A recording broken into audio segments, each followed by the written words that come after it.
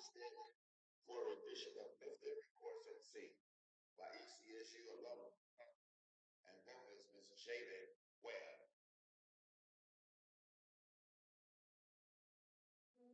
every voice and sing till earth and heaven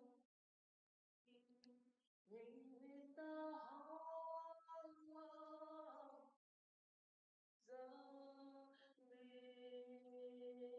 liberty. Let our rejoicing rise high and singing skies. Let it resound loud as the rolling sea. Sing a song full of the faith that the dark past has taught us. Sing a song full of the hope that the present has brought us. Facing the rising sun, oh, be done. Let us march on till victory is won.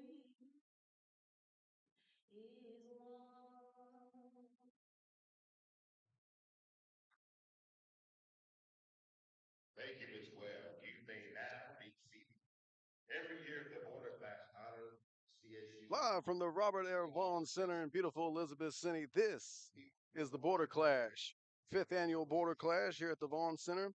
My name is Jay Wise, alongside Jarvis Riddick. We've just got so much high school basketball for you today. We've got 8 games up from 7 from last year. Virginia leading the all-time series 17-9, including winning 6 out of 7 last season. Jarvis, any chance? What do you think today? Any chance North Carolina can get back on track in this event? I think if there was a year for them to get back, it would be this year. But one caveat is, I think in order for them to even up the series, they would have to sweep all the Virginia teams today and win all 8 games. And I'm looking at some of the rosters. There's a lot of talent from both teams. That's a great point. That's a great point. They would have to win all 8 games to even the series all time at 17 apiece. You look at the first game, we got the Perkins County Pirates and the Northampton Yellow Jackets. The Pirates coming in at 2-10, lost their last 6 games. Meanwhile, Northampton at 7-4. So sure to be an interesting matchup. But the first of 8 as we await the starting lineups for the opening game. We'll give it over to our PA announcer. And we actually have 8 games played this year, but the last year there were 7 games played, and in those 7 games, Virginia took 6 of those 7 games. So I know North Carolina's going to probably come out with a vengeance this time around.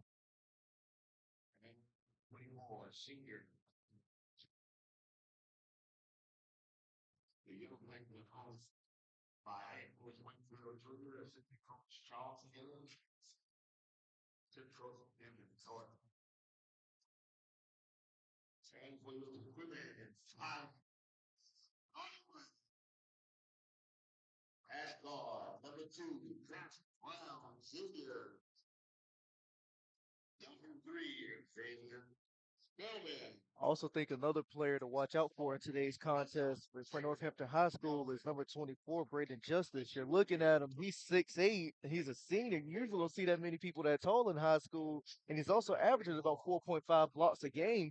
So for Clemens County High School's got to be very wary and cautious when they're driving up in the rim against him. No question, 4.5 blocks and also a double-double at 15 points and 11 rebounds. He'll definitely be a player we'll watch today, not only for his height, but for what he can actually do on the court. That's your starting lines. Appreciate the PA announcer bringing them to you. And we're just a few moments away from tip-off. Again, the first of 8. The first of 8 on this Martin Luther King Day.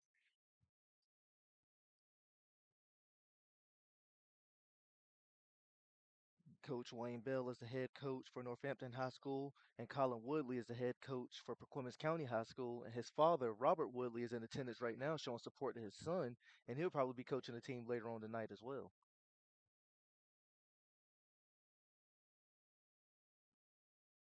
Braden Justice and Chavoris Lewis Jr. set to tip it up. And we are underway. Justice already using that size to great avail.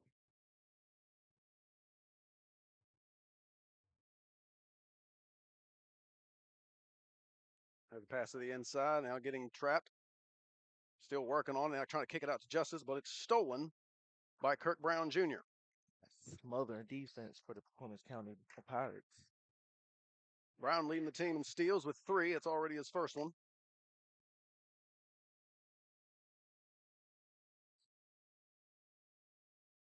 There's a steal by Justice. Flip it ahead to Quayshawn Washington. Good step through. Can't get the reverse. And the rebound to Jalen Nelson. It's a great move, but not the best finish by Washington. And there's a bucket from Chavoris Lewis Jr. on the inside to get the scoring underway. And Lewis took his time right there on that shot to make sure he made no mistakes while going up. Here's Washington on a good hard drive. A little too strong on the layup. Fight for the rebound. Justice has it. There's a good pass to Justice. Got it to go, plus the foul.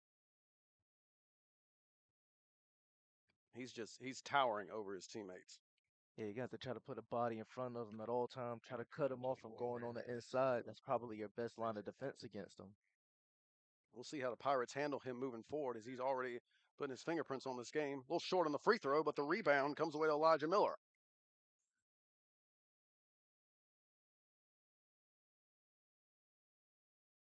Jalen Anderson 3, come up short, but the rebound to Justice. Try to kick it out, he turned it over. Here's Keontae Foreman, the leading scorer for the Pirates at 16 a game. Kirk Brown at the top now. They'll whip it over to Xavier Spellman. Back to Brown. And a turnover. Good hands from Quayshawn Washington, and he's up ahead. Can't get the finish, and the rebound to Xavier Spellman. Washington almost with another steal. And it will be a turnover.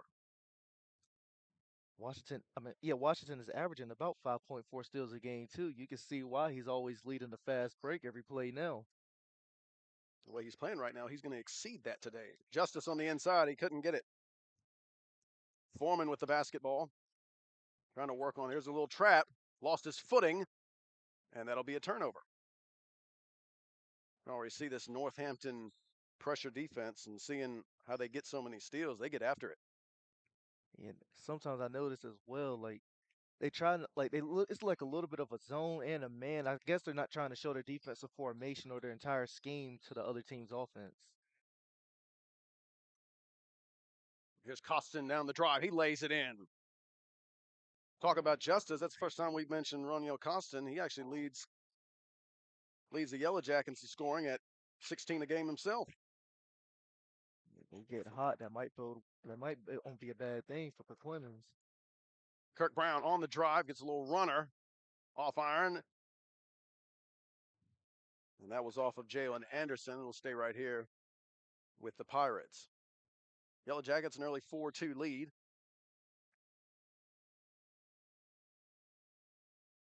Now they're saying it's Yellow Jackets ball. Yellow Jackets are actually the number 10 ranked team in Virginia Division I and the number 35 ranked team in Norfolk, Virginia. Washington trying to break through. And they say he walked. Couldn't get through the defense of Kirk Brown and Spellman. Sometimes those traps will create a lot of pressure and it causes you to make a bad decision. Travion Spence enters the game for Jalen Nelson, the first substitution of the morning. Here's Foreman, pressured by Washington all the way up the court. Lewis couldn't get it to go. Another block inside, and here comes Washington. They'll push the pace.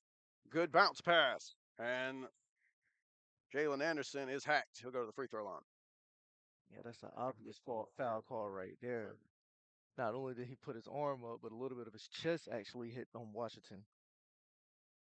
I'm sorry, Anderson.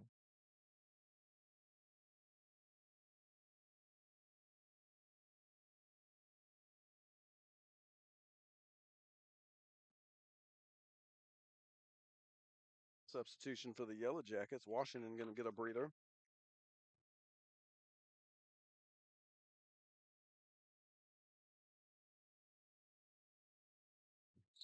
Both free throws are good from Jalen Anderson. And then Jackets lead at 6-2. The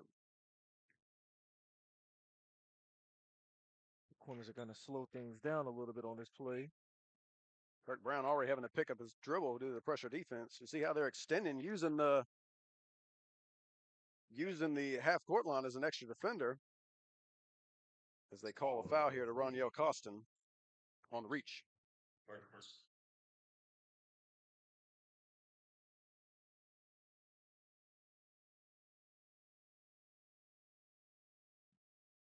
Man, defense. Here's Spence for three. Off iron. Fight for the rebound. Keontae Foreman trying to keep it alive. Could not.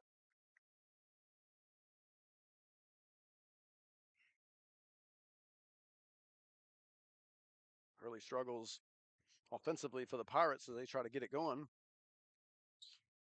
But just 6-2 so far for Northampton. 7-4 on the year. There's Justice on the inside. Great steal, and he gets an easy one.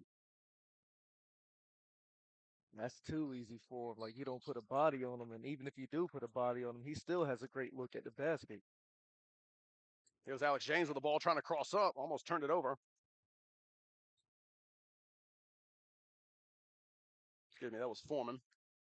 Here's Kirk Brown on the drive. Had a good angle. Flips it up and in. Nice finish.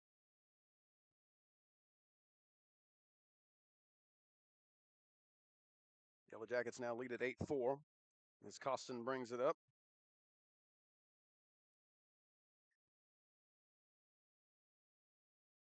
Force it inside to Miller. Now a great cut. Costin lays it in. And a timeout on the floor. That was a fine job to throw that ball in the middle of the defense, have them collapse, and then you get a free cut. Yeah, that's great synergy between both players. It seems like they read each other's minds. So 10-4, the score early. The Yellow Jackets off to a nice start.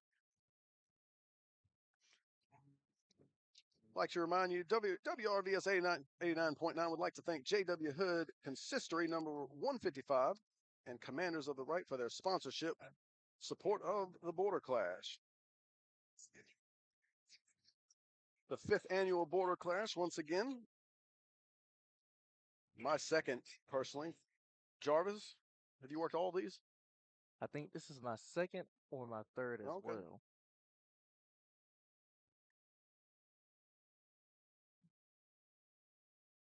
There's a trap, and they call a tie-up. Naquan Riddick tied up right there. Possession arrow will keep it right here with the Pirates as they search for some offense. It's Riddick, Brown, Spellman, Lewis, and Riddick right now for the Pirates as we have a kick.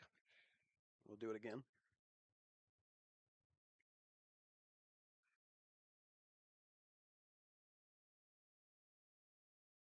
Spellman at 9.3 points and 2.6 assists. He'll launch a three. Too strong, and the rebound to Elijah Miller. That's a fantastic play by Costin, and the kick will keep it with the Yellow Jackets. Costin going airborne at midcourt, perhaps trying to avoid a backcourt. Jalen Anderson, wide open three off the inbound, way too strong, and the rebound pulled in by Spellman. A long ball to Riddick, and he dribbles it off his foot, and a turnover. May have heard footsteps, maybe he did not. Justice was there, again averaging over 4 blocks per game. As Jalen Anderson will bring it up. Leading scorer Costin now flipping in the corner. They'll go inside. Justice, and he is fouled. And it would seem that's going to be a story all morning in this first contest, the size of Braden Justice. Man, he's just towering over everybody on the court, even the referees.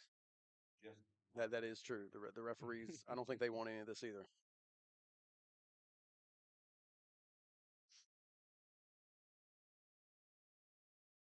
He has missed his first 2 free throw attempts. So that is also something to look out for. Washington for Northampton comes in for number 0, Elijah Miller. He gets the second one about, so 1 for 3 from the foul line to start. And an 11-4 ball game right now. Here's a hard drive by Spellman. He got it. 11-6 now, and now we go the other way as it Costin on the runner. Can't get it to go. Spellman rebound. Being trailed by Washington, who's always ready to pick a pocket. Almost does so. Nice job by Spellman. And they say that Foreman stepped on the line, I believe. And he had to be standing on the out of bounds before he caught the pass because you could see him take some steps on the interior when he caught the ball. Washington in the corner, skips it over. Fine pass. This is a 3 and good. Makai Spady with the long ball. And the Jackets open up an 8-point advantage. And that's just a misrotation with their for Quinlan's.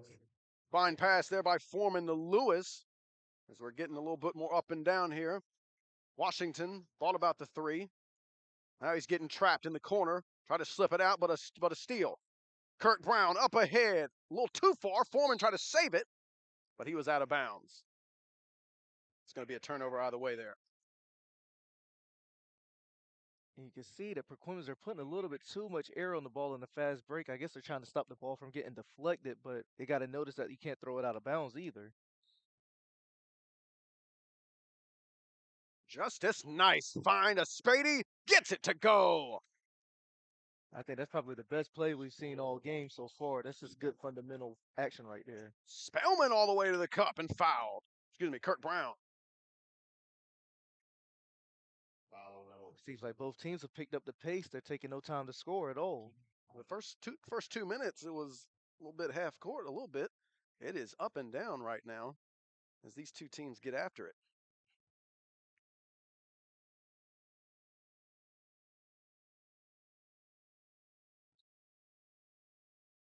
It's the best way to cut into a lead, make your free throws. The clock is stopped, and it's a good chance for you to put some points on the board without any resistance.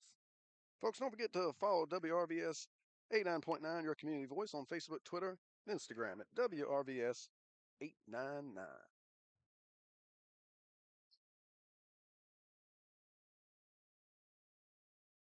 Brown 1 for 2 from the foul line, and they get Tavion Spence with the push.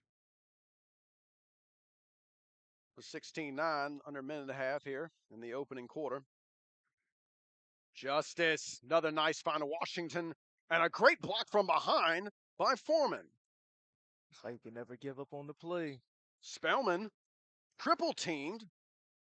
A great find, and Brown was out of bounds. Poor awareness by the Pirates, just wasting some possessions here as the first quarter winds down. I wonder, do you think the reason why some of these turnovers are coming because of the court? You know, there's a kind of a size difference between a college court and a high school court. Justice lines it up. That's way off. Now under a minute to go. Look how Washington's trailing here, looking for the steal. He's going to get one. Wayshawn Washington trying to find the dribble. Goes behind the back here on the baseline drive. And a turnover. Kirk Brown Jr. with it.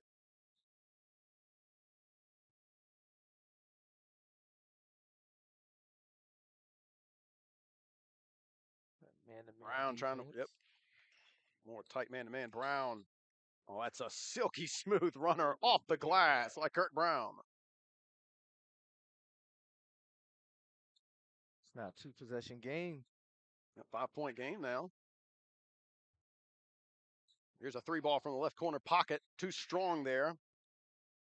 Washington with the steal in the backcourt. Flips it over. Inside Justice. And no call this time.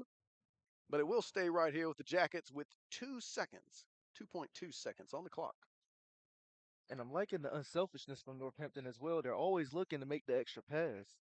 Washington wide open 3. Offline. And that is the end of the first quarter. The Northampton Yellow Jackets 16. Say it for me one more time. The Perquimans County The Pirates. Perquimans Pirates. The Perquimans Pirates 11. Took me a whole quarter to get the name of this high school from Hertford, North Carolina. But we got 3 quarters to go to get it right. Again, 16-11, Northampton with the early lead and an exciting first quarter. You see how the pace had picked up between both teams as well. Great pace, up and down. What do you think? What do you think of this guy, Quayshawn Washington? The way he plays defense, he's trailing on a lot of these plays coming up the court, seemingly just looking for the steal, and he's getting a bunch of them. Yeah, it seems like he's a magnet and the basketball is a piece of metal. It seems like everywhere the basketball is at, he's somewhere either near it or he has the ball grabbed and he's just going in transition for the fast break. Meanwhile, you notice the defense of the Pirates, they're trying to give Braden Justice a lot of attention. They are closing hard on him when he catches the ball at the foul line, and that's created some open cuts for the Yellow Jackets as we begin the second quarter. Yeah, I think when you trap Justice, all it really does is just transitions him from a scorer to a facilitator. The lob that time from Costin to Justice. As the second quarter begins, there's too much size. Pirates going to have to continue to figure out what to do with Justice. Kirk Brown on the drive, and he is fouled. I'll call that one on Jalen Anderson.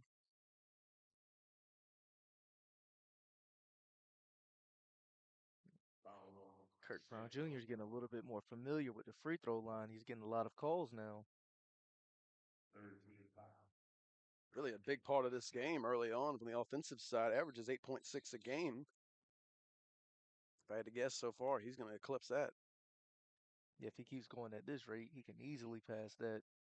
Basketball fans, if you or someone you know is ready to get rid of an old truck, please call 1-855-277-2346 to receive free towing and a tax break. Again, call 1-855-277-2346 today. 18-13, 30 seconds into the second quarter. Washington on the right corner looking. Costin throws it over to Anderson. Washington now at the top. Costin on the drive. Good hands from behind by Spellman. They'll stay right here. Pretty decent rotations by Perquimans as well, making sure a player is always in front of another person from Northampton. Nice screen there by Justice to create an open look, but couldn't get it to go. Fight for the rebound. Spellman going to come away, and now they'll run. And a turnover. Foreman trying to go to work on the break and lost it. It seemed like Foreman wasn't sure what he wanted to do with Eurostep. Jacket. Just go ahead and put it up. Jackets pushing the pace, and Roniel Costin putting it in. And Costin starting to heat up now. 16 a game. He can fill it up. Here's a 3 from the left corner. Good. Tavion Spence. Washington right down the lane, drops it off. Justice throws it down.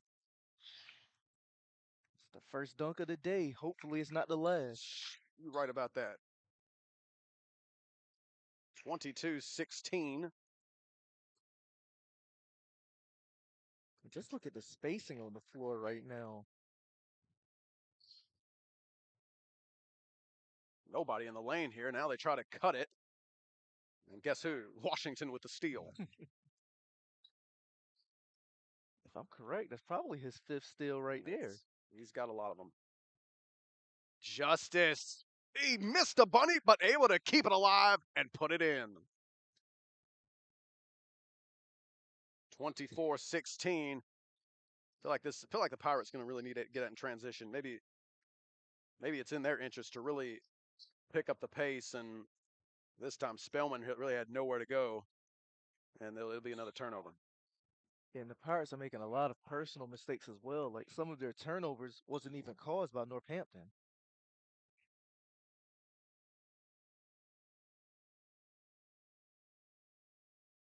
Washington thought about the 3. Now kick it over. That's Jalen Anderson with a bucket. Another timeout here for the Pirates. That was good ball movement and a great shot selection on that previous possession. Music lovers, check out WRVS-FM 89.9 for the best variety of R&B music, your favorite gospel songs, and breaking news updates from National Public Radio. When you get back in your car, turn your radio dial to 89.9 and listen every day.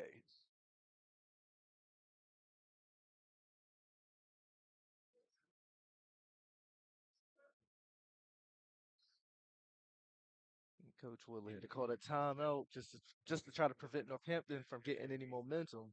Don't want them to go on a run.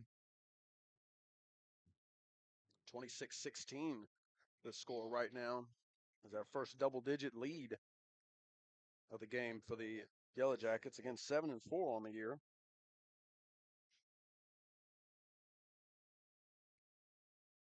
Pirates again 2-10. Their last loss coming on Friday against Riverside Martin, 84-61.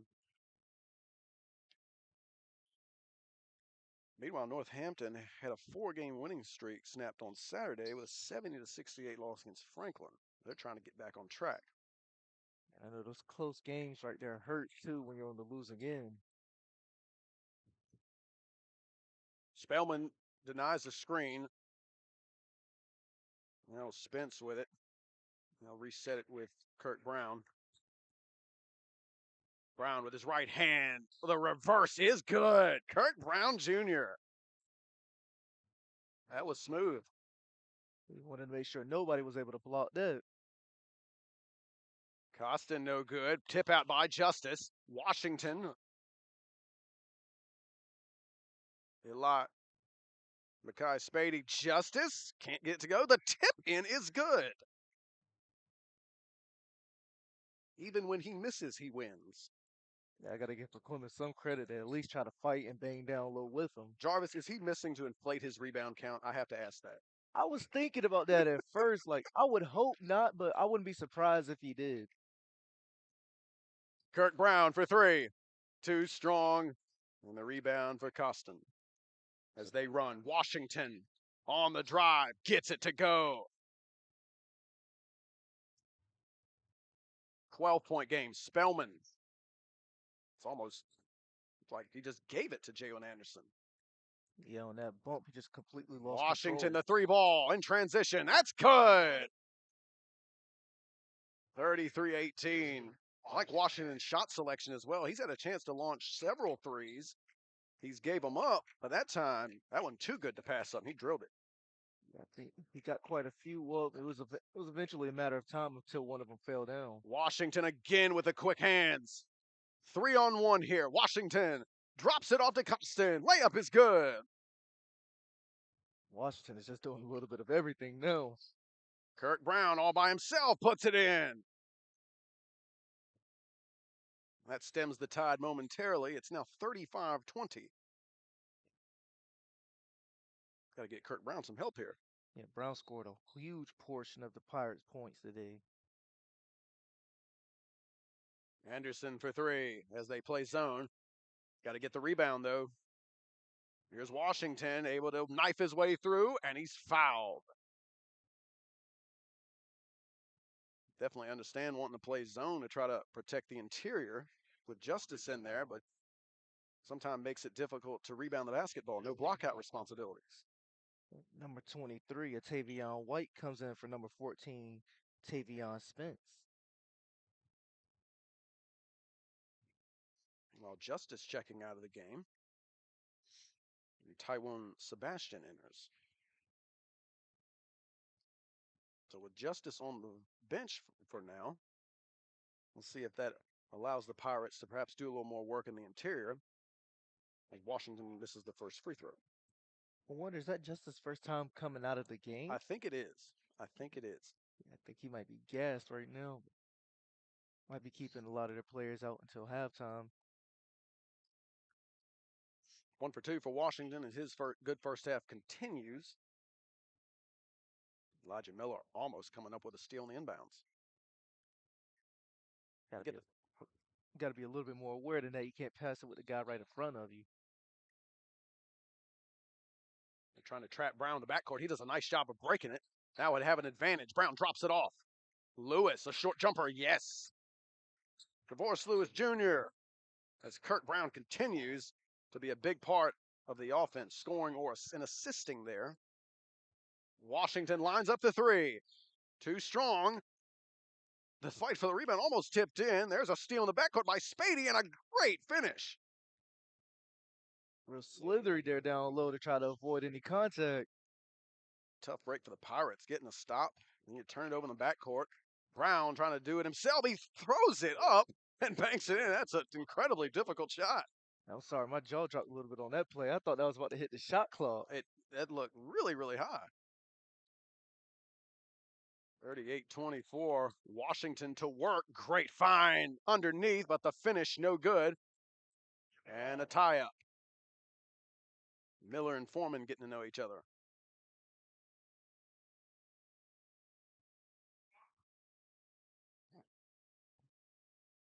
Possession arrow gives it back to the Pirates. Final 2 minutes. Definitely got to be imperative to try to get this thing under 10. If you're for Clemens, you got to play with a sense of urgency. You're the one trailing in this. Foreman on the drive. Tough shot, and then he gets the whistle. I don't feel like we've heard much from him today. Again, 16 per game. Well, it's been Kurt Brown leading the charge. He didn't get going from the foul line. Hopefully these free throws will get him a little bit heated up, get him into some sort of a rhythm. Folks, be sure to stop by the ECSU admissions table in the lobby for more information on becoming a Viking. North Carolina Promise Tuition Plan makes becoming a Viking more affordable with tuition for in-state students at $500 per semester and $2,500 per semester for out-of-state students. 38-26, coming up on a minute and a half to go in the first half of the first of 8 again on this Martin Luther King Day. I think it's been exciting so far. I think if Perquimans can cut it down to single digits, that'll be a good position for him coming back from the break. That's right. Oh, and they turn it over again. And now nobody home. Elijah Miller lays it home. 40-26. They had an opportunity there to get within 10. Spellman throws it up to Lewis. Couldn't hang on to it. If he reels that in, he's going to have a chance to score it.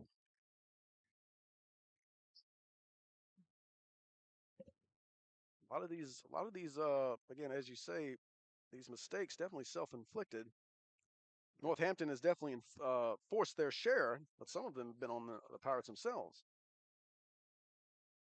Elijah Miller, smooth stroke from the baseline. And the Yellow Jackets, it seems like they can score from anywhere now. They like the 16-footer, the three-point shot, and down low. Kurt Brown forcing the issue. He came up short, but Lewis followed it.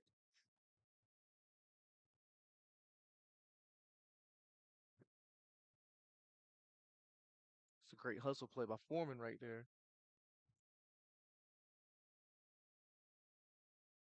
Dakota Mayo entering the game as Tavion White will sit. Mayo's first entrance into the ballgame. Washington on the drive. Nice step through. Couldn't get it to go. The rebound, Miller. He couldn't get it to go. And a foul on Quayshawn Washington. I think Washington heavily disagrees with that play or with that result. Final 20 seconds. Spellman just launching a three. Too strong. Rebound, Lewis. Able to finish. Lewis getting involved here in the second quarter. 12-point game. Washington dribbled it off his foot. Brown with 1 second. That's going to come up short. And that is the end of an exciting first half of, again, the first of 8. The Yellow Jackets 42, the Pirates 30. What'd you make of that first half, Jarvis? Well, I think you could say that the Yellow Jackets were in complete control. For 1 point, Braden Justice, he was just completely taking over. Seemed like they had no answer for him at first. And then on the offensive end, Quishawn Washington on the offensive end for Perquimans, Washington provided a lot of resistance against them. I'm pretty sure he had about like 6 steals in that quarter, and he was leading the transitions every time. I'm impressed from what I'm seeing between Washington and Braden Justice, and with Perquimans on their end, I'm liking what I'm seeing from Kirk Brown Jr. as well. He scored a large portion of their points, and now it seems like Freeman, he's starting to warm up a little bit more. Hopefully, he doesn't cool off in this half. Yeah, definitely going to need Foreman to get it going in the second half. A lot of Kirk Brown and a little bit of Shavoris Lewis late.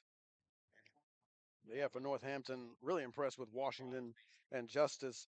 Didn't see a whole lot from Costin, even though he hit his share of shots, but it was definitely Washington and Justice that stood out. Folks, experience Elizabeth City State University at the ECSU Winter Open House on February 11th. For more information, stop by and speak with one of our admissions counselors at the ECSU admissions table in the main lobby.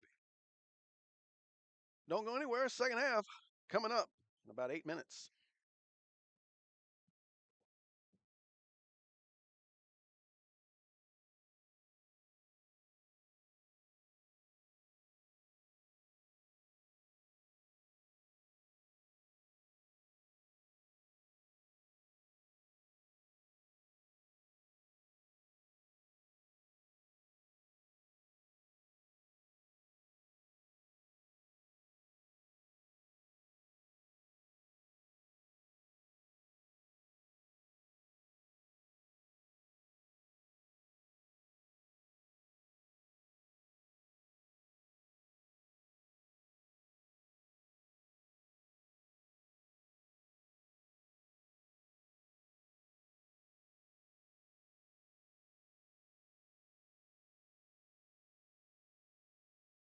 Humming, coming at you with the feel good flavor you love. It's WRVS 89.9. Your community voice, your big bro and radio Clay Mercer here with you.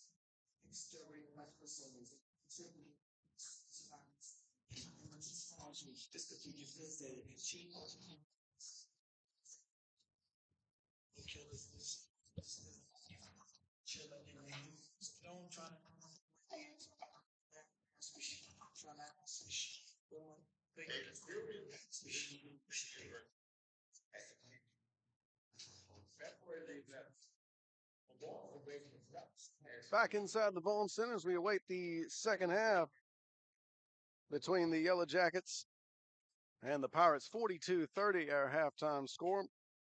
And Jarvis, what are you looking for as we open this second half? What do the Pirates have to do to get back in the ballgame? I think for number one, they're gonna have to probably try to take better control of the basketball, like we were talking about earlier. Even though the Yellow Jackets forced a lot of turnovers, a lot of the turnovers for the Pirates are also self-inflicted. So that's one thing. I think another thing as well is they're gonna have to try to find some way to contain Great Injustice. Like I think they're gonna have to try to block him out, prevent him from getting inside because he's creating a lot of second chance opportunities. And then I think the next game plan is try to find some way to adjust around Quayshawn Washington. He's like watching the ball like a hawk. So you have to try to find some way to take him out of the play so he can have better control of the basketball and have it and make it easier to distribute it around everyone around the court. We'll see if they can do it. We'll see if they can stay away from the ball hawking Quayshawn Washington and also have a little bit more success at stopping the big fella, Braden Justice. And also, ladies and gentlemen, don't forget to pick up your raffle ticket for a chance to win 2 free tickets to see Janet Jackson in concert May 14th in Virginia Beach. Raffle tickets are available now in the lobby.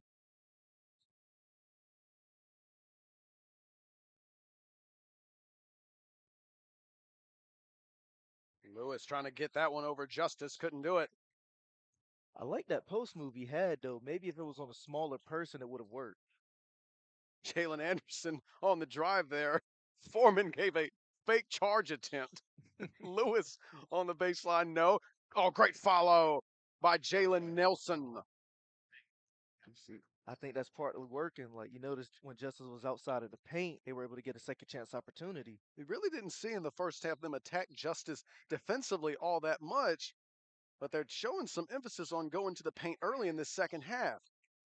Justice. He made some nice passes in the first half, not this time. 10-point ball game.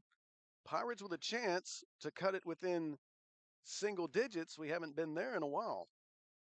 You can see the Camden County Bruins, they're starting to get warmed up and prepare for their game up next. A bad interior pass there, and Washington with the steal.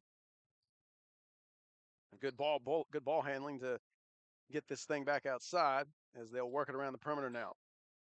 Costin, good skip to Washington, sets it up.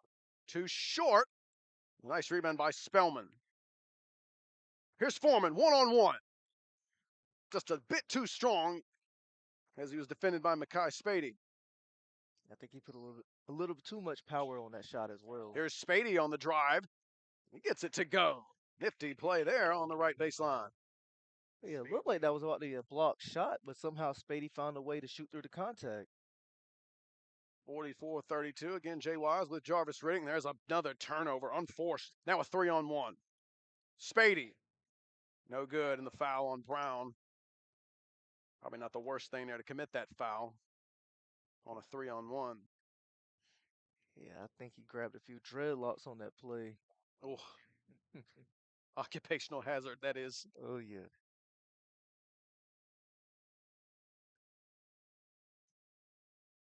Cannot be any worse than football.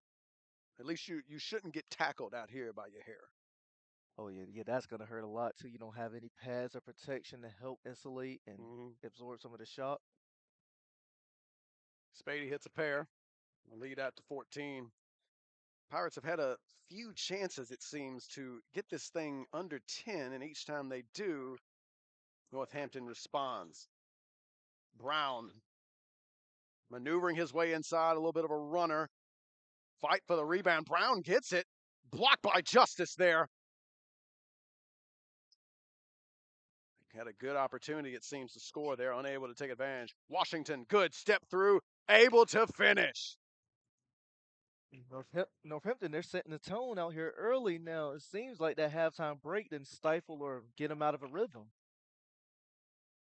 As a turnover, this is Costin all by himself. Brown coming to meet him, but Costin able to finish. Timeout. Michael Phipps seen enough as the lead is ballooned to 18. I saw what you did too. You skipped 2 announcements just to get to your Janet Jackson announcement. I saw that. I saw you do it. Yeah, I know a lot of people though they like Janet Jackson, so I just want to go ahead and get that going early. Folks, on behalf of WRVS-FM 89.9, thank you for joining us today here at the Robert L. Vaughan Border Clash Basketball Invitational. Your support will help general operations and student training at ECSU Radio and Television Services. Outstanding. Quayshawn Washington, the story early. $1 million smile too, I tell you. Yeah, he set the tone early in this quarter. He's having an absolute blast. As am I up here in the booth with you. And remember what we talked about earlier too. In order for the North Carolina to even out this series, they have to win every game. But the way it's looking right now, Northampton has a lot to say about that. Yeah, we may have to put a pin in that one early. Yeah. Well, okay. Ball was in play here, and we didn't even know it. Ball just rolling up the court. Lewis. Oh, Justice. My goodness. Lewis trying to drop the ball inside on a little bounce pass, and Justice just took it right from him. Yeah, that pass didn't hit nothing but hand from the opposing player. And compounded it with the foul. Justice. Couldn't get it to go. Another offensive rebound. Couldn't get either shot to go. Washington, good pressure there, and another steal. Spady. Couldn't get it to go. Brown the rebound. Spady couldn't believe it. Foreman on the drive. Can he beat Justice? He can. Good finish by Foreman, and they'll need a lot more of that. Quick shot on the other side. No good as Anderson let that one go. Wasn't the result he wanted, but I'm pretty sure Coach Bell won't complain about that shot. Yeah, excuse me, that was Costin who let that one go. And this is Anderson here committing the foul. 4:36 remaining in the third quarter, 50-34. It was 42-30 at the half, so the lead it's been as many as 18 here. That's a block. As Nelson was trying to go to work, Justice again having an impact. And here's Washington from the corner. Too short. Nice rebound by Jalen Nelson. Look at that. Washington and Costin in the backcourt trying to pressure Kirk Brown. He's going to get away from it. Foreman for three. In and out. Justice the rebound. Costin. Washington running with him. Costin breaks through and scores. Lead back up to 18. Yeah, and it just seems like now both teams are trading baskets, but that puts Perquimans at a disadvantage. Nelson blocked again. Braden Justice. I don't know if he had a block in the first half, but he's got three of them here. Washington, savvy move. He could have shot that himself. Instead, he faked like he was going to go back outside and then dished it to Anderson for the bucket. Foreman with a drop-off. Nelson, no. Justice. Oh, my goodness. Braden Justice with a fourth block of the quarter. Jalen Anderson can't believe he missed that layup. Foreman, he's not even going to bother going inside. He'll take the three and score it. Hey, you got to take advantage of opportunities like that. Costin, no defense. Easy lay-in. That's unacceptable if you're Michael Phipps. 56-37. Frenetic pace here in the third quarter. Yeah, I'm pretty sure Coach Willie has a lot to say about those few sequences, though. Like the Northampton Yellow Jackets, they had a lot of free trips to the basket.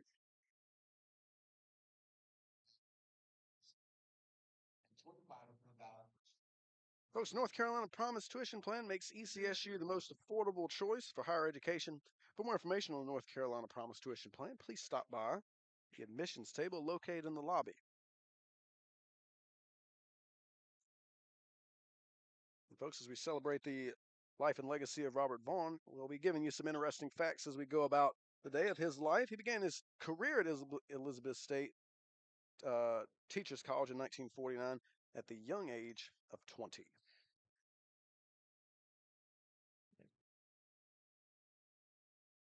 (56-37). Perquimans with the basketball. I'll do the whole roll-up routine, trying to save some time here. It's never too early to do that. Good ball movement. Foreman dropping it off. And a high arcing shot by Nicholas Moxie. His first action of the ball game. Got some substitutions in here. Naquan Riddick has also joined the action. Tavion Spence also back in.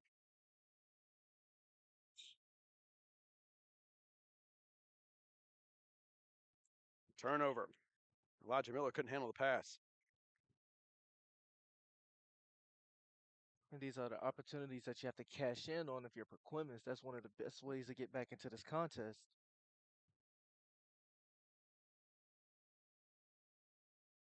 Foreman, Moxley going to line up a three. Too strong. Well, a run out here. An easy one for Costin.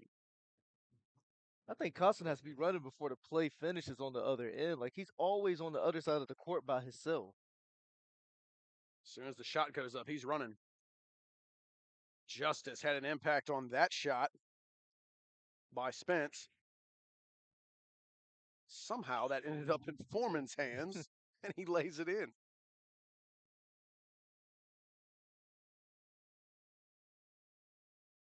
Now, I wonder why the Yellow Jackets are trying to save time as well. Like, clock is in their hands. A bucket there by Roniel Costin. He's starting to get involved in the offense in a big way. Might be fair to say that this team has a big three with Justice, Costin, and Washington. 3, 4, and 24 having a major impact. Justice going to get a break. And perhaps in a way, maybe the Pirates will as well, as he's been swatting away a lot of shots at the rim this quarter. Yeah, if I had to guess, they're probably going to sit Justice until the beginning of the fourth quarter, let him get a little bit of rest. Bad pass there by Moxley. One bad pass for another, perhaps. Yeah, that pass was low and fast. It's going to be pretty hard for any player to get that. It was Joel Robinson coming up with that steal on the other side for Northampton.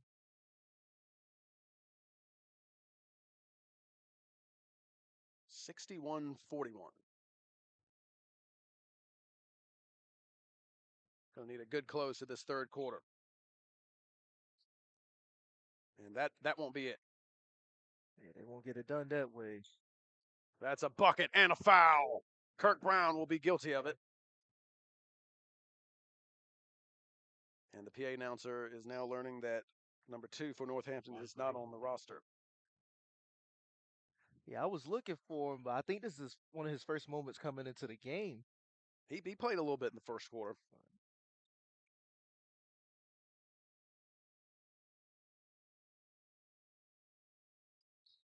Free throw offline, but the offensive rebound will come away to Northampton. Washington, a left-hand drive. Nice drop off.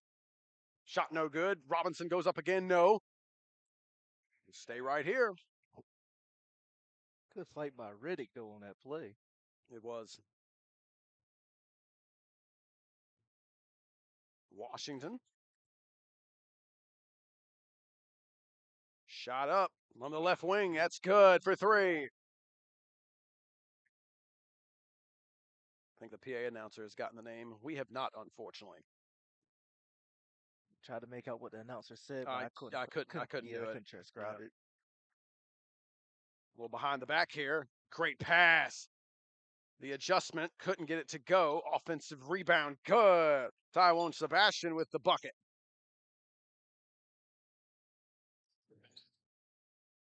Foreman and Washington getting to know some of those guys on the Quimmen's bench as he's going for another steal.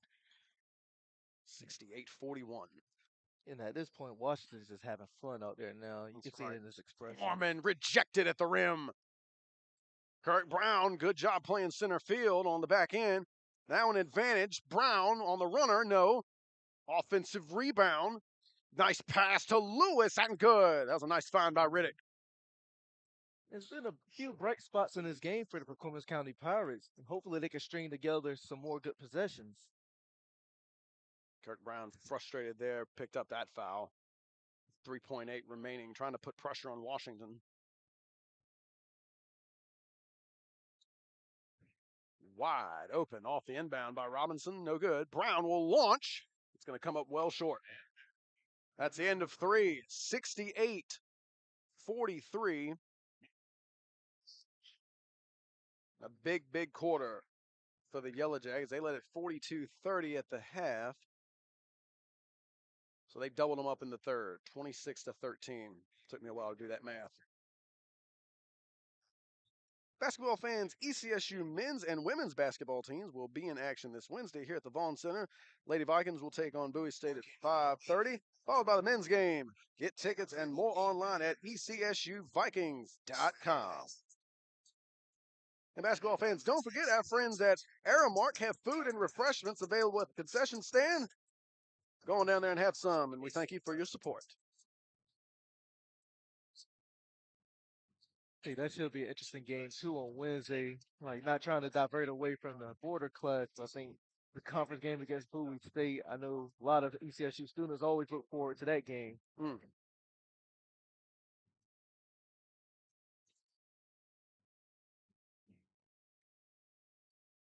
The final quarter of the first of 8 here at the Vaughan Center, home of the Elizabeth City State Vikings.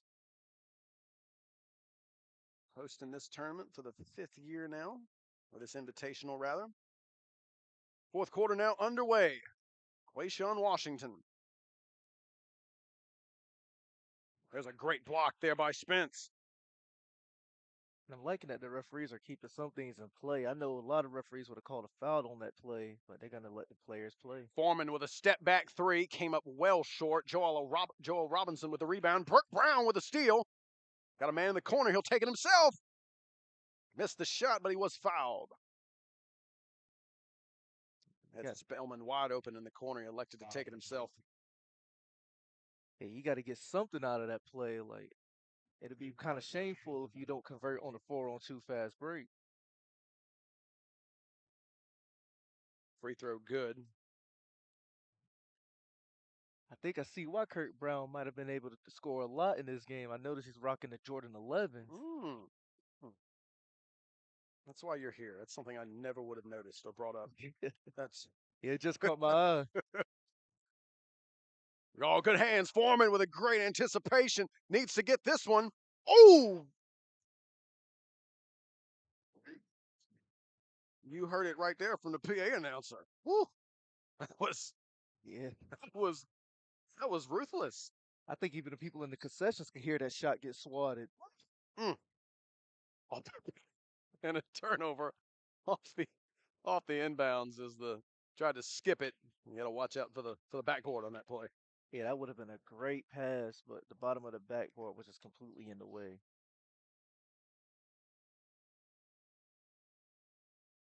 Washington making use of the screen here. They'll try to slip it, but good hands there by the Pirates defense. I think both teams have been struggling with the pick and roll action in this game. It's a great pass by Kurt Brown. Foreman, though, no good. Rebound, Washington.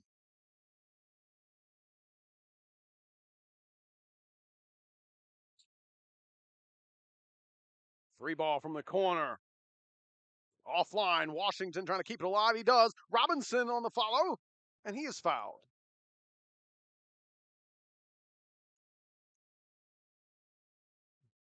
Justice and Raniel Koshton. We may not see them back in this game. If they can maintain this lead, they'll probably try to rest them a little bit. You got Washington, Miller, Sebastian, Robinson, and number 2 of, unfortunately, we don't have that name on our roster. Don't blame us, blame Max Preps. maybe it's not their fault either. We don't know. Hopefully that doesn't happen again throughout the day, but it happened a few times last year. We'll see how it goes. As the Yellow Jackets extend the lead to 25, Washington still working on the backside. And they will kick it out and run a bit of clock here. That runner no good. Sebastian had nowhere to go, lost it. Miller can't get to go. Sebastian pulls it back down. And now a foul. Miller is going to have 2 free throws. And this is an unfortunate turn of events by the Pirates on that play. Well, Justice and Costin appeared they might have been hit to the scores table, and they might have been told to sit back down. At this point, for Quemmons, I'm not even sure if the scoreboard is that huge a factor. If you're Colin Woolley, you're just trying to focus on having your guys play good basketball the rest of the way. I think so. This also be a great opportunity for them to stay in shape and in the rhythm. I know both teams have games coming up soon, especially Northampton. They play King and Queen Central on January 18th, so that's coming up soon. Spellman had a good look at it there, couldn't get it. Washington, oh, nice find, and the finish. It's a great job by Washington to avoid that charge and drop it off. Kirk Brown, he reversed it for no reason, and he missed it. That was the easiest shot attempt he's had all day. Try to get a little bit too fancy, end up paying for it. Trying to style. Let's see what style we can do here with Foreman. Not much style there. He'll just lay it in. Kirk Brown's taking notes. Nice and simple layup, but sometimes simple is good. Washington, a good drop off, and the bucket by Sebastian. Foul on Miller in the backcourt, and we'll have some substitutions here for the Yellow Jackets. Justice and Koshtin coming back. Looks like it's going to be a full platoon swap. So Justice and Koshtin. Jalen Anderson is back. I don't have number 45 on my roster either, unfortunately, but Makai Spady also back in. 45 it's a big fella. He's going to patrol the middle there. Oh, that's a nice take by Foreman on the baseline. I like how, regardless of the score of what that is, both teams are still playing hard right now. Near turnover there as that one went right through Anderson's hands. Anderson had a great look at it. He caught the ball at the free throw line. No one was there. He went straight to the rim. Foreman able to get it back. He'll take it with his left hand. Oh, great finish plus the foul.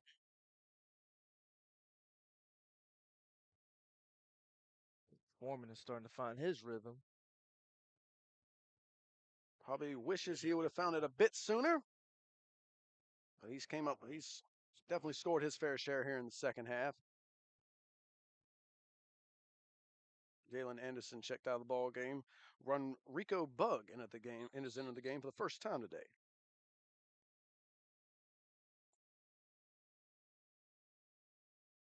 Nobody home on that shot. That was Bug getting his first attempt. It was wide open. He missed it. Here's Tavion Spence. Braden Justice just rejected another shot. Costin on the other end. Pass a bit too far ahead. Oh, what? That was quite something as Makai Spady lays it in. You had a throw ahead to Justice. He tips it to another player, and then another tip. That one might be unintentional. Spady the beneficiary. It looked like both teams were playing volleyball on that possession up until Spady got the rock. Javoris Lewis with a finish on this side for Perquimans. That's the first time I've said that and felt comfortable about it. As we wind things down, under 4 to go here in the fourth quarter. Again, the first of 8 here at the Vaughan Center in the 5th annual Border Clash. Here's a long ball from outside. No good. Rebound Spellman. It's a pretty good arc on this shot. It just had an unfortunate bounce on the rim. Foreman. Good blow by there on the bucket.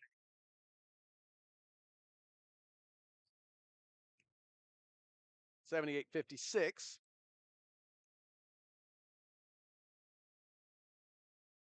Here's Justice.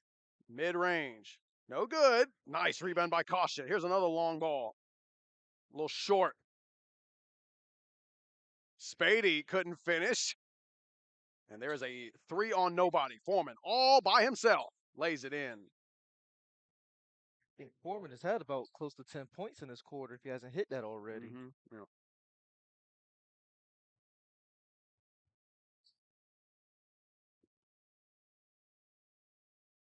Costin with it. Throws it to Bug from the corner. Way offline. Foreman up ahead.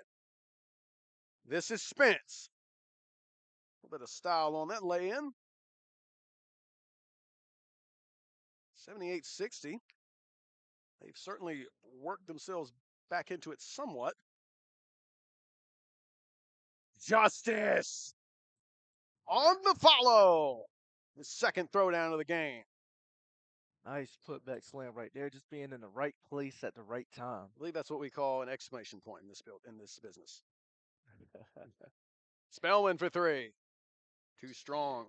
Spence the offensive rebound. Smartly kicks it out. Spellman will try it again, this time from the runner. No good. A big rebound. Justice wide open down the other end. What's he got for us? Throws it down for the third time.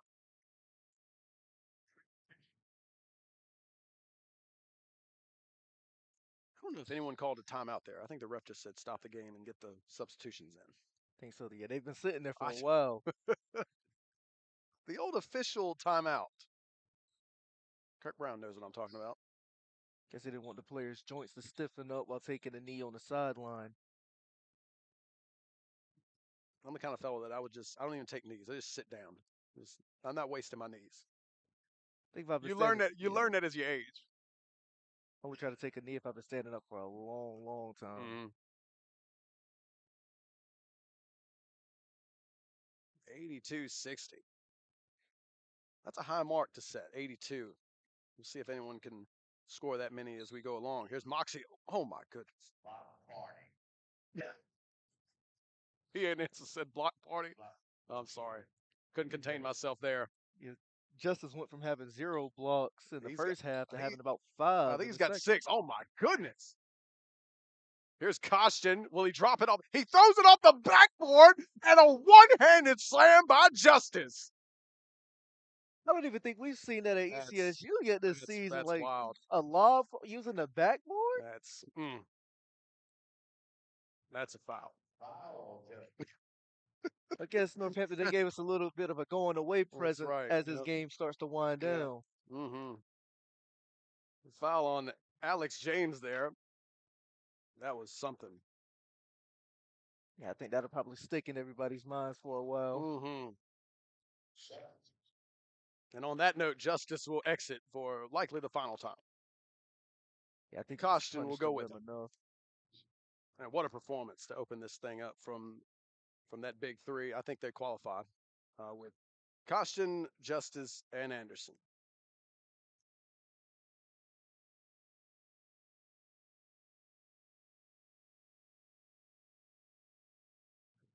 What a save there by Elijah Miller. Spady drops it off. Elijah Miller on the follow. Pressure defense all the way to the last minute as Miller now the one in the backcourt harassing Kirk Brown. Brown with a hit of steam and threw it away. That was a great find. I think it was so great of a find that White wasn't even ready for the pass. Mm-hmm. Kirk Brown's going to check out.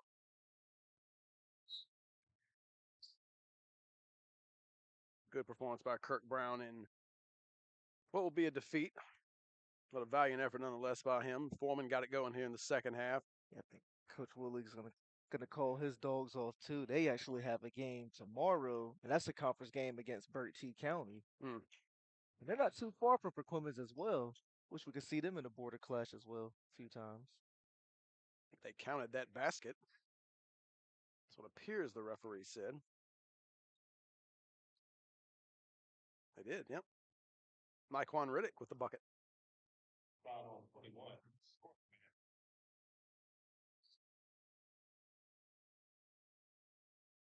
Riddick trying to complete the three-point play. He will not. Bug with a rebound. Final 15 seconds, and they will. They will go for another bucket. Interesting looking play there. As Alex James launching, comes up short. Miller the follow, and that'll do it. An exciting opening game. Again, the first of 8 here at the Vaughan Center. It's the Northampton Yellow Jackets improving to 8-4, getting back on track after their 4-game winning streak was snapped the other night against Franklin. Meanwhile, the Perquimans Pirates, that is their 7th straight defeat as they fall to 2-11. Jarvis, your final thoughts on our opening game this morning? The Yellow Jackets really gave us a show. I like what I seen from them. But the Perquimans Pirates, they did have a lot of good moments in that game as well. I think both teams they just need to use this as a good way to just keep in rhythm, keep going in the game speed, so they don't track off a little bit in the game. Also, Kirk Brown Jr. he did pretty well for the Perquimans County Pirates too. I wish we could have seen some of their spurts in the first half that we've seen in the second, but hopefully, I wish the best of luck for both teams going ahead. Meanwhile, coming up next, it's the Camden County High School Bruins and the Greenbrier Christian Academy Gators. That's game 2 here at the Vaughan Center.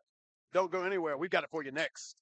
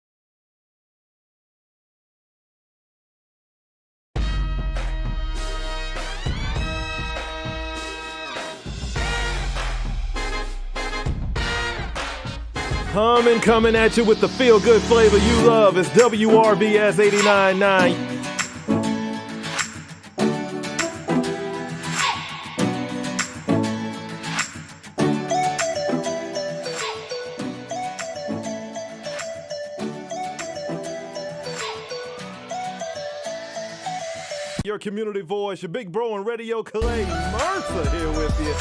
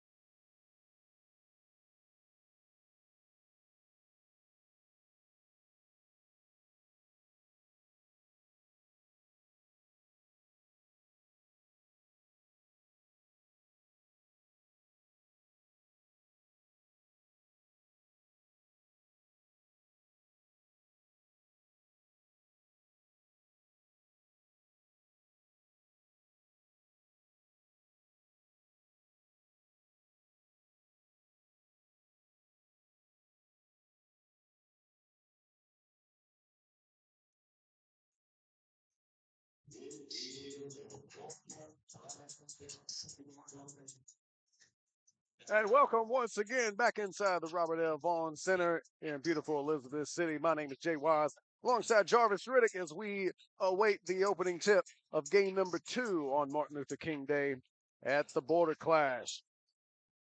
In this matchup, we've got Camden County, the Bruins at 7-5 on the season. They won Friday night, their last time out against John A. Holmes, 50-49. And from the Virginia side of the border, it's Greenbrier Christian, the Gators, at 4-7 on the season, but they have won their last 2, winning their last 2 games by a total of 9 points, a 4-point victory and a 5-point victory. So hopefully they'll look to keep that going, as Virginia has now, going back to last season, Jarvis, won 7 straight in the Border Clash. Got to get that fixed, don't we? Yeah, so far they're up 1-0. So like North Carolina won't be able to tie the series up, but with a couple more wins there, they could bring them even closer and closer. And then in the next Border Clash, they could hopefully surpass them. Starting lineups now being brought to you by their PA announcer for Greenbrier Christian. Guard, number 2, Ryan Hill. Sophomore forward, number 3, Max Vincent. And a sophomore guard, number 11, Jackson. And now, presenting the starting lineup for the Camden County Bruins, brought to you today by Gerald Gregory at Buick GMC of Elizabeth City. Josh Littleton. Here comes Kevin Walker.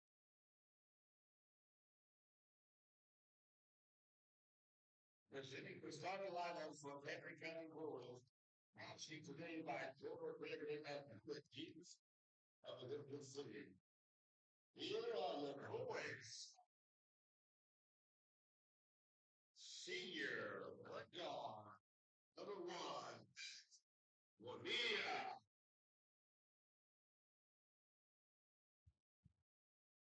Senior shooting guard, number 2, Grayson Harrell. Shooting guard, senior, number 3, Roland Paxton. Guard, junior, number 5, Jerron Middleton. And senior guard, number 12, Jordan Cooper. Head coach of the Bruins, Mark Hartley.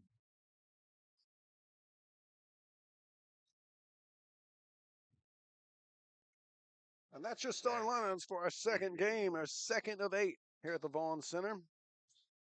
Again, it's Camden County and Greenbrier Christian Academy. The Bruins and Gators tip off straight away as both teams are on the court. It appears it'll be Max Vincent jumping it up with Matt Bonilla. I think these teams are kind of similar when it comes to size and build, so I don't think no team will have a significant height advantage in this contest. Are you saying there's no Braden Justices in this game? I think that's what you're saying. I don't see one so I don't far. see. Early turnover. We might see a Washington do. That's right. Jonathan Ash got the early steal, but couldn't finish the layup. I see what you mean. I think we may have one. Jonathan Ash doing his best Quayshawn Washington early. That's going to be quite an act to follow from that first game. Jerron Pendleton with the basketball. We also have a few ECSU students and men's basketball coaches in attendance as well in this game. Paxton, a 3-ball to start it. That's some really sharp ball movement from Cannon, but they couldn't pay it off. Gators come away with the rebound.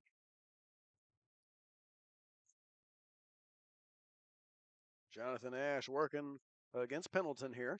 A good matchup of point guard position. Here's Vincent with it now at the top. Bonilla providing the pressure. Wyatt Hill. Ash on the baseline. Got the angle. Left-hand layup. No good. It's the second layup he's had. Had a good advantage. Couldn't finish it, though. Good trail three-pointer here but no good from Cooper.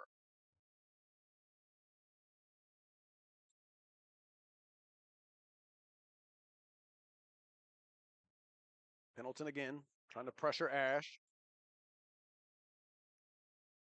And Ash threw it away. That's going to be a backcourt. Referee's a hair late on the whistle, but they're with it. A minute and a half in, we still await the first bucket of this game as still having a good stream of people now in. We didn't have many at all when we tipped the first game, but we've crowd starting to stream in here. I think everybody's starting to wake up now and they're making their way towards here. That's right.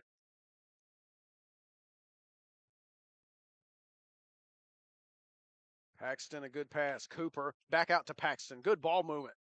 Paxton in and out on the three. Rebound, Ryan Saunders. Both teams had pretty good shot selections, but they just can't get any of their shots to fall right now. Yeah, we're seeing some good looks early on. I think Camden's ball movement early has been pretty sharp. And we've seen Ash. He's had two great looks at the rim. He figures to be a big part of this game. Bounce pass on the inside and a takeaway for Pendleton. Bonilla. Layup is good, and that's the first bucket of the ball game. Somebody finally took the lid off the rims from both teams.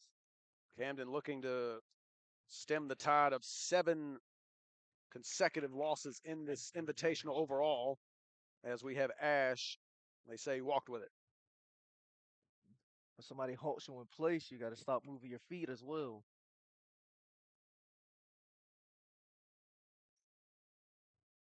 Jordan Cooper, Brayson Harrell, he's launching a three. Nope. Try to keep it alive by Paxton, but it comes away to Jackson Burris. Now Saunders he's going to bring it up. First time Ash hasn't brought it up. And maybe I think they're going to want to keep Ash employed on the ball handling responsibilities, judging by that. There's a little bit of a push there. Ash trying to navigate the sideline. He's bumped by Pendleton.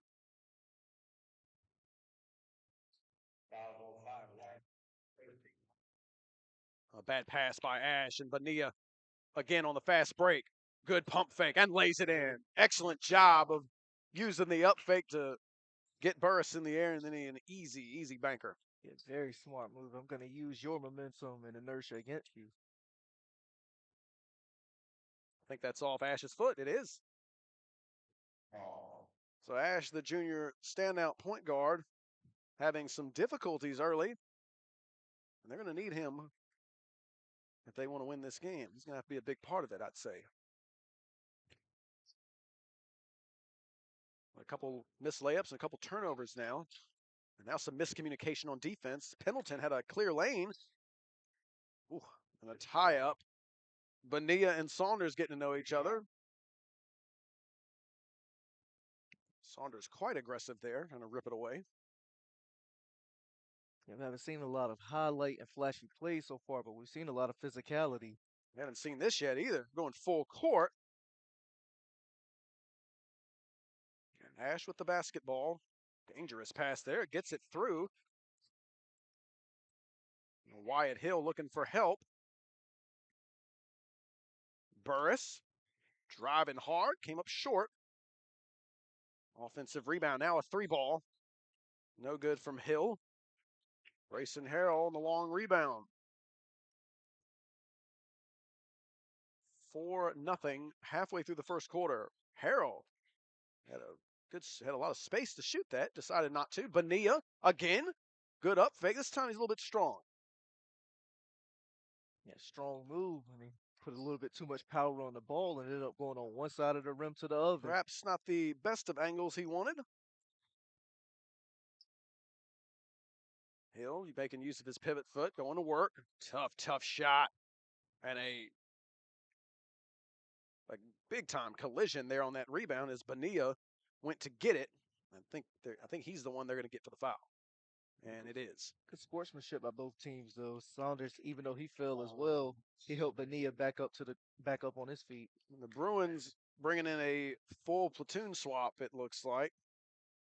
Diego Carrion, Brett Mansfield, Spencer Cartwright, Jordan Mason, and Xavier Wiggins. There's a block by Wiggins. Wiggins, a sixth man of sorts, averaging 9 points and 5 rebounds. He's a big factor for them. That shot missed by Mason, and the rebound to the Gators. I think Mason might have knew that shot was off because the second he released it, he just got back in transition.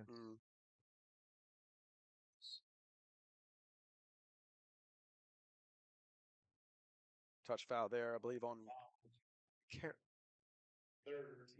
foul. I think that was on Diego Carrion.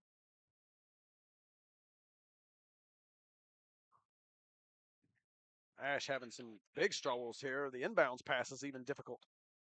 Long ball here for Camden, no good from Wiggins. As there's appears to be a proverbial lid on the basket early, particularly for the Gators as they still await their first bucket. Camden so far is 0 for 3 from beyond the arc. Ash, good pass there. Now they'll post it. Turnaround jump shot, no good there for Vinson. And a foul on Camden on the inside. Going to keep it right here. I think that's Mansfield.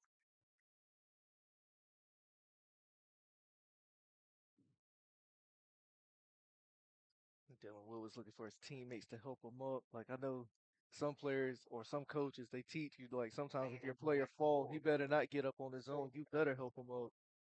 Correction, they call that foul on Jordan Mason. That's going to be close. Yep, Ash didn't get it. And now a foul on Carrion. I'm not sure if that was a backcourt or not, but either way, Ash paid the price for not going to get it. Kevin Washington got to be scratching his head right now, figuring out how he can get this offense moving. Yeah. They've been scoreless for almost 6 minutes. The only player so far in the scoring column is Matt Bonilla. He's got all 4 for Camden. Carrion looking to change that here. 5'8" junior with 2 free ones coming. Folks, WRVS 89.9 would like to thank J.W. Hood, Consistory number 155, and Commanders of the Right for their sponsorship and support of the Border Clash.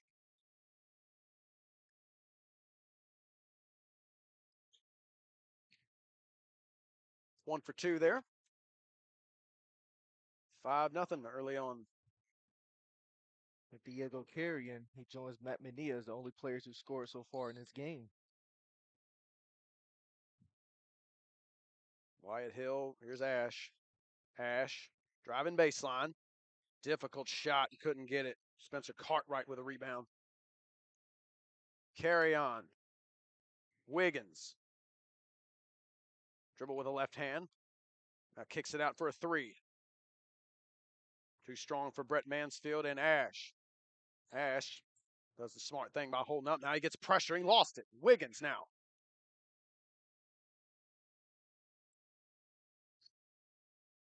Here's a 3. Mason. Got it. First triple for the Camden County Bruins so far in this game. It's an 8-0 start as we approach 1 minute to go in the first quarter. We're not going to see a 0 on the board at the end of the quarter, are we? Here we go. He's got an angle. Left-hand layup is good. Think we might have jinxed him. Dylan Wood with the bucket. That's the reverse jinx. Wiggins comes up short. Cartwright tried to get the rebound, lost it. It's Max Vinson coming up with it. 8-2.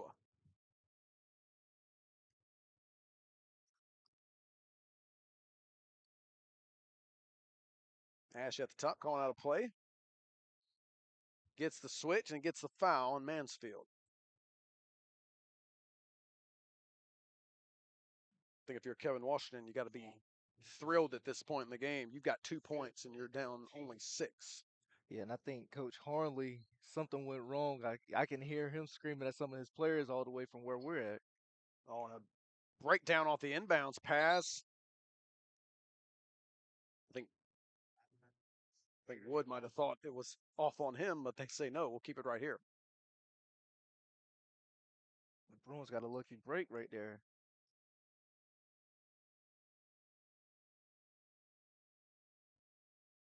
Wyatt Hill trying to break down Mason. Not much player movement here. A little bit stagnant. And a 5-second call. I guess that's a correlation to them not moving at all. That's right.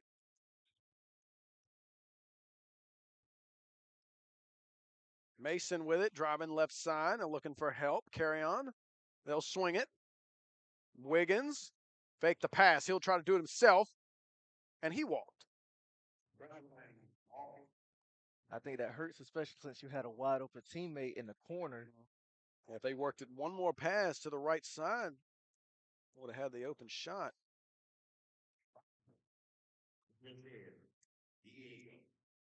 That was just a reckless foul right there.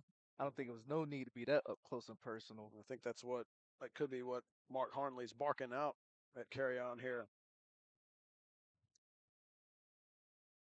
Camden continuing to elect to sit in this pressure. They mixed it up a little bit on the defensive side. There's a nice pass ahead, but out of bounds. 3 seconds left in the first quarter. Yeah, it looked like just his tippy toe was hitting the out of bounds marker, but that's all you need for them to make the call. Carry On, Wiggins.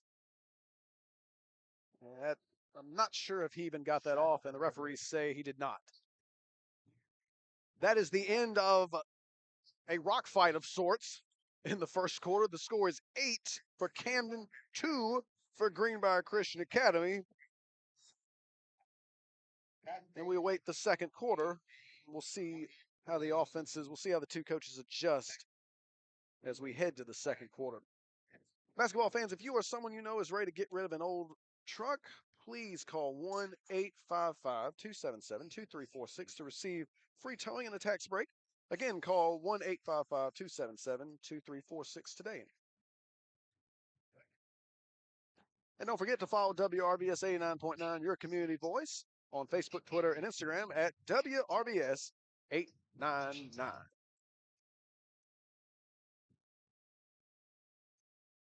As we continue to celebrate the life and legacy of Robert L. Vaughan, we'll be reading interesting facts today all throughout the broadcast. During his 37-year career in college athletics, he served as head basketball coach, full-time professor, department chair, athletic director, mentor, and advisor to thousands of students. That's a lot of stuff. Yeah, Coach Vaughan greatly contributed to this administration. Like, he's very worthy of all the respect and praise that he gets.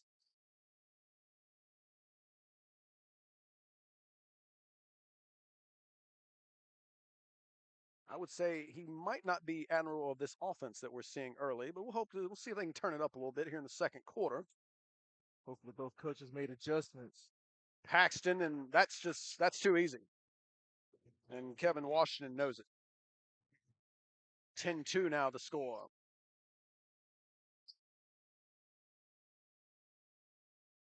Yeah, we can hear Coach Washington's disdain for this offense so far. You've heard both coaches early. I don't quite remember the first game the coaches being that loud. And another 5-second violation as Ash off to a really tough start. Timeout on the floor. Yeah, that's not how you set a tone at all earlier. Like, if you want to get back into a ball game, you have to come out strong and come out hard, but you got to give more effort and intensity in that. Here's a tone you can set. Music lovers, check out WRVS-FM 89.9 for the best variety of R&B music, your favorite gospel songs, and breaking news updates from National Public Radio. When you get back in your car, turn your radio dial to 89.9 and listen every day.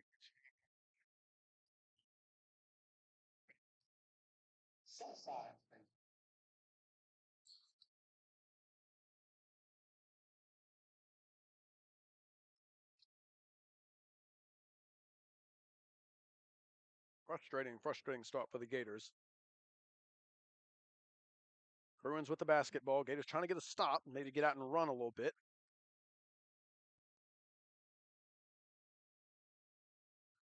Pendleton unable to convert. Draws the foul, though.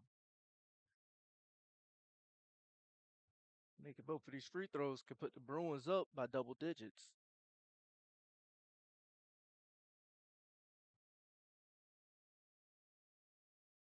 First one good. Pendleton does a bit of everything for this team. Averages 8 points, 5 rebounds, and 5 assists. Substitution here for Greenbrier as Ryan Saunders checks out. And I don't have number 5 on my roster. Missed the second free throw, but offensive rebound. Cooper steps into the mid-range, and that's good.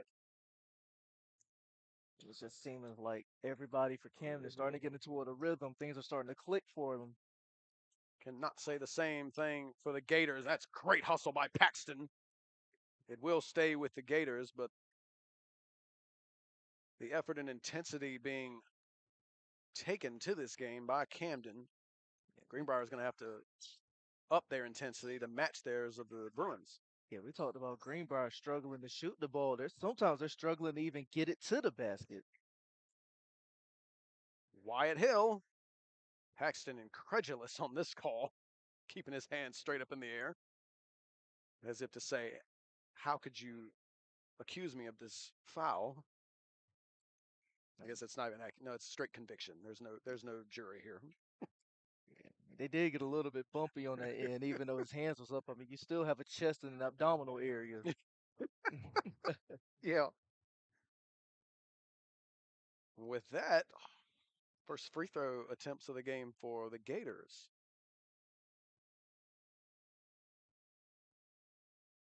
It's a 1-and-1, and he makes it.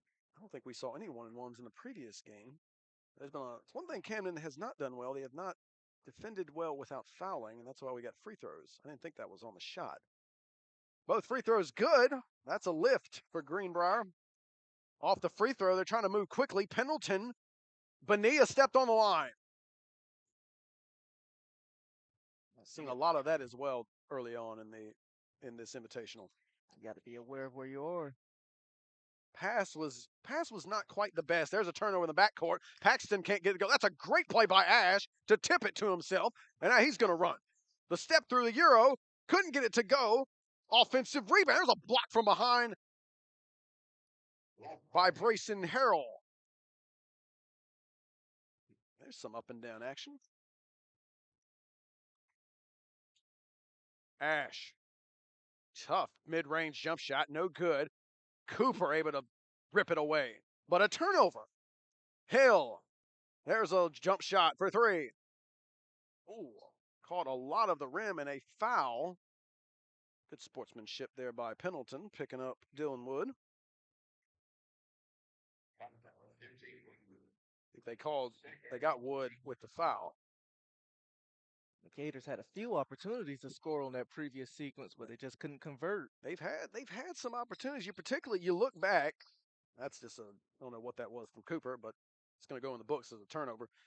It goes back. You had Ash. Ash had a couple of layups early that were easy ones, and they haven't had many easy ones. And you look back at those 4 points they could have had, and they look big right now. That's just a bad pass. Harrell smartly kicks it out. And they'll work it around here. Cooper. Good drop off to Bonilla, trying to work his way around. Tough shot. Stay right here with Camden, of which Kevin Washington is incredulous right now. It's like, how? Yeah, I think their bench disagrees with that call. Bonilla to Pendleton. They got Paxton open for a 3. Offline, Cooper, offensive rebound. He kicks it out, Pendleton. And Paxton was supposed to be the recipient of that pass, but he wasn't perhaps in the right spot. To which Kevin Washington had to slide away, or that would have hit him. Yeah, it looked like that pass was going to Coach Washington, but I'm pretty sure if he got the ball, he would use it to assist Greenbrier Christian. Just heave it down the other way. Pendleton now pressuring Hill in the backcourt, a little behind the back here. Picks up his dribble at a precarious spot. Tough shot there, Dylan Cooper. And now, Jordan Cooper on the defensive end. It's like the Gators are just trying to put up any shot they can, regardless if it's good or bad, but they still can't even make any of them. It's tough. It's tough out here. Dylan Wood, another foul, trying to work the offensive glass. Cooper on the baseline, kicks it out. Harrell, they'll work it to Pendleton. Cooper, 3-ball. Splash. 16-4.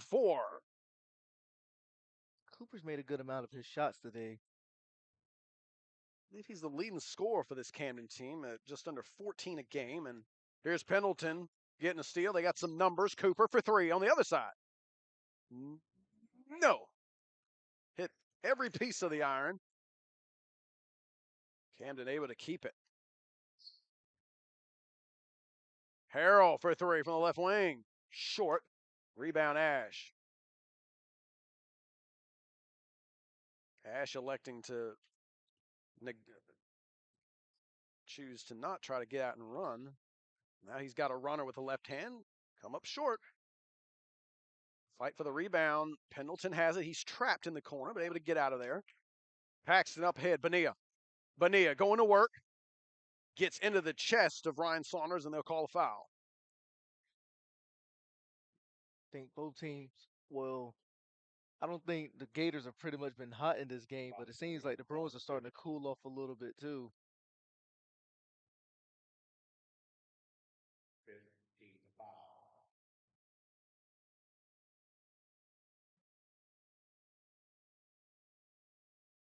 Yeah, the first one is off.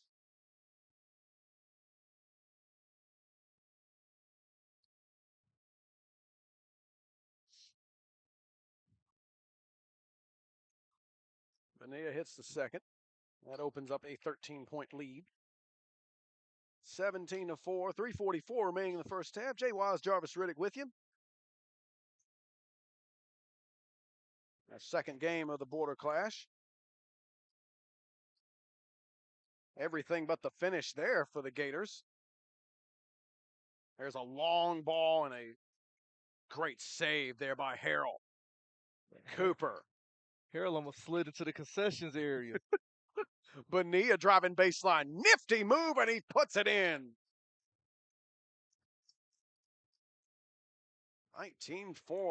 Bonilla having a nice first half. And Bonilla's taking nothing but high percentage looks as well. I don't have the benefit of the stat sheet, but I want to say he's got 7 right now. 3 buckets and that 1 free throw. Wyatt Hill gets cut off on the baseline. They'll work it. Jonathan Ash not in the ball game right now. It's going to stay right here. Near steal from Paxton. It appears a lot of the Gators working with their dominant hand, unwilling to use their offhand of sorts. See a lot of guys dribbling to the right, and there's a steal by Cooper. Nice drop off to Harrell, and the layup is good. 21-4.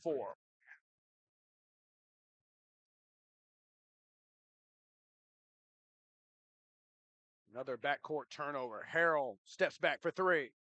No good. It's one way to get a rebound. That's the first time I've ever seen somebody use the backboard to save the ball. They got out of bounds. Got numbers there. Unaware to turn around and get the ball to Metella. There's a long ball. 3-ball is good for Wyatt Hill, and boy, wasn't that. Didn't they need that? Harrell on the other end. Easy layup, couldn't get it. Go back to the Gators with just under 2 to play, and another 5-man substitution coming in from Mark Harnley.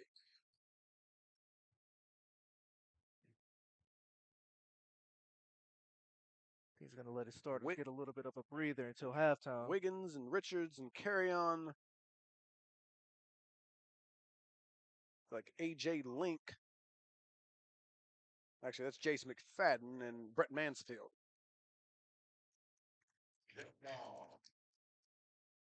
And unrelenting pressure from Camden. Not quite the pressure we saw from Northampton in the first game. They are getting after it on the defensive end. There's a turnover. There's a miss from Richards, Andrew Richards. But Xavier Wiggins kept it alive. Almost lost that pivot foot on that. It's a 3-2 zone at first from the Gators. And then they're switching in and out. Haven't seen a whole lot of zone. The Pirates tried to do it early against Justice in our first game. That is going to be another tie-up.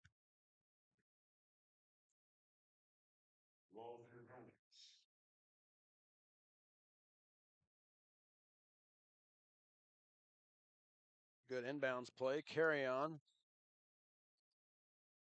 Mansfield for three. Yes.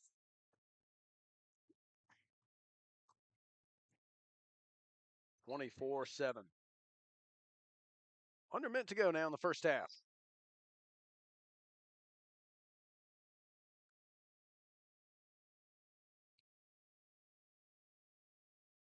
Hill hit a three a moment ago. Ryan Saunders and just didn't have the angle on that pass. And Richards on the other side got the count the basket plus the foul. Richards is just playing all the passing lanes now. It's just good to finally see the ball go into the hoop now. Kevin Washington would strongly disagree with you.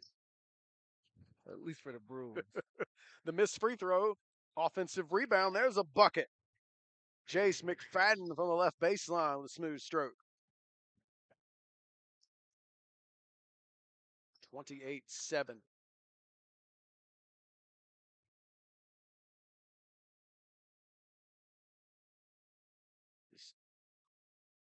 Every dribble contested. There's a fine look.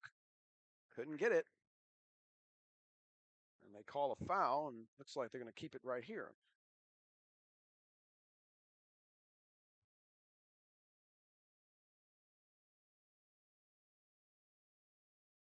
Another opportunity for the Gators to cut into this lead. Max Vinson to the free throw line.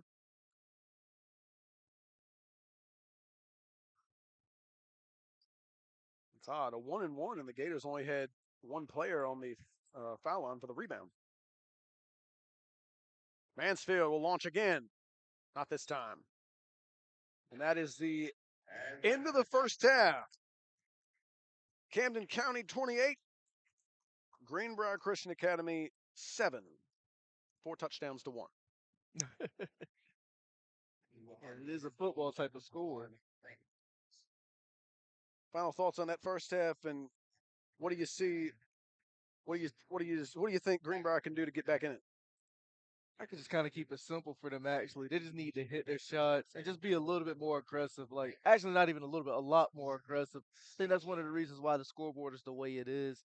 I think Camden County, they just been a little bit more aggressive, played a little bit with more intensity, and they were able to convert on a lot more of their looks, especially in the second quarter.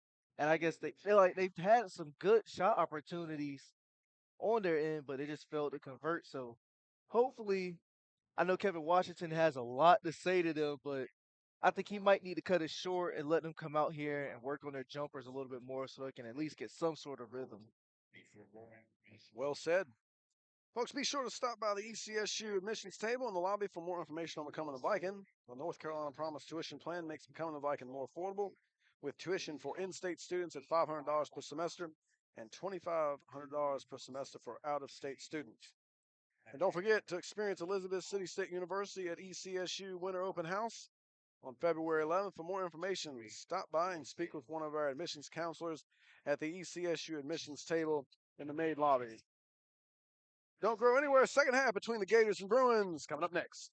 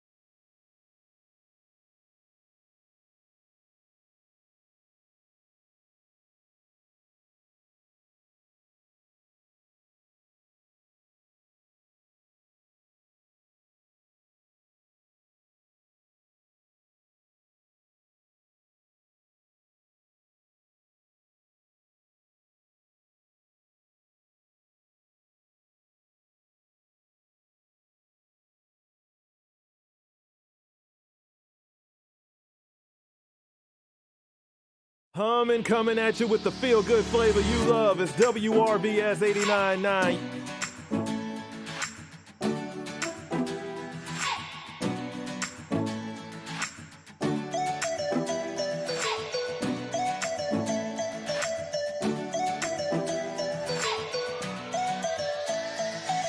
Your community voice, your big bro and radio Clay Mercer here with you.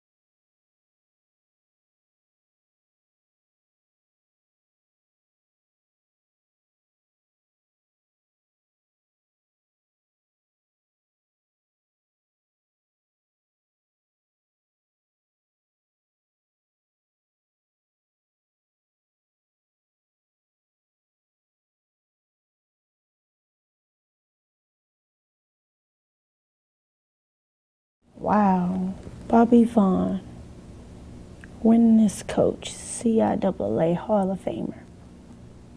Man, I have big shoes to fill.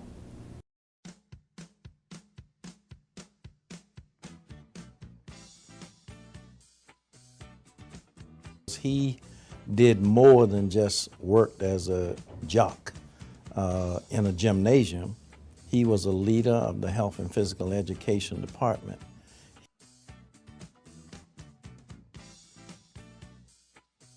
Having come through ECSU and been a part of the Elizabeth City State Bobby Vaughan experience.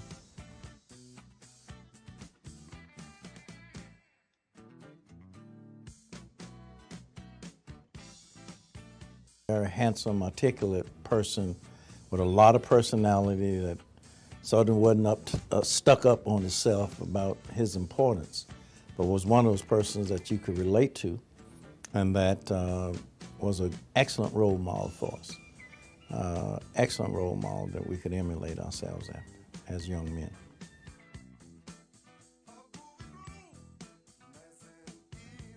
For him to be committed and enthusiastic about helping young people for that number of years is something that we all should celebrate. And that legacy is building a very strong winning tradition.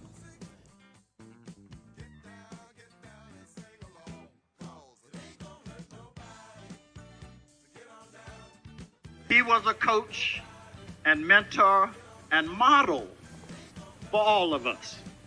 He didn't just coach basketball, he coached all of us and built teams. That was just the way Coach Vaughan was. He's always been a caring person about young people, about the welfare, about the education, and about developing the whole person, not just a basketball player. And it's paid dividends over the years.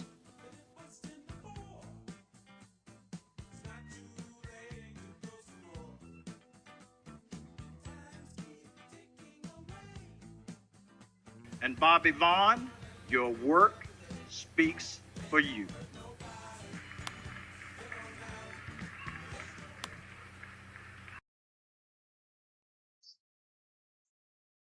Back inside the Vaughan Center, we await the second half of Camden County and Greenbrier Christian Academy. The Bruins with a 28-7 lead, with the Gators using the full halftime to talk things over as they have just making their way back onto the court. After seeing Coach Washington's expressions and his attitude towards the game, like what he saw earlier, I'm pretty sure he had a lot to say to his players. Jarvis, I have a lot to say after that first half, but I'm not coaching. I'll save it. I'll save it. We'll stick with what we do as Greenbrier looking to get things on track, and that's not the best of starts. It's supposed to be the time for you to set your tone earlier. Usually how you start is how you finish. You don't want to finish this game, though, how you started that game if you're the Gators. Certainly not. There, Ron Pendleton with the basketball. He's out there with Harrell, Paxton, Cooper, and Matt Bonilla. Cooper, left corner. No good. Nice shot, but he's out of bounds. Wyatt Hill had done a nice job ripping that one away from Harrell. But again, got a player on the out-of-bounds line. It's like they take one step forward and literally 2 steps back. That's right.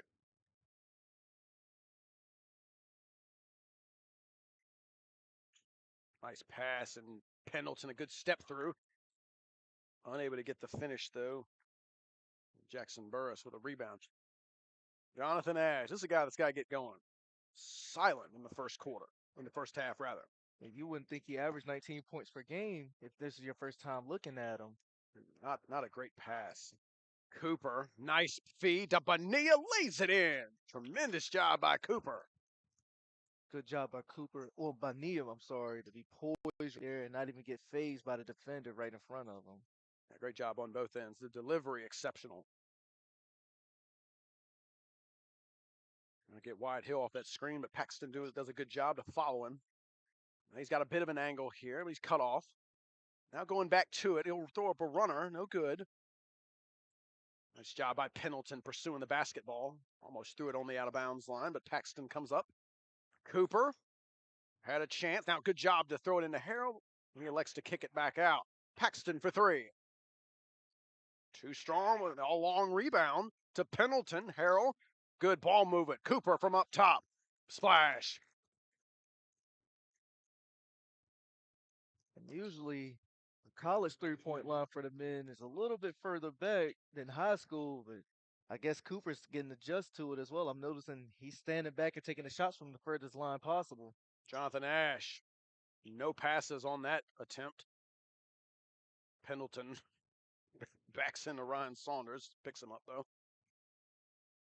33-7. 6 minutes to go in the third quarter.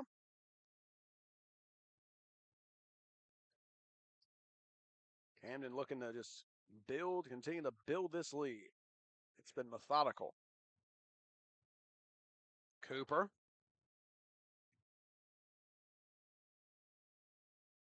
Pendleton, Paxton for three. Bonilla, great pursuit of the basketball. Now Harrell's got an open look. Too strong. Again, exceptional pursuit of the ball by Camden as the Gators can't get the offensive rebound. Cooper had another look at it. This is a third offensive rebound of the possession, and now we got a kick. Camden just dominated the glass on that time. They got second, third, and fourth chance opportunities.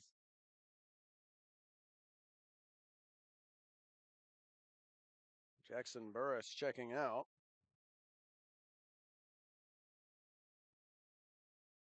For the Gators. Bruins looking to get their fourth shot up of the possession. Pendleton, Paxton. That Harrow in the left corner. Good. Until Harrell was ready to take that shot on the play, he already had his feet set and just needed to push his elbows through for his shot. Ash pulling up. Nope. Rebound. They'll kick it back out to Ash. Ash trying to do it himself now. Another offensive rebound.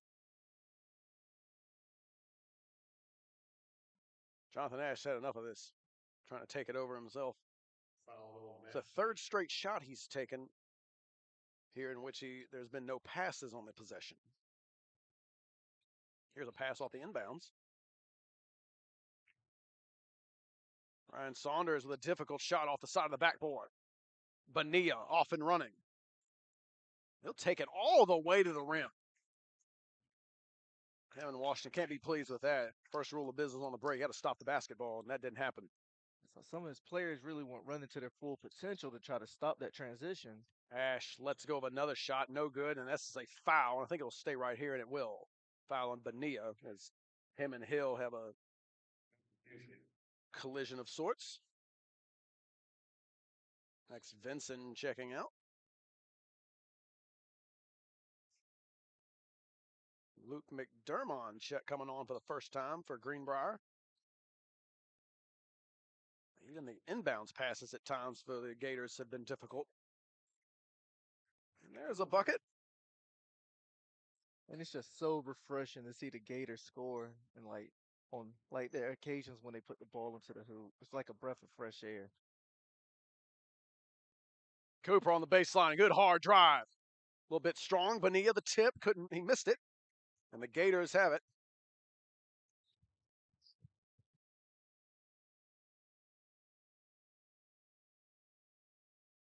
Ash, good pass on the inside. Way too strong there from McDermott. Everything on that play was good except the finish. Yeah, it was a terrific job by Ash to make that pass and a good little spin. Everything but the finish. Mark Harnley of Camden continuing to use the 5-for-5 deal on his substitutions. As we got Cartwright back in along with Carry-On, Mason, Wiggins, and Mansfield. Mansfield, he had a 3 in the first half. Carry-On. There's Cartwright from up top, left it short. Rebound, Mansfield, yes. That has been a problem for one of many for the Gators, but inability in this third quarter to rebound the ball has really hurt them. Especially on the defensive end. Ash from up top. Just can't get it to go. Been a tough morning for Jonathan Ash. Mansfield the other way, yes.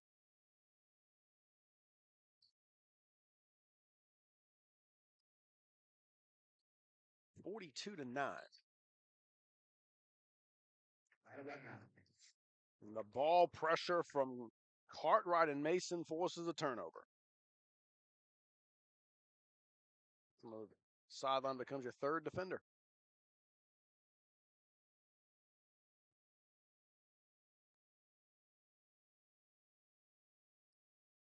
Really good ball movement, player movement, screening by Camden. Wiggins on the baseline. Tough shot. Just couldn't get it to go. Had the right decision by doing the reverse layup, but he just couldn't get it to fall through. Really a nice job on the offensive side to get to that shot. Moving the ball from side to side. Has not been quite the same on this end. 3 ball for Wyatt Hill, no good. Rebound Cartwright. Carry on, pushing the pace. Wiggins directing traffic. Cartwright going to pull up for 3. Not this time. Gators just left the whole perimeter open on that play. There was like 3 Bruins players that were just open from beyond the arc. Been a lot of shots for Camden today, and where seemingly no one's been within the zip code. Ash pulls up. Another difficult shot as he's still having trouble getting on track. McDermott, no. And comes out to Mansfield. Here's Mason on the drive. Might have gotten away with a walk there and still kick it out. And Mansfield, no good.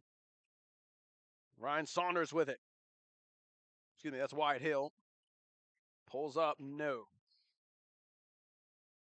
And I think for the past 2 shots, Hill didn't even flick his wrist on his release. Wiggins, carry on. Mansfield willing to launch again, no. Wiggins, the tip, no. And here's Ash. Ash, do it himself.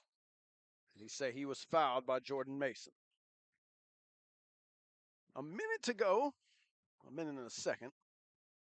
It's a fast-moving third quarter. Like Has at one been. point, it was just about 5 or 6 minutes left. Mm-hmm. Been a quick quarter. Certainly has. Folks, WRVS 89.9 would like to thank J.W. Hood Consistory number 155 and Commanders of the Right for their sponsorship support of the Border Clash. Turnover off the inbounds. Mason all the way to the rim, and he is hacked by Wyatt Hill. Referees had no choice but to call that foul call. Like you grab the player's shoulder just to position yourself up to get your other hand up to contest the shot. It's been one of those everything that can go wrong will go wrong type of games for the Gators. And it's that's one way to make a free throw. So he banks it home. But really on the offensive side for this quarter, when Ash started just walking up and taking shots without a pass, I feel like it's really carried over. Their ball movement and player movement has just not been there in this quarter. I think they're just trying to force anything now. Yeah.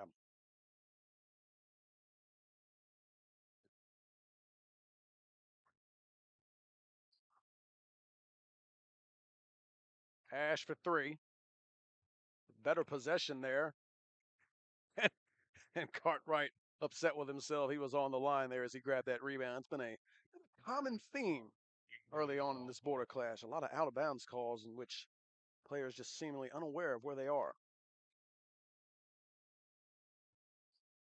Another perhaps ill-advised shot, but he makes it. 43-12. That was a 3 ball. Cartwright launching. Nope. Again, the offensive rebound. Wiggins for 3. Yes. Too many second chances, and in some case third chances, for Camden in this quarter. That didn't hit anything but the bottom of the net, too. What a graceful shot. Ash pulling up from deep. Nope. And that is the end of the third quarter. An 18-5 quarter in favor of Camden as their lead continues to grow. It's 46-12 as we approach the fourth quarter. Folks, on behalf of WRVS-FM 89.9, thank you for joining us today here at the Robert L. Vaughan Border Clash Basketball Invitational. Your support will help general operations and student training at ECSU Radio and Television Services. Oh, and also, ladies and gentlemen, don't forget to pick up your raffle ticket for a chance to win 2 free tickets to see Janet Jackson in concert on May 14th in Virginia Beach. Raffle tickets are available now in the lobby.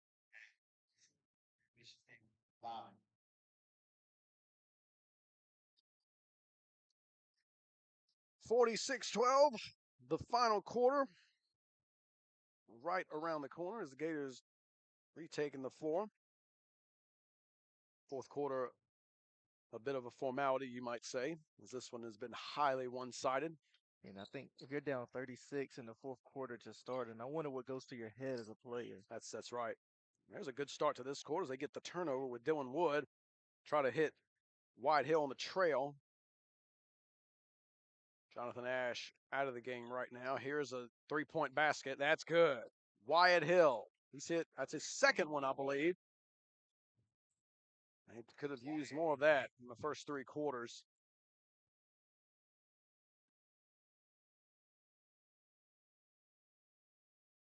Cartwright, a good find out there to Mason. Now another good pass. This is Richards. And loose ball. Gators almost unable to come up with it. It's going to be end up with a tie-up. Looked like the Gators should have had that one outright, but the hustle of Mason getting to the floor, sometimes first one to the floor, that makes the difference with the possession arrow on the side of the Gators. 46-15, if you're Kevin Washington, I'd imagine the goal is just win this quarter, and he would take that at this point, as he has been way less animated. He's been seated for much of this second half. That runner a bit too strong. Mansfield, and a good job of being strong with basketball, and he's going to draw the reach. We could say so far that the Gators are winning this quarter, but there's a whole lot of basketball left to be played in this quarter. That's right. That's right.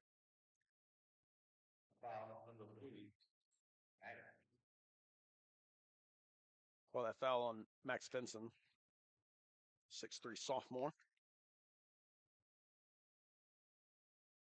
And the Bruins deep into their bench now.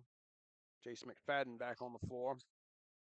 Carry on, in and out on the runner. McFadden offensive rebound. Mason, carry on. Richards, good up fake, kicks it out. Cartwright launching again. And he's unable to hit that three. He's had a bunch of good looks. I think it was scary, though, how many Bruins players are open, though, on the perimeter. Let's see Cartwright get inside and see what he can do there. Here's a wide open look. Long rebound comes to carry on. Hill had another good opportunity. Carry on missed that shot. Mason pursuing the basketball.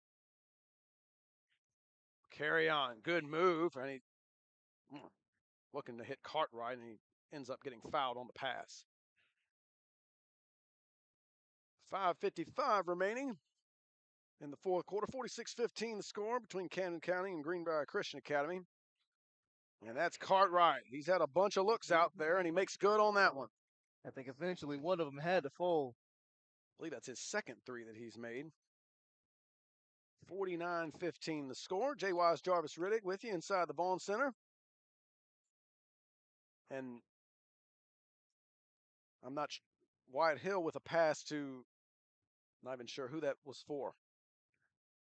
I think that was just a complete lack of communication on that play. No one was even looking for that one. There's a three ball. Just a bit too strong there from Andrew Richards. Gators coming back the other way, looking to close this game out strong. It has been a difficult performance. And credit that to Camden as well. They played well, and their defense has been very strong. Here's a good move and a runner just off. Rebound carry on. Cartwright running ahead of him. Also, that's a great job. Jace McFadden, and just a bit too strong on the finish. Great job making himself available. Wyatt Hill.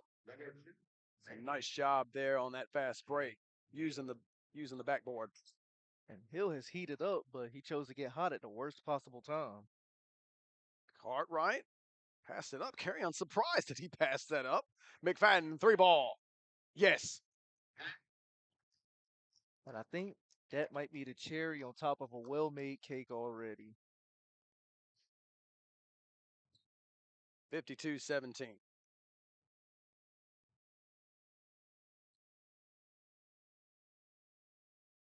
Wyatt Hill for three in the left corner.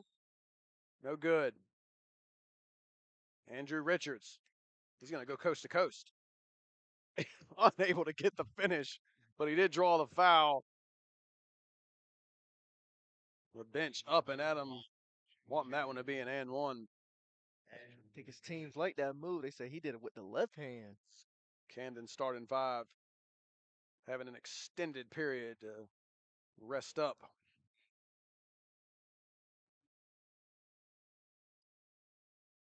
First free throw good by Richards.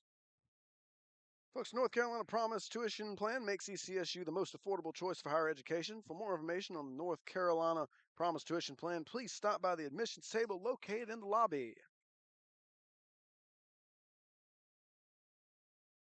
And Coach Harlan's going to let his players get a lot of rest. Mason on the finish.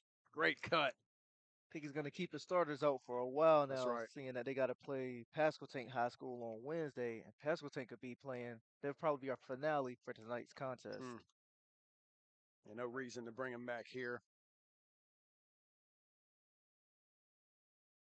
Another steal here for Camden. Richards, will he do it? Yeah, might have got away with a carry there, and instead, they'll call a foul on Ryan Saunders.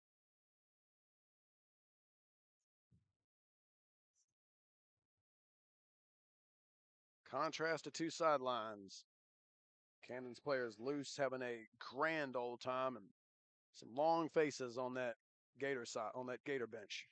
I mean, on the Gators too, though. I mean, I think Coach Washington will probably have them running for weeks. So they saw them celebrating with the scoreboard looking like this.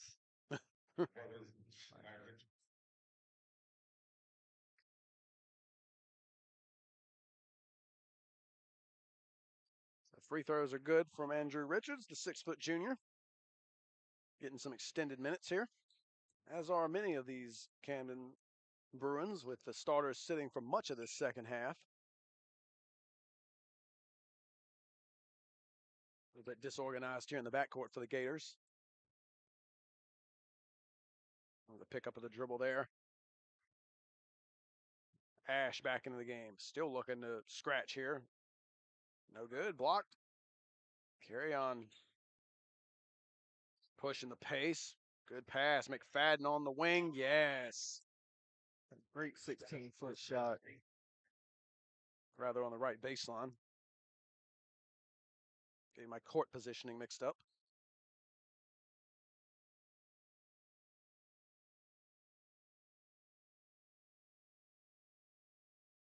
You're just trying to work it from side to side.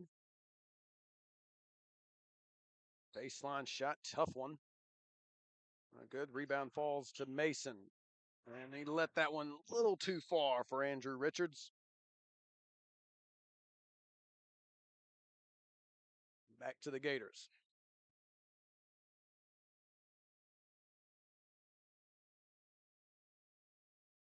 John A. Holmes and Booker T. Washington await for game 3 of this 8-legged invitational.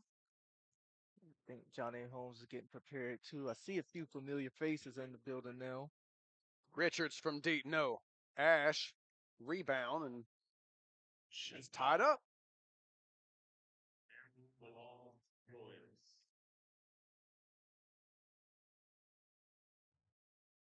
Less than 2 minutes left of the contest.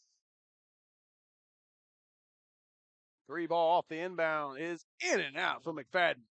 Rebound carry-on.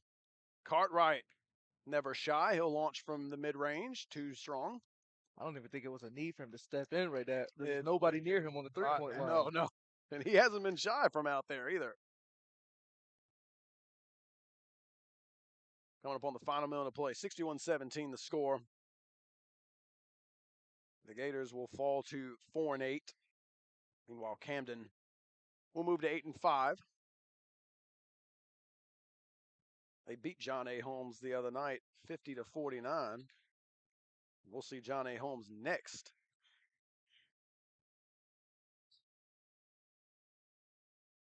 Another second chance for the Bruins. In fact, a third chance. Richards, will he line up another one? That's a nice pass. And the finish, Jace McFadden. Seems like some players for the Gators are just checked out, at least mentally now. They're leaving a lot of players open.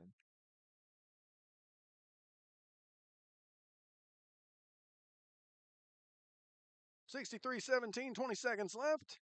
And it looks like Jonathan Ash may just dribble this on out. And we'll leave it right here. This looks to be the final score. I think they're going to try to conserve the rest of their energy as they got a game tomorrow against Stonebridge, Hmm. 7 p.m. Second night of a back-to-back for Greenbrier. And that's it. Final horn sound, 63 for the Bruins, 17 for the Gators at Greenbrier Christian Academy. Final thoughts on this one, Jarvis? I mean, the simplest way I can pretty much sum this up is for Camden, pretty much everything went right for them.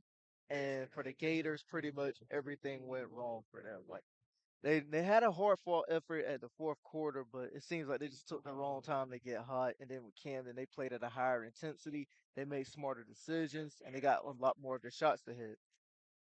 I wish both teams best of luck going forward. That's right. Couldn't agree with you more on your summation of this game.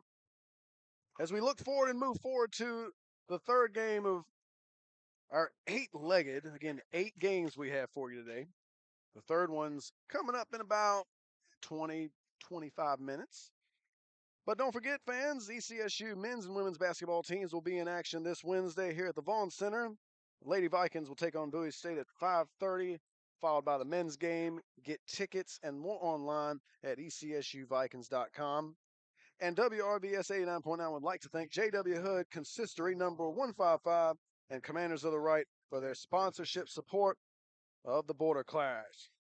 John A. Holmes, Booker T. Washington, the Aces, and the Mighty Bookers. That's next on the Border Clash. Stay with us.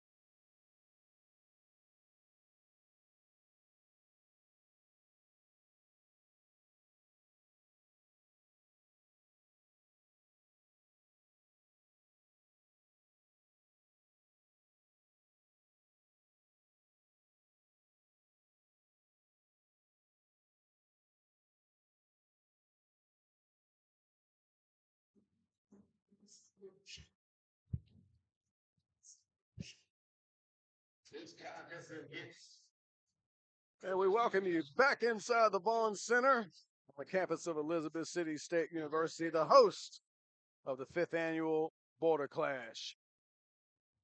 The third of 8 high school basketball games coming your way on this Martin Luther King Day. John A. Holmes, the Aces from Edenton, and the Booker T. Washington Mighty Bookers from Norfolk. That's what's next.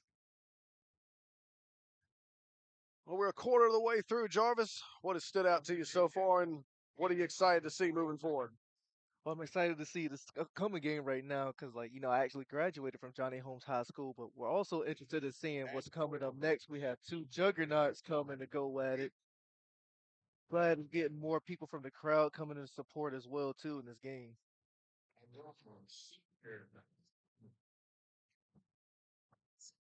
Starting lineups being given right now by our public address announcer.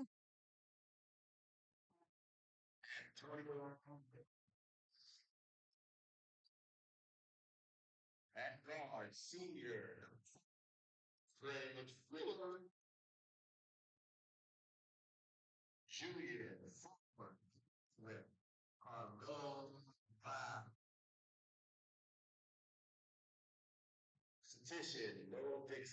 Seems like now Johnny Holmes and Booker T end up meeting like a lot of times now. They usually play each other in football during the non-conference season, and now it seems like they finally get to feel each other out there in the basketball season as well.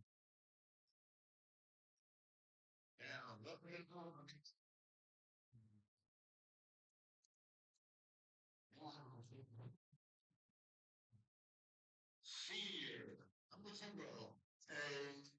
Williams. Sophomore, number 3, not here, 5. A guard, senior, number 4, Ira Will. Senior, number 12, Jaden Smith. And junior, guard, number 23,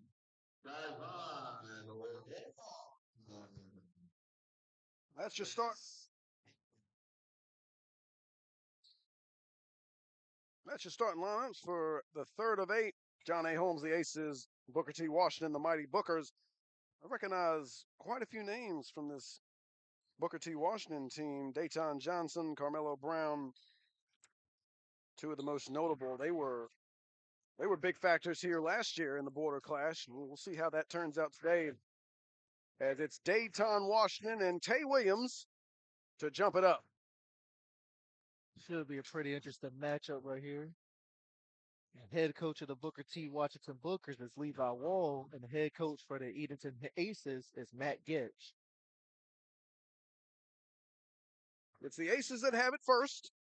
7-8 on the season, losers of 2 straight. They lost to their last game by 1 against Camden, who got a victory against Greenbrier in their last matchup. Mighty Bookers with the early defensive stop, and they will go to work. Fred Fuller with the basketball. Carmelo Brown, baseline, and he's got a good left hand. Remember that from last year. Yes, Jalen Smith with it, and there's the pressure. Antonio Williams. He just lost it, and he'll go back to John A. Holmes. The Mighty Bookers come in at 7-1, winners of 4 straight, including their last game on Saturday against Prince George. So they're red hot, looking to continue that. The Aces looking to get back on track. Najir White with it, try to force it inside, didn't get it. Carmelo Brown able to scoop it up. Well, here's Fuller pushing the pace. Here's a jump shot from the right wing. Not this time. Egypt Nelson shot that one. 6'4" senior. Booker's leading it early, 2-0. Aces looking to get on the board. Jalen Smith on the drive and rejected. Yeah, 2 people get a hand on it. Carmelo Brown, I think he got a hand on it as the pressure. They got a man inside open. Couldn't get it to him. That's a tough little fall away and no good from Smith. And the Aces had a pretty decent start at the beginning of the season. It seems like they're trying to get things back under control now as the season dwindles Egypt along. Nelson with that basket off the window and a quick timeout from Matt Goach.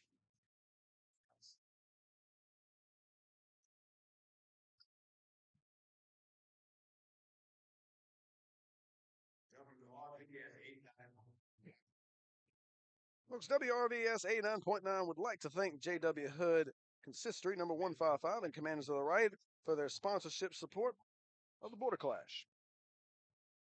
And also, here's another interesting fact about the legendary Robert L. Vaughan Sr.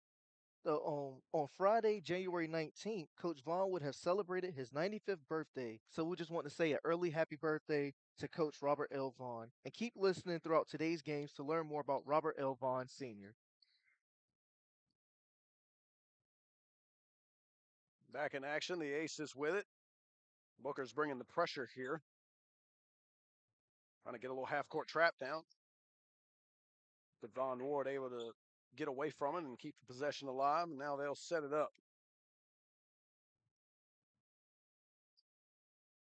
Real Hills with an angle. Just missed the layup. Offensive rebound by Tay Williams, and he is fouled.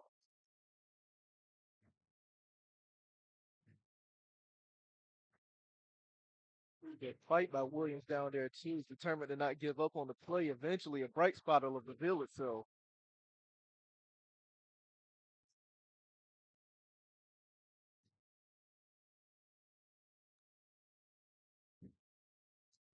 I think Holmes is actually the first team to bring their cheerleaders with them today as well. That's true. That is true.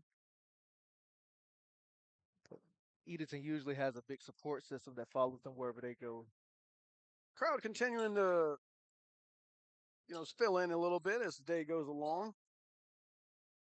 Tay Williams 1 for 2 on that last trip to the free throw line. Booker's had a chance to get a second shot. They won't get it. Smith on the follow. Use a great job with the left hand and shielding the defender. And that's fine work as the Aces get their first field goal of the game. Carmelo Brown, good step through on the other end. He lays it in with a left hand. It's a great response from Booker T. Washington. It was. Oh, what a grab there on that catch by Jalen Smith. And the layoff to Williams. He missed the shot, though. And they're going to get Williams with a push. Really tremendous job on the pass, on the ball movement to break that Booker's pressure. And Tay Williams, an early trip to the bench off that foul. Trent Spear into the game. Actually, a few ECSU men's basketball players made their way to view some of the action as well. You have Aaron Gibson, Jemias Barnhill, and Charles Page. Their game is actually on Wednesday against Bowie State. What a job by Egypt Nelson and throwing it ahead. Dayton Johnson a little over the shoulder. Odell Beckham stuff. Great pass. Nelson with a good footwork. Got it to go, plus the foul.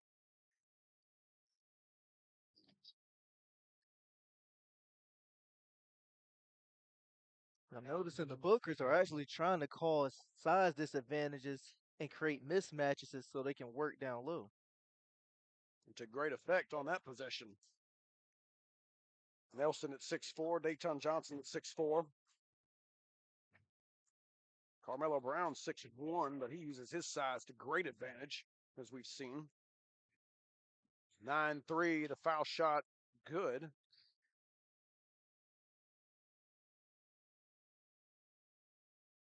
Devon Ward going to work by himself. Couldn't get it to go. The fight for the rebound. Now it's kicked out. The Aces will keep it. Real Hills kicking it out. Spear with a pump fake.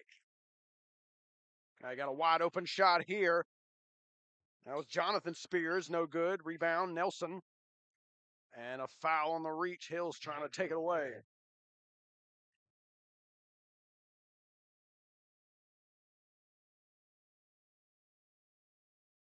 Six 3.5 minutes into the opening quarter. Fred Fuller bringing it up. Here's Nelson directing traffic. Anthony Brown checked into the ball game. There's a good play by Devon Ward. Going to take it himself again. Good use of the left hand. Cut into this lead. 9-5 our score now. There's a long ball. Nelson to Johnson, and the drop off to Antonio Williams. It's a tremendous ball movement by the Bookers. Tyrell Hills close to a backcourt. And there's that pressure coming by half court, but they throw it away. Aces almost didn't pursue that. Now they got numbers. This is a 2-on-0, and Devon Ward, in some sense, steals it from his own teammate, lays it in. Yeah, that play could have gone a whole lot worse for the Aces, seeing as they got a turnover, but they managed to get 2 points out of it.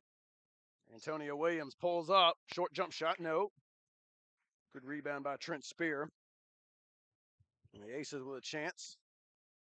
Get within one possession. Oh, my goodness. Rejection. I think Egypt Nelson got that one. Here comes Dayton Johnson. Oh, no. He was in between the layup and dunk and ends up with a tough miss. There's Ireel Hills. Spin cycle. Throws it in the corner. Ward operating the baseline. Drop-off pass. Layup, no good. Tip, no good. And the Bookers come away with it. That was Najir White trying to get to it. Here's Johnson on the other side. This time he lays it in. He wasn't going to try to do no one-handed jam. He's going to make it nice and simple to get the 2 points. That's right. 13-7 now. Jonathan Spears navigating the defense. Kicks it out. Ward for three. Right corner. Came up short. Johnson on the fast break. Go one-on-one. Didn't have the best of angles here. A nice job by Hills. And a foul on the reach on the Bookers. Pretty close game right now. Booker's leading by 2 possessions. Yeah, good pace up and down.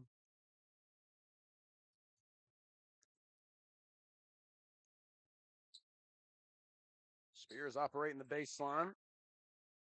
Jimbo Parrish has it now. He's trying to go inside. Pass not there, but somehow it got through, but all of a sudden taken away by Anthony Brown. Here's Antonio Williams. Cut off nicely, and they'll reset it.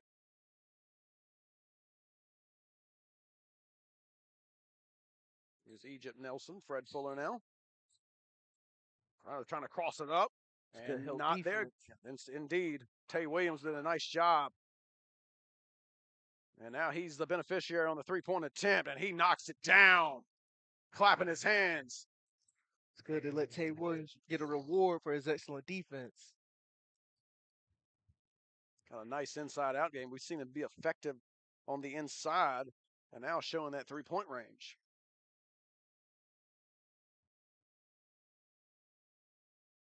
Nelson getting the screen, now operating on the post. Good drop step. Couldn't get it to go. And we've got the out-of-bounds call. Anthony Brown had his hands on the ball while he was on the out-of-bounds line. That's a good box out by Williams to be able to put Brown out of position.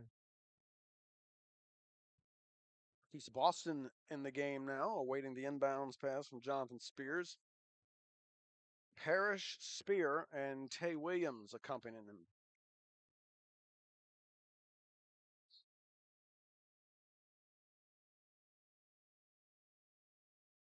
Boston couldn't handle that pass.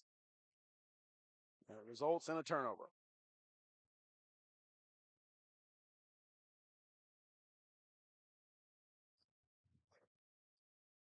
Alex Collins into the game. He's trapped, but does a nice job getting away with it. Now Nelson. And again, the pressure. Here's Boston with it. He's going to push the pace. Lost the handle. Fred Fuller, though. Here we go. Gets past Tay Williams. And he walked. Those teams are starting to pick up their pace now, but it's causing them to make some mistakes. Yeah, not the greatest effect on this pace.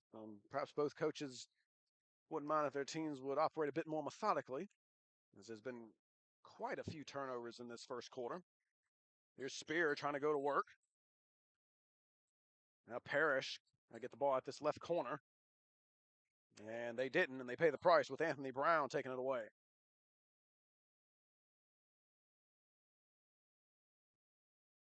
"15 seconds to go in the first quarter. That near turnover there is Nelson, not the best of passes. Now under 10. Fuller's got to go. Nelson sees it. He'll take it. Great use of the body and tremendous job to even get a shot off and draw the contact.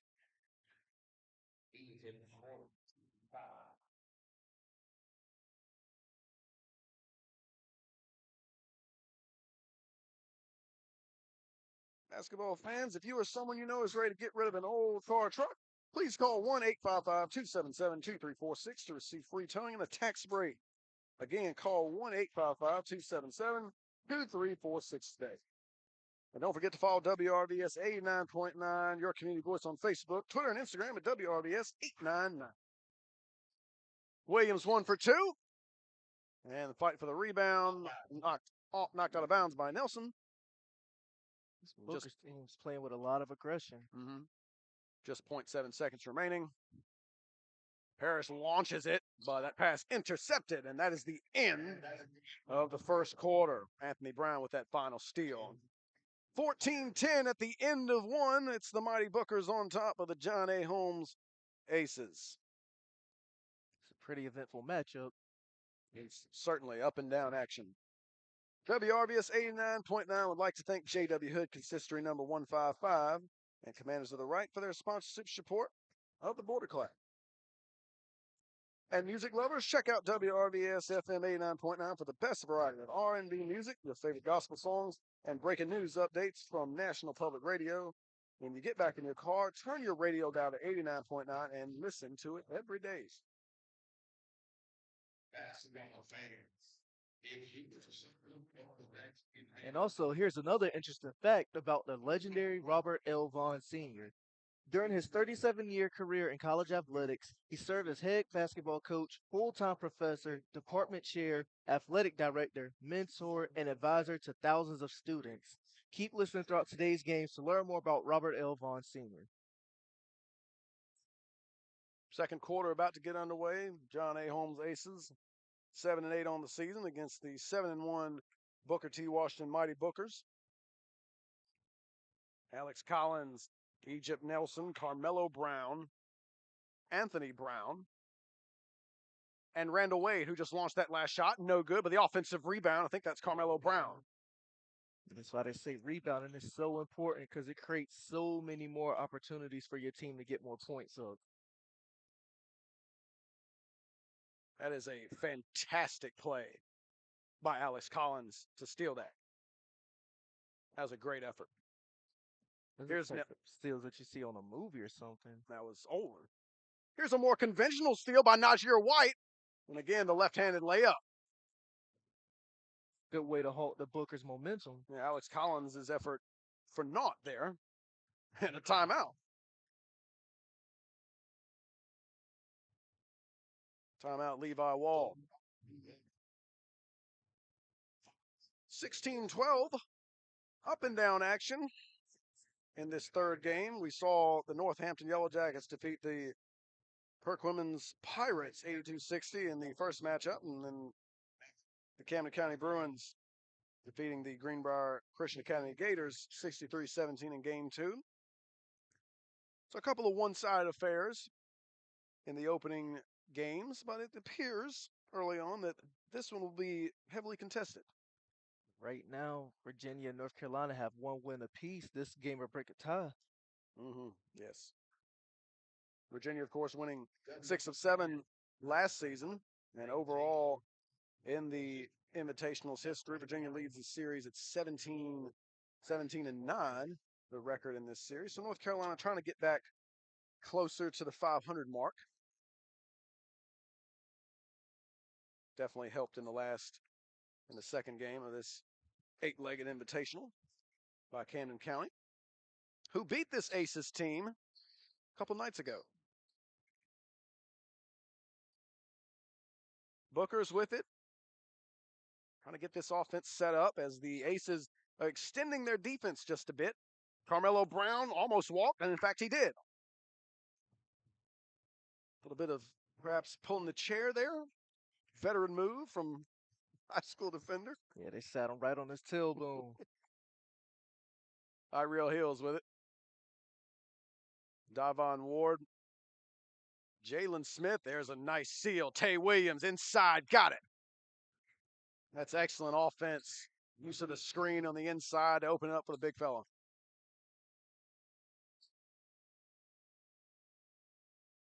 It's a good closeout right there. Egypt Nelson for three. I think he shot that one from Egypt. Anthony Brown trying to get it to go, couldn't get it. Bodies flying everywhere. And it's over to the Aces. That was Jalen Smith who took a tumble. It's a great last-minute save by Smith. Mm-hmm. Actually, I stand corrected. The Bookers still have the ball. Randall Wade and Anthony Brown checking out. Tyon Thomas into the game the first time. There's a three ball, a touch long, and I think that's out on Carmelo Brown. And it is.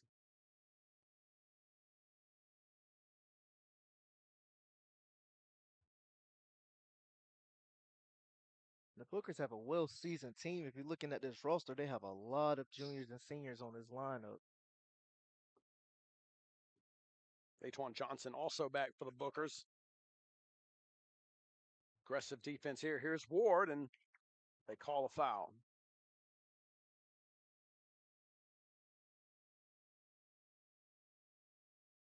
Reach-in foul. Jonathan Spears up to the scorer's table looking to check back in. Jalen Smith will check out. 16-14 the score. Aces can tie or take the lead here. Man-to-man defense by the Bookers. Looks to be a little 2-3 zone here. What it appears to be. Now they'll press it a little bit. Baseline drive, a tremendous move to get there. Tay Williams again couldn't get it to go. Still fighting, rejected on that one, and Carmelo Brown lofts it out. This is Alex Collins, right hand, missed it, but the rebound, Daquan Johnson.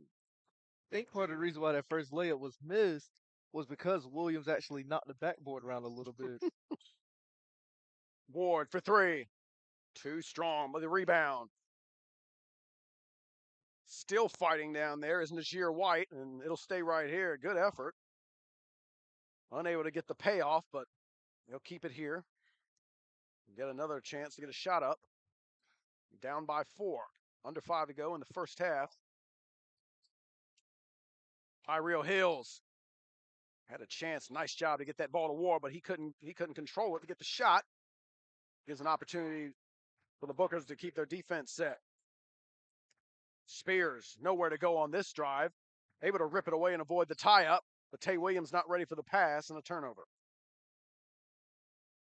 I think they both had two different plans, and none of them ended up working because they clashed.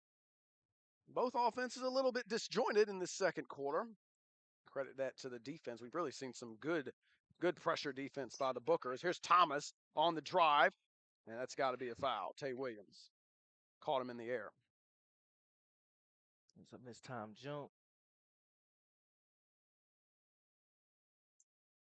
6-foot junior at the foul line. Chance to get this lead up to 5 or 6. Folks, be sure to stop by the ECSU admissions table in the lobby for more information on becoming a Viking.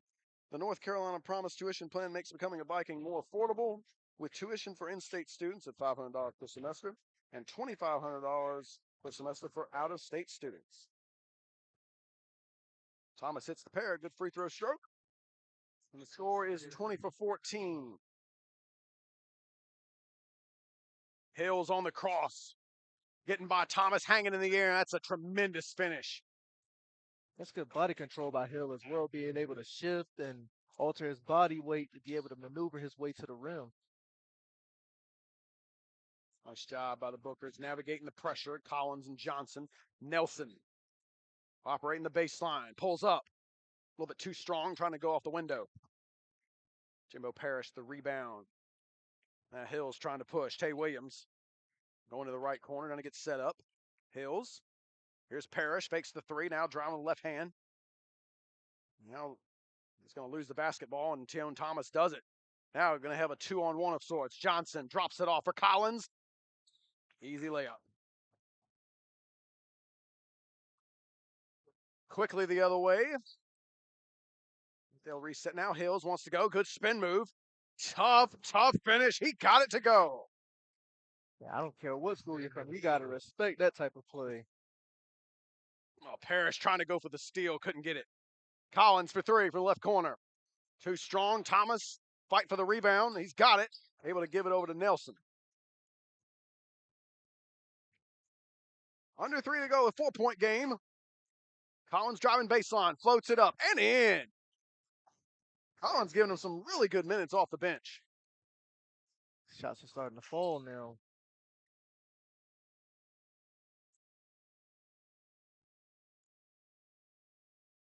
Real Hills. We've seen him do some damage. Keep the aces in it. Spears. Tay Williams. Jab step. Now going to work on Nelson. Takes it right to his chest. And he falls down. They call a walk.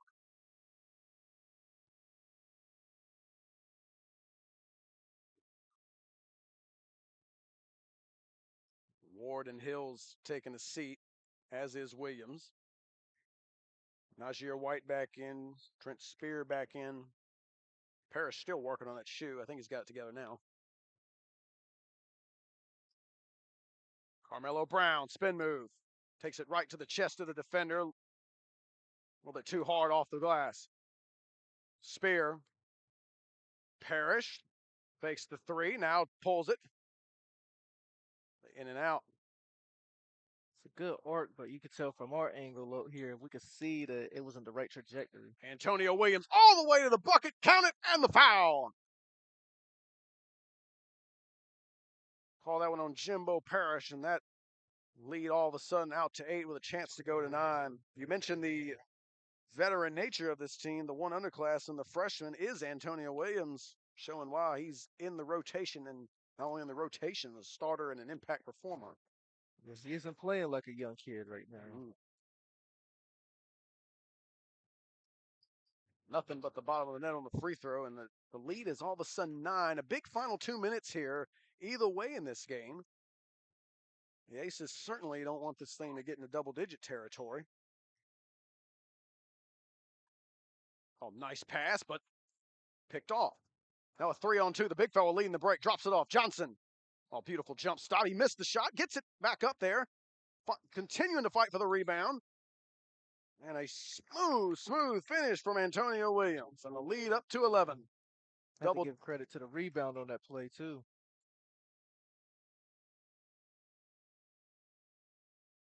Jonathan Spears on the drive, getting the foul.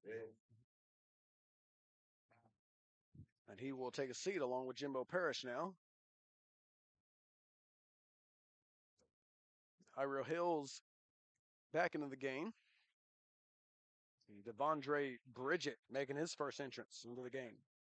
Hills trying to go right. That's a tough shot. Left it short. Bridget got it to go, and he is fouled.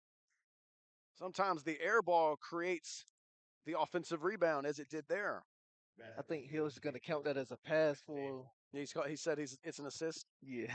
I don't know if the statistician's going to buy that, but certainly be able to make that case. I think they might write it off, or Hill will.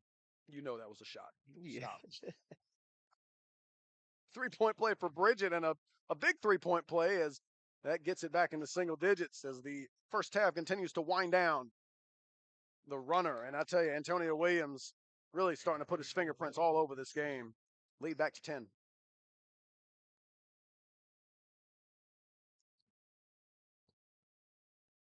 Hill stripped as he tried to get to the rim. Johnson taking flight and a beautiful layup. Able to avoid Najee White. Lead is 12 now. I didn't even see that ball get swiped. Johnson again on the step through, and he makes another transition basket and a timeout on the floor for the Aces. He had to make some sort of adjustment before the run continued even further by the Bookers. Yeah, late in the second quarter, the Bookers really doing a nice job continuing to use their defense and transition it into offense quite effectively. Folks, experience Elizabeth City State University at ECSU Winter Open House on February 11th For more information, stop by and speak with one of our admissions counselors at the ECSU admissions table in the main lobby.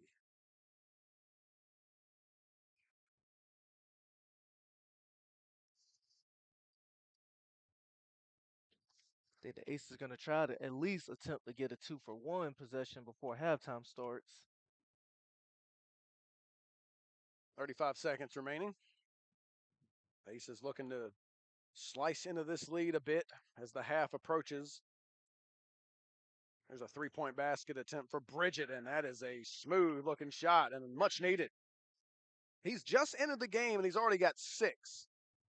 Old-fashioned three-point play, and now the long-range triple. I think the Bookers might try to hold this out for one final possession. I think so. They'll go to Dwaytwan Johnson. He's going to step back for 3. Came up short. And an eventful first half comes to a close. The Mighty Bookers looking for their 5th consecutive win. Off to a good start. They lead at 35-24. The Aces looking to avoid their 3rd consecutive defeat. 35-24 at the break. Much more to come. Stick with us. Second half coming up.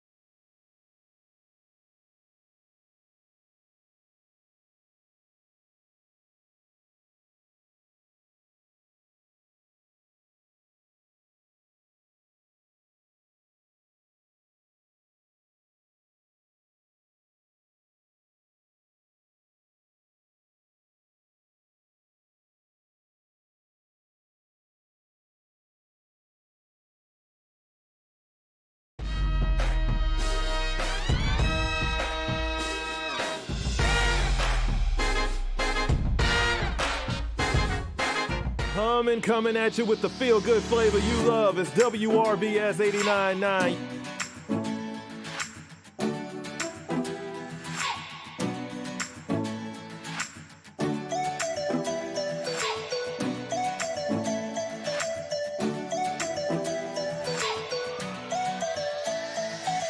Your community voice, your big bro and radio Clay Mercer here with you.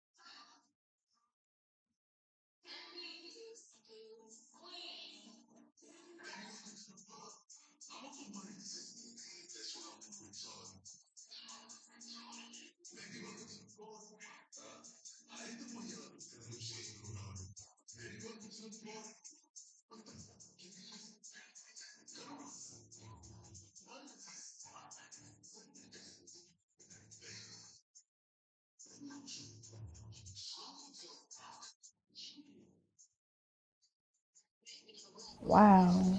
Bobby Vaughn, winningest coach, CIAA Hall of Famer. Man, I have big shoes to fill.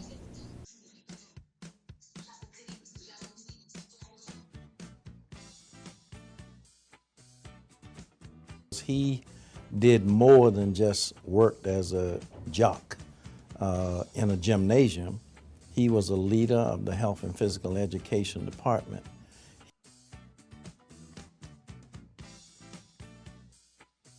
Having come through ECSU and been a part of the Elizabeth City State Bobby Vaughn experience.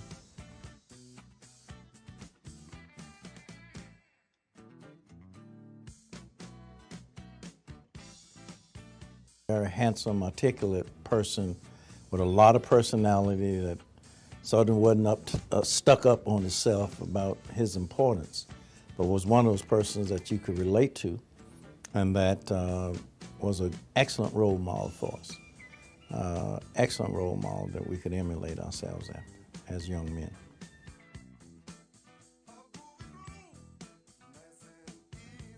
For him to be committed and enthusiastic about helping young people for that number of years is something that we all should celebrate. And that legacy is building a very strong winning tradition.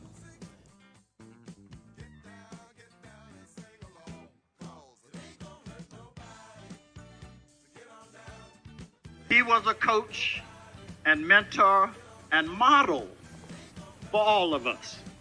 He didn't just coach basketball, he coached all of us and built teams. That was just the way Coach Vaughan was. He's always been a caring person about young people about the welfare, about the education, and about developing the whole person, not just a basketball player. And it's paid dividends over the years.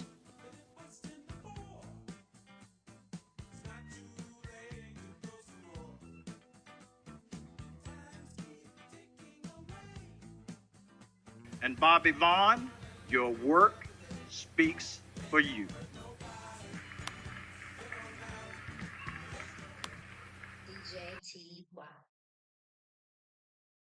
Back inside the Vaughan Center, second half between the John A. Holmes Aces and the Booker T. Washington Mighty Bookers. Moments away. The Bookers lead at 35-24. Game nip and tuck for most of the first half. Booker's able to extend that lead late into the second quarter.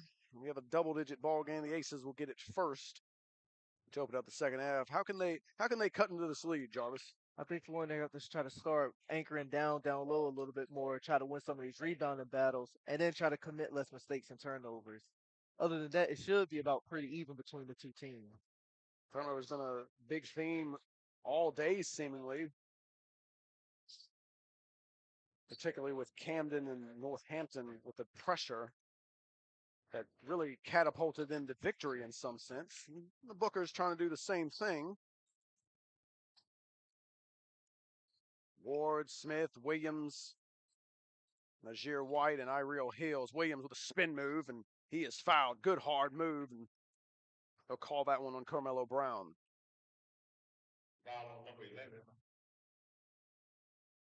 Cutting into this double-digit deficit will be a great way to start the third quarter for the Aces.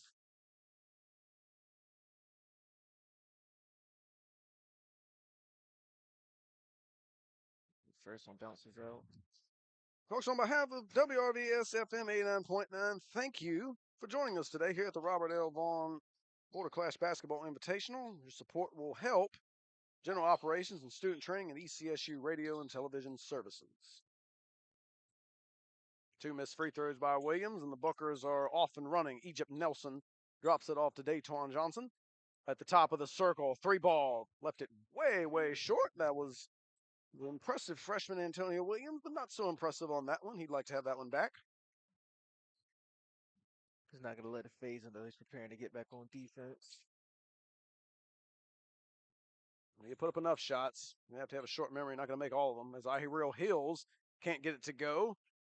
And there's a good job by Williams to get the rebound. Williams trying to apply the pressure here, but Williams able to get rid of it. Now on the inside, Carmelo Brown with a left hand. We love to do that. A nice job by Tay Williams, able to sky for that rebound as Brown had the position. Good job on Hill right there to anchor down, even though he was in a mismatch. Well, a nice job by the Aces early in the third on the defensive end, but unable to cut into the lead thus far. Here's Ward. Smith, Williams. Aces trying to get into a shot. This is a 3-ball, and good. Jalen Smith with a much-needed bucket. Defense was somewhat organized, and then no one, seemingly the defense just backed away from him. Hopefully, with Smith seeing the ball going to the basket one time and help him going throughout this game.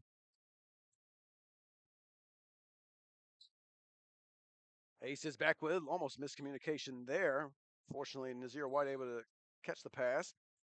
Now Tay Williams operating, great use of the dribble, and he is fouled again. I like the way both teams are fighting hard right now. And then speaking of preparations, Washington County, I see they're all in their uniforms getting ready to play next. That should be a showcase of sorts. Washington County 9-1, the Franklin Broncos 14-1. The best matchup on paper from a record standpoint. This one, quite the appetizer so far. Williams struggling from the foul line. He's missed 3 in a row now. Much needed points as they try to get back in this game. Their defense has held strong. No buckets yet for the Bookers.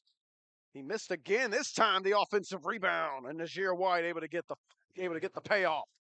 White was able to get them 2 points back. Antonio Williams a bit out of control there. Tried to drop it off behind his head to Carmelo Brown, but did not work, and now that's a turnover. So the Aces methodically working their way back into it.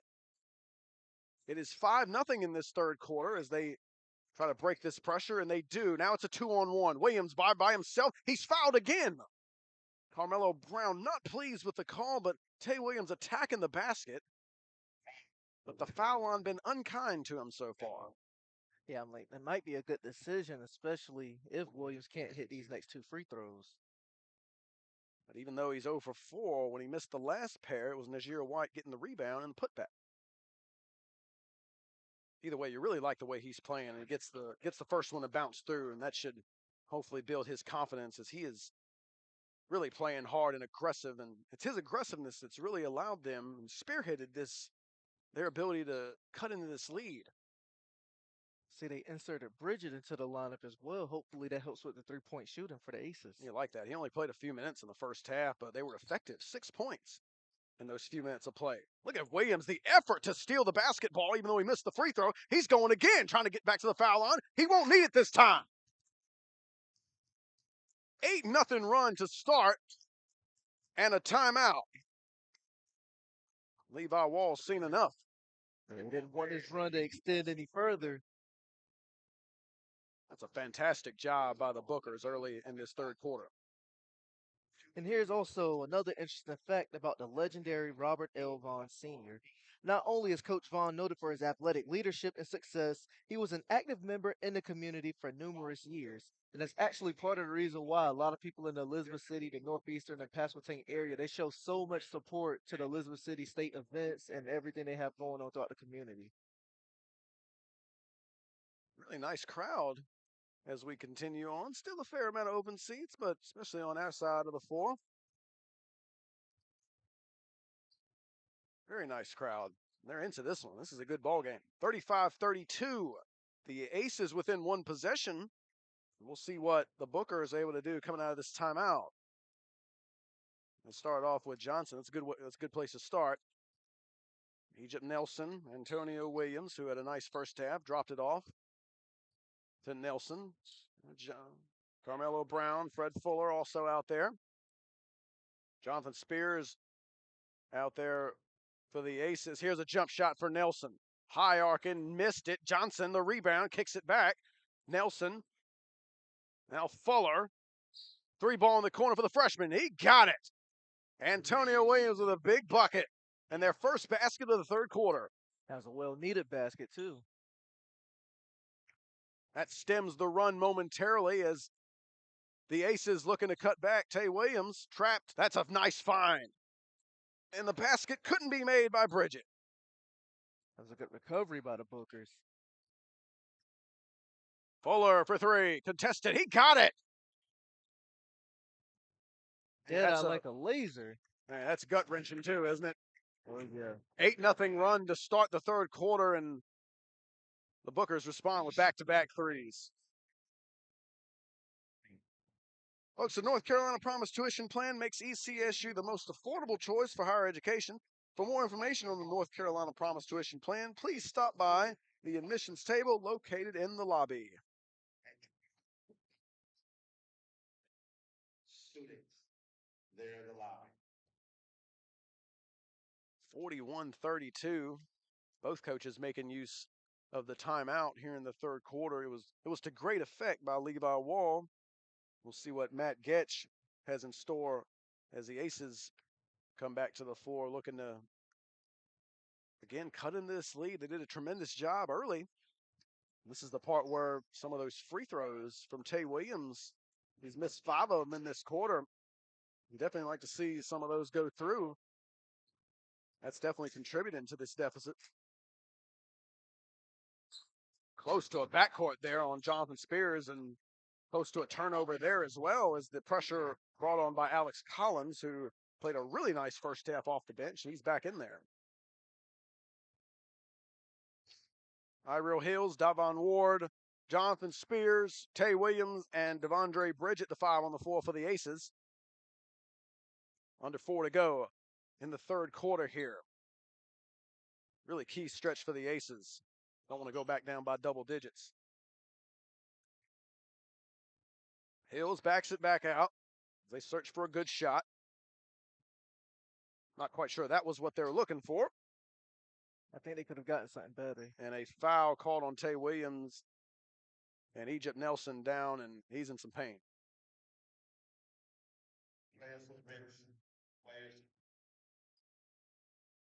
If I had to guess, I want to say it's like a leg injury somewhere on his lower part of his body. We'll step aside, be right back.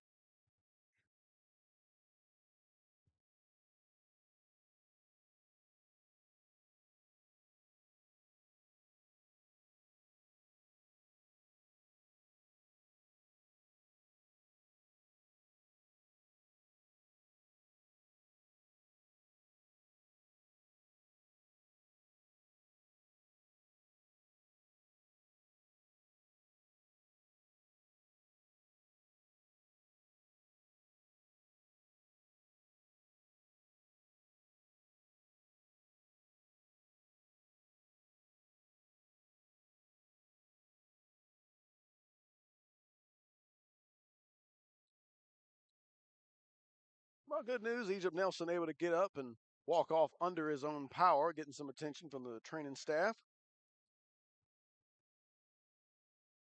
Meanwhile, the Mighty Bookers back with the basketball off that foul.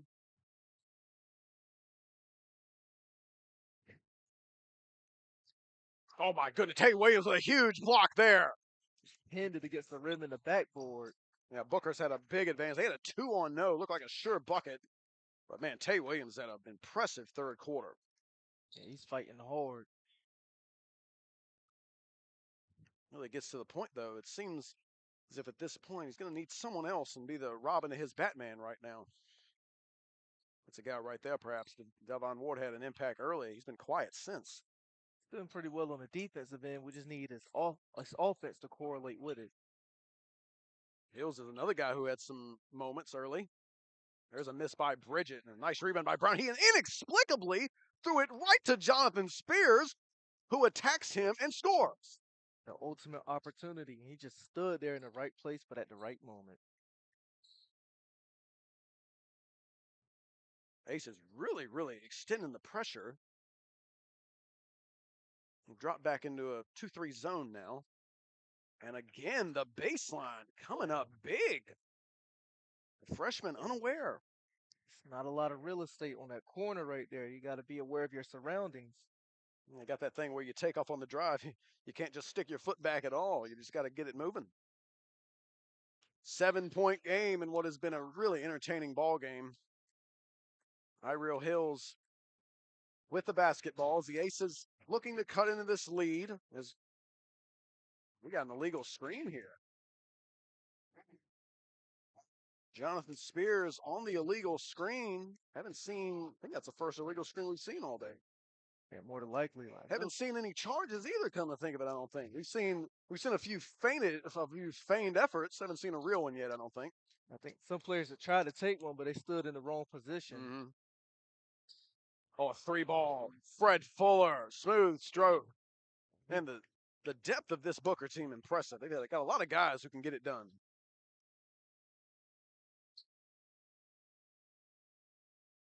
Hills on the cross.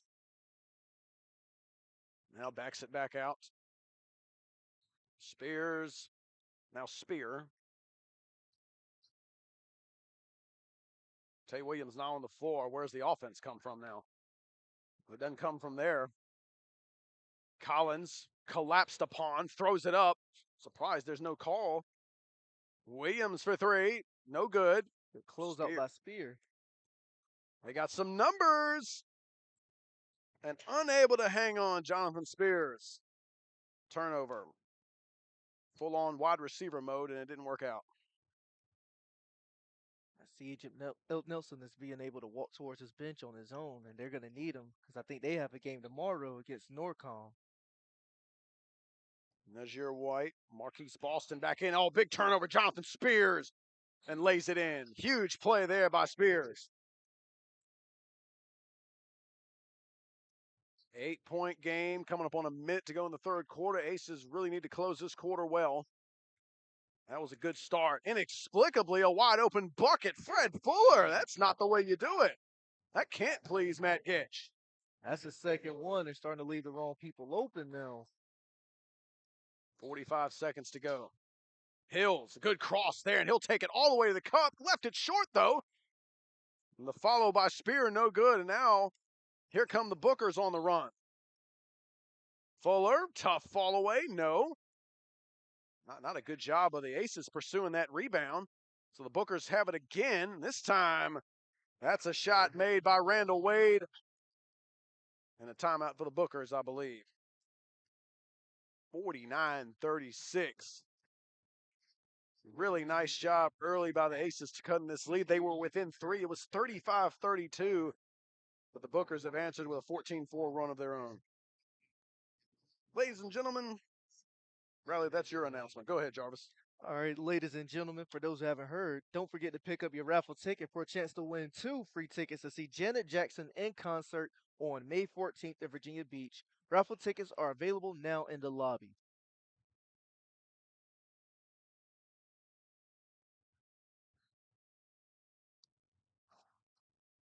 22.5 seconds left. The Aces, difficult third quarter, within 3 early, and now down 13 and needing a good possession to end the quarter. Anthony Brown aggressive there, almost met some fans and signed autographs there as he almost went spilling into the crowd. I don't think the Aces will probably be able to get the 2 for 1 on this, but hopefully they can score on this possession. 10 seconds to go. Hills trying to use the screen. They switch it. That's a great spin move. We've seen that several times. Najir White, 3. Left it short. Offensive rebound. He got it. The question is, did he get it off? And they say he did. That'll be a good confidence booster going into the fourth. So a big finish to the third quarter. The Aces get a much-needed basket on the final possession. They're within 11, 49-38 at the end of 3.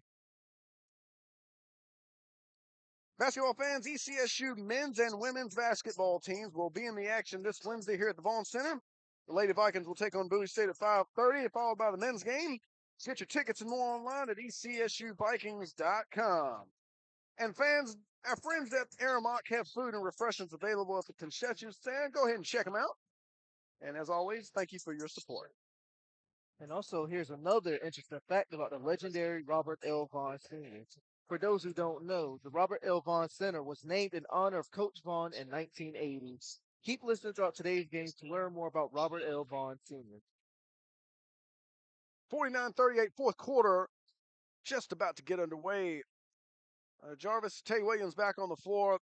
You get the feeling, at least from my perspective, he's going to have to be center stage if the Aces can rally and make up this deficit. I think he has a little bit more help down low. We saw a good showing from Najir White, especially when it came to getting second chance opportunities. Bookers have Collins and Williams, Randall Wade with the basketball, Anthony Brown. They're into their bench right now. Fred Fuller is on the floor. He made a couple threes in the third. That passes into the Bookers bench, much to the chagrin of their coaching staff.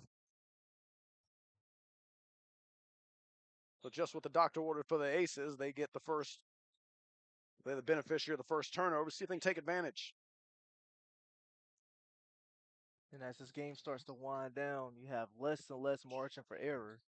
Every possession being more valuable. Williams getting great position. Unable to get the finish, but the Bookers unable to get the rebound. Seen some great back screens on the inside has allowed Williams to get deep post position. Just couldn't get the finish there. Alex Collins checking out. And Egypt Nelson, good news for the Bookers. He's back on the floor. It's good, certainly good to see. Real Hills.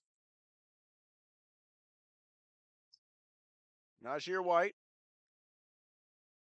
Tay Williams on the cut. That kicks it out. Good look for Devon Ward. Left it short. Had a good look at it. Got to get a little bit more power on that next time.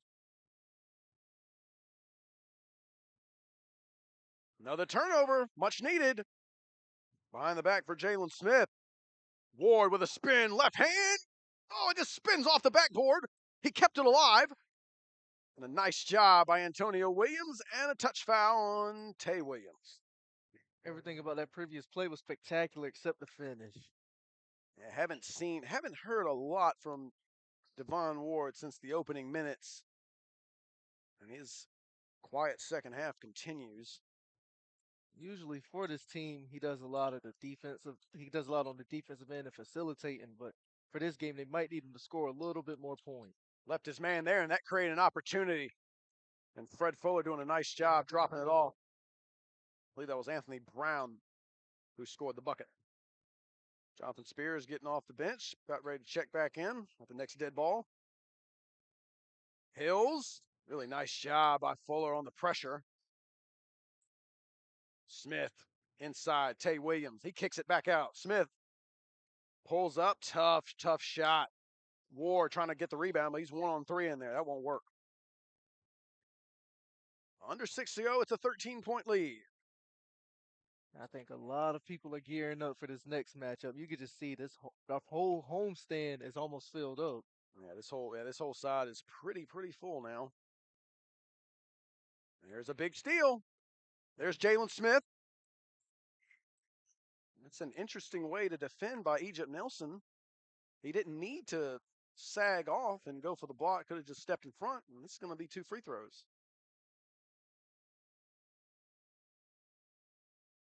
And much needed now. Again, Tay Williams missed 5 for 6 in the third quarter. That's some points you really need right now, and so Jalen Smith really needs to make these. Go ahead and get some points up while the clock is stopped. 12.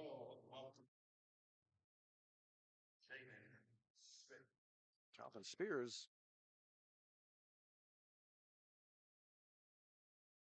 I don't know if he checked back in or not. Nazir White just checked out of the game.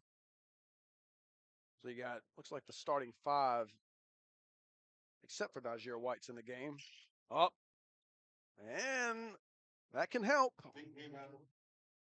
They go 1 for 2 for Jalen Smith, but the fight for the rebound came down to the Aces, and now Ward to the foul line for 2 more. Yeah, Ward said he wasn't even going to travel to go for that rebound right there. I'm going to just take it from you when you come down with the ball. First free throw good. Chance to get within 10 with this one. Door still open a bit. The Bookers have been controlled seemingly since about halfway through the second quarter. And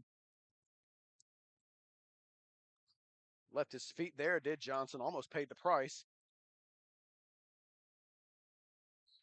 Booker's working it around. No need to rush now. And with the 10-point lead and 5 minutes to go. That's a good drop-off pass. What a block by Tay Williams, though. And here come the Aces. Ward, Spears for 3. Left it short. Big miss there. That could have been huge. Especially coming off that Tay Williams block.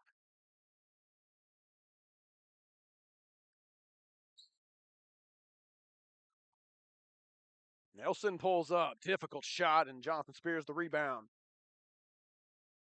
Really incumbent upon the Aces here to push the pace, you'd say. Oh, yeah, they have to. The clock isn't on their side.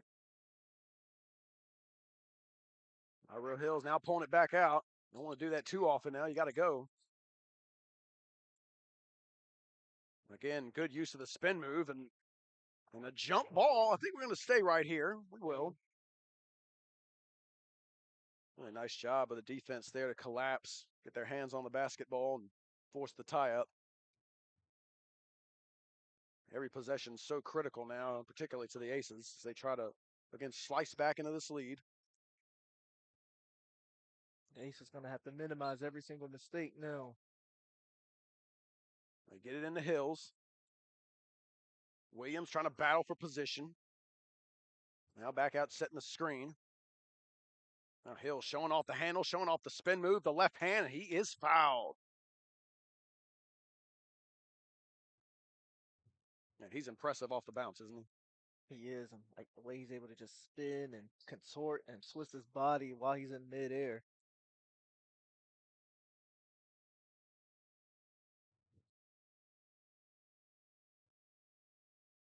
Brings them in single digits. Substitution for the Bookers. Anthony Brown checks out. Carmelo Brown back in. A Brown exchange of sorts.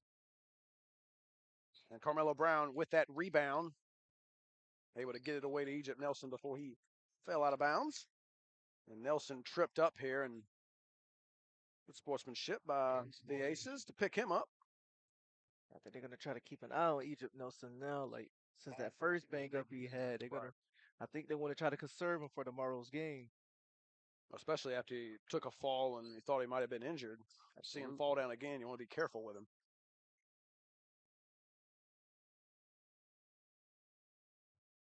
Booker's being deliberate here on this possession. Carmelo Brown on the inside, and that pass rejected by Jalen Smith.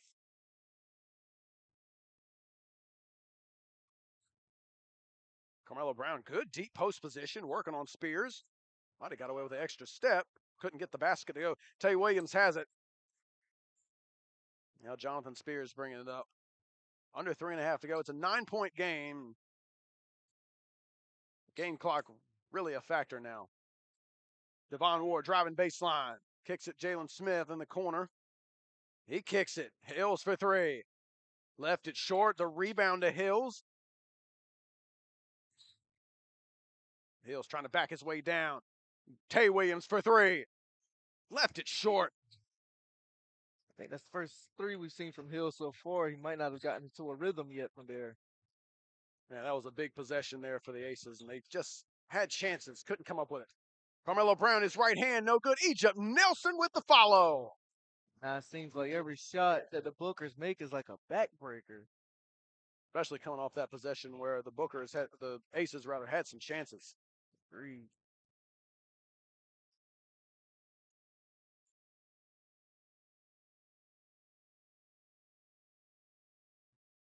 Tay Williams off the cut. Couldn't get it go. He's still fighting for the rebound. He got it. Trent Spears. He's fouled. Jonathan Spears on that follow. It's everything seemingly difficult for the Aces on offense. Everything contested. Challenged at the rim. It's harder to get passes off too. Yeah, very, very active hands. I mean, even there, Egypt Nelson and Dayton Johnson, I mean, these are lengthy guys who can handle the ball, but also deflect things on the inside. Really good looking team. You can see why they're 7-1 and just 222 away from being 8-1. And I think what's scary about that is that they're ranked number 5 in their region. So I wonder how the other 4 powerhouses. Dayton Johnson, seemingly that might be an exclamation point as he makes a nice shot off the window. Coming up on 2 minutes to go, it's a 12-point game. Devon Ward. Bridget back in the game, and he walked.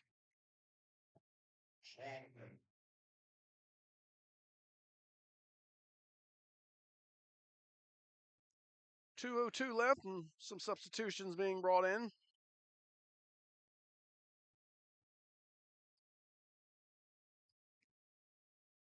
Booker's looking to finish off strong. What has been a really good performance by them. Dayton Johnson all the way to the rim. 57-43.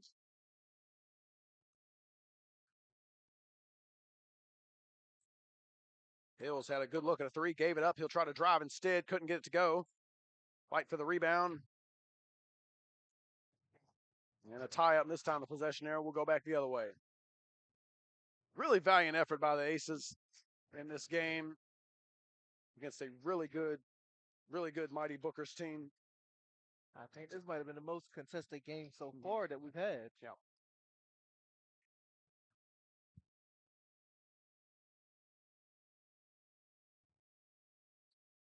Booker's in no hurry on this possession.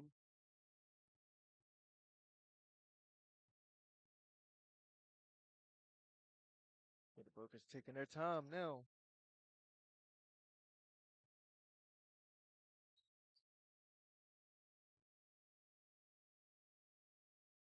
No shot clock here, so no reason to shoot the ball, although I can't imagine that they'd run the entire rest of the clock out. Now Hill's applying the pressure, trying to get Fuller to get moving. Almost resulted in a backcourt. Now Johnson trying to go to work.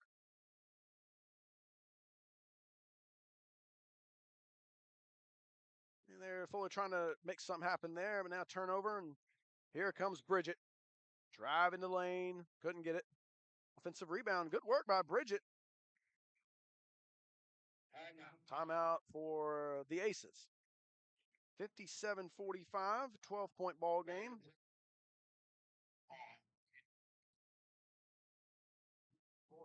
Well, we saw deficit final margins of victory of 22 in game 1 and 46 in game 2, so a really much more contested game. The Bookers separated themselves for much of this game. The Aces did a nice job. They got to within 3 again. It was 35-32 about midway through the third, and from there the Bookers really reasserted control of this game, and again, very impressive on their part as they were moments away from moving to 8-1. Yeah, the Bookers had a nice run going into halftime, and then towards the end of the third and the beginning of the fourth, they went on another run, and that gave them even more cushion. There's a home run ball to Dayton Johnson, and he slams it down with the right hand. In the last 6 points, I believe, from Dayton Johnson. Jimbo Parrish back in. He loses the basketball. And we should just see the Bookers just dribble this thing out, and they will. 59-45 will be the final. This will be the 5th consecutive win for the mighty Bookers. For the Aces, it'll be their 3rd loss in a row.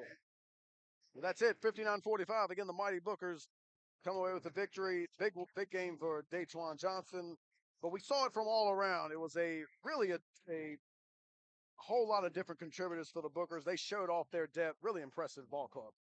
Yeah, really. You see, they're kind of deep, like have a lot of depth to them as well. Like you see some players get subbed out, and another player comes in. You really don't even see a significant drop off in the amount of talent they have. But both teams played well tonight. I just think one team capitalized more off of the mistakes, and the other team they had some opportunities to capitalize, but then they ended up making a mistake by themselves in turn. Yeah, for the Aces, really, Tay Williams was really impressive. I loved his effort, really competing, particularly in that third quarter. Just not enough help, and everything seemingly, again, difficult for the Aces. They'll try to get that corrected moving forward. Yeah, I think I saw some bright spots from Najir White, but he wasn't able to string it along consistently for the entire game. Well, again, that's the final, 59-45. The Bookers take this one, the third leg of this 8-legged, again, event. The Border Clash, Virginia leads today so far 2-1. Once again, Washington County, the Panthers, and the Franklin Broncos, 9-1 versus 14-1. That's coming up next. Stay with us.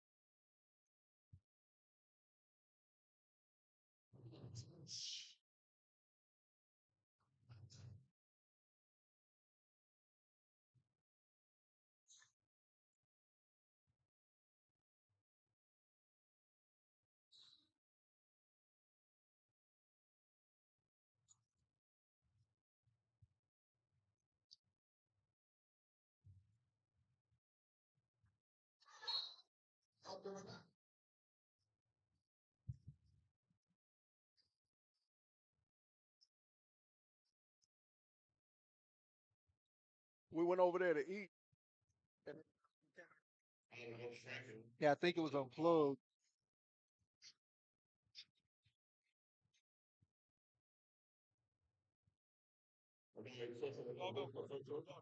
Hmm? I can. Can you hear me? Yeah. Yeah, we can hear each other.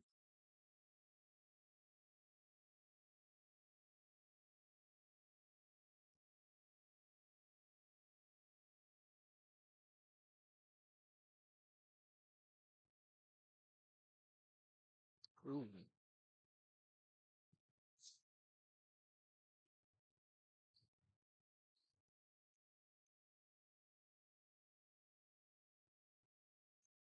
Testing, testing, testing.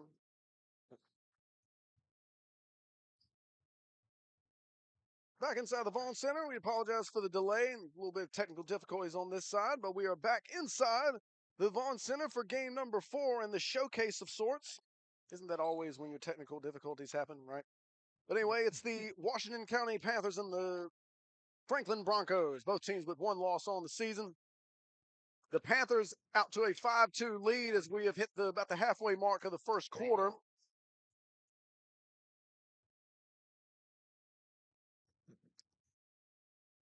Panthers with the turnover here. Broncos now with the basketball. Again, 14-1 on the season on a 6-game winning streak. Meanwhile, the Panthers won their first 9 before taking their first loss of the season the other night against Birdie by score 53-51. All to a good start. Crowd is live. It's into this one. Washington County with a big contingent of support. Here's a 3-ball from the baseline. It's good. LaShawn Jackson. And it's an 8-2 start and a timeout on the floor for the Broncos.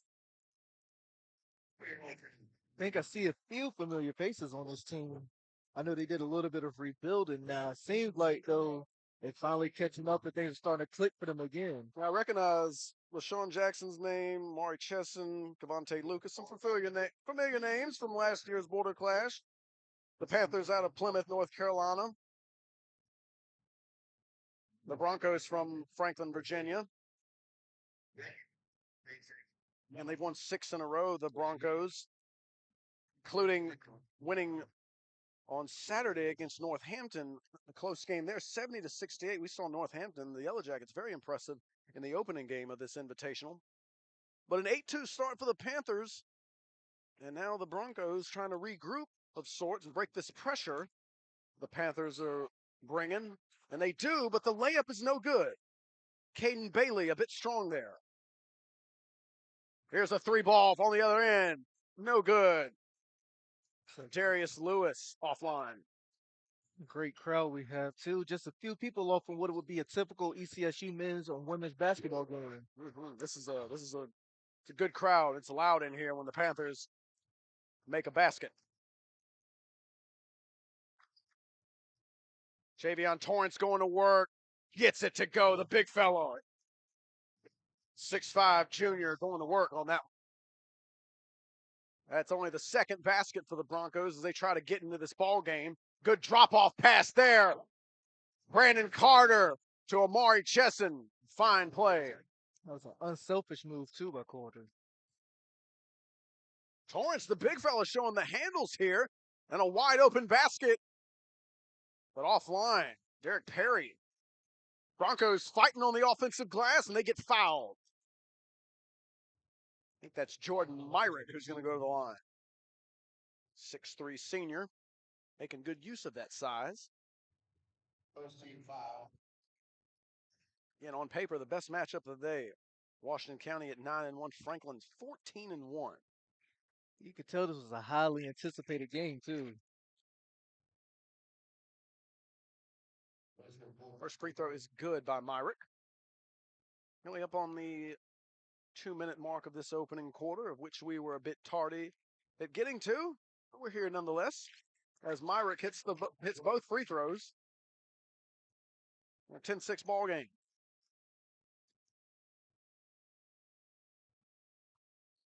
Broncos bringing the pressure here. Now we have a 3-on-2. They break it. Lucas! He missed the dunk, but the rebound to Chesson, and he puts it in. He put a little bit too much ink on that dunk right there. Oh, and a good job by Lucas getting the steal. Still loose. Now it comes away to the Panthers. Baseline drive and a hack by Perry. That'll send Brandon Carter to the foul line.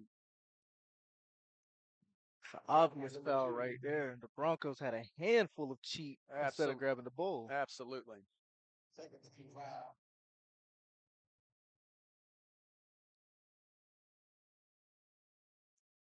The state of Virginia with a 2-1 lead. Out of the first 3 games complete. Washington County trying to even it up here. And off to a fine start. Carter, the 6'1" sophomore, hitting the first. And he makes the second. 14-6. Both teams employing some pressure defense. Creating some havoc for the Broncos. You have a 2-on-1 here. Perry drops it off. Torrent rejected by Lucas. What a block. Chesson on the other end left the floater short, and that'll be a turnover. Man, Cavante Lucas on the other end denying Torrance. You couldn't hear a sound of the way he smacked the ball, but you could certainly see how far it went. Mm-hmm. That pass a bit offline. It'll be a turnover. Chesson comes up with it. Broncos definitely a bit out of sorts in this first quarter. They'll have to correct that moving forward. The Panthers under control. That's a kick. A bit delayed there, but a kick nonetheless on Torrance. Robbie Cutcham's on the sideline. Going to be a point of emphasis at some point until these guys have settled down and move the basketball, be strong. Both teams employing the pressure defense. It's definitely the Panthers been more effective early on, and they're moving the ball with a purpose on the offensive side.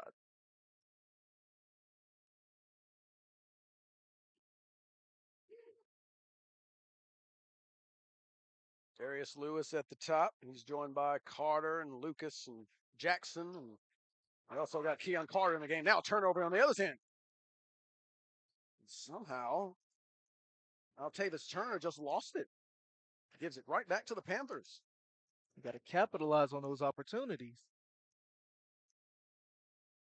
Broncos in a 2-3 zone here. Got Lucas in the middle of that zone trying to flash and get the ball. Struggling to get inside that zone. It's always a challenge. Now they got a little bit of movement working. Oh, and a good deflection there, and it comes away to the Broncos. Could be the last possession of the quarter, coming up on 10 seconds. Perry with the ball. I'm not sure if he recognizes. Now he's got to go. Fires up a contested 3, no good, and that is the end of the first quarter as Lucas rebounds that last miss. And what a quarter it was of the showcase of this event. Yeah, a lot of highlight plays, a lot of action. You could tell the crowd is loving every single bit of it. 14-6 at the end of one. Folks, WRVS 89.9 would like to thank J.W. Hood, Consistory number 155, and Commanders of the Right for their sponsorship support of the Border Clash. And folks, don't forget, our friends at the Aramark, they got food and refreshments available at the concession stand. Go ahead and check them out, and thank you so much for your support. And here's another interesting fact about the legendary Robert L. Vaughan Sr. Coach Vaughan is a member of the Omega Psi Phi Fraternity Incorporated. Omega Psi Phi Fraternity Incorporated is the first international fraternal organization founded on the campus of a historically black college. The organization's cardinal principles are manhood, scholarship, perseverance, and uplift. Keep listening throughout today's games to learn more about Robert L. Vaughan Sr.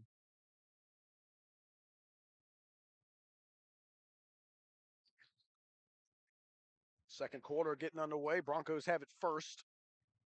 Javion Torrance, Derek Perry, Caden Bailey, Jordan Myrick, and Solomon Moody.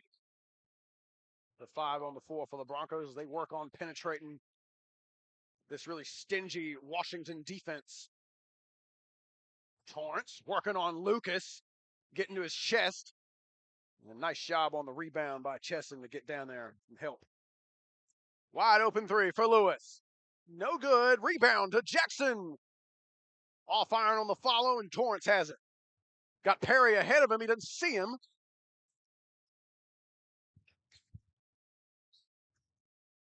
And that pass off of, I believe that was off of Keon Carter. It'll stay right here with the Broncos. Early on second quarter, 14-6. Jay Wise, Jarvis Riddick with you in the Vaughan Center. Glad you could join us on this Martin Luther King Day, the 4th of 8. So we continue to move along. Step back jump shot, in and out. Rebound, and I think that's going to be a walk. A lot of contact on that when they let it go, and he falls to the floor, does Jordan Myrick, and they call the travel. He took so many steps while hitting the ground.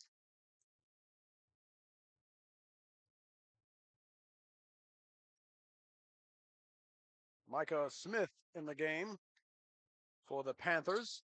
There's a nice find, but Keon Carter unable to corral it. And it'll go back to the Broncos.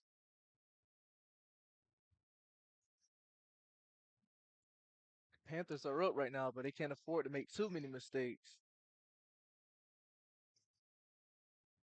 Oh, that was a tremendous job there by Carter to get his hands in there. Caden Bailey, that looked like a sure layup. But everything difficult so far.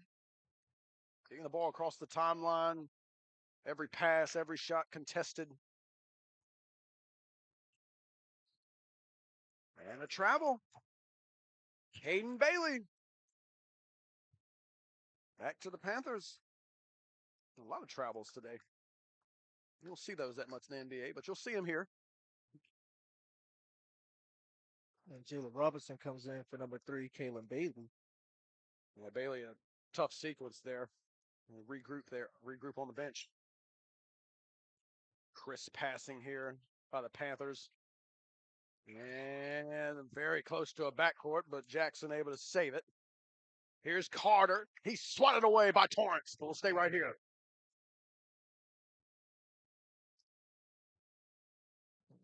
(14-6). No scoring yet in the second quarter. Panthers trying to change that. Both teams have picked it up on the defensive end. Darius Lewis for 3 at the top. Bit offline, and the rebound. They got the rebound, and it was stolen. Now it come back. Here we go. Moody, nice drop off. And the finish. Jalen Robinson with the bucket, and he'll go to the foul line. He put his body on the line for those 2 points and the opportunity to get one more. Amari Chesson back in. Keon Carter out. And after a brief rest, Caden Bailey will check back in. Derek Perry to the bench. I see the Northeastern coaches have made their appearance here as well. Get a little bit of early in scouting to see some of the other teams and how far they come, because I'm pretty sure they got to play some of these teams in the border clash later on this year. Robinson couldn't convert the three-point play. It's 14-8. Panthers now again extending the defense. Oh, my goodness. He blocked that with both hands. Javon Horn with a volleyball spike. We've seen some highlight reel rejections today. These teams haven't disappointed so far. Lewis trying to get the ball in bounds. He gets it to Lucas. Operating on the left baseline. Now kicks it out. Good ball movement. Jackson for 3. Splash. That much time to get his feet set. He better make that. Lucas. Oh, and a big collision. And Lucas is down and he's hurt. On the other end, the layup is good by Jordan Myrick, but they'll stop play.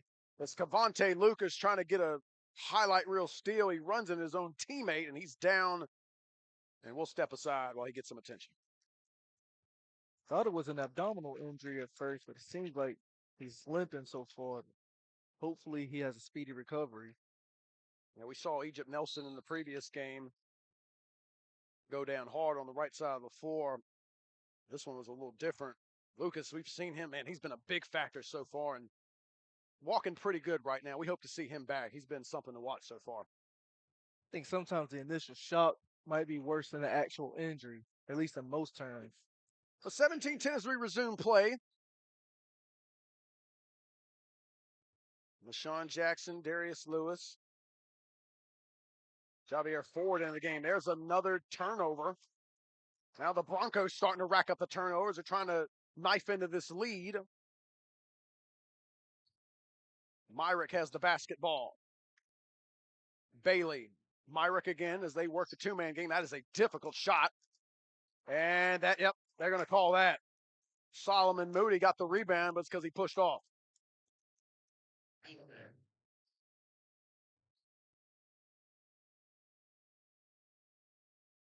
Derek Perry back in the game. Jalen Robinson back to the bench.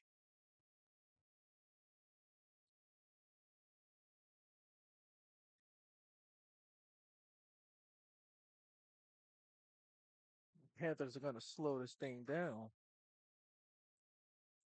And that delivery, not the best, as Jackson threw it at the feet of Darius Lewis, and he couldn't handle it. Unforced error there, certainly.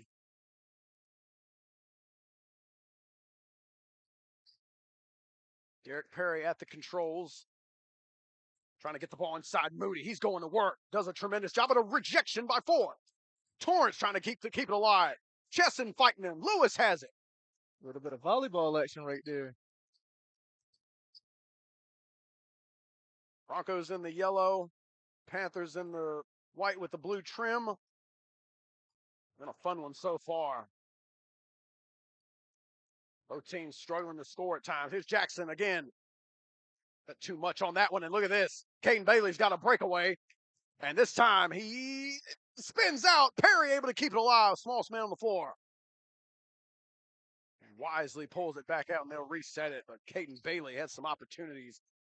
Perry unable to convert. There's a tough rebound by Torrance. And the foul is committed. They'll send Myrick to the foul line. Man, what an effort. Man, Torrance working hard in there. Glad it wasn't a fatal injury on that play, though. Make sure those Gatorade coolers are filled on this one. They're going to need it.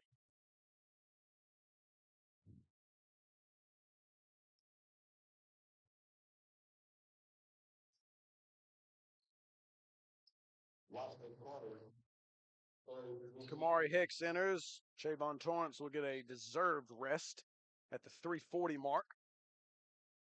2-possession game so far.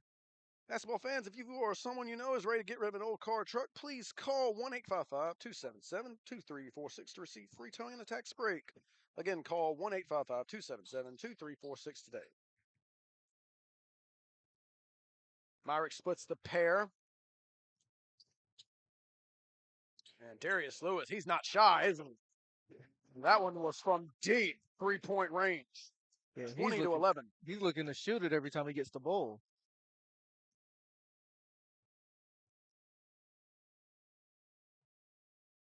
Moody got in deep trouble there, and Myrick stepped on the line. The pressure of the Panthers paying off in this first half. And some timely 3-point shooting not hurting either.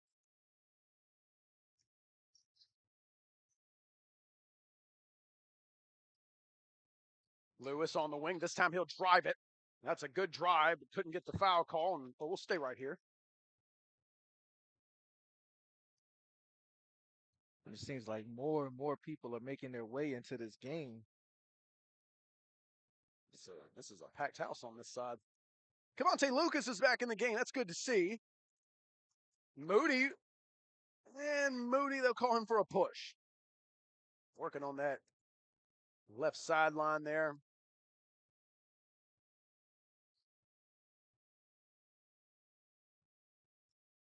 Torrance coming back in, and Solomon Moody will have a seat. Micah Smith triggers it in to LaShawn Jackson. There's Smith for three, way offline. Myrick boards it. Perry. Here's a good shot for Bailey, but he left it way short.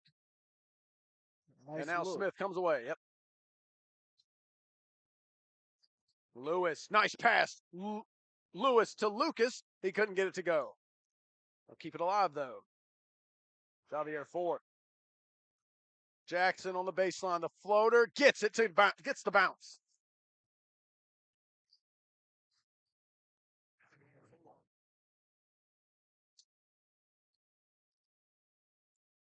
Oh, my goodness. Ford with the block. But the Broncos stay with it, and Myrick the beneficiary. Javier Ford. Another highlight reel block in this game. Lewis from deep three-point range. Too much this time, and Torrance with a good box out. I think both teams are getting a little bit fatigued from going back and forth in transition so many times. Derek Perry with a ball on the string there. Now it's in trouble. That went in between Myrick's legs. Panthers have it. Lewis, he's certainly not shy out there. Now Lucas throws it to Javier Ford, and he couldn't handle it. Lucas not pleased on that one, as he thought he delivered an excellent delivery. That would have been a great play, though, if Ford was able to convert that. 22-13. Both teams having their own difficulties finding the bottom of the net. Just over a minute to go in the first half. Oh, that's an unforced error as Torrance couldn't handle the pass. Lewis lines up the three. Not this time. Man, he's had some good looks. Yeah, he's always ready to shoot it. Range, not a consideration for him either.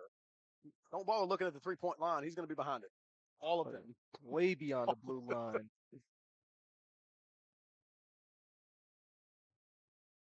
Well, Lucas trying to get the steal there. Oh, that's a fantastic effort by Torrance, but he wouldn't go. That's going to be a charge. And it is. Brandon Carter runs over the defender. That was a fantastic job by the Bronco defense. I think that's the first successful charge card we've seen so far today. Well, you saw that guy. He actually had a purpose. He stood in there. We saw some fake ones earlier where the guy just stands there and he's like, actually, never mind. I'm not interested. Yeah, that guy almost got ran over on that play. This is the age to take charges, too. Like, you get up to our age and beyond, like, I don't want to charge these days. I don't want to take one. Yeah, you can take the charge, but you might not get back up from it.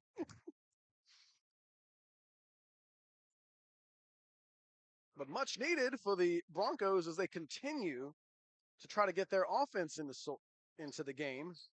Points at a premium in this first half.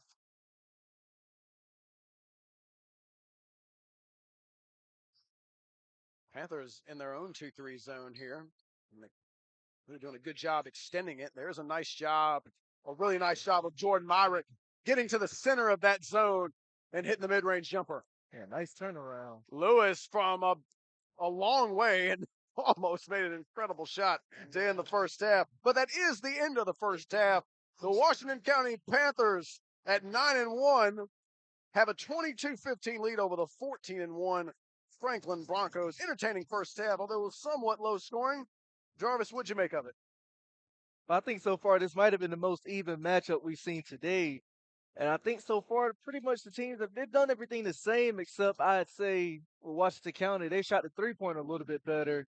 And I think with Franklin, they've had some good opportunities, but they missed like some open looks. And I think they were moving too fast and out of control, and they couldn't go up the way they wanted to with some of the shots, and they failed to convert.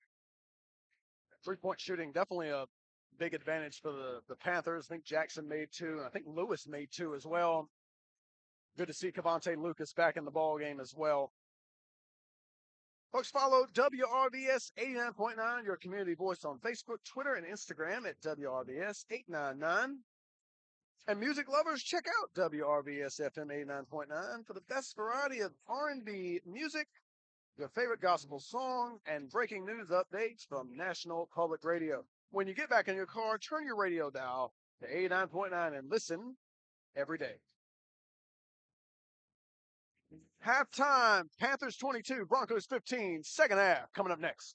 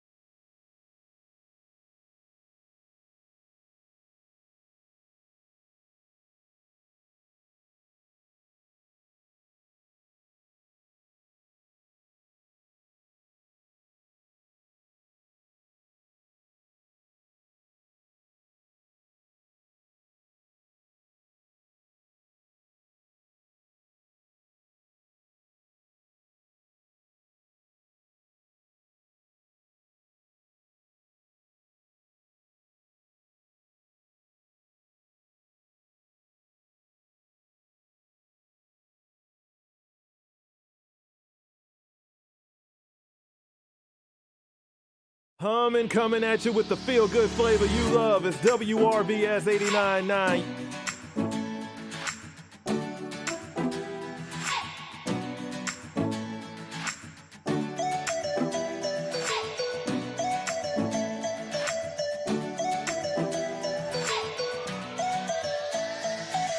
Your community voice, your big bro and radio Clay Mercer here with you.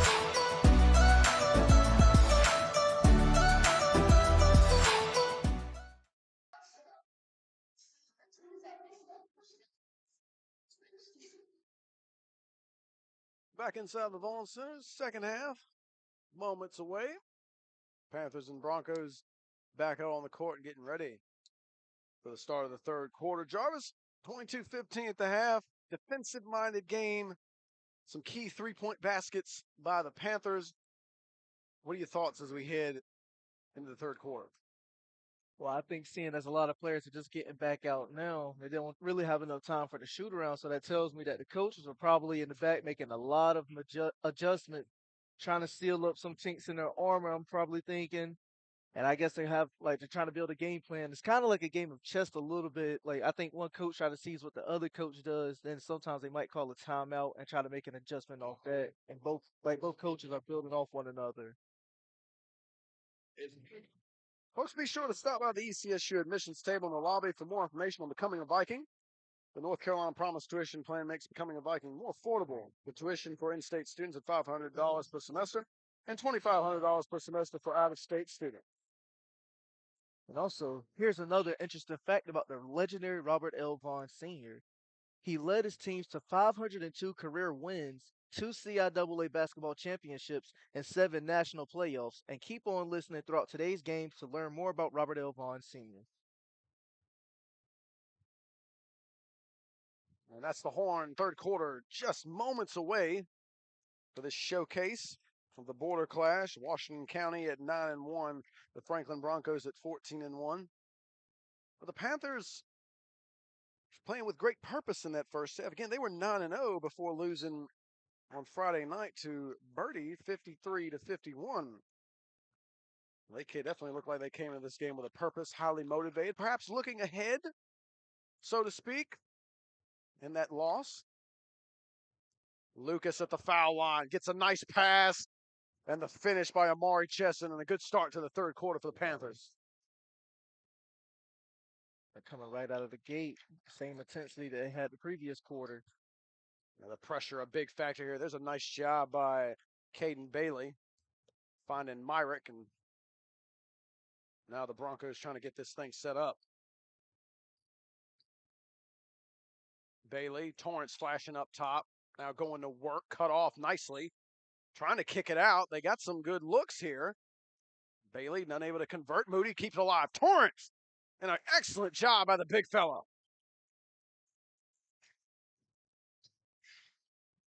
24-17, much needed basket off the offensive rebound. Torrance with good hands, almost got the turnover. Instead, Jackson will keep moving it forward. They get a foul here. I think they're going to get Derek Perry on the reach.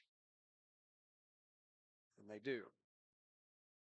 It's been a real nitty-gritty physical type of game today.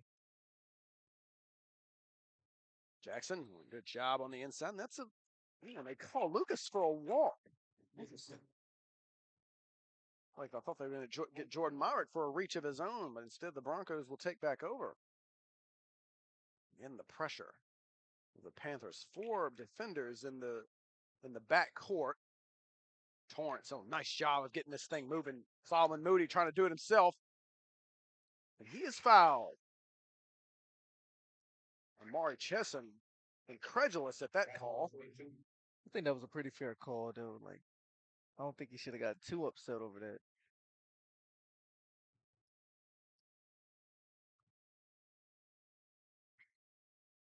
Folks, experience Elizabeth City State University at ECSU Winter Open House on February 11th.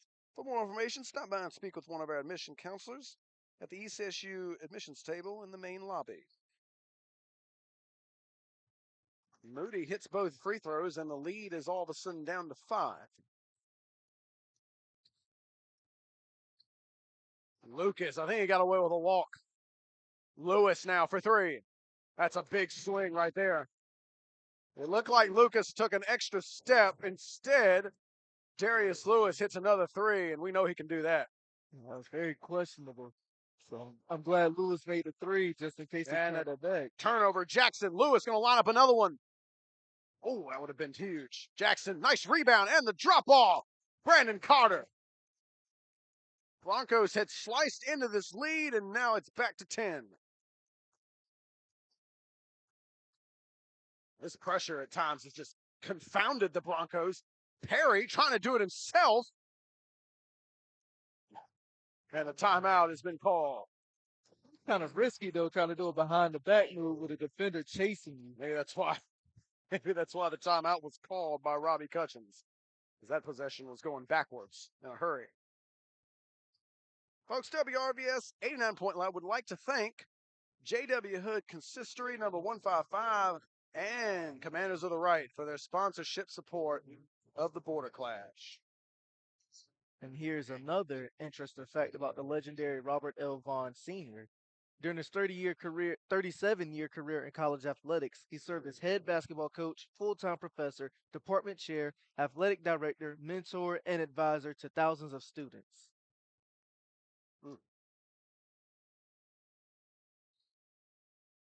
29-19 as the Broncos continue to have difficulties with this Washington pressure. Definitely the story of this game, I'd say. Far too often, the Broncos unable to handle it. And that pass intercepted by Chesson.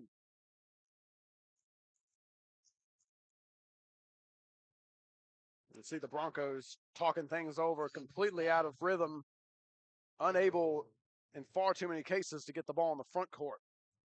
Chesson looked like an NFL cornerback the way he picked off that pass.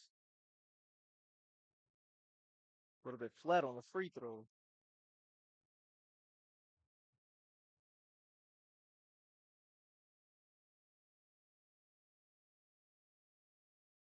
Too strong on that one. So a break of sorts for the Broncos as they're able to get the ball in the front court on that possession somewhat easily. Moody working the baseline, contorts his body, and finishes. An impressive move by Solomon Moody.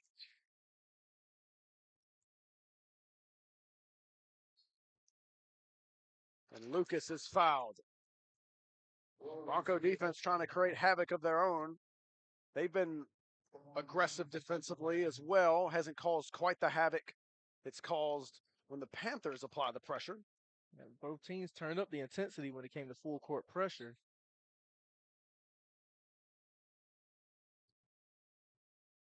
Chesson, Jackson, corner three for Carter. Off the side of the backboard. Carter able to follow it. Now Lewis. He'll line it up again. That one's way offline. Carter the rebound, and an excellent job by Myrick to steal it. Great pass ahead. Perry, they'll chase him. He lays it in. Derek Perry, fantastic effort. Lead down to 6. Derek Perry had to feel those guys coming after him. Did a great job able to fight through it. His speed helped bail him out of that situation. That's a good push ahead also by Caden Bailey, who kept the fast break alive. Lucas on the face-up. He's rejected by Torrance. He knocks it off of Lucas, and it'll go to the Broncos. I think Lucas was looking for a foul right there, but these referees are keeping a lot of things in play this game, so sometimes you just got to get right back up and try to recover. Kamari Hicks enters the game. Moody will sit down. I'll tell you, Chavion Torrance has absolutely kept the Bronco team in the game. His effort on both ends has been completely critical. Myrick, hard drive, couldn't bank it home, keeps it alive. Now Bailey, and he'll back it out. Now Bailey, good hard drive, right hand is good. 4-point game all of a sudden, and it's 6 straight points for the Broncos. These are the adjustments that we were talking about that people made. You can see Franklin's had the better quarter so far.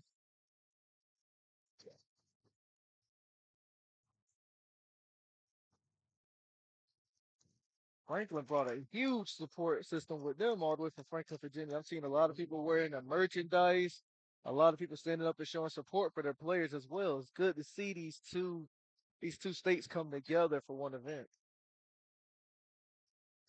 I didn't see what the call was on that turnover. It might have been a violation of not getting it across the timeline. But nevertheless, either way, a chance for the Broncos to get closer. Perry going to work, contorts his body effectively. Couldn't finish, though. And LaShawn Jackson comes away. Lewis, he's going to take it himself, step through. Good pass. What a block by Torrance, but they call a foul. Torrance can't believe it. Thought he had another fantastic defensive play. Nonetheless, though, the block still looked great, even if it didn't count. The Broncos really, like the first time that you really felt like the momentum has been on their side. And Chesson, the foul line, not his friend right now, is two free throws here. Definitely would have really stemmed the momentum. Instead, he's missed 3 in a row, and that's got to be an issue for him, perhaps mentally.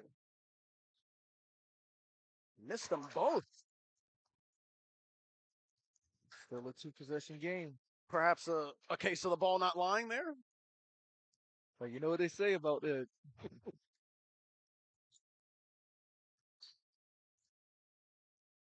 Jackson almost had a steal, and I'm not sure what that one is about. I think that ball was deflected, which should have allowed the Bronco to continue dribbling. Officials don't think so. Fans heavily disagree with that call. Jackson pushing this thing up the floor, and he is, they call a tie-up. Tremendous job by the Bronco defense. Man, this is an intense ball game. This has been the issue, though, quite too often. And again, Perry and Bailey not on the same page. And they're talking about it now. They got to get it figured out quickly. Under 3 to go. Lewis, not shy. In and out. Lucas rebounds and a foul. He almost got knocked out of bounds. There's been a lot of discussions between the Bronco players as they try to navigate this pressure. Bailey took off on that last possession. Perry threw it to where he was standing, and it's another mistake. Perry trying to get that steal quickly. Didn't get it. Here's a 3-ball. No good. Rebound, Jalen Myrick. The Panthers were able to put up a lot of 3-point shots, but they just can't get any to fall this quarter. Yeah, Lewis has been offline. Oh, what a move. Jordan Myrick with a spin. That's a good finish off the window. Oh, and what a play by Torrance. Still fighting for it. He was on the line. And a tremendous effort by Chaden Torrance. Bronco bench is not deterred, though. They love the effort. And it's been seemingly ages since the Panthers found the bottom of the net. This is an 8-0 run for the Broncos. Coming up on the 2-minute mark of the third quarter in what has been by far the best game of the day so far. Jackson from mid-range gets the kind bounce. And they need that basket. Hopefully that weathered the storm a little bit. Torrance, Perry with a good flash. Takes it himself. Oh, a great wraparound. And they say Javier Ford, he was on the line. We'll keep it right here. Still a great save, though. It's prevented the 2 points. That was a great pass by Derek Perry. Going to get the ball in bounds. Torrance here has it. Him and Lucas, man, that's been a fun matchup to watch. Oh, and Torrance takes a tumble to the floor, and a foul is called. They say Darius Lewis, the guilty party, the 5'10" senior.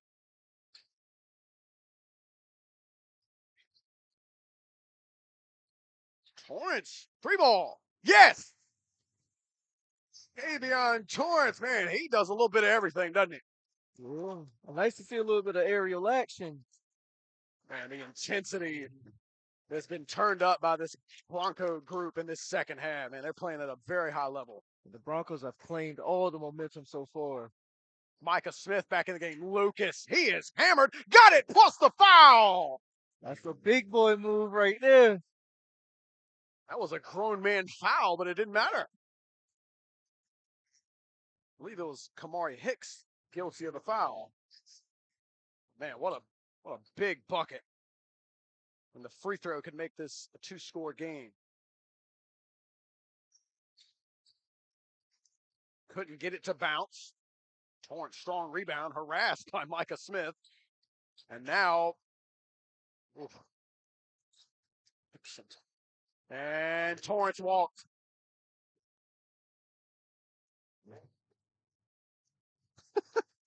Fan in the front row getting his travel call on. He's at any event in the Vaughan Center, whether it's Elizabeth City State, any high school, whether it's volleyball, basketball, he's going to be here in the Vaughan Center. You talking about this fella that we just saw? Yes. Oh, okay. Yeah, I usually see him at every event. Okay. 33-30, a minute to go in the third. Jackson, Micah Smith. Do a really good job of shot selection. Don't see a lot of forces by this Panther team. They move it around, swing it side to side, get good shots. And Lucas mistimed his jump on that rebound by the miss by Smith. Mooney went behind the back, almost got stolen by Lucas. Now here comes Myrick. Perry no good. Rebound. And Myrick going to find his way back to the foul line.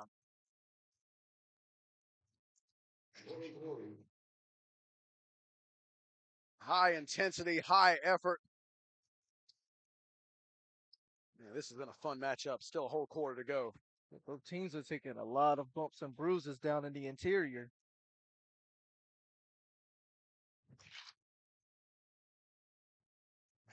Folks, on behalf of WRVS-FM 89.9, thank you for joining us today here at the Robert L. Vaughan Border Clash Basketball Invitational. Your support, it helps general operations and student training at ECSU Radio and Television Services. Myrick's 1 for 2. It was a 2-point game, 33-31. And that 2 also matches the amount of losses these teams have combined. This is a good matchup. Smith, the corner to Lewis. Now they'll swing it back around. Jackson, he steps into a 3. Missed it.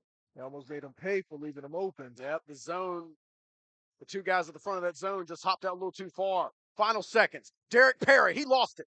And that is the end of the third quarter. And a fantastic matchup has delivered. The Panthers led this side 10, 29-19. But the Broncos have answered, and as we head to the fourth, it's 33-31, Panthers by a deuce. Yeah, like the song that's being played by Ty the DJ. It's getting real hot. Folks, the North Carolina Promise tuition plan makes ECSU the most affordable choice for higher education. For more information on the North Carolina Promise tuition plan, please stop by the admissions table located in the lobby. And ladies and gentlemen, don't forget to pick up your raffle ticket for a chance to win 2 free tickets to see Janet Jackson in concert on May 14th in Virginia Beach. Raffle tickets are available now in the front lobby. And also, here's another interesting fact about the legendary Robert L. Vaughan Sr. Coach Vaughan has acquired numerous honors and achievements. He was honored as the 2017 HBCU Living Legend at the HBCU Living Legend Scholarship Gala in Winston-Salem, North Carolina. Keep listening throughout today's games to learn more about Robert L. Vaughan Sr.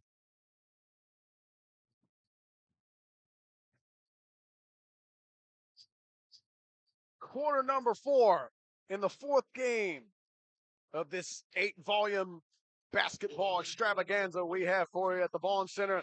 Once again, Jay Wise, Jarvis Riddick, so glad you're with us on this Martin Luther King Day. And if you just tuned in, you tuned in at the right time. The 9-1 Washington Panthers, the 14-1 Franklin Broncos. Panthers have it.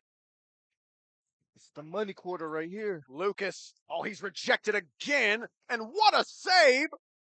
And, man, what a tremendous effort on all sides. Torrance with the block, he saved it. Then Lucas hitting the floor. Man, just tremendous effort. And one thing I can guarantee is that whichever team has the better fourth quarter will win this game. Broncos into the front court. Moody backing down. Way off, but the follow. Jordan Myrick, he's been a big factor in this second half. And we got ourselves a tie game.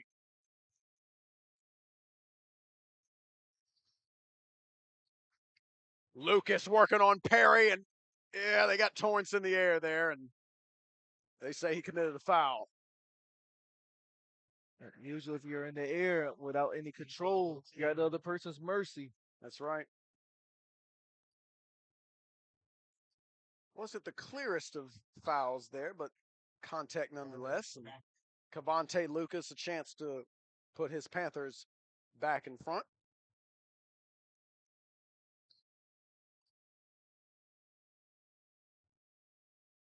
We still have people piling in. I think Jordan Myrick might have some blood on him, if I had to guess. That might be why he had to check out.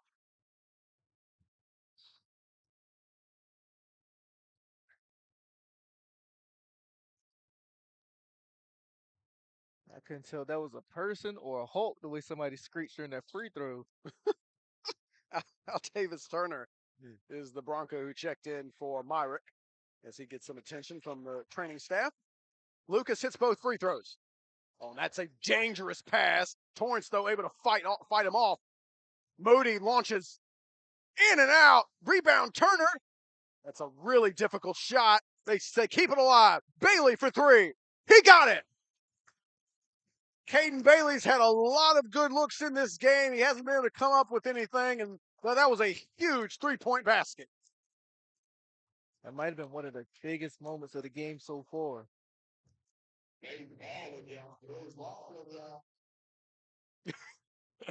Great way to put it. Great way to put it by the PA announcer. I'm just going to go ahead and second that motion. Yeah, they falling. Basketball fans, ECSU men's and women's basketball teams will be in action this Wednesday here at the Vaughan Center. The Lady Vikings will take on Bowie State at 5:30. Men's game will follow. Get tickets and more online info at ECSUVikings.com. And we actually have a few of the Lady Vikings in attendance right now. And they're not going for either side. They just like wanting to see some good plays. I see them getting hyped regardless if it's Washington County or Franklin.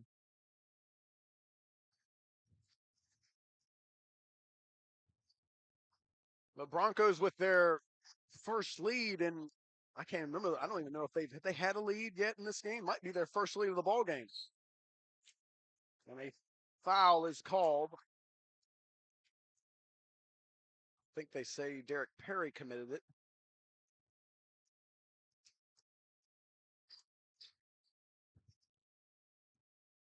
And it's going to be Jackson here with probably a 1-and-1 if I had to guess. They've got Myrick attending too, and he's good, so he'll check back in. Turner back to the bench.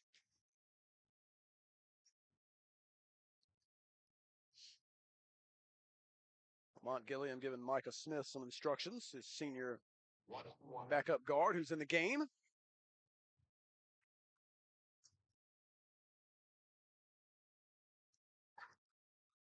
Both of these teams veteran-oriented. A lot of seniors and juniors on both squads. Both teams all seniors and juniors, except a pair of sophomores on each team. Explain why so many teams are playing like so seasoned and they're so poised as if they've done this multiple times already. You got to be poised in this one, that's for sure, with all the pressure that's been turned up by these defenses. It's Brandon Carter who's at the foul line. And he hits the front end of a 1-and-1 to tie the ball game. 36 apiece. 6:53 mark. What has been a fun, entertaining ball game. Should be a fantastic finish. More interesting yelling through the free throw. But Carter unfazed, and he gives his Panthers the lead. That's a huge streak right there.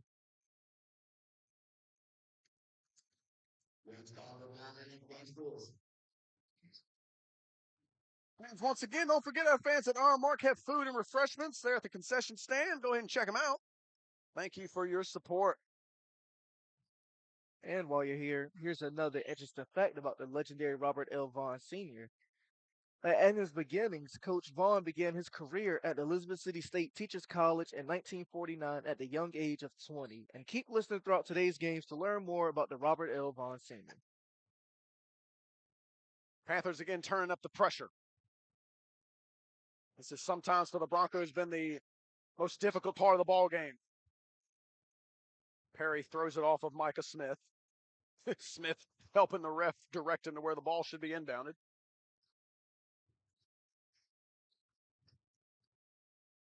Oh, Micah Smith, tremendous play, and the bounce pass. Oh, and they say Smith was on the line. He made a tremendous play to steal the inbounds pass, but just couldn't retrieve it before it hit the out-of-bounds line. I think we can say right now the best defender so far in the border clash has been that blue line. Like, it's forced so many turnovers. That's the truest statement you've made all day. And a turnover in the backcourt. The Broncos again unable. Sometimes getting the ball over the timeline is the issue. They've had trouble getting it in front of their own free throw line at times. 37-36, Panthers have the lead, trying to extend it a bit. Good hands by Torrance knocking that away. Man, him and Lucas have been going at it all day. They get into those passing lanes. Possession's becoming more and more critical as we get down the stretch.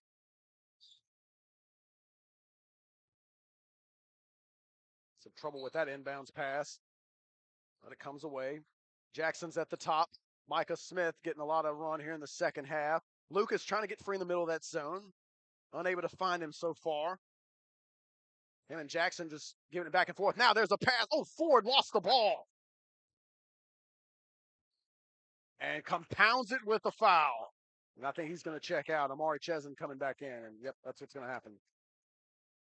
Ford, one of the two sophomores on this team, him and Carter, and they get plenty of run. Carter, in fact, in the starting lineup today.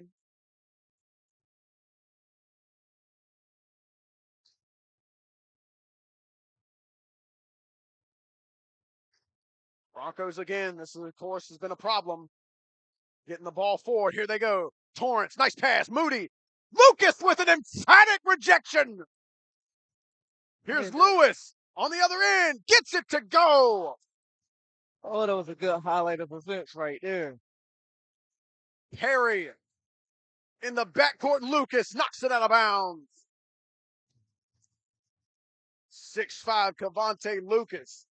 And he is a highlight reel, isn't he? Yeah, he's the human flush water. Myrick going to work on Jackson. Gets it to go. A little too strong there. He'll go to the foul line.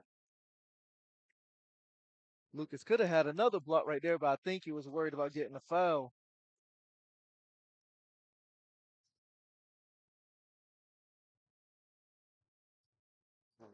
This game, not for the faint of heart.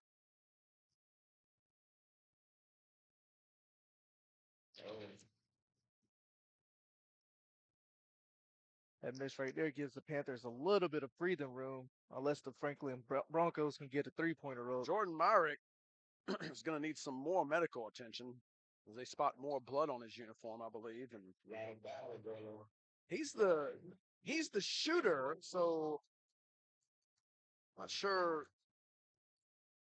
I believe they are going to substitute him out. And this will be Kamari Hicks to take the second free throw. It's not something you see every day. Have the one player shoot the front end and another guy shoot the back end, but we see it here. And Big Hicks free has throw got in this the game. Big free throw by Hicks. 39-37.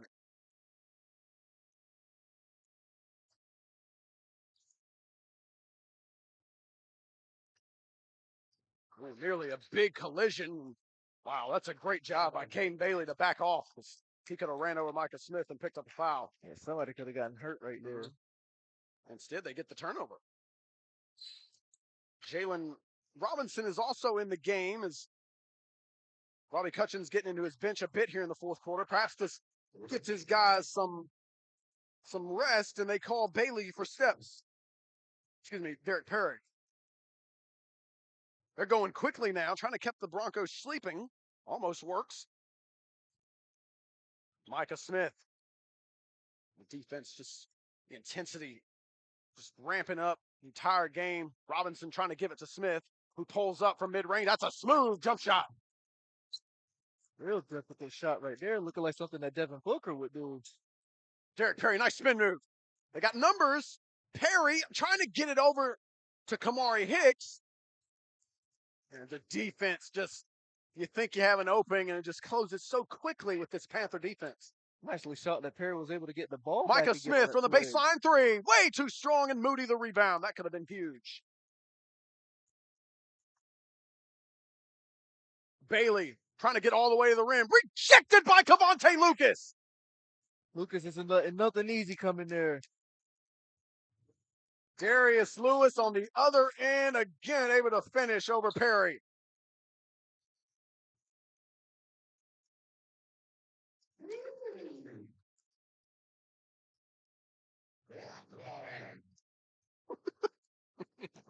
PA announcer's right about that.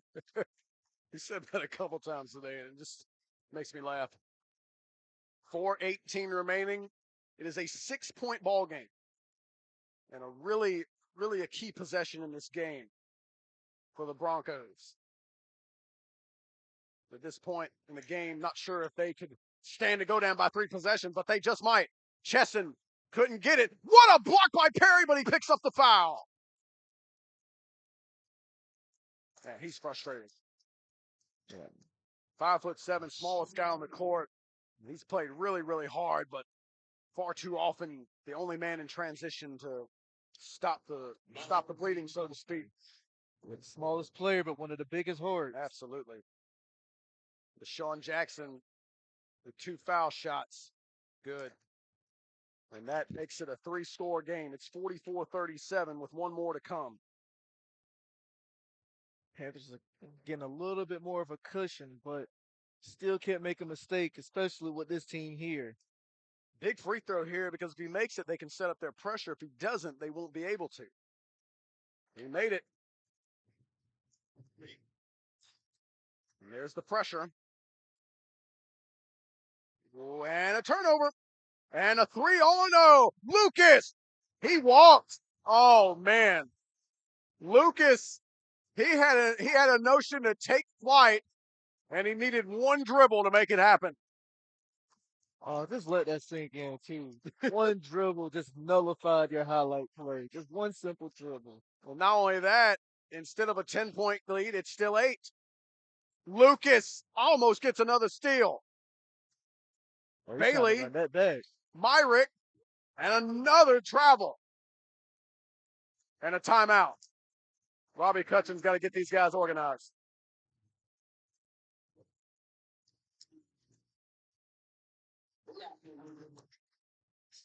Eight-point game. 3:41 remaining. It isn't late night, but we got one thriller going on right now. Where do you go here if you're the Broncos on the offensive side? Need a basket. I think you might have to settle for a lot of outside shots or some jumpers outside of the interior, because right now Lucas is just rejecting everything. And plus, with limited time left, those outside shots, if you can hit them, it can cut that lead drastically. And I know they have the shooters to be able to do it. Torrance has been a little bit quiet here lately. It doesn't seem like he's had the most impactful 4th quarter. That might have been because of the efforts of Lucas, because we've seen Lucas just put on a clinic right now. I think even the crowds are matching in size, too. Panthers have the basketball.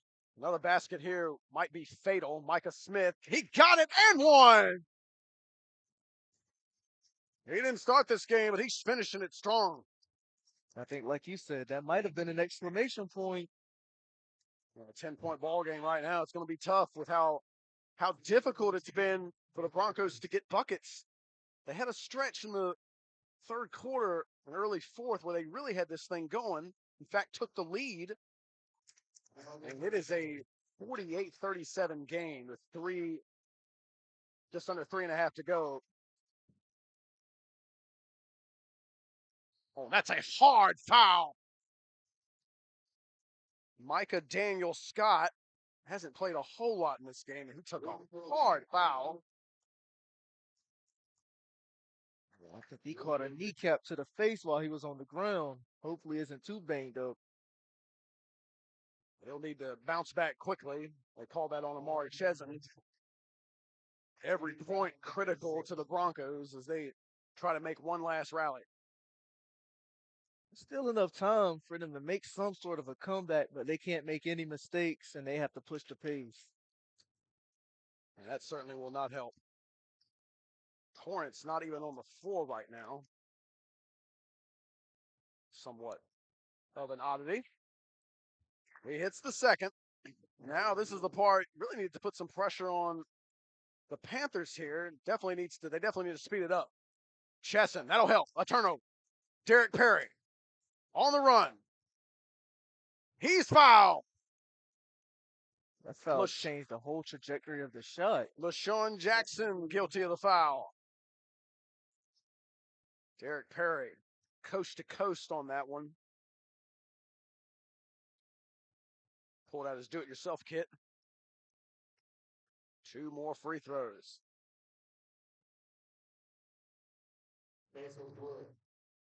Breaking single digits now. For lead, that is.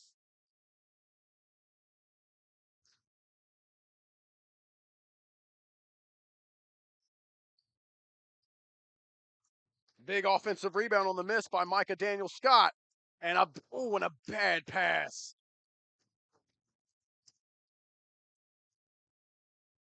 The coaching staff is arguing with the referees that it might have tipped off a player by the Panthers. It did not look like when the pass got thrown that it would go that far. Nevertheless, under 3 to go. It's a 9-point game. Panthers with it, and a travel on LaShawn Jackson. And just at one point, we're gonna have to call an agent or somebody for all this traveling we've seen. Might have to. Great anticipation by Chesson on that pass. It's nothing easy for the Broncos. Yeah, if you fight tooth and nail for every bucket, going to continue that way. This is a tall ask. Going to have to start with one basket right here. Bailey trying to find his way in the lane. Myrick, tough shot, couldn't get it. And Lucas cleaning the glass. And the funny part is, the Panthers can hold the ball for as long as they want to right here. I don't see a shot clock. No, there's no shot clock. No reason to. Smart job there by Lucas. It's really on the Broncos. They're going to have to ramp up the defense and really force the issue to make them speed up because they don't have to. And they got no intention at shooting the ball right now. Now Lucas. Skies to the rim. Count it, +1. And that might be too much to ask now for the Broncos. And Lucas is trying his hardest to end this and just send everybody home.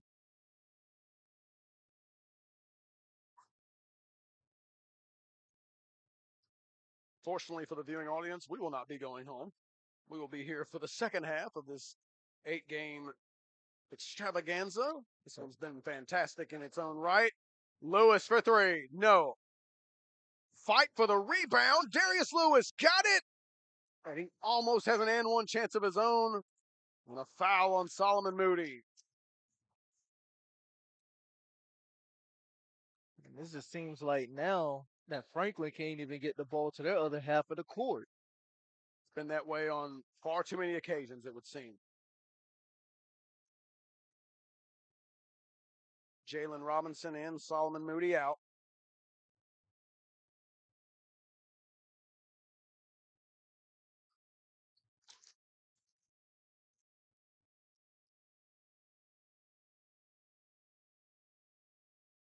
On 59 left. 13-point game.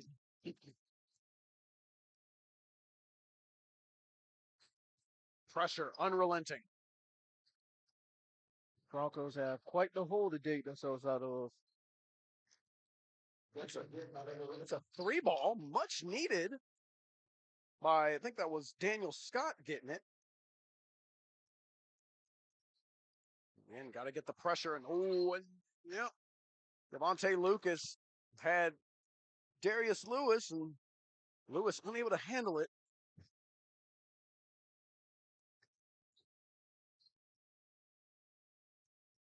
Myrick to the rim. Yes. 8-point ball game. You're the Broncos. You got to keep it up. Can't allow them to just sit back and get comfortable. Oh, and a turnover. Here comes Bailey. Lays it in. All of a sudden, it's a 7-point game. 6 straight for the Broncos. But only 60 seconds left. They might have to start fouling at some point as they continue to search for a steal. And now you probably have to foul.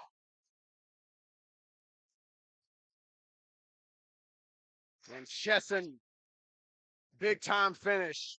The delivery from Jackson. I think that may be the coup de grace. Daniel Scott, he hits another 3. Or I might be wrong. Might have to launch an investigation for why he hasn't been playing more. Yeah, it seems kind of strange. 2 late threes, and it's a 5-point ball game. And in just a blink of an eye, it was 52-39 with about 2 minutes to go, and all of a sudden a 10-2 run. Hey, they said, hold on, we still got a little bit of fight left. We were very close to turning the lights down on this one.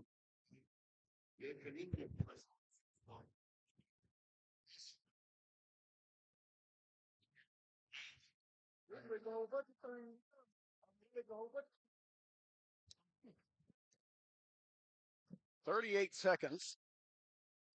It was just a 13-point ball game, seemingly a blink of an eye ago.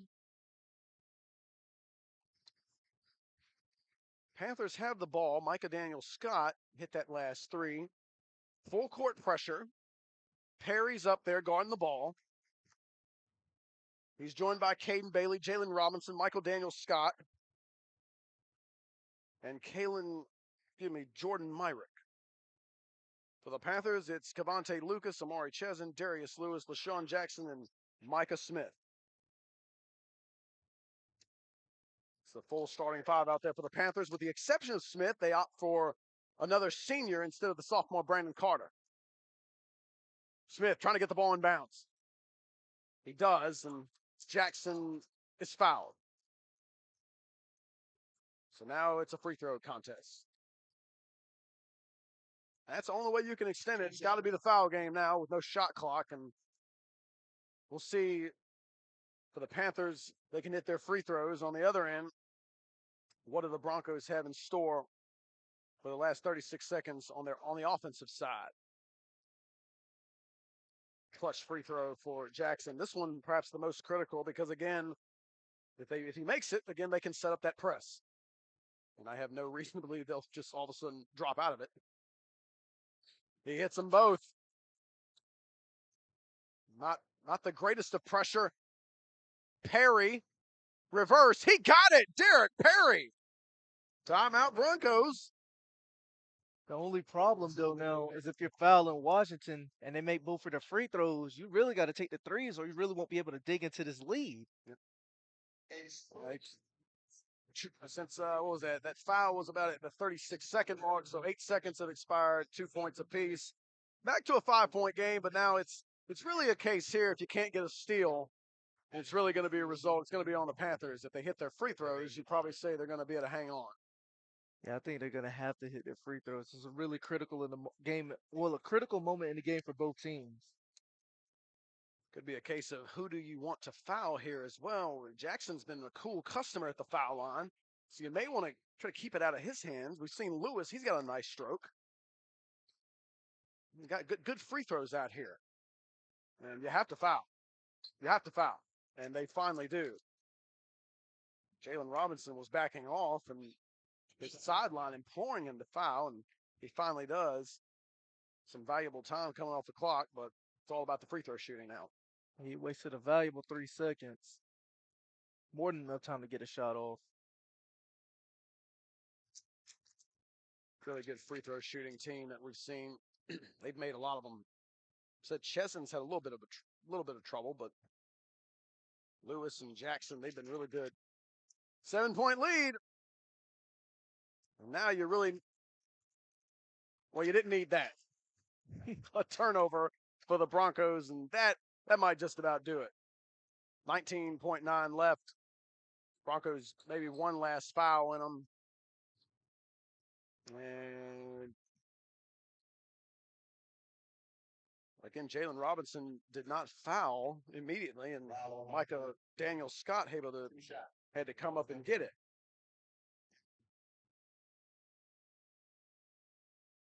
And either way now, at a 3-score game, regardless of these two free throws, probably too much to ask for the Broncos to overcome this definite deficit. 15 seconds left.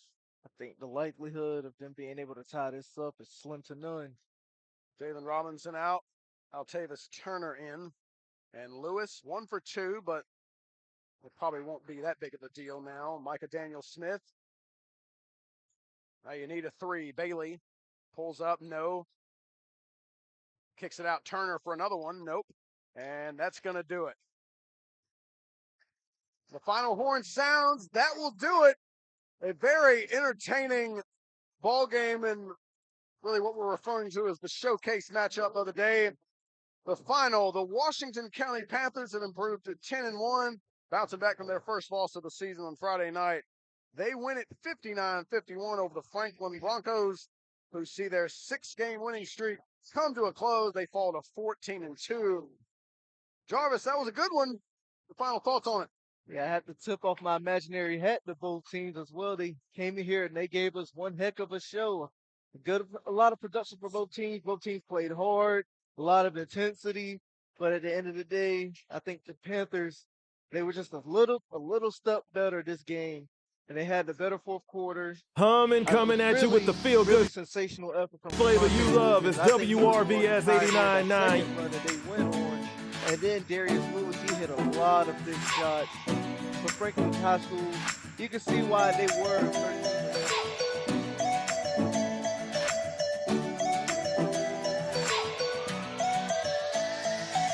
Your community voice, your big bro and radio, Clay Mercer here with you.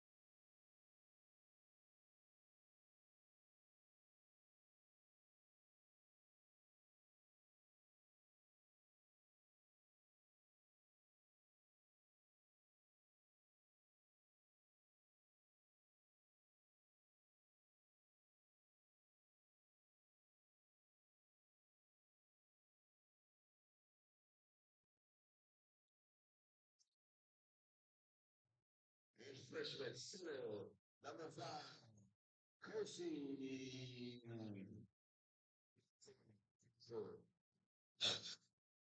Back inside the Vaughan Center. Welcome back inside. Jay Wise, Jarvis Riddick. Game 5 of 8. Starting lineups for the Catholic Crusaders being broken down by our public address announcer.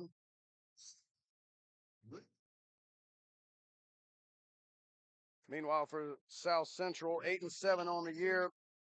Lost their last time out, 63-43 against D.H. Conley. The Crusaders, meanwhile, 16-2 on the season. They've won 12 consecutive games, including on Friday night defeating Norfolk Collegiate High School 72-63.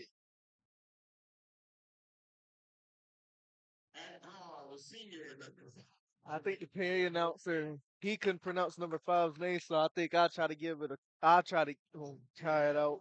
I think, if I'm correct, it's number 5, Kosi McBajafor. That's probably the most accurate way I can get it. Mbajafor.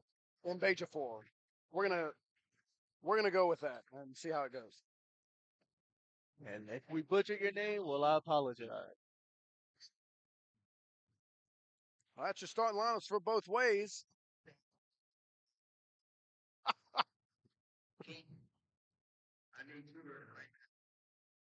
PA announcer's been on fire all morning and continuing into the afternoon, requesting assistance with the Catholic Crusaders center's name, who is 6'10", by the way. I just noticed that, which means perhaps he'll be saying the words "block party" again today. We will see. But 6'10", that would seem to believe, and there he is, number 5, front and center, getting ready for the tip against number 12, Connor Leach. He has a clear, distinct height advantage over everybody. So for Catholic, it's Braden Thorne, Aiden Filippini, Kosi Mbejafor, Christian McPherson, and Josiah Rickards. On the other side, it's Cash Murphy, Jameer Wright, Connor Leach, Ian Bem, and Troy Lofton. I think this might be one of the few times we've seen a little bit of action out of South Central High School. It's one of the first moments into the border clash. Might be the first time they've been here based on that Daily Advance article I read the other night. Crusaders with the basketball first. Braden Thorne has it. Here's Kosi. Big fella, 6'10". And work it around. McPherson has the ball. He's the leading scorer for this team at 13.7 a game. Here's a drive. Good body control, unable to finish. The follow, though, by McPherson. Aiden Filippini got that possession started with that good hard take. Now the Falcons trying to get in their offense.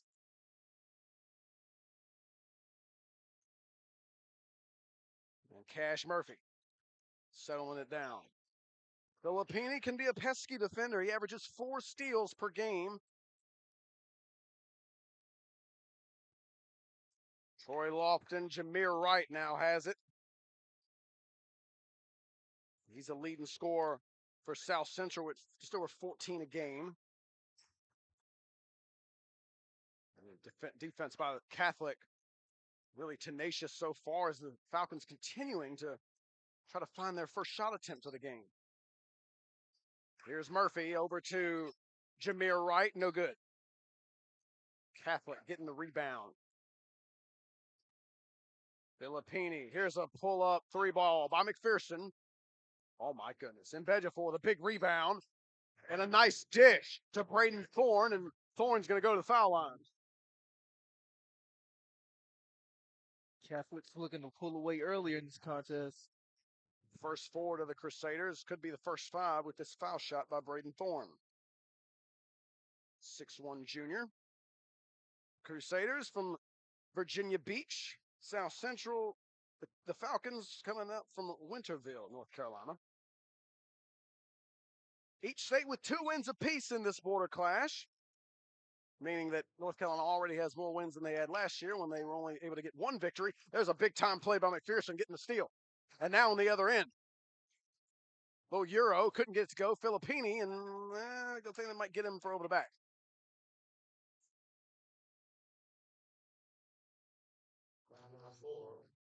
And that foul is on Filippini, the 6'4" point guard. So leading the team in assists at almost 4 per game. Good size for a point guard, 6'4".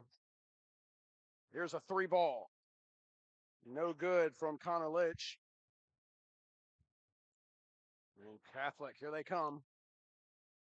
Catholic is just one team that's always consistently good every single year. Kosi and Bejafor on a spin at home. Couldn't get it, but he's fouled. This is by the way, this is a 6'10" freshman.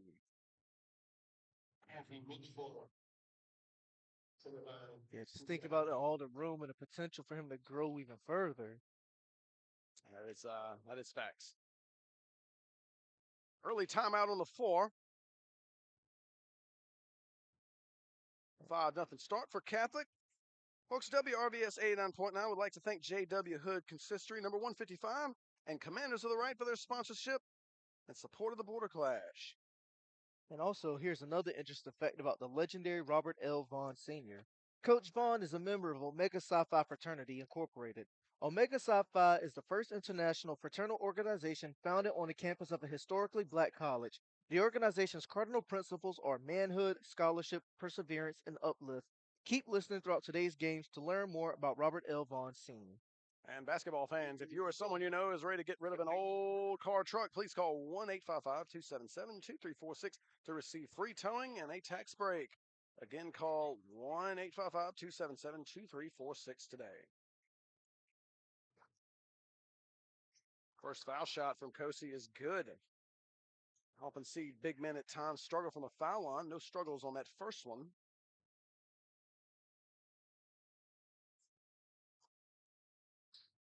Second one is also pure, and it is 7-0 for Catholic to start. It's a pretty interesting release on his free throw shot. Josiah Rickards putting the pressure on in the backcourt. Falcons able to break it. That's a tough drive by Ian Bam. The Falcons still with the basketball here.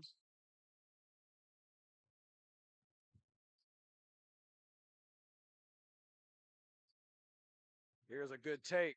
Now they're finding the lane and moving the basketball. Cash Murphy with it, forcing the defense to rotate. Still trying to get their first shot up to get it through the net. Cash Murphy ended up turning it over. And the Falcons had 2 potential opportunities. They just needed one more pass to get an open 3-point shot. McPherson with a 3 ball.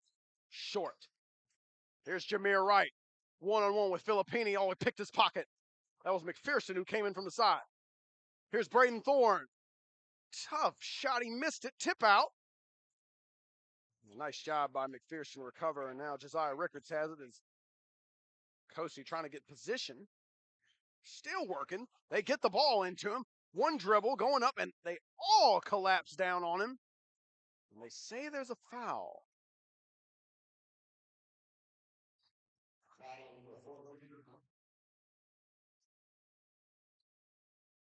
Foul committed by Ian Bem. Second leading scorer on this South Central team at over 11 a game. I think it's good to see that the crowd has really stayed the same, especially after that big thriller we had previously. Yeah, really, really good crowd. Filippini, baseline, Rickards for 3. Too strong. But Braden Thorne able to keep it alive. McPherson, Filippini, Rickards, they'll work it around. Kosi, swing it again, going side to side. Good ball movement. Falcons, though, staying disciplined on the defensive side. There's a nice pass and cut. Filippini kicks it out. Good look for McPherson. No good, but Kosi with a rebound. Here comes Thorne, pull-up jump shot. Way offline. Falcons will have it. Both teams are shooting at a high volume, but they're really having the best success in converting. That's certainly true of the Falcons so far.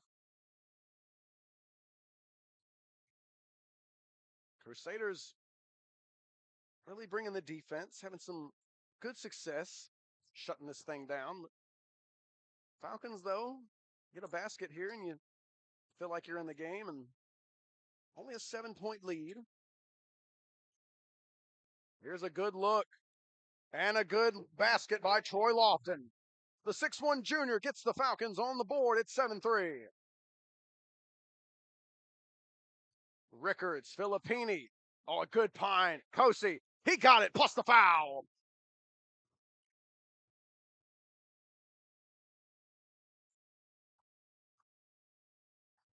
The 6'10 freshman. The only freshman, in fact, in this game. He isn't built like one, though. I think if most people would have saw him for the first time, they probably think he's like a full-on grown adult. 3 for 3 from the foul line, too. So you can't foul him. So that's great. Even though you most certainly will. But there will be no Hakakoses today because he can make them. Falcons working on breaking the pressure. They do. Well, they get Kosi in the air, and he picks up the foul. Connor Leach able to get the big fella in the air. And will lead to a pair of free throws. Gotta call that. He almost gave Connor Leach an involuntary piggyback ride. The old JaVale McGee treatment. JaVale McGee. I had to do it once. And nothing wrong with that. Unlike JaVale, this guy is certainly not Shaqtin' a Fool.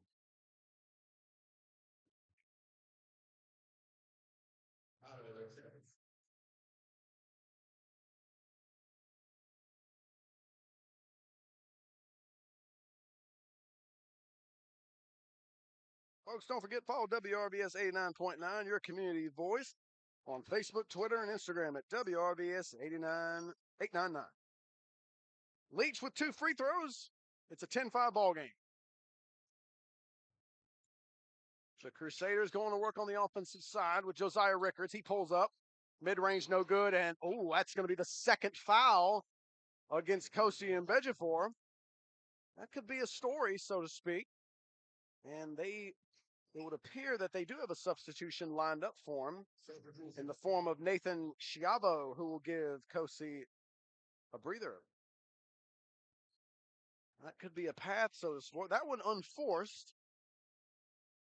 He just pushed off trying to get an offensive rebound, but 2 fouls now. And we'll see how his absence on the court,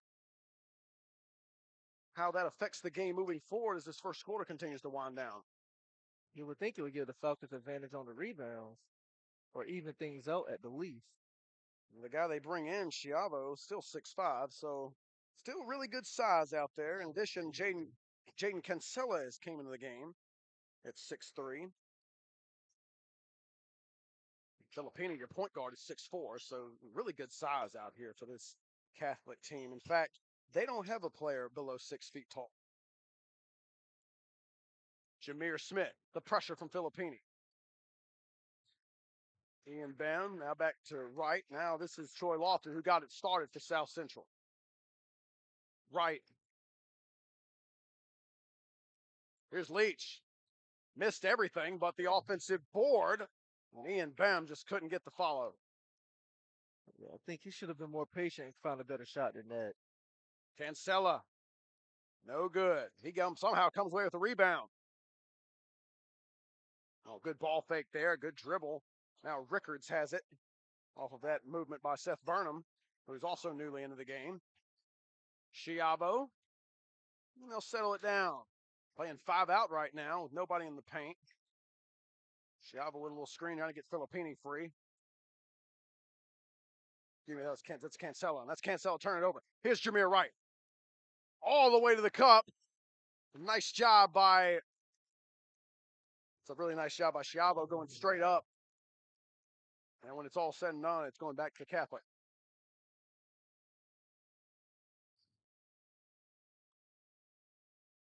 Josiah Rickards out. Looks like Braden Thorne has come back in. South Central is ranked second in a 3A, 4A conference 19. Ooh, really nice cut to the basket by Filippini. He's going to get 2 foul shots. Music lovers, check out WRVS 89.9 for the best variety of R&B music, your favorite gospel songs, and breaking news updates from National Public Radio. When you get back in your car, don't forget to turn your radio dial to 89.9 and listen every day.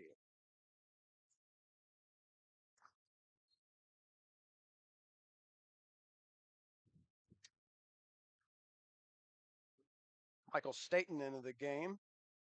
6'1" senior coming in for Connor Leach, the 6'6" senior.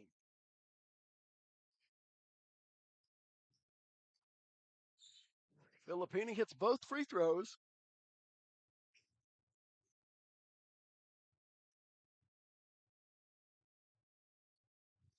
Troy Lofton with the basketball.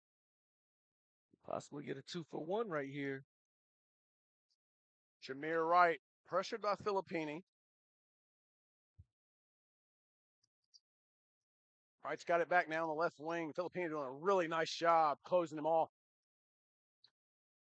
Under 30 seconds now. Staten, here's Wright. Still 20 seconds on the game clock. It's been a long possession. Wright, Staten, finally gets free. Give it back to him. Good two-man game. Wright can get it to go. And Filippini the rebound. 5 seconds remaining. Great pass ahead. Cancella, I think he walked. Maybe not.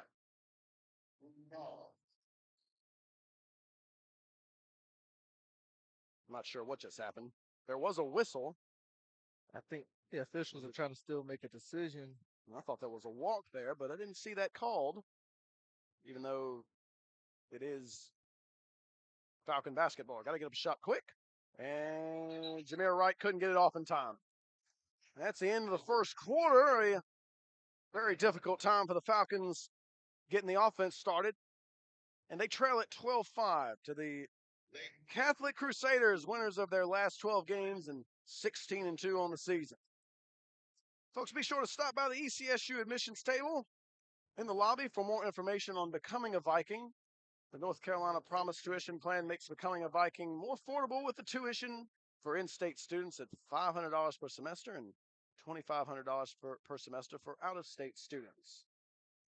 And here's another interesting fact about the legendary Robert L. Vaughan Sr. Coach Vaughan has acquired numerous honors and achievements. He was honored as a 2017 HBCU Living Legend at the HBCU Living Legend Scholarship Gala in Winston-Salem, North Carolina. And make sure you stay tuned and keep listening throughout today's games to learn more about Robert L. Vaughan Sr.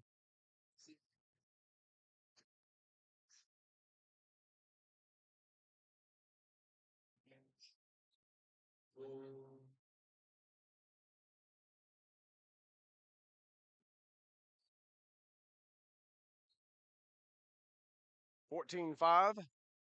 Second quarter underway. Falcons with the basketball. Fifth game of 8 in this 5th annual Border Clash. Each state with 2 wins apiece so far today. Now each state looking to try to get the upper hand, get their 3rd win of the day. It's Catholic off to the better start. And tumbling to the floor is Ian Bem there, and they say he was fouled. Seth Burnham guilty of the foul.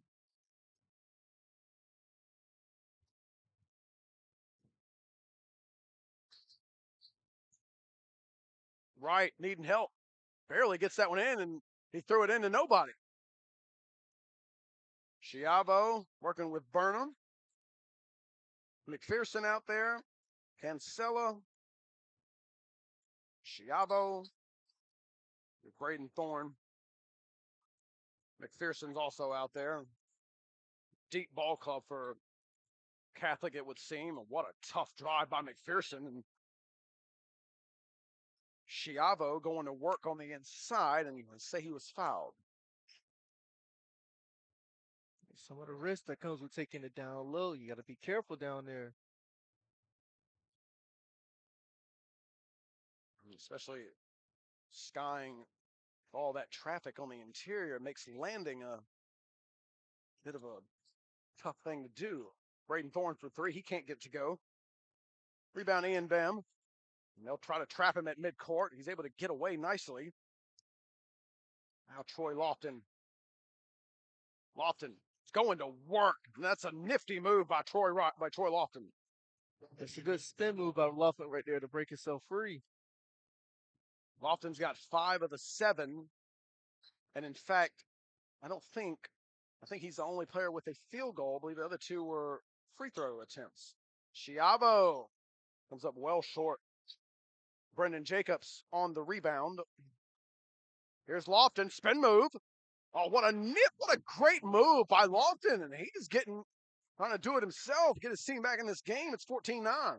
If it's not broke, don't fix it. Really having trouble with Jameer Wright getting on track. Lofton picking up the slack as of now. McPherson pulls up. That's a difficult shot. And oh my goodness, bodies falling all over the place. As Staten and Chiavo get to know each other. Fortunately, everyone's okay, and we'll continue. Under 6 to go. That pass almost offline, resulting in a backcourt. And a great steal. McPherson lays it in with the left hand. Bam couldn't catch him. The way McPherson was looking, I thought he was going to jam it.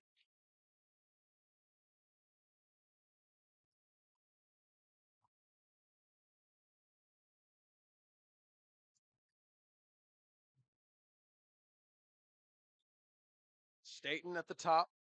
Here's Jameer Wright. They switch it. They got Burnham on right now. Wright trying to get to the lane. He's stripped. Great pass ahead. And Braden Thorne. That's a great pass on the fast break. And it's 18-9. Get the feeling there's some frustration on the part of Jameer Wright early as he's had a difficult time getting it going.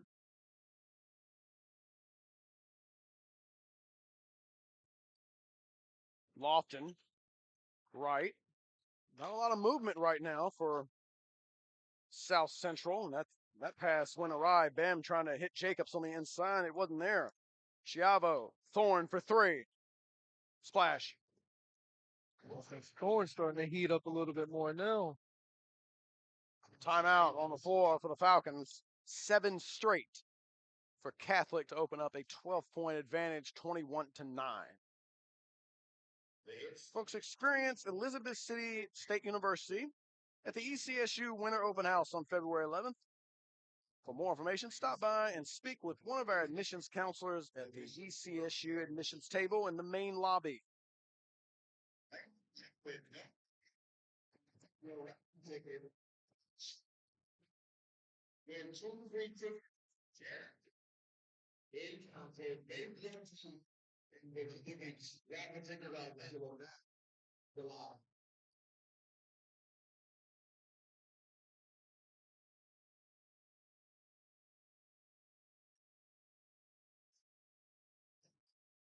.436 remaining in the first half. The Catholic Crusaders 16-2 on the season, leading the 8-7 Falcons 21-9. As we continue on in this first half, Cash Murphy back into the game.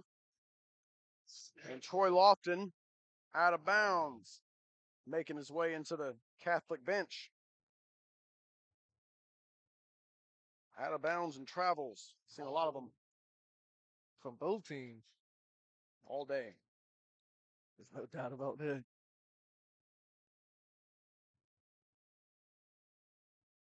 I think it's fair to say it's not the refs. There's a rotation of refs. I don't know if we've seen the same refs work 2 games in a row. I think they've had different referees every single game. Catholic with the basketball, trying to continue to extend this lead. McPherson in and out. Jacobs the rebound.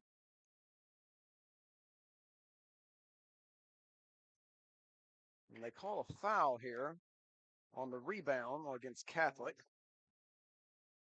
Say it's on Josiah Rickards. Falcons have it. Still looking for offensive help. The only Falcon with a field goal from the floor is Troy Lofton, and he's on the bench. William Spell also into the game. Here's Jacobs. Really going to work, and he'll draw the foul. You get your points however you can. Really drove that ball with a purpose there.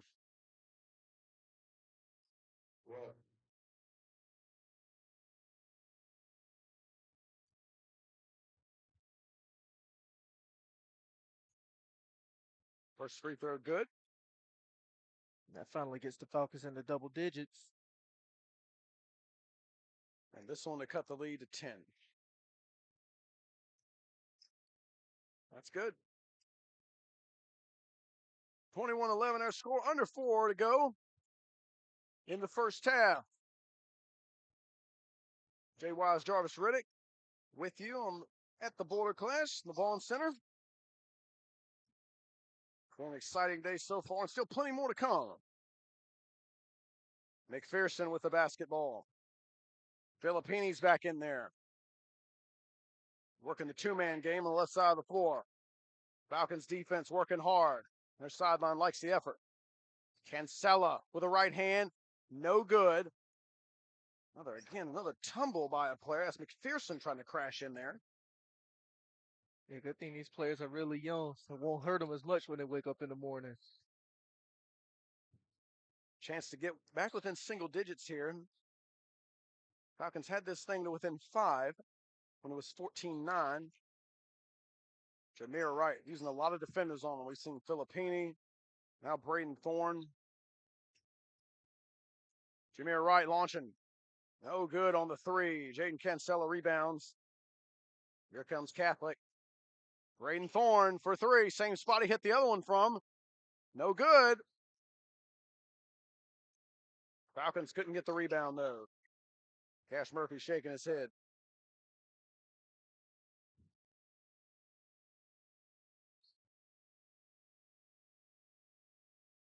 Here's Rickards coming off the inbounds. Braden Thorne, and now they'll set it up.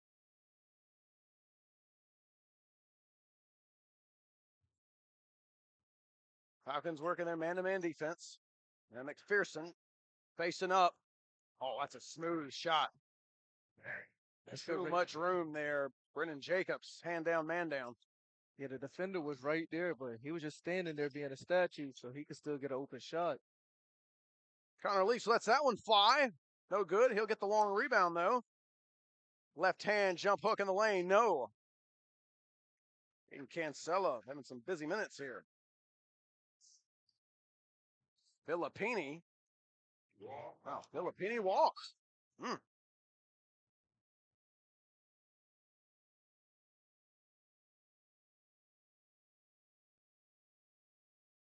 Number 2, Seth Burnham Jr. comes in for number 0, Braden Thorne. Heavy substitution game so far. Both coaches frequently going to their benches.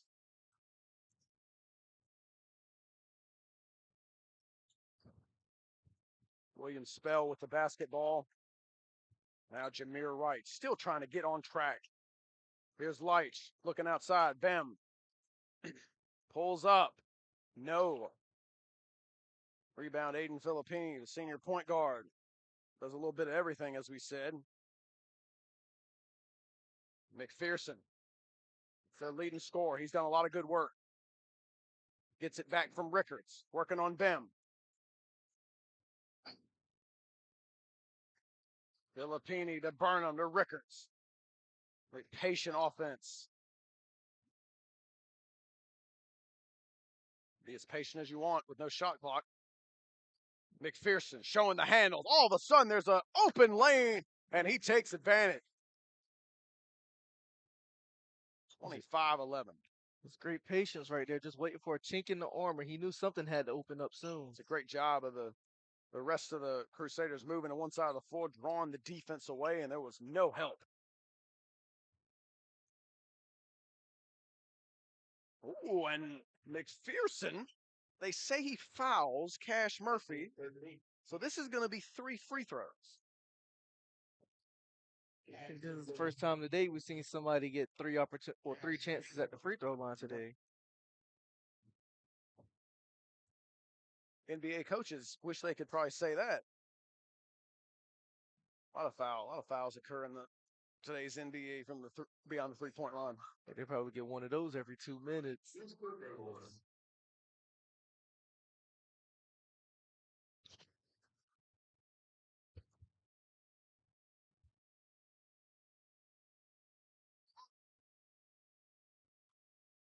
There's one foul shot that going awry.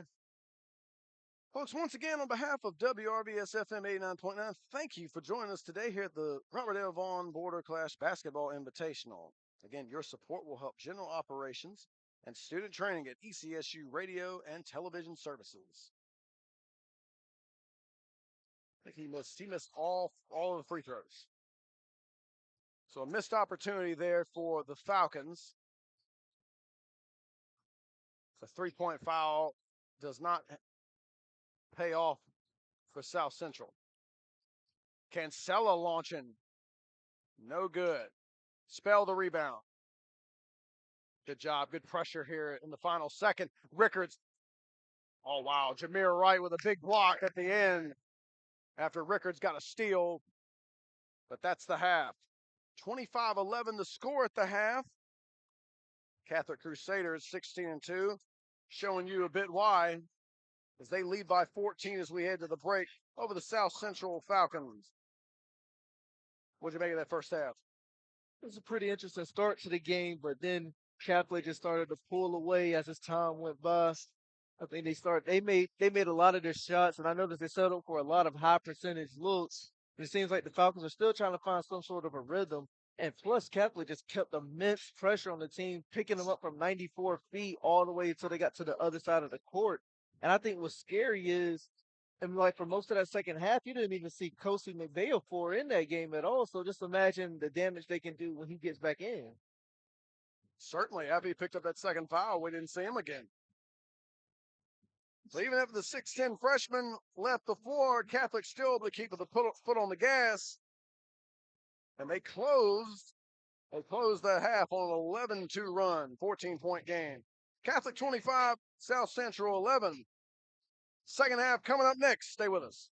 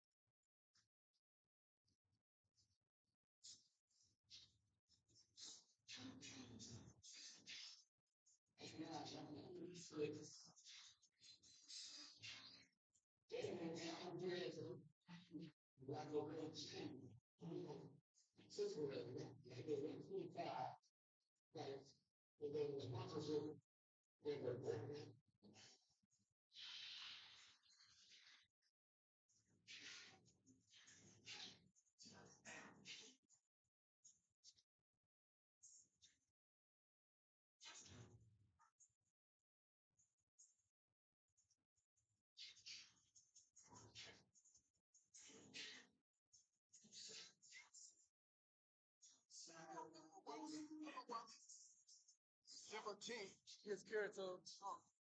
I think they're next, but I guess they wanted to get some shots in right now. They gotta get off short. Yeah, they don't have the team.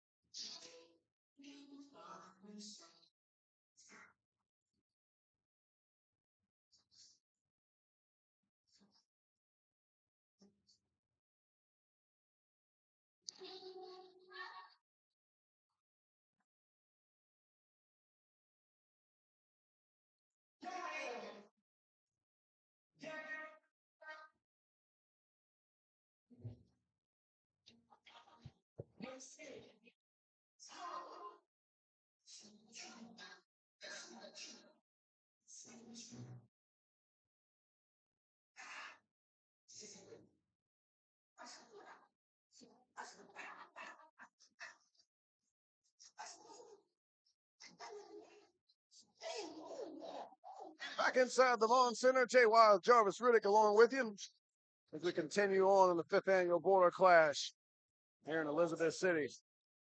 The Catholic Crusaders and the South Central Falcons. 25-11 their halftime score. As we're about to get back underway, Jarvis, how can the Falcons cut into this lead and get back into it? I think they're gonna have to limit the turnovers, be able to hit more and convert more of the shots and take better looks. And I guess they're gonna have to like defend a little bit better, but that's key for every team to win the game. But not like that. Well, Kosi and Bejafor sat out much of the second quarter with the 2 fouls. All right, he's back and starts the third quarter out with a slam. Yes, that's one way to start the quarter off right. Offensive foul. It's been a tough ball game so far for Jameer Wright, and it continues. They get him for a push-off. Filippini with a pressure defense. Almost similar to how Jonathan Ash was for Greenbrier. Because Wright still hasn't scored, and they're going to need him to get going if they want to get back in it. I wonder how much prep work and film that the opposing team had worked on him. Here's a double team on Kosi. He did a good job getting it away. Rickards lines it up. Yes. You saw the change in strategy. They came to double the big fella. He got it out of there to Filippini under the rim. He kicked it out. Rickards, knockdown shooter. Kind of like Braden Justice from the first game. It seems like whenever they put pressure on the biggest man, it just all it does really just turns him from a scorer to a facilitator. No question, no question. Got a reach in foul on the drive up the court against Catholic. The first 5 of the second half go the way of Catholic. We'll go back to the first half. This is now a 16-2 run for Catholic. Well, yep. Block shot by Kosi and Bejafor, 6'10", paying off. Got to be cautious. He's also a freshman. I can't just stress that up. He's a freshman. You got to be aware of where he's at on the floor at all times, especially when you're going up for a shot. Lofton. A blocking foul called against Filippini. Lofton remains the only Falcon who's hit a shot from the floor. He's got 7. The other 4 have all been from the foul line. 2 for Jacobs, and I believe the other 2 were for Connor Leach. Now that changes. Ian Bam with a much-needed bucket. He knocks down the 3 ball. They're going to need a lot more of those to get back into this game.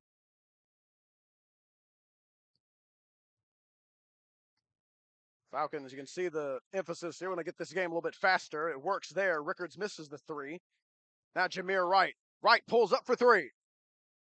No good. Offensive rebound, and Cozy and Bejafor with another block shot. Going to be tough to get stuff going at the rim if he's in there.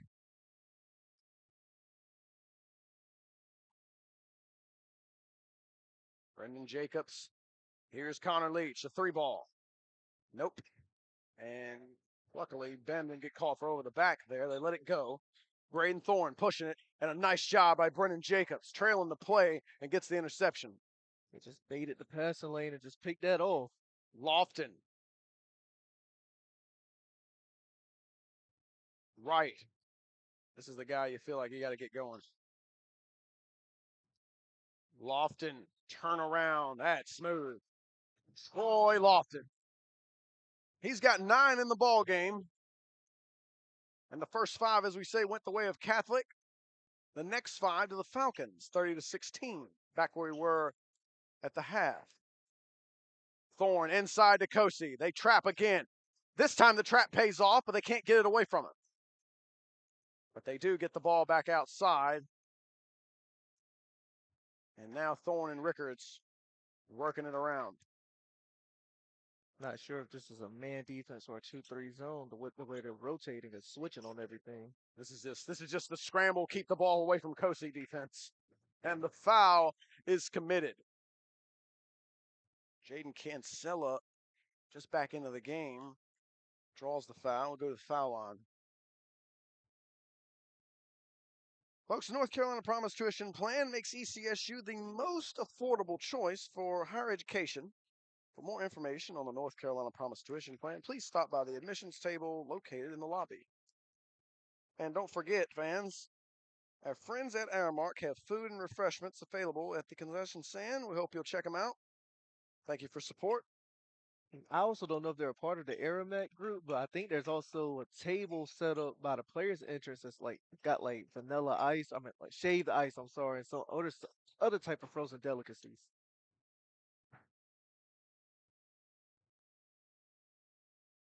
You know, I can't believe I waited to Game 5 to get this in here. But you know admission? You know what admission was for this event? Yep. What was it? $12. It's not bad. $12 for 8 games. Especially in some places, they charge $12 for 1 game. Jaden Cancella on the finish here. I have to stay on this for just a moment. My hotel last night, I went to go get some ice, and there was a soda machine there, $2 for a soda. You divide 12 games by that price, it's $1.50 a game. 1 game is cheaper than a soda at a hotel. Amazing. You're right. I had to get that in there. I don't know why it took the 5th game. Not to mention the price of some of the concessions here are actually cheaper. Like I think if you want a shaved ice, that's only about $4. So even if you didn't make it before now, if you come now and see the last three, that'll still be what, $4 a game? That's not bad. It's not bad. Especially with inflation. At least I didn't say it. Back to the action. Catholic leading by 17. Under 4 to go in the third quarter. Still got 3 more basketball games to go when this one's complete. Catholic again working around, using a little motion offense, and very effective. Getting to their spots, being patient. Braden Thorne just couldn't get it to go, but he will go to the line. And see a lot of reasons why this team's 16-2. They are really work together. The ball, they move it as one. Unselfish. Really a joy to watch so far. Helps to have the 6'10" fella, too. And his team is number 2 in the VISAA Division I region. They're 2-0 in that division, though. I wonder who's number 1.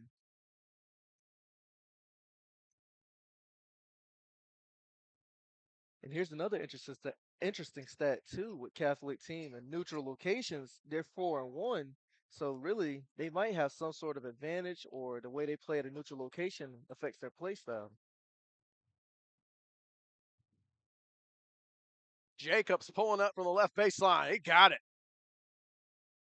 We've seen signs here in the third quarter of the Falcons getting on track, and that's a hold. I believe they get Ian Baum grabbing Rickards. It's just not going to be allowed.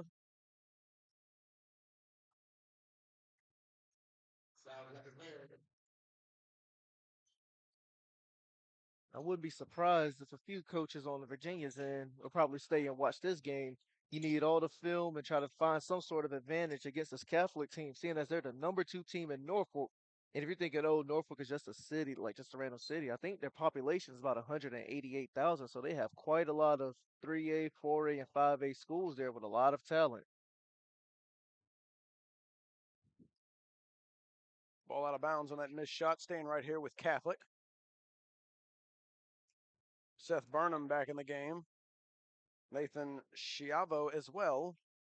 On the floor with Kosi, Filippini, and Rickards. Schiavo, and he walked. Little shuffle of the feet there. Referee's been on it all day. I think he had a lot of moves that he wanted to implement, but he didn't take any steps yet. He took too many steps before he tried to dribble. Have to save him for the next one. Ian Bem. Falcons trying to slice into this lead. Need a strong close to the quarter if they want to have a chance in the fourth. There's a 3-ball way off. It had a good arc on it, but he put too much power on that one. Lofton's had some good moments in this one. That was not one of them. Ball movement, again, so crisp on this side of the floor. They get the ball into Kosi from Filippini. Does a good job. Rotation. Here's Burnham for 3. Bottom of the net. It's a 19-point ball game. Great ball movement on that possession. Jameer Wright still without a bucket.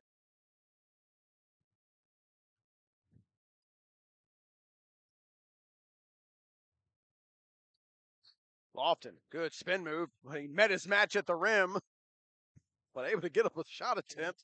Kosi picks up the foul. It's number 3. They ran into a tree on that play. First time I've kept track of fouls for an individual player all day. Fortunately, we don't have the benefit of a statistician. We could definitely benefit from one. Somehow I know randomly that Troy Lofton has 9 points. That's 10 now. Guess the lower the score, the easier it is to keep track of points. Yeah, he scored over half of them. Mm-hmm. Braden Thorne and Christian McPherson back into the game. Kosi taking a seat, as is Josiah Rickards. So 2 starters in, 2 starters check out, 2 starters check in. It's still Catholic and Bobby Steinberg still into his bench, with Burnham and Schiavo out there with Filippini, Thorne, and McPherson now. McPherson driving the baseline, hanging in the air, and And just a wonderful finish, wonderful drive and a wonderful finish. Lead back to 19, under a minute and a half to go in the third quarter now. Lofton and Wright passing it back and forth to each other, get it across the timeline. Nice job by Ian Bam on the drive. Nice layup. Falcons had 11 points in the first half, 11 in this quarter. They've been able to get it going a bit more. Troy Lofton picks up that foul. Not pleased.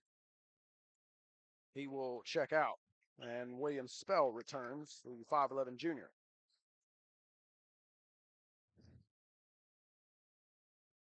Filippini throws it in the front court to McPherson. On the baseline, pulls up. Oh, that's smooth. Man, he's talented, isn't he? Like how the ball swiveled a little bit before it decided to drop it to the net. And the leading scorer on this team at just under 14 a game. And he showed a repertoire of moves today. Leitch in the corner for three. No good. Here's Braden Thorne. Got an advantage here, it would seem. Burnham for three, right wing. Good. And they've doubled them up. 44-22 the score now. Burnham's made a pair of threes in this quarter. Catholic really separating themselves here, making it difficult on the Falcons to score the ball. Jameer Wright still scoreless in this game. William Spell, Filippini, really good on the defensive end. Hard to get by him. Wright's been cut off every which way. They've really made it a point of emphasis to keep him quiet. Jaden Cancella, a nice job. Here's Burnham. Wow, he got off a really good look at the buzzer and just missed it. That is the end of the third quarter.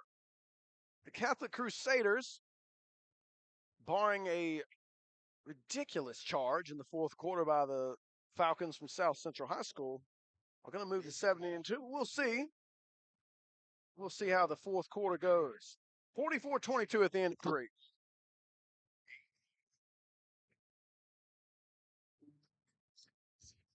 And ladies and gentlemen, once again, don't forget to pick up your raffle ticket for a chance to win 2 free tickets to see Janet Jackson in concert, May 14th in Virginia Beach. Raffle tickets are available now in the lobby.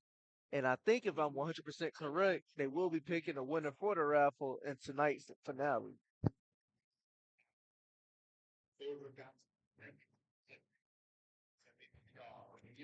Yes, folks, there still are tickets down there.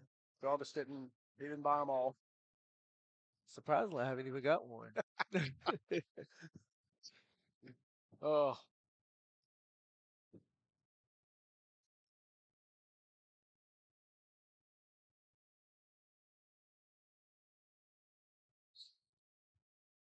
Final quarter of our fifth game set to get underway. And it's Jameer Wright with the basketball, guarded by Filippini.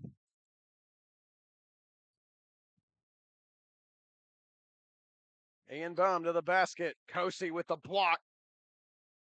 Able to stay with it and keep the possession. And he's had other than 3 fouls, he's been really effective. Oh, and this time he over the back.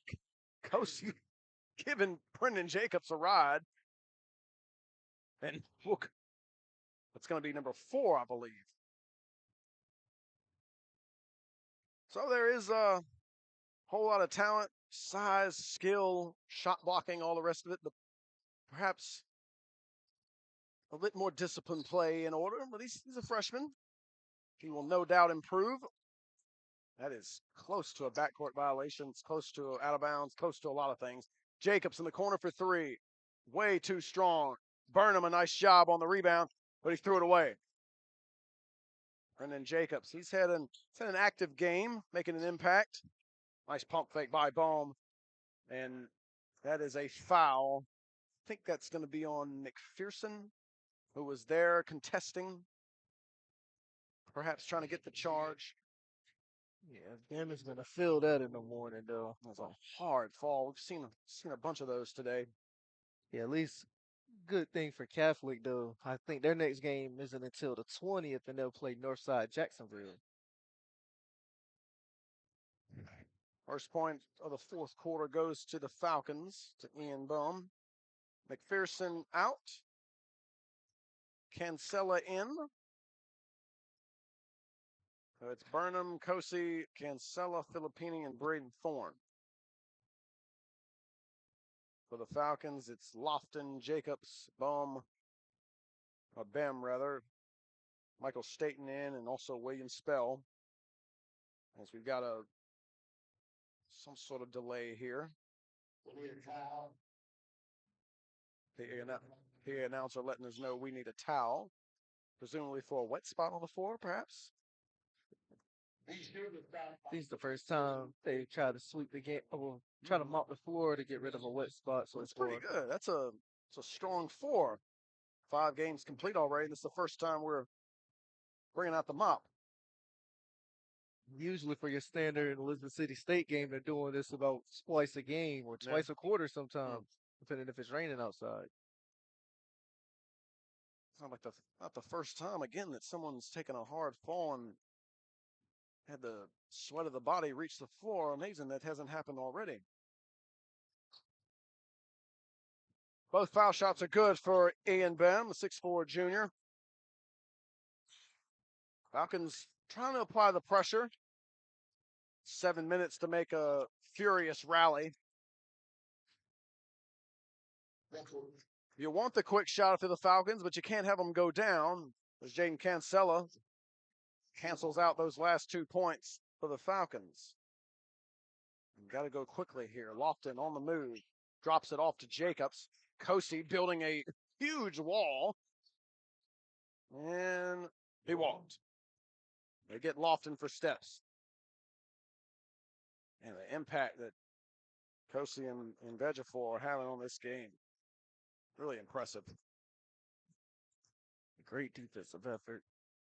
We're going to see how good he is 3 border clashes from now, and I imagine there'll be a huge difference. Braden Thorne at the controls. Nice job by Cancella, but a nice job by William Spell to recover and knock that away. Keep the ball away from Mbeyafor.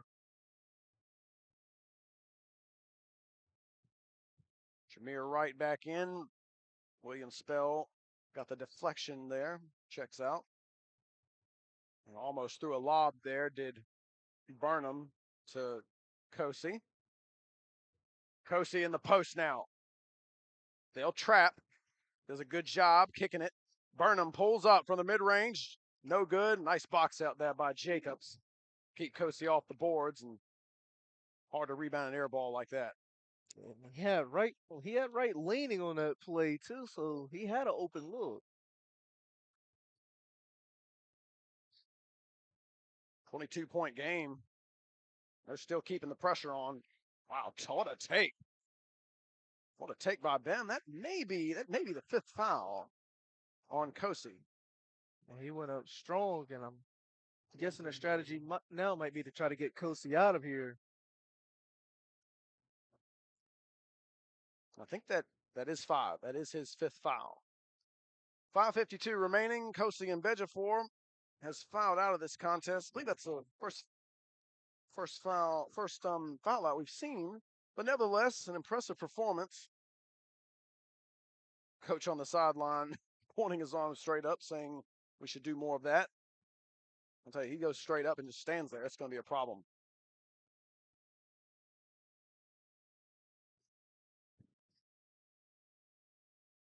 Ian Bem has had a pretty solid run in the second half, trying to get some buckets and get the Falcons back in it. It's been a really tall task. This Catholic team, very impressive. McPherson, jab step. And smart move, perhaps, to kick it back out and take a little bit of time off the clock. No reason to hurry. Filippini to Burnham as they move it around. McPherson to the lane. Oh, that's a crafty drive. And he lays it in. Man, he's been good. That was a slithery finish. 48-25. Lofton. That's a tough finish in his own right. 48-27. Troy Lofton continuing a Pretty good performance. Hasn't had a whole lot of help offensively. Now on the front court, McPherson jacked up a quick one, missed it. Here's Jameer Wright. Staten ahead to Bem. No good, and Cancella cleans the glass. Under 5 to go. 48-27, Catholic leading it. The remainder of this game, perhaps just a formality, as appears this one has been decided. Catholics in no rush at all. No reason to be. Filippini driving baseline. Good, hard, tough shot there. Staten fouled him, I believe. The Filippini will get 2 shots. Basketball fans, ECSU, their men's and women's basketball teams will be in action this Wednesday here at the Vaughan Center. The Lady Vikings are going to take on Bowie State at 5:30. They'll be followed by the men's game. Get tickets and more information online at ECSUVikings.com.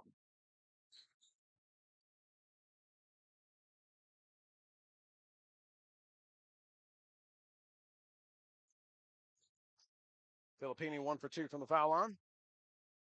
49-27. The lead has been 22 for a lot of the second half. That was the halftime lead as well. No, that was the halftime lead was 14. Fourth quarter, it's been a lot of 22. That's what the end of the third was. It was 44-22 at the end of the third quarter. Both teams are trading baskets for a few sequences. Nathan Schiavo re-enters. Josiah Rickards also in. Filippini out. Seth Burnham also out.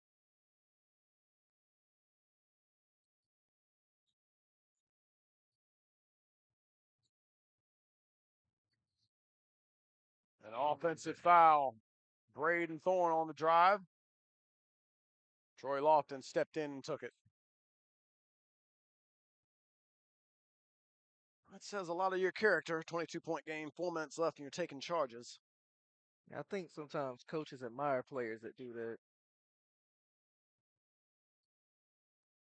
Now Lofton at the controls.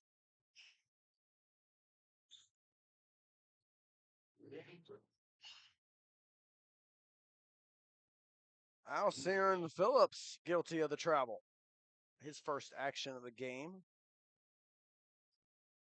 6'1" sophomore getting his first action.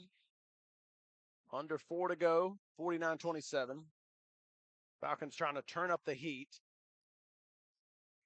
Really nice job. McPherson in the open floor, giving it up to Schiavo, and he does a nice job contorting his body and scoring it.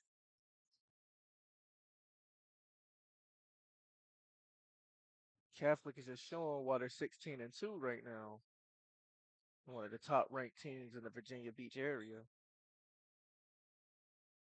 Rickards took it away. Oh, that's a great pass. And McPherson all the way to the rim, laying it in. 53-27.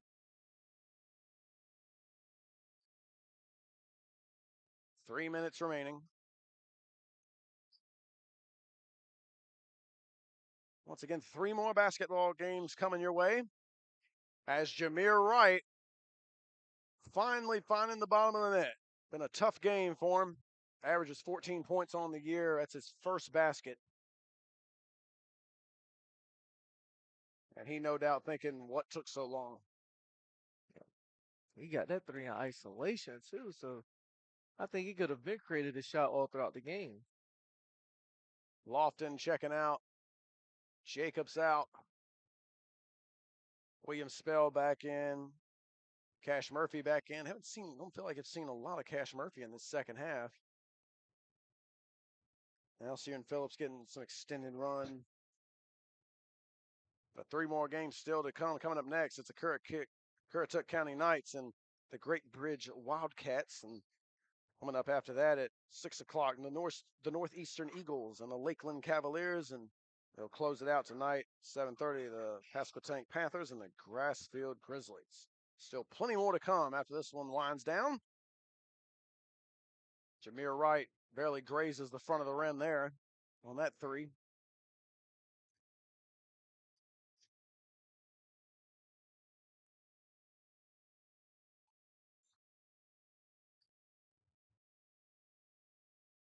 No need to rush. If you're Catholic, and they will not, Rickard's taken plenty of time. Now he'll take it all. They'll take himself. Couldn't get it. Murphy on the rebound. Got Baum on the trailer. Now back to Murphy for three. Yes. Now it's back at 20 again. 53-33. Braden Thorne. Schiavo. Oh, he takes a hit. I think Murphy might have got him. And it is.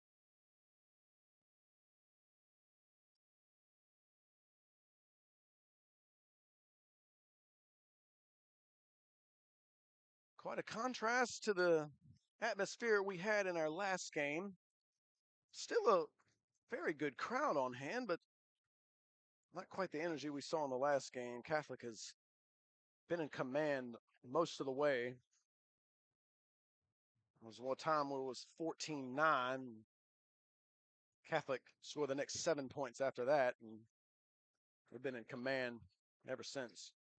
And I think we have a little bit more of a diverse crowd too. So it's like it's not really a large portion of the crowd rooting for one team. Plus, you have the people who stayed from the previous games, people who are waiting for the future games coming up. Then you have some people that's related to the ECSU's life around here as well. They decided to drop by and for attendance. Jameer Wright, his second basket of the ball game. 54-36 our score. Schiavo couldn't get it to go. Rebound. It's Patrick Falcon trying to get in there.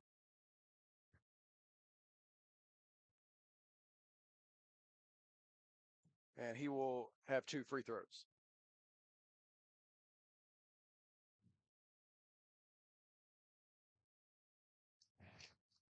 Called bank on that one. The bank is open.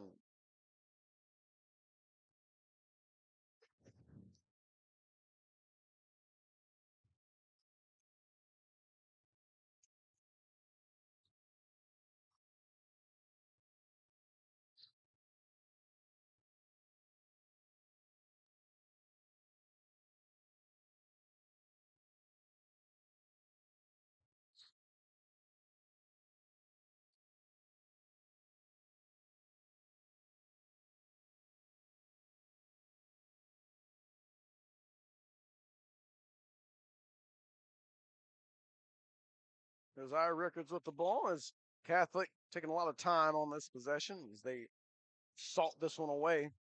If they wanted to, they could hold it out till the clock hit 0. They could.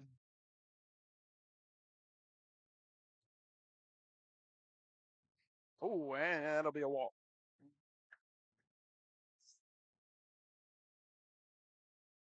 That's on Tyrick Day. Another new entry into the game. Him and Patrick Falcon getting some late minutes. Public address announcer all over it as usual. He's been solid today, particularly on the blocks and the travels. Yeah, he could be a good MC for a lot of other events. Jameer Wright. In a tough afternoon, hit a couple of late threes. Gets fouled there. And what likely will be the final 2 free throws of the game. Most likely be the last points that we have as well. No need for Catholic to take a shot after this.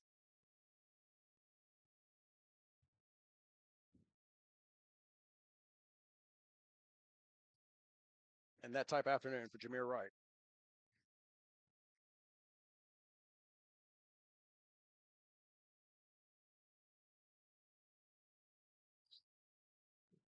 (55-37) final seconds.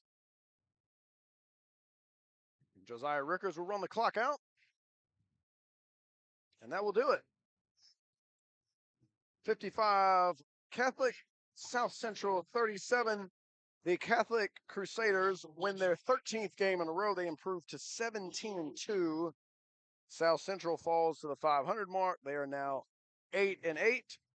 And as for the border clash today, Virginia takes a 3-2 lead in the border clash. 3 ball games to go. Jarvis, your final thoughts on this one? Really can't even call it a tale of two halves either, because Catholic has dominated pretty much the whole game. Like, it just shows why the record is what they are and why they're one of the top teams when it comes to basketball in the 7 cities. And they have a lot of talent on that roster. Like, and they found a jewel with Kosi McBayer for it. They get him for 3 more years and they develop and turn him into a monster. You can see they just dominated all in the court. Like, good effort from South Central, but Wow. still, Bobby it seemed like Vaughan, like their shots started to fall and winningest everything started to coach, click for them at the wrong CIAA time Hall in of the Famer. fourth quarter. But Man, I hopefully, have big shoes this to doesn't fill. discourage them and they can keep on. They got another game on the 20th against Northside. Hopefully, they can practice and get some extra work in before that game starts. And I wish He Catholic the best of did luck more on than Tuesday as just they play worked as Stewart at a 6:30 p.m. jock in a Absolutely. Again, gymnasium. that's the final. He was a Catholic leader of the health and physical 55, education South department. Central 37. Coming up next, the Currituck County Knights Having and the come Great to Bridge Wildcats. ECSU and We'll been have a it part for of you the coming up Little City next. Stay State with us. Bobby Vaughan experience.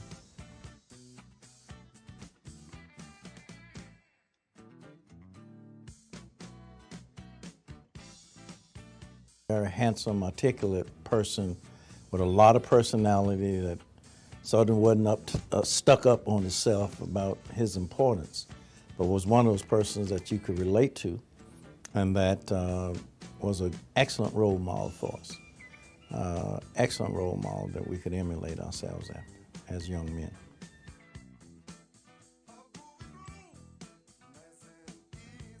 For him to be committed and enthusiastic about helping young people for that number of years is something that we all should celebrate.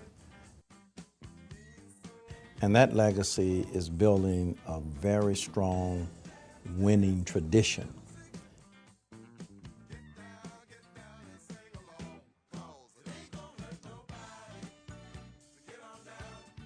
He was a coach and mentor and model for all of us. He didn't just coach basketball, he coached all of us and built teams.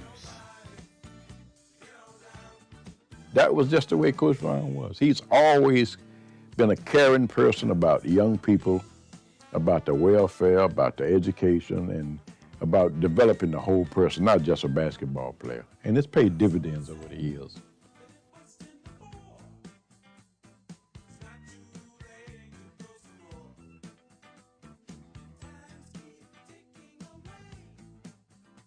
And Bobby Vaughan, your work speaks for you.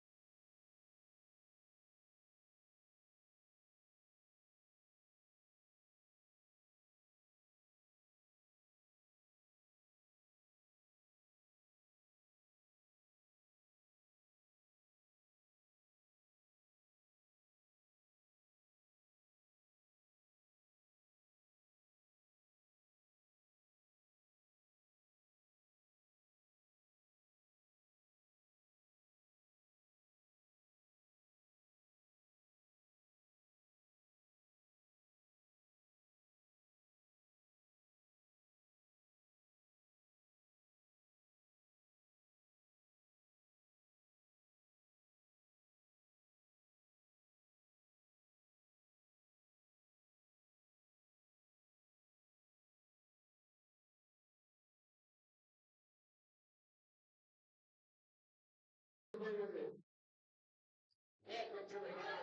starting lineups. We ain't against them team. We ain't good right now. 22. We got to change that.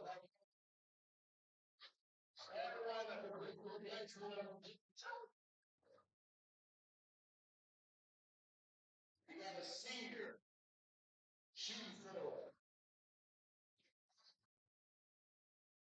Back inside the Vaughan Center. Game 6 of 7 at the Border Clash. The state of Virginia leading it so far, 3-2. Currituck County, it's on them to try to get this thing square at 3 games apiece. But it's Great Bridge High School from Chesapeake at 8-3, winners of 5 straight standing in their way. That's the starting lineups for Great Bridge High School. Jay Wise, Jarvis Riddick with you. Again, 6 of 8. Currituck County, not far, Barco County. Here's their starting lineup. Shooting forward. Bullets. A total of 4. Number 2. Currituck lost their last time out, 59-57 to Northeastern. We'll see Northeastern after this. They dropped them to 6-7 on the season. They're trying to get back to the 500 mark.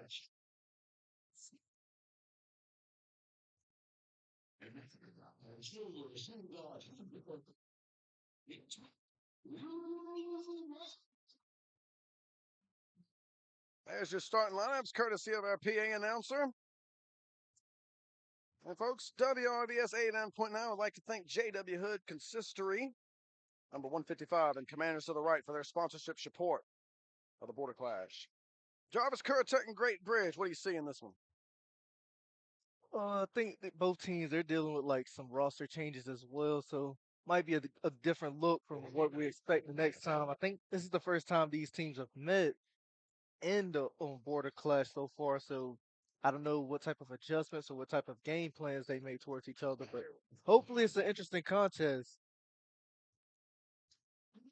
Great Bridge in the green and gold, looking somewhat like Notre Dame, if you would, and perhaps Currituck looking like the Louisville Cardinals, perhaps.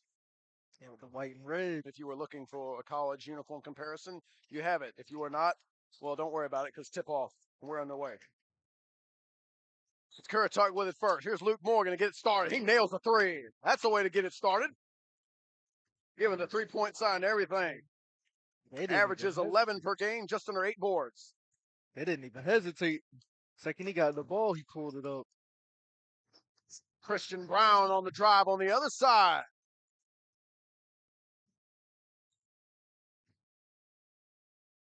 Currituck back with it. Jamie Dance has the basketball. Now here's Morgan. Hand off to Damian Hicks. He lost it. Hicks and Morgan are the 2 guys to watch for. Hicks averaging 11.5 and just under 11 rebounds. And again, Morgan 11 and just under 8 rebounds. So both of them double-double threats anytime they take the floor. One thing I didn't know about Great Bridge either is that they have a lacrosse team. You really don't see too many high schools with that sort of team. I did not expect to hear that. Yeah. The more nice you know. Yeah, right. Nice drop off there to Jabari Hunt, the 6'2 senior, and Great Bridge, their first lead. Again, winners of 5 consecutive games after a 3-3 start, including a dominant victory against Bayside last time out. There's Cam Bullock getting the turnover, and Luke Morgan gave the Wildcats the first bucket. But now it's 6-3 the other way, and a great job of going straight up for Jabari Hunt. Cameron Walters, great job of sidestepping the charge. What a job of Jabari Hunt coming in and forcing a tie-up. Looked like the Wildcats would, the Knights of Currituck would snatch that rebound. The Wildcats of Great Bridge. Christian Brown at the top with it. Now Cameron Walters.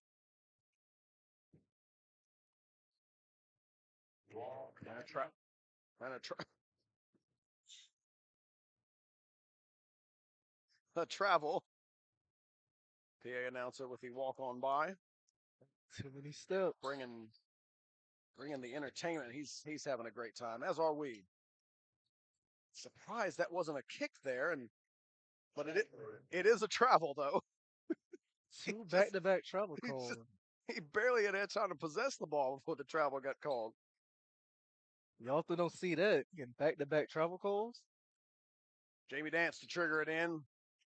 Gets it to James Smith. Now back to Dance for three. Air ball. Hicks missed it, but Luke Morgan available. So you see why they get so many rebounds. Cam Bullock. Walters. 6'5". Just over 2 minutes into the game. Here's a long ball from Christian Brown. Missed it. And Hicks the rebound. And a nice look ahead. It's a little bit too far as Ed Bailey couldn't get it. And a foul coming up. And Hicks had the right idea. Just the delivery a bit off target for Ed Bailey. And Hicks is the one guilty of the foul.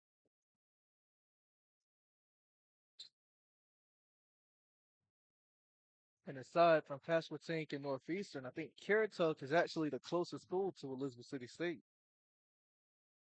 We got Northeastern and Pasquotank coming up next, two local schools here in Elizabeth City. And that should surely draw a raucous crowd of sorts, taking on Lakeland and Grassfield, respectively. And for now, Great Bridge and Currituck getting together. And Currituck forcing the turnover. Jamie Dance, James Smith for three. Offline. Pam Bullock gripping it down. Here's Antoine Brown. Spin move. And that's a nice move by Antoine Brown. The 6'2" senior spun right into the chest of the defense, but pulls up. And the Wildcats have an 8-5 lead. Smith, nice pass. Bailey gives it to Hicks. Yes. Unselfish play by Bailey right there. I know most players would have went right up if they that close to the basket. Absolutely. Nobody would have blamed Bailey if he just turned around and took a jump hook or whatever, but instead just able to give it up for the better shot for Damian Hicks. Here's a cut to the rim. That's a tough miss by Jackson Berger just into the game. And now Bailey, the return.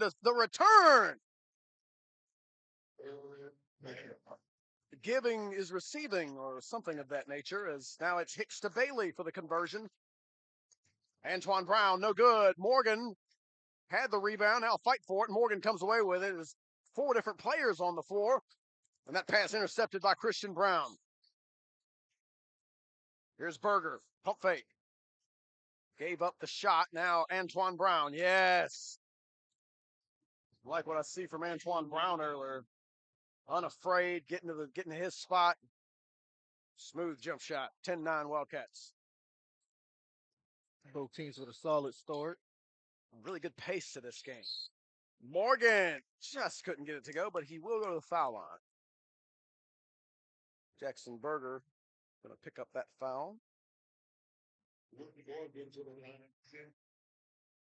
And our first substitutions of the game looking to come on for both sides. Look like we're going to have two from Great Bridge. Like that whistle was early.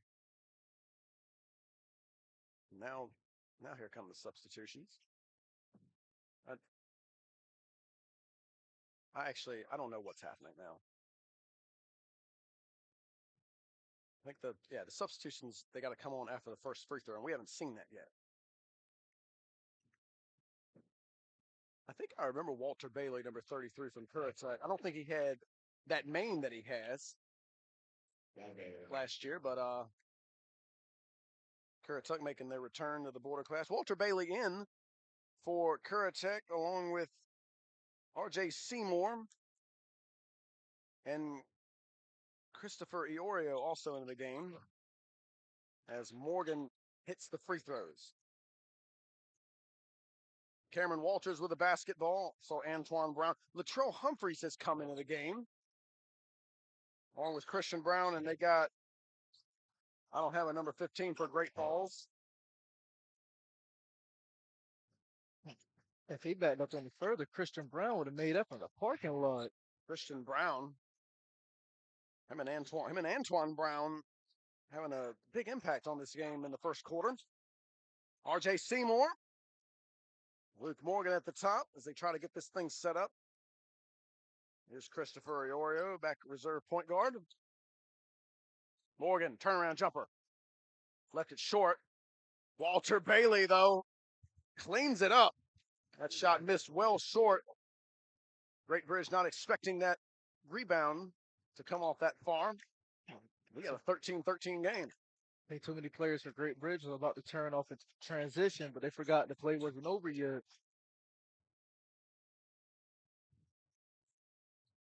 Currituck took a chance to take the lead.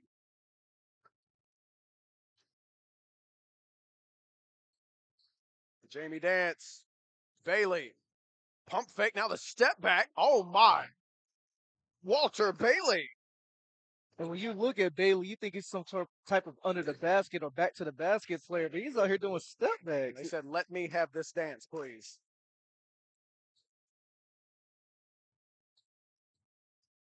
And Currituck's also the second team that brought their cheerleading squad with them as well. Antoine Brown getting to the lane, left it short, able to follow it, and a jump ball, and the possession here are going to give it over to the Knights. Substitutions in for Great Bridge. Jabari Hunt and Cam Bullock right back into the action. Berger will sit, as will Latrell Humphreys.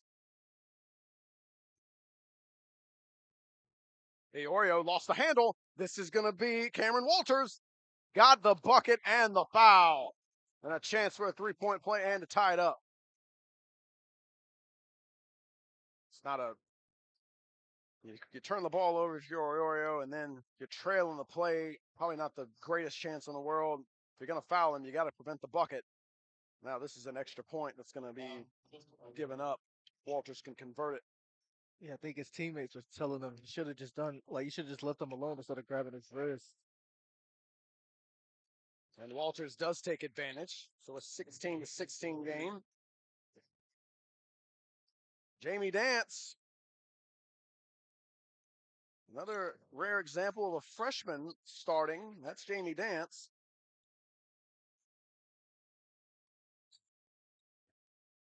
Iorio, the senior, he's trapped and throws it away. R.J. Seymour out of bounds.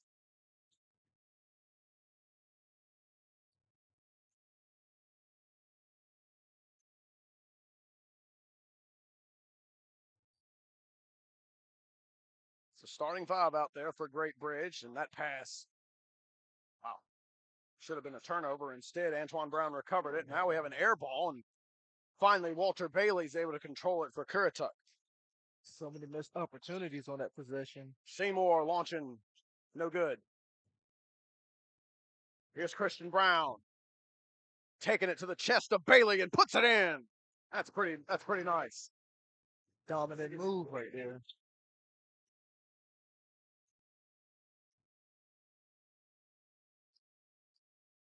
Coming up on 30 seconds to go. We got a foul call on the floor. We're going to get Antoine Brown on that one. Foul on number 14. Damian Hicks back into the game, and Malcolm Cowell as well, as Luke Morgan and Jamie Dance have a seat.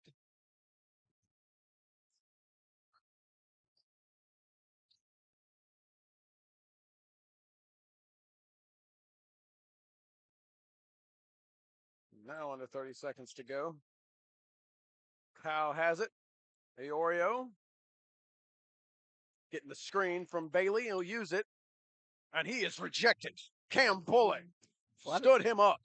I looked like Aoreo looked like he was trying to dunk on that play, but There's no way. And a walk. I'm sorry, I don't think so. oh yeah, I knew he wasn't gonna dunk. So it's just like the form he looked. I was like, ain't no way you can get a layup out of that. 10 seconds. Currituck, chance to tie to take the lead as the quarter comes to a close. Hicks, he'll tie it. Final seconds. And last second heave is, boy, you've seen a lot of those come up short. That one comes up long. And an entertaining first quarter. The Wildcats of Great Bridge, 18. The Knights of Currituck County, 18. Very entertaining first quarter. Basketball fans, if you or someone you know is ready to get rid of an old car or truck, please call 1-855-277-2346 to receive free towing and a tax break. Again, call 1-855-277-2346 today. And here's another interesting fact about the legendary Robert L. Vaughan Sr. Robert L. Vaughan Sr. led his teams to 502 career wins, 2 CIAA basketball championships, and 7 national playoffs. Keep listening throughout today's games to learn more about Robert L. Vaughan Sr. And fans, don't forget, our friends at Aramark have food and refreshments available at the concession stand. Go check them out. And thank you for your support.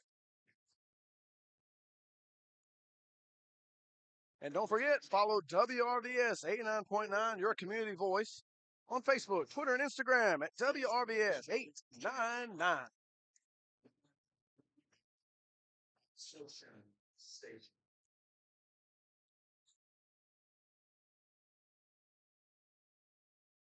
Second quarter underway. Wildcats with the ball first. Currituck, looks like they dropped into a little bit of a zone of sorts. Cam Bullock able to break it. Nice little pull-up jumper right there. Aoreo with a spin move.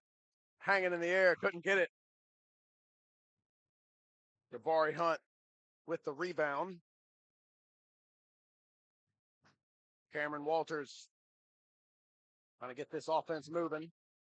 Throw it in the middle of the zone. Hunt, yes, from the free throw line. Tremendous job there, finding the soft spot in the zone and take advantage. Well done.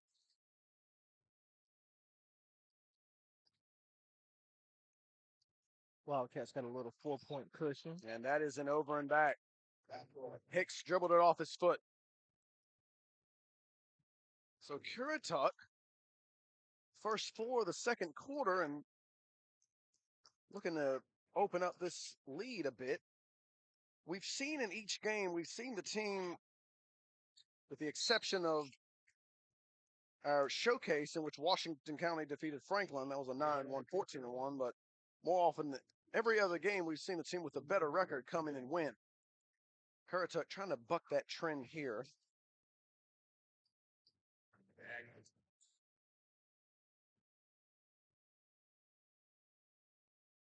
Meanwhile, the Wildcats again coming in at 8-3 and looking for their 6th consecutive win. They've been really good lately. Yeah, and they're 4-1 in their division, and they're 3rd in the Southeastern Conference.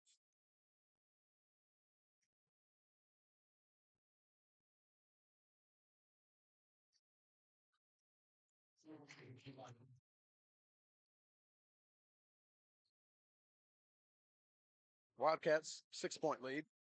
I keep getting the Wildcats and Knights mixed up, but I'll figure it out as the game goes along. R.J. Seymour for Currituck trying to get loose. Christian Brown trying to bother him. Here's Hicks working the baseline. Now kicking it. Kyle gets his man in the air. Jump shot. I think that's a 2-pointer. It is a 2-pointer. We got a fan down here who might think it's worth more than 2, but he'll take it nonetheless. That was a solid play right there. Yeah, excellent job of the head faking his man in the air and then relocating. The 24-20 as the Knights get their first 2 of the second quarter, and that's a hack on Malcolm Cowell. And Walters go back to the free throw line. It seems like he's been there quite a bit lately. Gotta take advantage of every opportunity, though.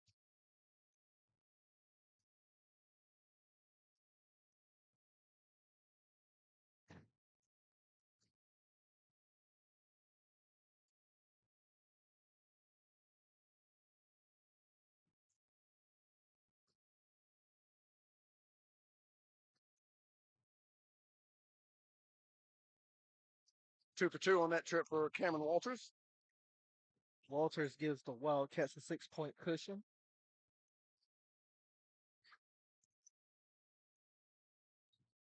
KJ Gallup has entered at the controls right now. Here's RJ Seymour. Bailey, not shy. Yes. Walter Bailey, and I believe he's got 8 points. He's hit 2 from long distance. Antoine Brown takes it right by him and answers. 28-23. Really entertaining game for this point. We'd probably say this is the second best game we've seen so far, but still plenty more to come. It could have a better finish than Washington County and Franklin. We shall see. Seymour had a nice look at the rim there. Couldn't get it to go. Smooth bounce pass. Look at that. Bailey has a steal, but he threw it away. And on the other side, Christian Brown couldn't finish. Rebound, Damian Hicks. Gallup to Seymour. And they'll pull it back out.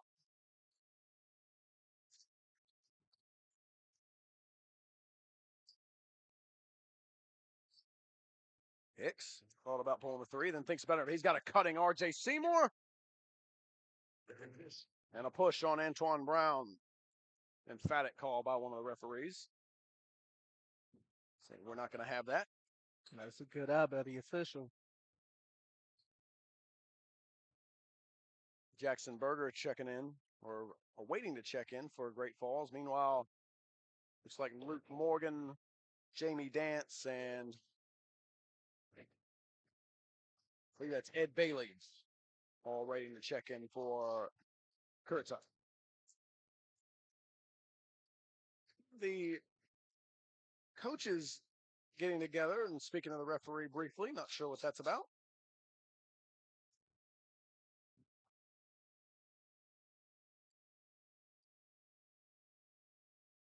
The substitutions will come on the floor. Berger enters for Antoine Brown.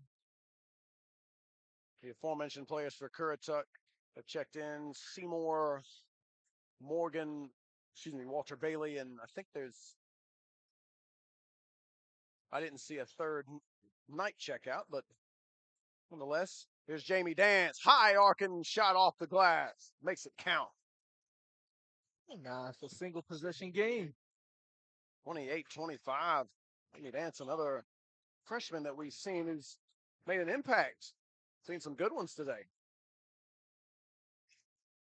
Christian Brown might have been steps, but they say no. Christian Brown. Currituck wanting the walk there. Jamie Dance picked his pocket. Christian Brown, but he gets Ed Bailey, recovers from behind, ball still loose. Morgan comes away with it. Nice pass by Gallup. Bailey. Oh, that pass really hot. Great catch by Jamie Dance and a walk by Damian Hicks.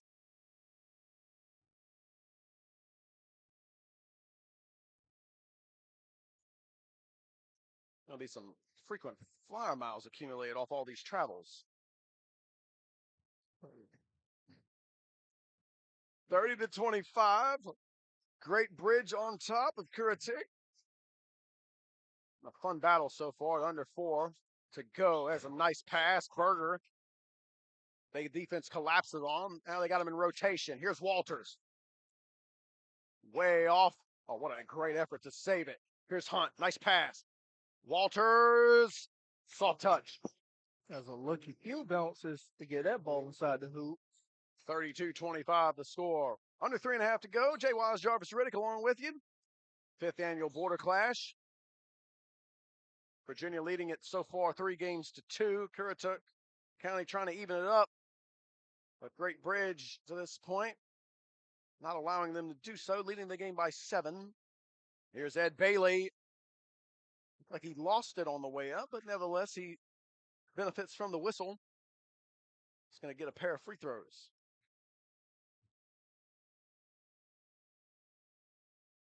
James Smith to the scorer's table. Either that or he's just having a word with the PA announcer. PA announcer directing him to get closer, so the ref will acknowledge him, and he will enter the game. James Smith, the 5'8" senior, returns. KJ Gallup back to the bench. Ed Bailey missed the free throws. The lead remains 7, a chance perhaps to extend this to double digits. Christian Brown tried it, a little bit too strong.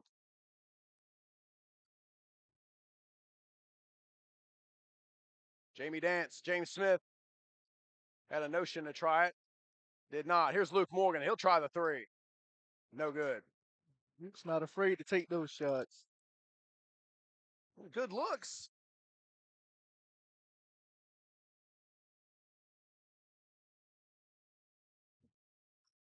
Yeah, good movement of the basketball, and that's a fine play. Cam Bullock from the right baseline hits the 2-pointer.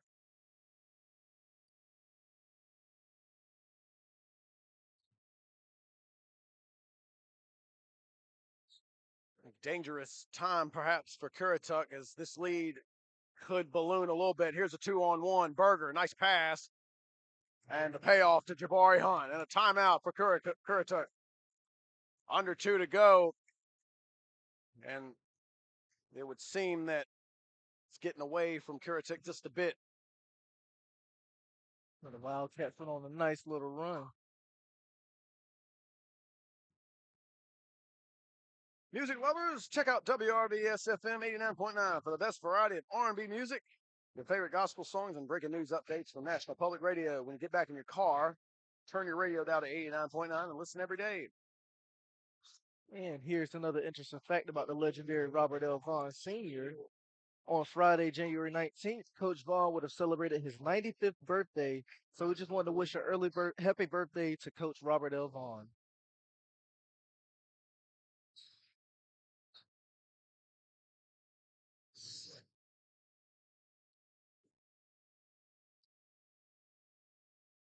The last 6, actually the last 8, I believe, it went to Great Falls. Oh, nice. That's a wonderful job by Ed Bailey to find a cutting Luke Morgan and an easy one for Currituck. A nice find and a nice cut. That's a great ball movement between those two. Cam Bullock again from the mid-range. 38-27. Morgan, and yep, extension of the right arm. He can't believe it, but they'll get him for the charge. I think he could have gotten away with that, but Bullock kind of sold on that play when he fell. He tried to sell that offensive foul a little bit hard right there.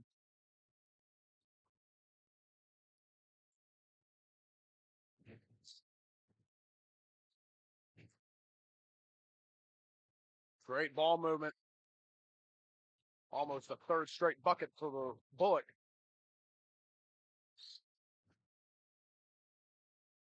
Hicks has not attempted a shot from 3-point range yet. And he draws the foul on Cam Bullock.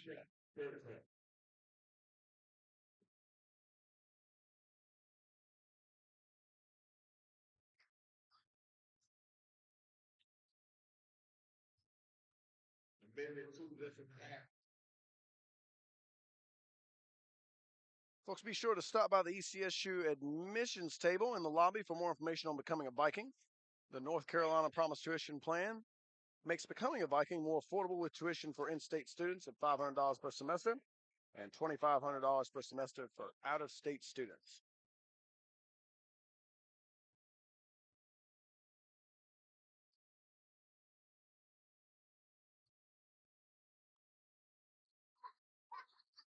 Hicks missed both of them.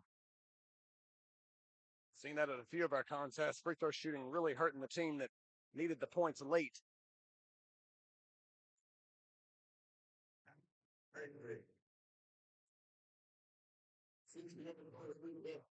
Timeout for Great Bridge as deal with some intense pressure on the sideline. Folks, WRVS 89.9 would like to thank J.W. Hood Consistory number 155 and Commanders of the Right for their sponsorship support of the Border Clash. And experience Elizabeth City State University at the ECSU Winter Open House on February 11th. For more information, stop by and speak with one of our admissions counselors at the ECSU admissions table in the main lobby.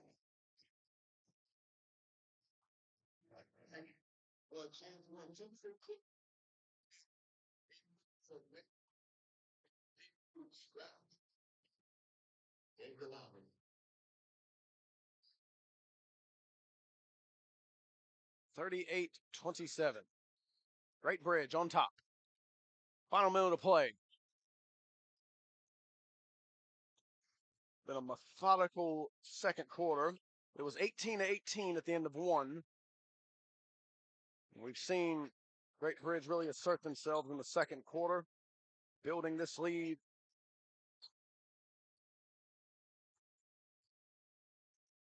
Dan Walters has it in trouble in the corner now, able to get it out of there. Berger for three. Way offline. Luke Morgan the rebound. They'll throw it ahead. KJ Seymour get to his right hand. He could not finish. Hicks skying for the dunk, but here comes Great Falls, the Great Bridge rather, and a foul.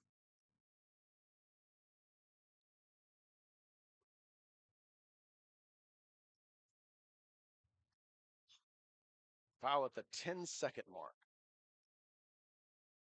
Christian Brown's at the line. Seems like the Wildcats are having opportunities to pull further and further and further away.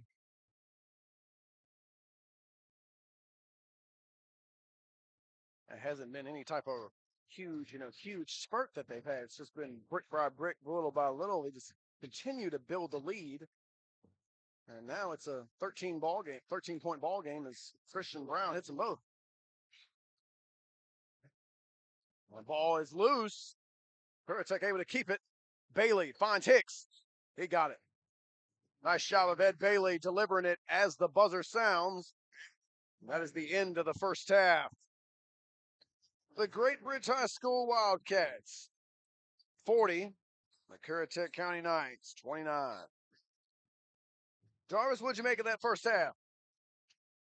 I think what really separated the Wildcats from the Knights is just how well they shot the basketball. They shot it well from the three-point line, and they especially shot it well from the mid-range area too. And then they capitalized on a lot of mistakes that Kuritek made, even though both teams had their fair share of turnovers. But it just seemed like the Wildcats just shot the ball exceptionally well, especially in the second quarter. It certainly was. It was 18-18 after one. Wildcats, that second quarter goes to them 22-11. Well, that's the end of the first half. Great Bridge 40, Kuritek 29. Don't go anywhere. Second half coming up next.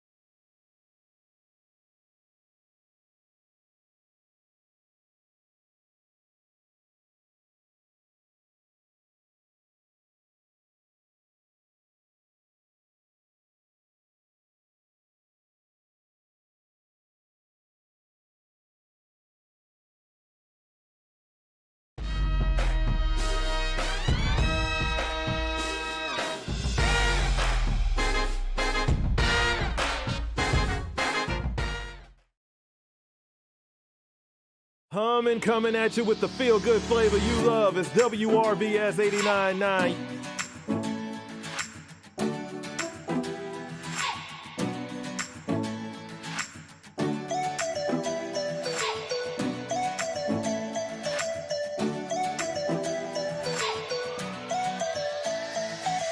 Your community voice, your big bro and radio Clay Mercer here with you.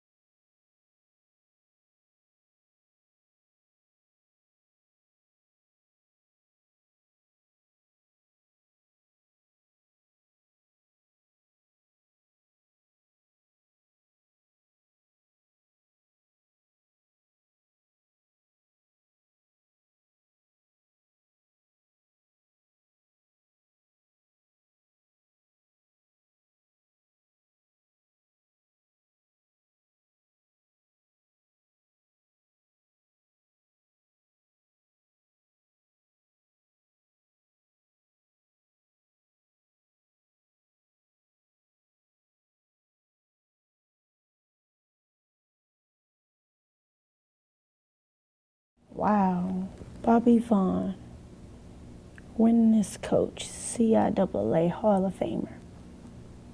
Man, I have big shoes to fill.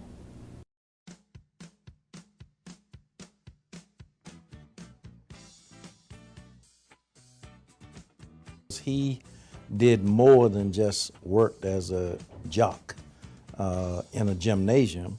He was a leader of the Health and Physical Education Department.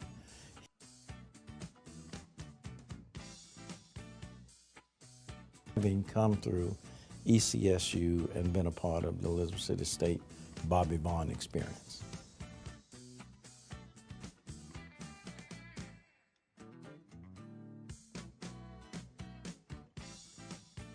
Very handsome, articulate person with a lot of personality that sort of wasn't stuck up on himself about his importance, but was one of those persons that you could relate to, and that was an excellent role model for us. Excellent role model that we could emulate ourselves after as young men.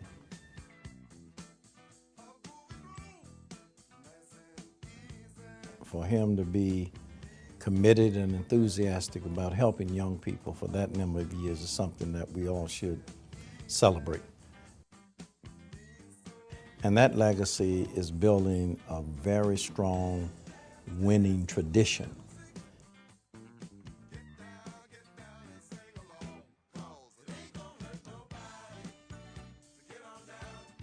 He was a coach and mentor and model for all of us.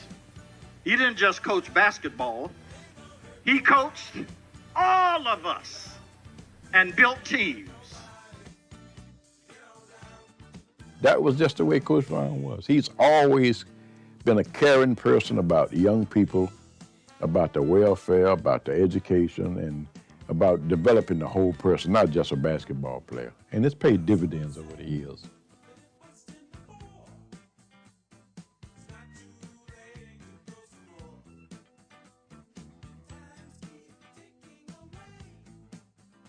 And Bobby Vaughan, your work speaks for you.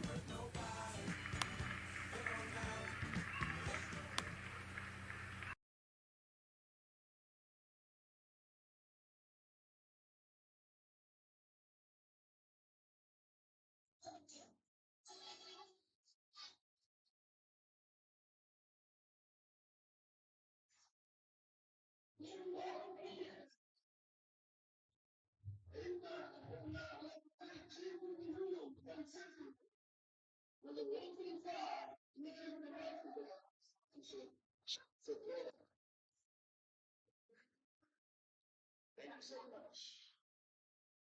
Second half, yeah.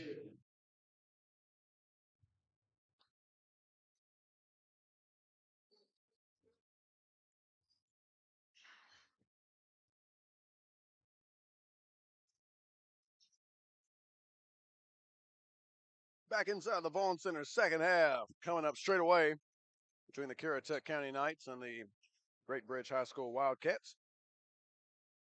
40-29 our halftime score. Knights will get it first. Oh, and that's a you see the coaching staff of Currituck just almost losing it over that. They inbound the basketball and it's an immediate backcourt. Yeah, all you could do is just stare off. Like, I could tell he was seething on the inside.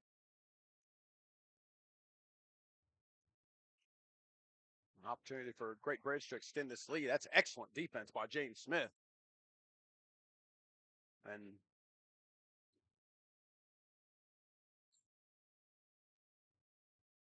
Cam Walters, incredulous, that's saying, how was that Currituck ball? Some thought that was blocked. Jamie Dance, he missed the shot. I don't know if he meant to throw that behind his head or what that was, but Damian Hicks certainly not ready for it if it was. So for Currituck, 2 turnovers to open the third quarter, not quite what they had in mind.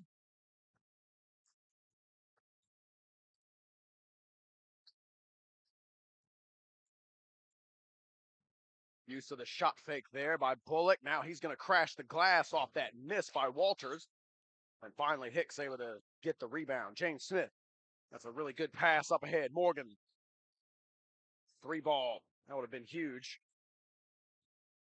He can make those if he's open, so that's not a bad shot for him. He's hit one early. Definitely got the range. Meanwhile, Christian Brown pulling up for long distance.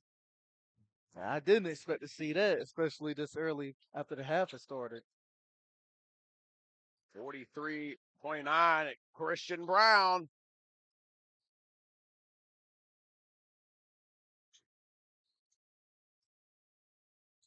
Whole lot of things going on there, and I'm going to get a foul here. Cam Bullock picks up the foul. Luke Morgan doing the old get to your feet while dribbling routine. Some of the Wildcats wanting to travel there, but didn't get it. Slow start to the third quarter for Currituck. Minute and a half in, still looking to get on the board. And points needed. Down by 14 now. Largest lead of the game for Great Bridge. Here's Hicks using the screen. Pass almost split Danson Smith. And a good job by Jabari Hunt getting his hand in there. Here comes Antoine Walker. No good, but Christian Brown is there. Antoine Brown on the drive. And Christian Brown able to pick him up. Man, Christian Brown, he's been impressive. That was a good cleanup by him, too. Inexplicable defensive breakdown there as Luke Morgan gets an easy one. Alters, Christian Brown. Nice bounce pass to Antoine Brown, and he lays it in. Another breakdown. Both teams are just trading baskets at the moment. Trading defensive breakdowns as well. Here's Jamie Dance. They called a push on Jabari Hunt. He doesn't like the call. Looked like Dance initiated most of that contact. Let's side out here. Morgan will trigger this in. He's joined out there by Jamie Dance, James Smith, Damian Hicks, and Ed Bailey. Inside, good seal by Hicks. Couldn't get it, everything but the finish, and I think it's going to stay here, and it will. Man, missed opportunity. Talk about an unlucky bounce. At good position. Able to get up into the air without much of a contest. That pass, that was just not a good inbounds play. Walters with a step through, and he is hammered by Jamie Dance. Walters almost caught a finger in the mouth on that drive. We don't need that. Do not need that. Currituck going to resort to going to their bench here early in this third quarter. Trying to get a spark here. It's going to be R.J. Seymour, Christopher Iorio, KJ Gallup, and Walter Bailey. Everyone out except for Damian Hicks. We'll see if this second unit can get Currituck into this game, into this third quarter. Remember, it was 18-18 at the end of the first quarter, but since then, the Wildcats have been steadily building the lead. It has ballooned up to 18. It's like the shot selections kept getting better, and they kept shooting the ball exceptionally well. 31-13 since the first quarter expired. That's just a bad pass. Antoine Brown stole it. Walters couldn't get it going. It's a tie-up. It's going to stay right here. I think there's some of these jump balls have been called awful quick. So as soon as they're two sets of hands on the basketball, they'll blow the whistle as opposed to giving both players a chance to rip it away. Seemingly call those pretty early. Yeah, the players don't even get a chance to fight yet. Right. Christian Brown, the finger roll. Man, he is having some game. Man, it seems like he can't miss. 51-31. Bailey tried to dish it to a cutting Gallup. But taken away. Gallup from behind. Walters never saw him. Now Iorio. Not sure if he needed to throw that pass to Seymour. Took a shot to the face, and I don't know about that one. Iorio, I think he had a clear lane to the basket, almost as if the defense was playing him for the pass. When another opportunity goes away for Currituck, and at this stage, they can't afford to waste too many of those. But the good news is Currituck gets the ball back. Bailey gets his own rebound off that missed jumper. And now R.J. Seymour has it. Working on Antoine Brown. Directing traffic. Trying to get these guys organized. And oh my goodness, Antoine Brown take it away. Keeps Seymour on his hip the entire way and takes a hard tumble.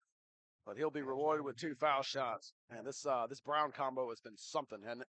Yeah, they've been on complete shutdown mode, and then they've been like just putting up a lot of points on the offensive end too.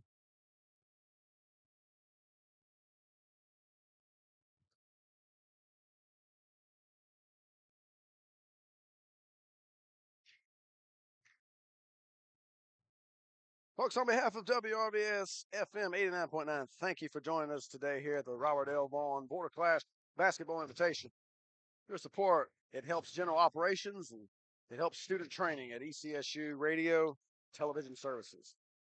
Both foul shots are good for Antoine Brown, and the lead is up to 22. Bailey, he had 8 in the first half. Trying to see if maybe he and his other reserves for Currituck can do more of that. Iorio, now Seymour, Gallup for 3. Way short. And Antoine Brown with the rebound.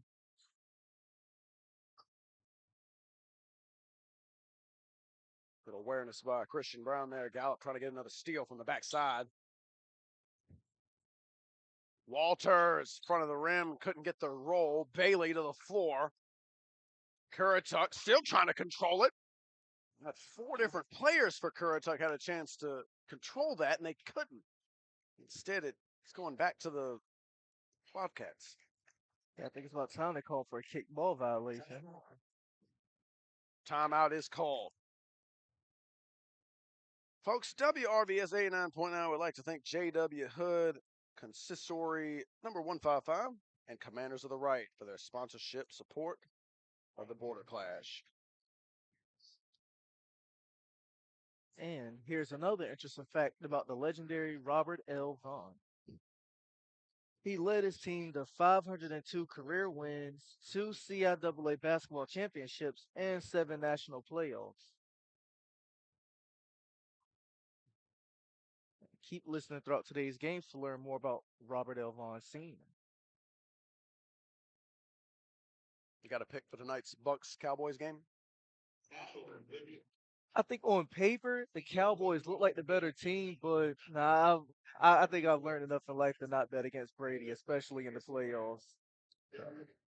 But I'm still kind of depressed about the NFL a little bit. I saw your Chargers landing. Are you doing okay? Yeah. That was quite something.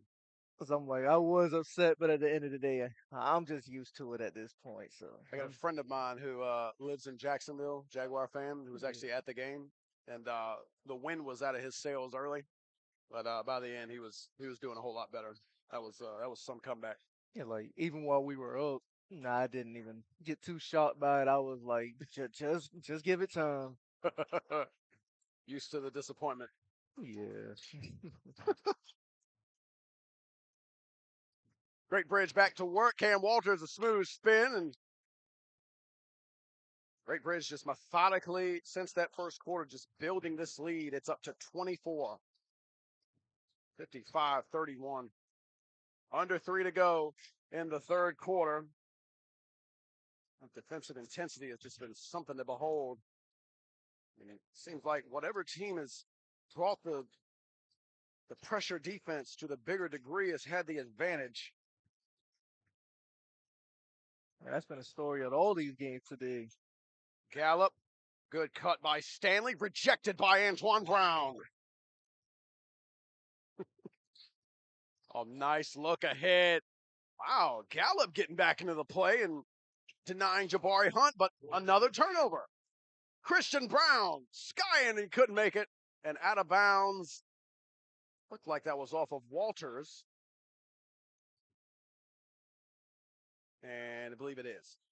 Did you see how Christian Brown just glided in the air and he just looked like he froze there for a brief moment? Yep.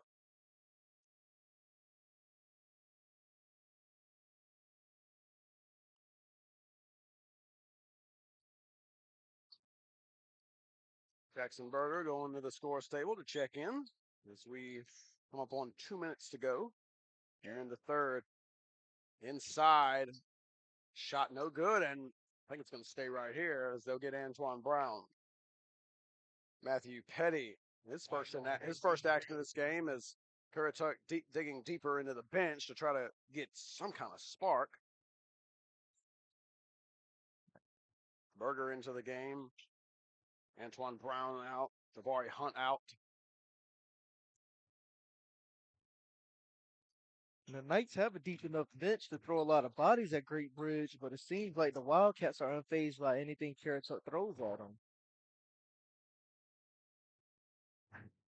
Gallup had a good cut that time. Bailey hit him, but right through Gallup's hands, and we're going to have free throws on the other side. Kurituk's going to really wonder, after looking at this game, if this holds up, where that first quarter performance went, because they were right in this game and looked like they had the upper hand at times.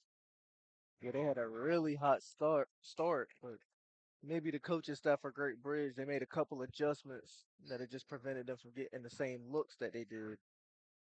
So calling more onto the Brown entourage. I went 1 for 2. The offensive rebound, putback not there. It is now a 25-point ball game.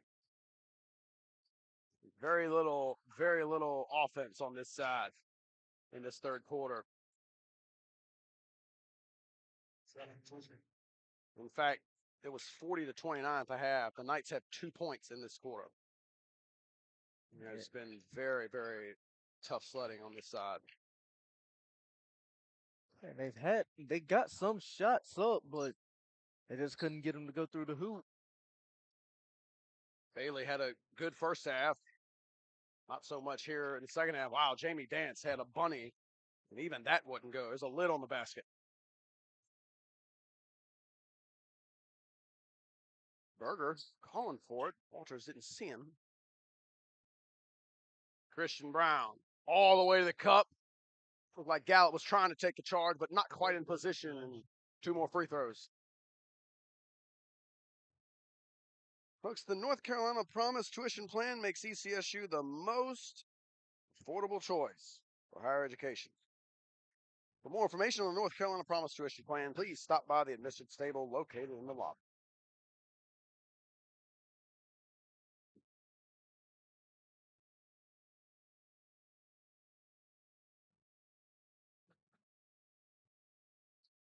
All Great Bridge since that first quarter. 40-13 after an 18-18 first quarter. Just 1 bucket in the third quarter for Kurituk. It's going to remain that way as Gallup turns it over. A 3-on-1. Berger. Alley-oop. No. Jamie Dance on the other side. Gallup, who never got back, and Gallup able to put it in. Add 2 more points to Kurituk. Under 30 seconds to go. 25-point lead. Great Bridge, it would appear, well on their way to a 6th consecutive win. I mean, they dominated Bayside their last time out, beat them 71-44. So more of the same is really in a good stretch of play, playing some really good basketball. Dante Adams is in the ball game. 6'5" junior getting some minutes, and Walters unable to convert that one at the buzzer.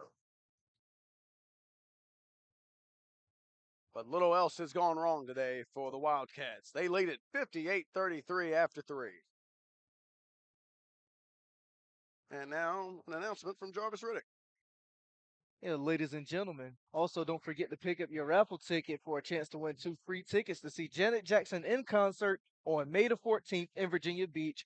Raffle tickets are still available in the front lobby.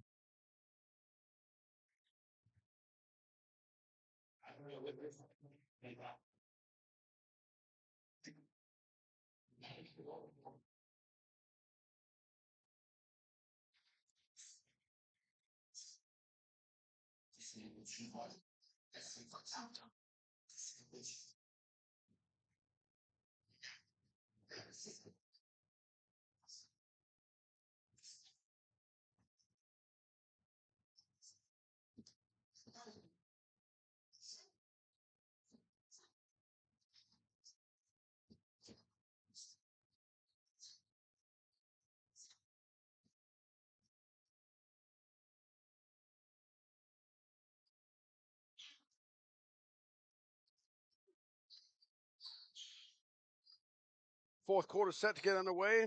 Jay Rise, Jarvis Riddick here at the Vaughan Center, the 5th annual Border Clash.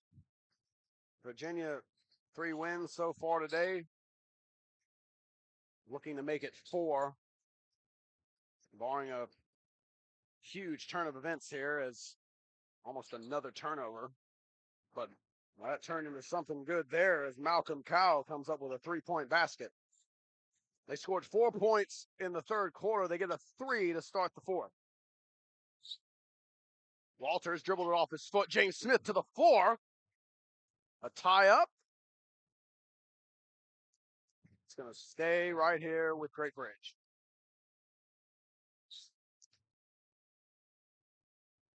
Pretty good atmosphere in here as well.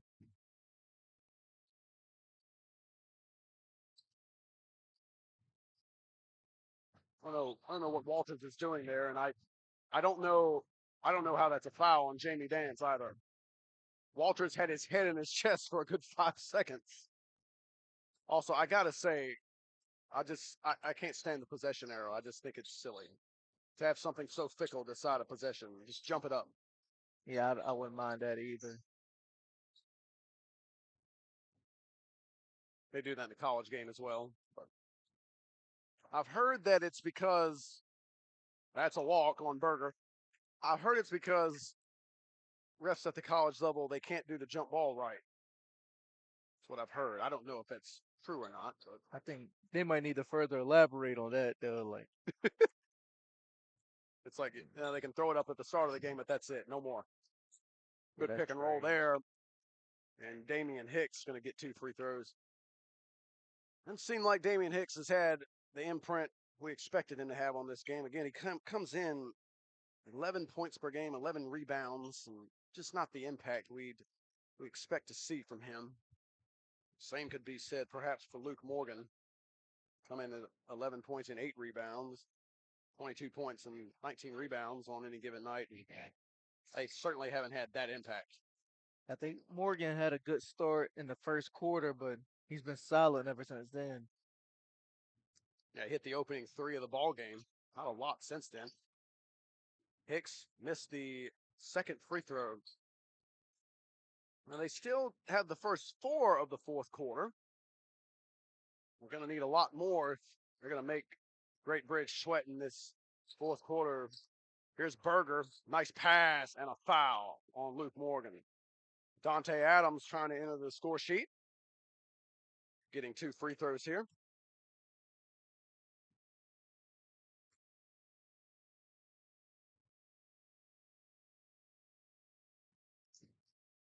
Basketball fans, ECSU men's and women's basketball teams will be in action this Wednesday here at the Vaughan Center. The Lady Vikings will take on Bowie State at 5:30, followed by the men's game. Get tickets and more info online at ECSUVikings.com. And again, 2 more games to follow. The hometown team, Northeastern Eagles, taking on the Lakeland Cavaliers, and then the Pasquotank Panthers. And the Grassfield Grizzlies close it out. It's still 6:40 to go in this one. It's a 22-point lead for the Great Bridge Wildcats. The Knights trying to get back in it. That would have been a great help if Danson would have finished it and still have to earn it from the foul line.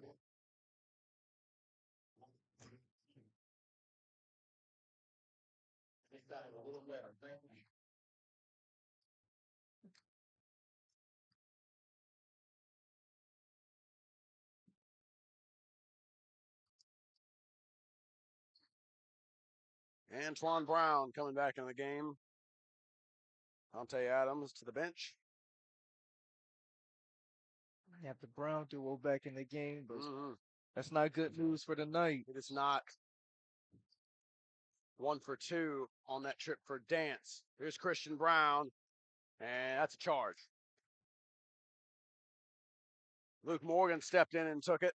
Not the best of decisions there. He had Jackson Berger. Perhaps could have dished it off to him, try to do it himself.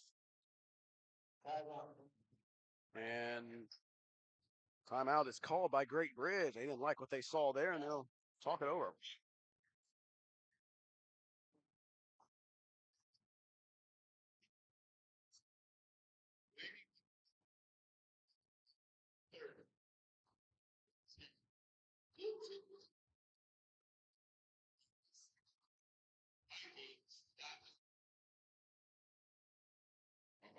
need to sign a plan here. Okay, hold on. Hey, if y'all need one more thing, I'm gonna let you know. Make some noise. If you need one more thing, I'm gonna. Hey, you need to go a little bit, make some noise.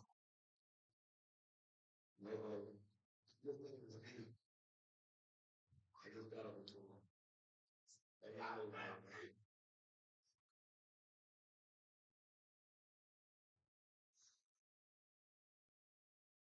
Look at it, one of those Mexican bands in the land. Sign roll.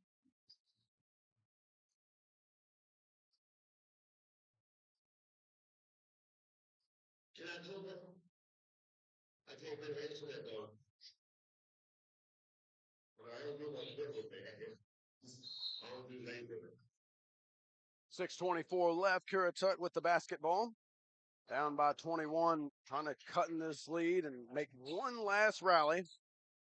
And that's a good start. James Smith finding Damian Hicks for the easy one. The lead is 19. Jamie Dance on the hip of Walter, trying to speed it up, and well done. The offensive rebound, and oh my goodness, oh, one nice job tipping it out. Christian Brown will launch. He missed it. And if you're Currituck, that's what you want. You want quick shots and hopefully quick misses to speed this thing up and save some time. Hey, Smith lost his handle. Fortunate to save it. Jamie Dance, they'll get Christian Brown on reach. Excuse me, Antoine Brown. He's not happy with that call, letting the ref hear it somewhat. And Great Bridge. Latrell Humphreys into the game. Jabari Hunt and Cam Bullock. So 4 of the 5 starters on the floor. Cam Walters the exception. So perhaps trying to get his starters back on the court to close this thing out. As it appears the door slightly open. Make these 2 free throws to get within 17. They're gonna have to get after it though, regardless if you make it or not. For what it's worth, they are off to an 8-1 start in this quarter. Make it 9-1. Gonna need a lot more though. Not a lot of time to do it. I think that's why they brought back out the full court press. Nice job by Great Bridge breaking it under control, poised. But they do get him to take another quick shot. And Currituck gets the rebound. Just what you want. Dance. Ooh, and that's a tight one. They call the offensive foul on Jamie Dance. Antoine Brown with good position. Looked like could have went either way, perhaps a no call, but they blow the whistle. We've seen a few charges here today. That's certainly not one of the more obvious ones. That could have been an offensive foul as Cam Bullock using the off arm. Now Brown. Well, that's a great job avoiding the charge himself. Oh, what a job. Latrell Humphreys just throwing it up at the rim. A little bit awkwardly, but made it count.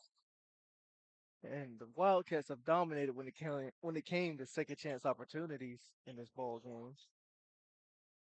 Currituck seemed like they had maybe a little bit of a chance, but that unable to get that rebound. And a soft touch there of Damian Hicks. There's not enough of that. 61-44. Again, the night press trying to speed this thing up. And again, well done. Good cut to the basket by Cam Bullock. Jamie Dance pulls up, and he is fouled.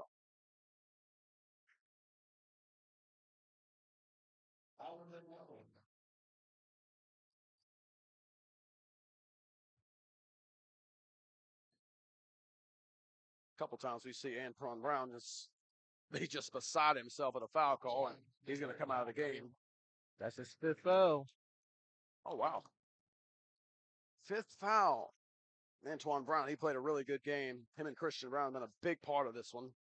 And that means that's Cam Walters who comes back. Jamie Dance looks to have a bright future ahead of him, though. The freshman again having an impact, leading Leads the team in assists and steals. Third leading scorer behind Hicks and Morgan. And they will need him certainly next year with Hicks and Morgan both graduating. And that's will be a foul here on James Smith. Trying to check Christian Brown, and we got ourselves a 1-1. The 3:59 mark for the fourth quarter. I think Lakeland High School is heading back to the locker room now to get prepared for their game up next. But I think they wanted to see as much as possible from this Great Bridge team because surprisingly, both of these teams will actually play each other tomorrow. Great Bridge will play Lakeland at 7:30 p.m. Back to back. Free throws are good. Jamie Dance on the drive. He'll go back to the line.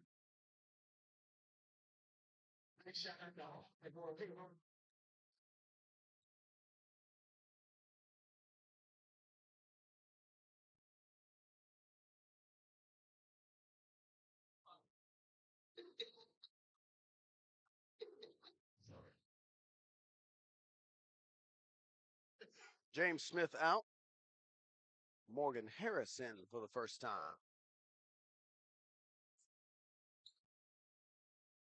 Jamie Dance 1 for 2. Cam Bullock. Cameron Walters. Nice cut. Oh, my. Well, that's a great way to thread a needle right there. I thought it was going to hit a shoe or something. Really good pass by Bullock to Walters. Hicks could not find it. And Latrell Humphreys, the rebound. Jabari Hunt got it and the foul. Too much Wildcats. I think the Wildcats went on a little mini run right here just to make sure they could put this game away. Yeah, Currituck got it down to 17 at one point. If the Wildcats have opened it up again, it's now a 26-point game. And another turnover as Morgan Harris couldn't handle that pass.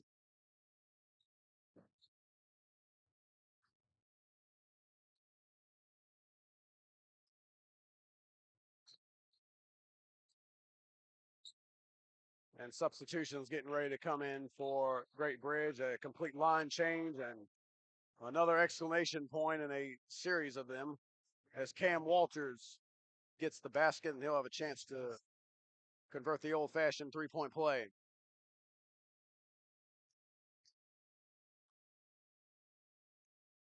Just an entire personnel change. Aiden DeVerne checking in for the first time. Dante Adams in again. I think that's Ryan Poff with the mask on. The old Rip Hamilton style mask. Meanwhile, for Currituck, they got some substitutions of their own. Tennessee Burgess in there. KJ Gallup back in. Ed Bailey.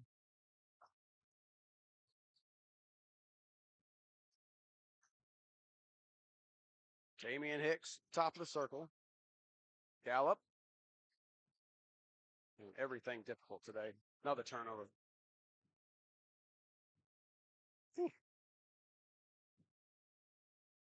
Ryan Poff and KJ Gallup tied up there. Currituck keeps it due to the possession arrow. And now Jacob Zinn has entered as Cameron Walters takes a seat. Really good performance. Really about everybody in that starting lineup for Great Bridge had a real impact on the game, I felt like. They had an excellent job today. Well-deserved rest for them. Getting ready to tomorrow's contest.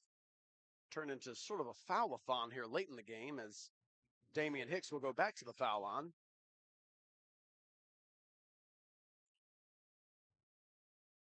Go ahead and put the result of this one in the books. as Great Bridge will improve to 9-3. Will be their 6th consecutive win. Currituck, this will be their 2nd straight defeat. They'll fall to 6-8.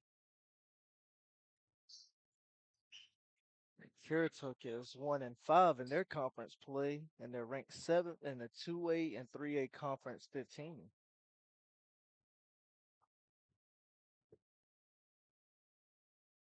Matthew Petty enters the game for Damian Hicks. It's probably the last time we'll see Hicks today. No reason in this game of this margin to keep him in the game. Currituck is also in action tomorrow too, and they have a tough challenge as they have to play Hereford County at 7:30 p.m. Surprised Ed Bailey remains in. The last starter to remain in for Currituck.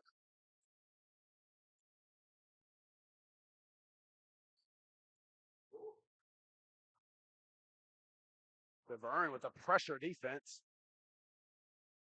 I think they called a foul, and probably not what we need at this stage of the game. Another foul. At least this will give them a chance to work on their free throw shooting. Mm-hmm.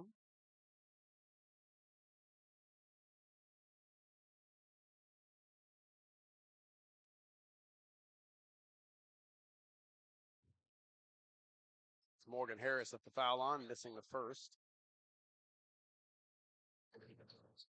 Both foul shots missed. Rebound, Ryan Pop.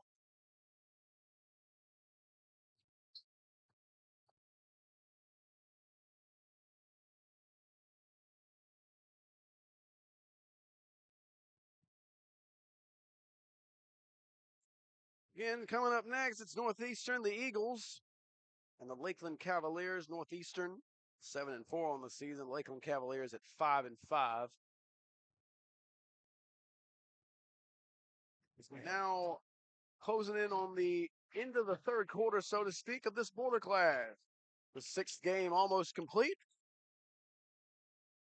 as the free throw parade continues here in the 4th quarter. And if a miracle doesn't happen, Virginia go up 4-2 in this border clash series. So in order for North Carolina to even this out, they'll have to win both remaining games. That is right. North Carolina will be counting on the local clubs to do that in Northeastern and Pasquotank. See if they're up to the challenge. And another foul. Officials, apparently the only people in the building who don't want this to end. I guess they're just trying to keep it fair from start to finish. So that's the only explanation. That's one way of looking at it. Trying to call it down the middle. Ed Bailey to the foul line is seemingly every player on the court right now will get 2 free throws. It looks that way. Bailey using all the equipment on that free throw, and Ed Bailey will check out on that note.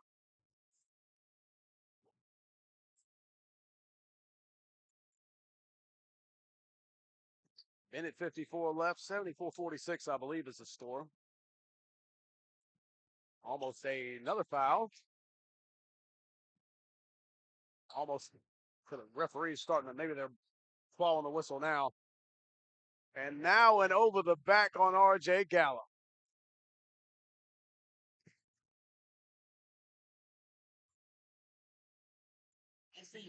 And it's a 1-1. What do you know? I think both teams are deep into the bonus now, so we should just expect every foul call to lead to some free throws. I think they just signaled it is 2 shots. Yeah, a lot of fouls in this 4th quarter. But back to that. The final super wild card game of the weekend, a wild NFL weekend. Yeah, I think seen quite a few folks dressed in cowboy gear. I know in this area, there's usually a lot of Cowboys fans along with Washington and Pittsburgh mostly. We're too far over to be a Panther fan.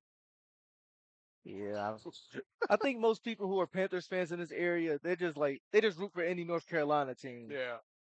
Same if you like the Charlotte Hornets. If you like the Charlotte Right. Hornets and the North Carolina Panthers, I think you just root for teams that's in North Carolina.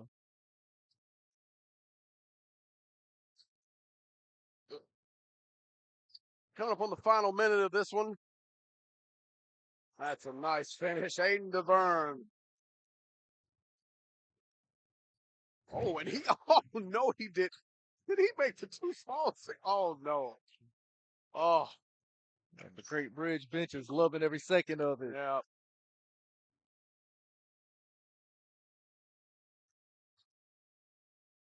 That shot offline for Currituck.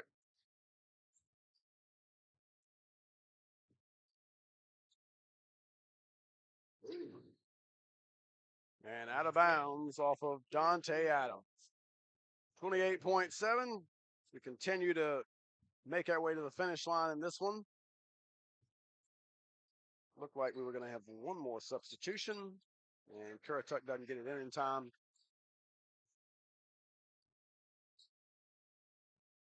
Gallup, nice find. He got it. Morgan Harris plus the foul. Utilizing the backboard. And that'll add a few more points to the resume. Looks like Great Bridge going to come up just short in terms of the high score for the game. That's going to remain to Northampton. The Yellow Jackets put 82 on Perquimans in the opening game. They just shot at a high volume. Yeah, hectic pace also, high possession, a lot of shots. And Ryan Poff off on the final shot of the ball game. Amazing. It was 18-18 at the end of one, but after that, it's all Wildcats. 60-29 after the first quarter, and they win it 78-48, their sixth consecutive win. Well, we found out, we didn't know it at the time, what Brown could do for us, but we definitely found out in this game. Antoine and Chris Brown were tremendous. Yeah, they both put on a good show. You saw a lot of hustle on both ends of the floor from start to finish every time in the game, and had quite a few highlight plays as well. Cam Bullock, he had some great production as well. And I think just all around as a team, the Great Bridge, they played pretty well. After those adjustments they made in the first quarter, it just seems like everything went right for them and they couldn't be stopped. Well, that'll do it. Once again, our final in our sixth game of 8. The Great Bridge Wildcats, 78. And Currituck County, 47. Coming up next, Northeastern, the Eagles, and the Cavaliers of Lakeland. That's coming up next. Stay with us.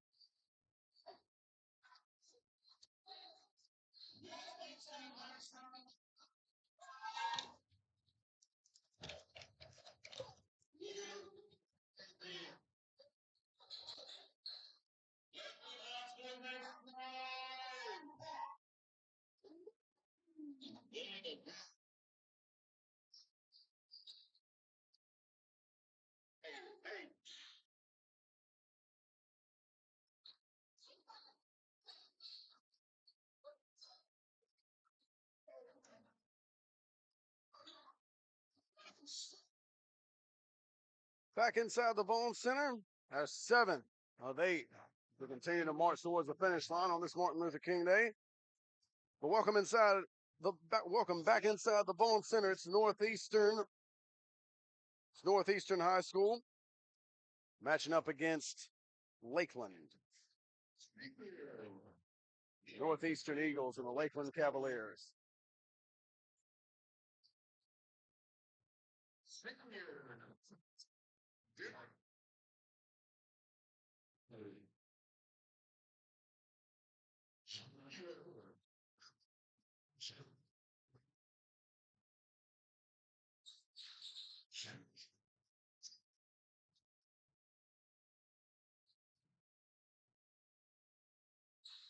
And singing.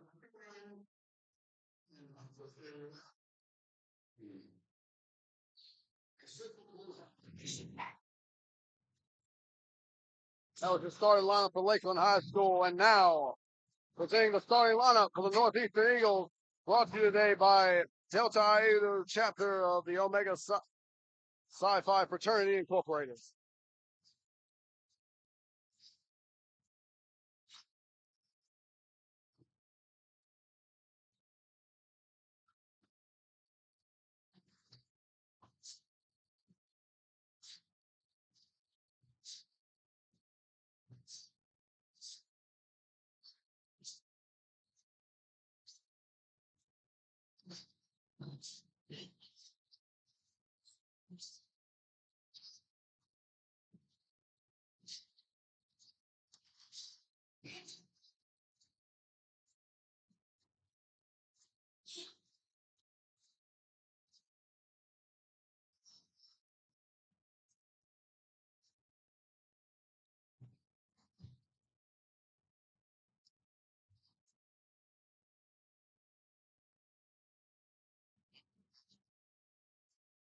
Well, that's your starting lineups. Again, the Northeastern High School Eagles, winners of two straight, as the band roars on just behind me. CSU band in force for the final two games on this 5th annual Border Clash. Again, Jay Wise, Jarvis Riddick with you inside the Vaughan Center. Jarvis, what are you looking for in this 7th game of this just mega event that we're doing here today? What are you seeing this one? Well, I know for Northeastern, like given their previous experience, I'm expecting to see a lot of athleticism, a lot of players going after it and getting after it, being cutthroat, keeping their foot on the gas from start to finish. A lot of highlight plays. I know Coach Ronald Nixon and Coach Antonio Moore, they really teach discipline and sportsmanship and hard work to a lot of their players. And you can expect to see their coach, expect to see a very well coached team out on the floor tonight. Lakeland will get it first. This is Jalen Boone on the drive. Couldn't get it to go. Rebound comes away to Northeastern.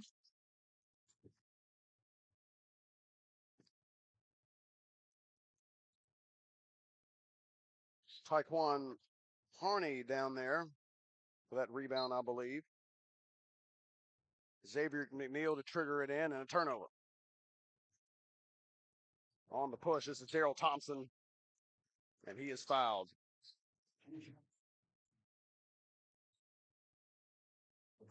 Working without the benefit of a Lakeland roster. We're doing the best we can. Got a screenshot of the scorebook. This is Daryl Thompson from the foul line.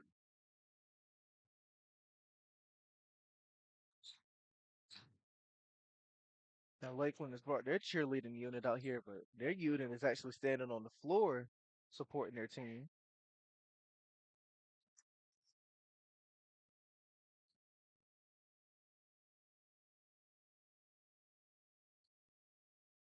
One for two, Savion Saunders with the rebound, the 6'6" junior, man in the center position. There's a long ball, now a good kick out to McNeil. And Tyel Saunders going to set it up.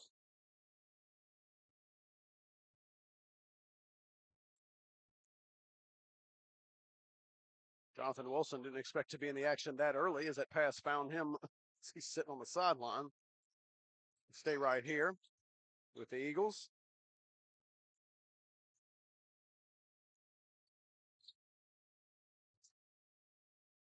Saunders got caught up in the air. Now McNeil.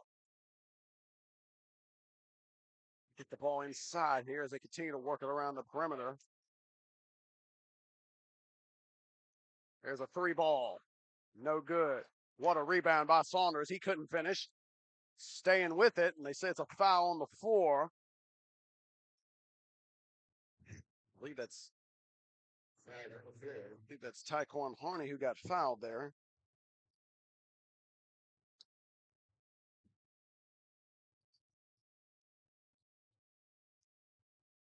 The Northeastern Eagles are ranked second in the 2A and 3A Conference 15 with a conference record of 5-1.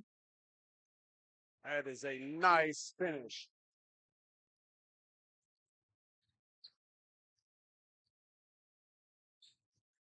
Here's a turnover. All the way to the cup. He missed the layup. The follow, though, by Harney. Well, you always stay with the play. And I see Coach Scott Bigby. He decided to stay and watch this game, seeing as Great Bridge is playing Lakeland tomorrow in Virginia. What an early turnover. Eagles, early 4-1 lead. 7-4 on the season. One is a two straight. They beat Currituck the other night. We just saw Currituck go down against Great Bridge. In Virginia, 4-2 in this border class. So North Carolina needing the local teams here, Northeastern and Pasquotank, to take home the final two games to get a split. But that shot short did Tavell Almond. And now here's Saunders stepping through. Good drive, and he lays it in, and it's a 6-1 start for the Eagles.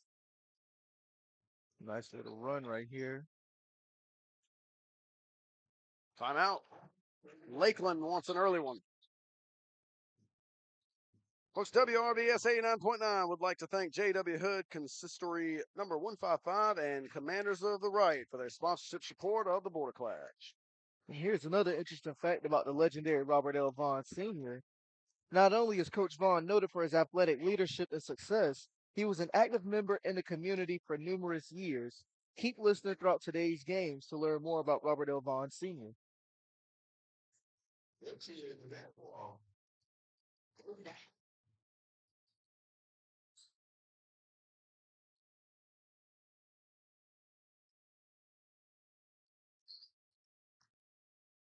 We'll see what Lakeland has in store here. Early 6-1 deficit as they continue to look for their first basket from the floor. Eagles back in the 2-3 zone.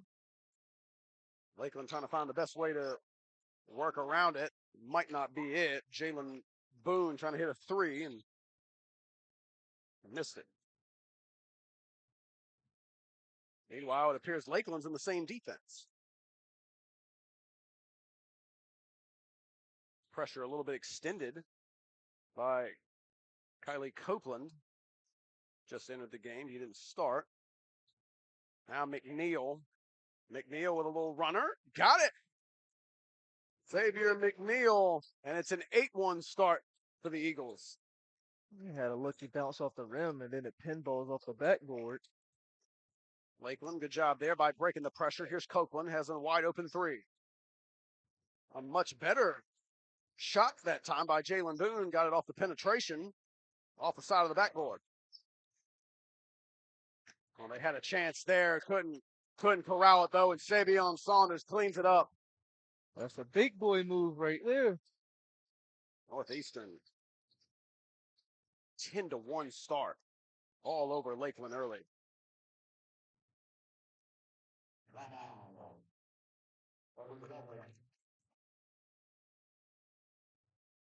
Joshua Battle enters for Jalen Boone. And Devontae Carr is out as well. And Nayland Brown in. Brown way too strong on that free ball. The Eagles looking to build the lead. Saunders for three.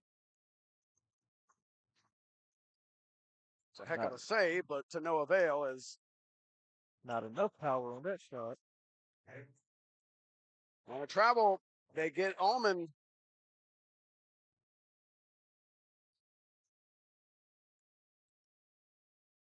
Lakeland, the Cavaliers, still trying to find their way into this game. They already used one timeout to try to get this thing under control. Hasn't done the trick yet. Well, that sure is something. Saunders with a jump stop, then threw it up for Saunders, and he threw it down. Well, that alley-oop is sure to ignite the crowd. Here's a turnover, and now, nice job by Joshua Battle to pick that off. And a foul on Tyel Saunders, perhaps a smart one, as the Eagles were going to have 3 players behind the play off that turnover. Still a 12-1 start. And Lakeland is really struggling to get into this game. Yeah, you've seen a few teams struggle to get past the 2-point mark, and this team is trying to get past the 1-point marker. A tough shot by Battle. Saunders definitely impacting that one. You got 2 Saunders in here, Savion and Tyel. They connected on that alley-oop a moment ago. Here's a 3-ball from the right wing. Yes.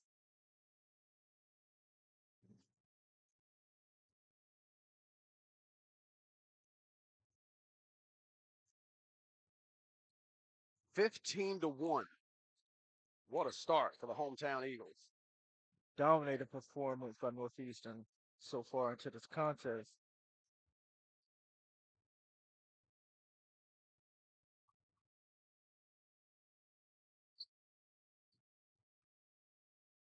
Lakeland still trying to settle into it. Holland with the ball now to Copeland. That shot way off. Holland unable to find the rim on that one. Just careened off the backboard. McNeil on the left side. Gets it into the paint. Taekwon Harney unable to get up with it.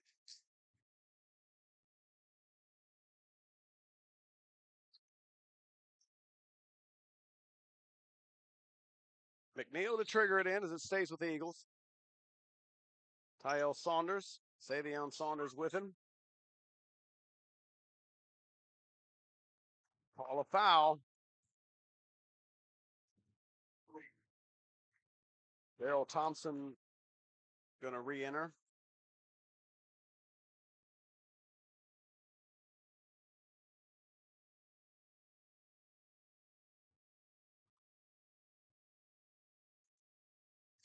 Basketball fans, if you or someone you know is ready to get rid of an old car or truck, please call 1-855-277-2346 to receive free towing and a taxi break. Again, call 1-855-277-2346 today.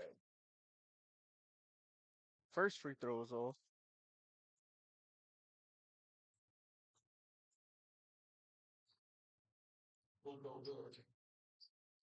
Lakeland in a flash into the front court. They try to get this thing moving. Copeland for three. Nope. Offensive rebound, and that won't be it either. Thompson had a bunny at the rim off the offensive rebound. Unable to find it. Tyel Saunders directing traffic as we're under the 2-minute mark of a decidingly one-sided outcome here in the first quarter at least. Savion Saunders on the inside. Jump hook with the right hand. Yes. Saunders is just dominating the interior.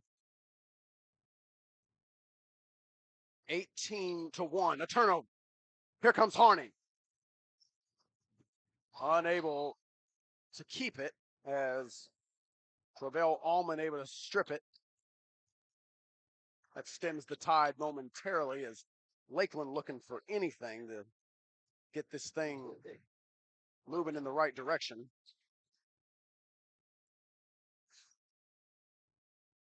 Jalen Blanchard will trigger this in. Needs help, and he'll call a timeout. Smart decision. 18-1 at the 121 mark of the first quarter. Folks, follow WRVS 89.9, your community voice on Facebook, Twitter, and Instagram at WRVS 899.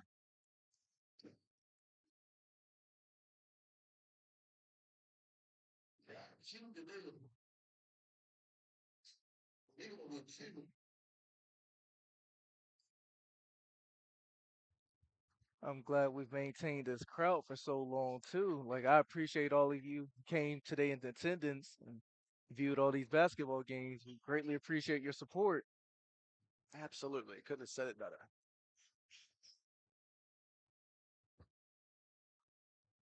What do you think the message is over there in the Lakeland huddle?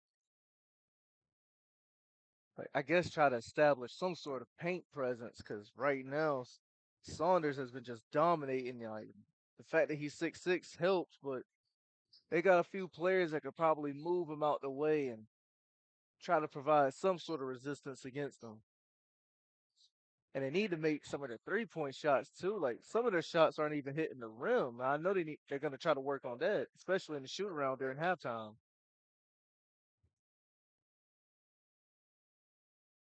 Tyel Saunders going to work. It's a difficult shot, in and out. Blanchard with the rebound, and he walked. The low today is turned in by Greenbrier Christian Academy at 17 points. Still a long way from seeing that happen, but still a worrisome start for Lakeland as they are still searching for their first field goal mate. And, well, that will break the ice. He needed some help from the bank for it, though. 3 points or 3 points. Ashton Holland banking it in on the holiday hours. 18-4. Yeah, speaking of the holiday, we wish you all a happy Martin Luther King Day.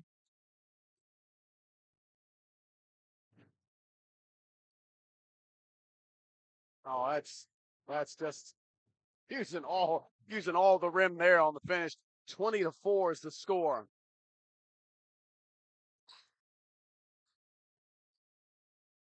Holland banked in the last three. Now he's still got the basketball. There's a pass there. Here's a three from the right corner. Short. Another beautiful take by Northeastern, and that will punctuate a flawless first quarter by the Northeastern Eagles. 22-4 at the end of one. Music lovers, check out WRVS-FM 89.9 for the best variety of R&B music. Your favorite gospel songs and breaking news updates from National Public Radio. When you get back in your car, turn your radio down to 89.9. Listen every day. And here's another interesting fact about the legendary Robert L. Vaughan Sr. Coach Robert L. Vaughan is a member of Omega Psi Phi Fraternity Incorporated. Omega Psi Phi Fraternity Incorporated is the first international fraternal organization founded on the campus of the historically Black college. The organization's cardinal principles are manhood, scholarship, perseverance, and uplift. Keep listening throughout today's games to learn more about Robert L. Vaughan Sr.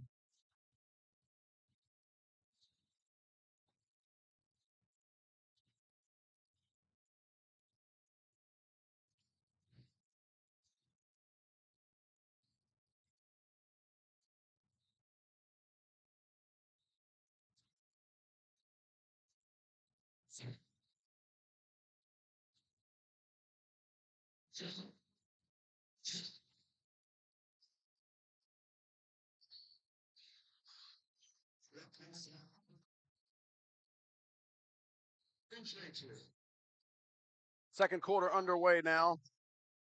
The hometown Northeastern Eagles leading the Lakeland Cavaliers 22-4, and they have the basketball.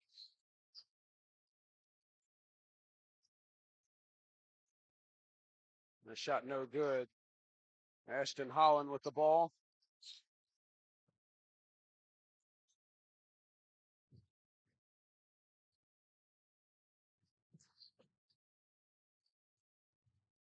Eagles content to sit back in that 2-3 zone. It's worked to great effect so far, and another turnover.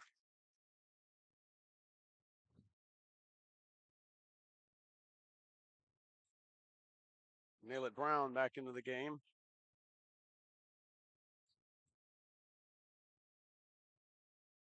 I.L. Saunders in complete control of this game.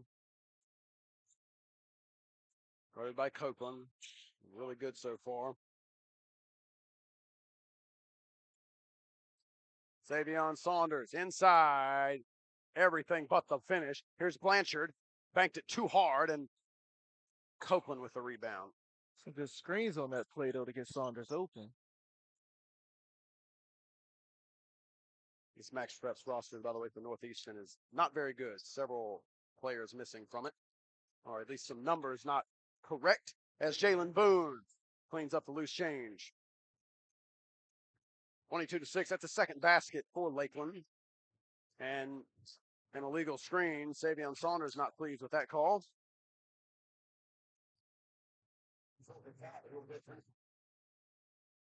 Ethan Walton into the game. Jalen Blanchard will sit.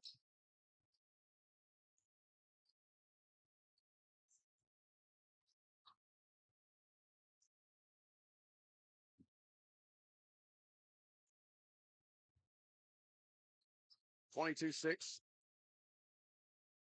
Second quarter action. The 7th of 8 here at the Vaughan Center. 5th annual border clash. Copeland, he's fouled. That's two quick ones on Savion Saunders. Perhaps a path to get back into this one. Get the big fellow in foul trouble. Maybe get him off the floor. Of course, there's still plenty of other Eagles that need dealing with.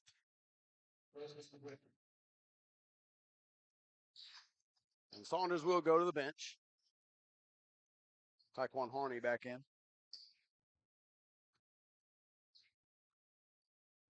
You can see Coach Nixon telling Saunders over there, instead of jumping all the time, just put your hands up and you can get a good enough contest. You've seen that a couple times, a couple big fellas today. getting in some foul trouble and just unable to go straight up here. The jump stop, the left hand, yes. That's tremendous. 24-7. The Eagles continuing to roll. The first bucket of the second quarter.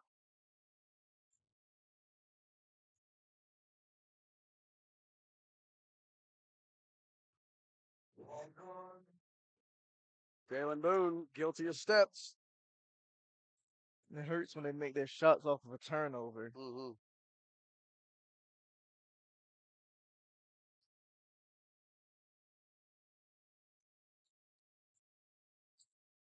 Kyle Saunders pulls up off the screen, too hard. Jalen Boone now bringing it the other way for Lakeland. Copeland. He's blocked, but a foul. Ethan Walton.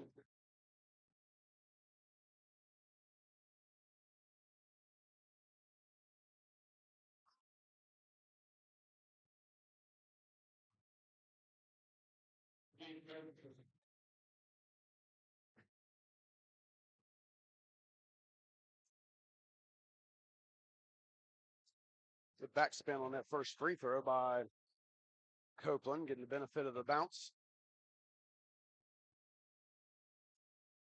Looking for some sort of play to spark them, get this momentum turned around. Put a small dent into this lead. It was 18 after one, now it's 15. Seeing as they're the local team, I think Northeastern might have some sort of a home field advantage, even though they're not at their usual basketball court. Mm-hmm. Doesn't feel like the crowd is decidedly one-sided yet. Of course, we don't even know, hard to fully know what the, okay, that confirms it. There's no one from Lakeland here because no one said anything off that except the cheerleaders. But it is now 24-11. Lakeland trying to cut into this lead, and another travel. We have definitely seen our full share of those. I think they traveled enough now to lap the country a few times. Definitely notes in the post meeting after this game. Definitely going to be an emphasis on, can we get less traveling? We need less of that.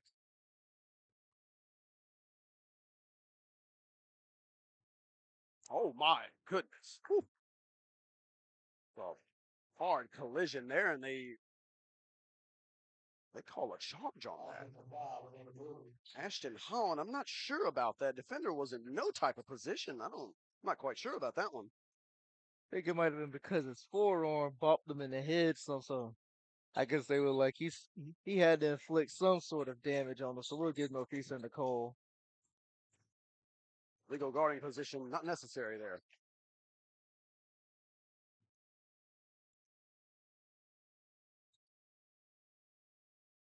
Offensive foul now. Going to go right back to Lakeland. Whistles all over the place in this second quarter. Hard for either team to establish a rhythm. Timeout, Eagles. We'll take one as well. We'll be right back.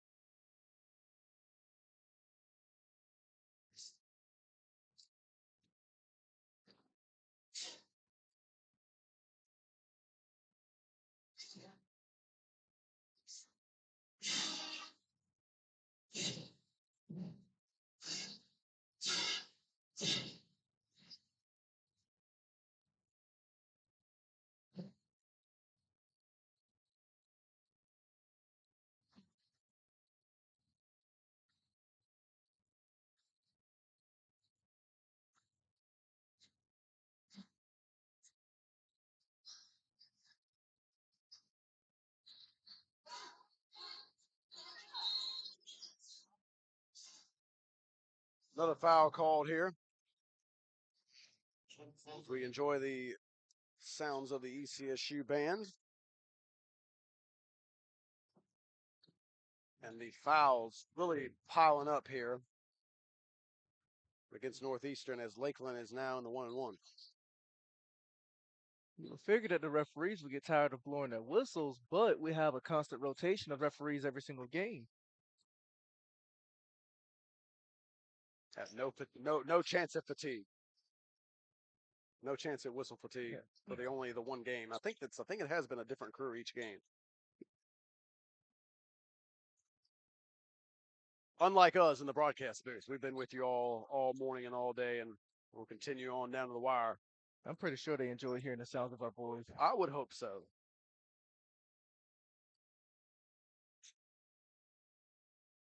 Somebody must. They keep bringing me back. What do you know? A travel.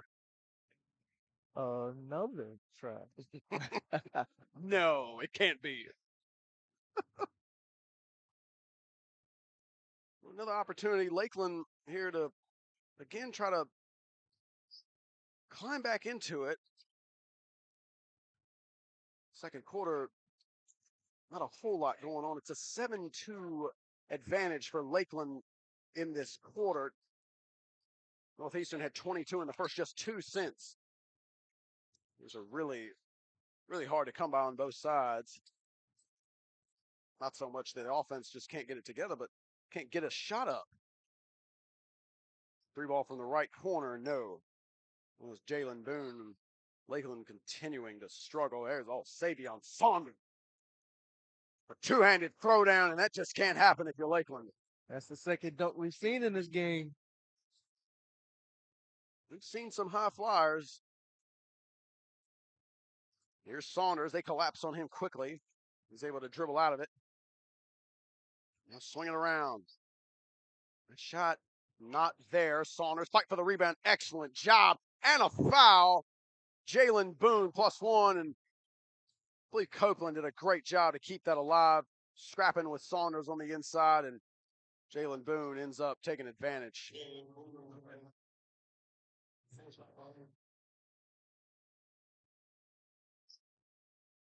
So the Saunders dunk had the momentum really back in the hands of the Eagles, and this 3-point play is actually not a 3-point play as Boone can't hit it. But nevertheless, the game does revert back to a 13-point lead. There's a turnover. Joshua Battle has it. He's going to try to do it himself. Just a little bit too hard on that one. And another foul. Copeland guilty.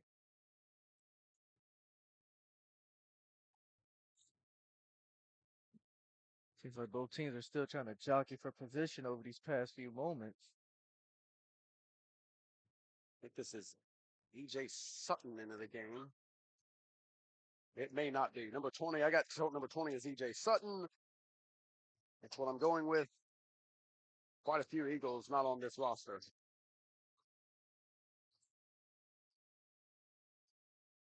Number 0 is one of them, unfortunately, and he's had a really nice first half. Here's McNeil. Pawnee trying to get position. McNeil going to work. Here's Saunders from the free throw line. That's good. Well, Savion Saunders, no trouble for him in this first half getting going. He's a big reason they got this 15-point lead. Yeah, it doesn't seem like he has no signs of slowing down either. There's a skip pass. Boone, another shot from the right corner. This time he's good. He's had some good looks. Finally gets one to drop. You know what they say about shooters, though, regardless of how many they miss, if you're a true shooter, you're going to keep trying to fire them up. Yep, if you're wide open, no reason to stop. Stop shooting and get pulled from the game probably.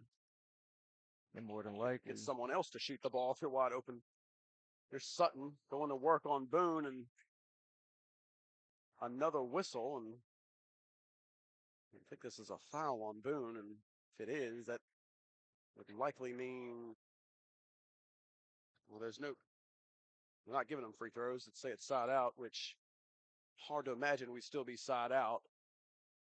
As we've seen all the fouls in the world, I feel like it should be free throws, but maybe not. Saunders off the inbounds, trying to go off the glass. No. Harney, great rebound. Here's Sutton, runner. No. Saunders almost had another rebound. Here comes Joshua Battle. It's a 2-on-2. Nice pass to Boone. Step through layup. It's good. And the Cavaliers are within 10. Under 30 seconds to go. Cavaliers have made a lot of traction in the second quarter. 14-6 advantage here in the second after a dominating quarter from Northeastern in which they led this game 22-4. Saunders looking for help. Harney, Battle has given him some good minutes. That ball, that's too strong. Here's Copeland. And that perhaps a little too long for a bounce pass. That shot at the buzzer almost banked home. Well, an interesting first half. One that saw maybe the most lopsided first quarter that we've seen today, in which the Eagles led it 22-4. Cavaliers struggled all half offensively, but they make some traction, as you say, in the second, and they are within 10 as we head to the break. Folks, be sure to stop by the ECSU admissions table in the lobby for more information on becoming a Viking.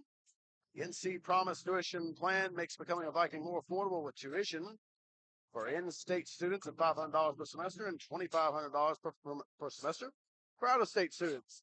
And don't forget to experience Elizabeth City State University at ECSU Winter Open House on February 11th. For more information, stop by and speak with one of our admissions counselors at the ECSU admissions table in the main lobby. The Eagles lead it by 10 at the break. Second half coming up next. Don't go anywhere.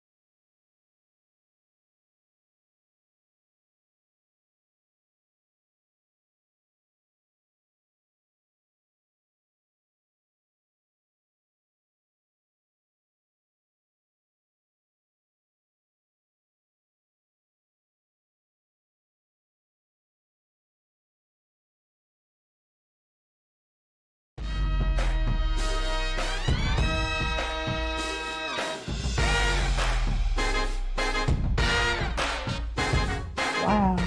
Bobby Vaughan, winningest coach, CIAA Hall of Famer. Man, I have big shoes to fill.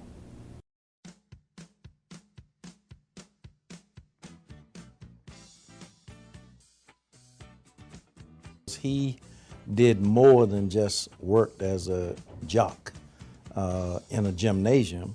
He was a leader of the health and physical education department.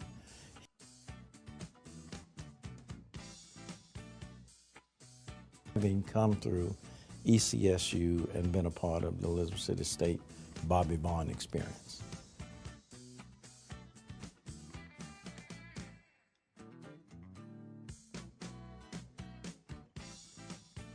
Very handsome, articulate person with a lot of personality that sort of wasn't stuck up on himself about his importance, but was one of those persons that you could relate to, and that was an excellent role model for us. Excellent role model that we could emulate ourselves after as young men.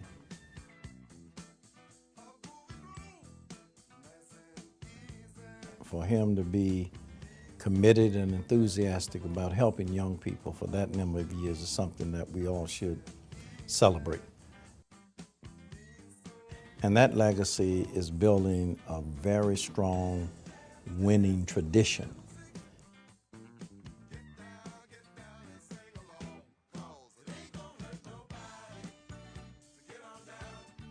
He was a coach and mentor and model for all of us. He didn't just coach basketball, he coached all of us and built teams. That was just the way Coach Vaughan was. He's always been a caring person about young people, about their welfare, about their education, and about developing the whole person, not just a basketball player. And it's paid dividends over the years.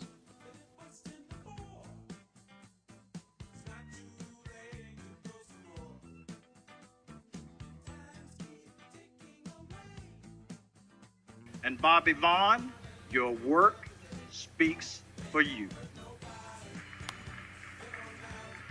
Humming, coming at you with the feel-good flavor you love. It's WRVS 89.9.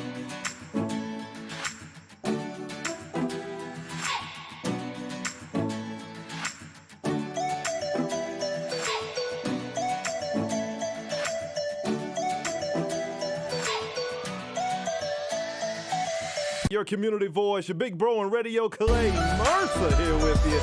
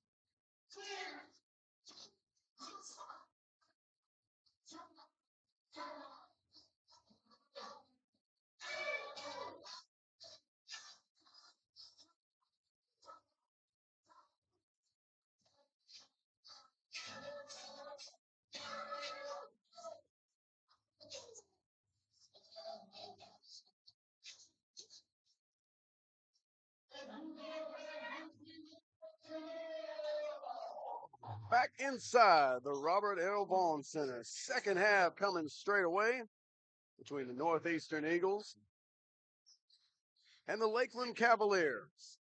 The Eagles 28, the Cavaliers 18. Jay Wise with you. Jarvis Ridley will be back with me momentarily. And away we go. Here in the second half, Jalen Boone with the basketball. Ashton Holland with him as well. Here's Boone from the corner. That's a good start for Lakeland.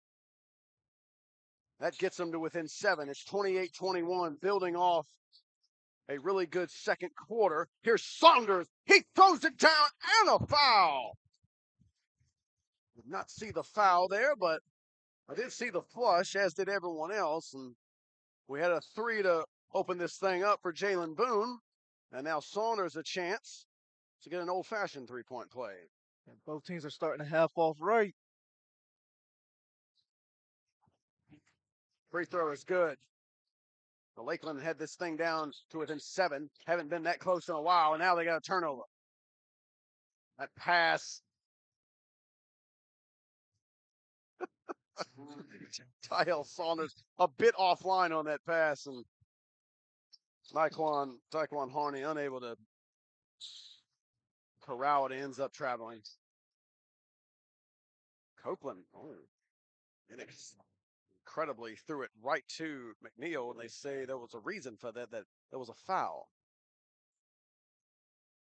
It's been a whistle-filled game. It has continued in the early parts of the third quarter. Joshua Boone. I get the feeling that right corner is his spot. Unable to hit that one. Yeah, he's usually camping out there throughout the game. You'll actually see tent pegs still laying over there on that side of the court. A little bit of marshmallows. McNeil has it. Saunders flashes at the top as they'll swing it around.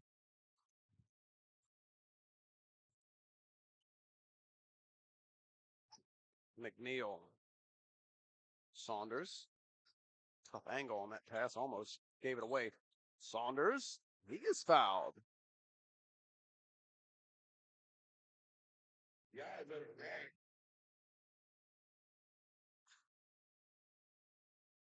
Tyel Saunders to the free throw line. It's been a Saunders-like game here. Similar to Great Bridge, I believe, who it was either Great Bridge or Catholic. I think it was Great Bridge who had Christian and Antoine Brown who were so effective. Yep. Yeah, that was Great Bridge. Same thing can be said here for Tyel and Savion Saunders. Here's Boone. This time he'll try the left corner. No. I'm pretty sure he's going to keep trying, though. Saunders, the off. Oh, we missed a bunny. Oh, but the tip in. So, first time you don't succeed, try and try again. That's exactly what Northeastern just did. And a turnover. Tyel Saunders scoops it up, lobs it up for Harney, and he is fouled. Kylie Copeland.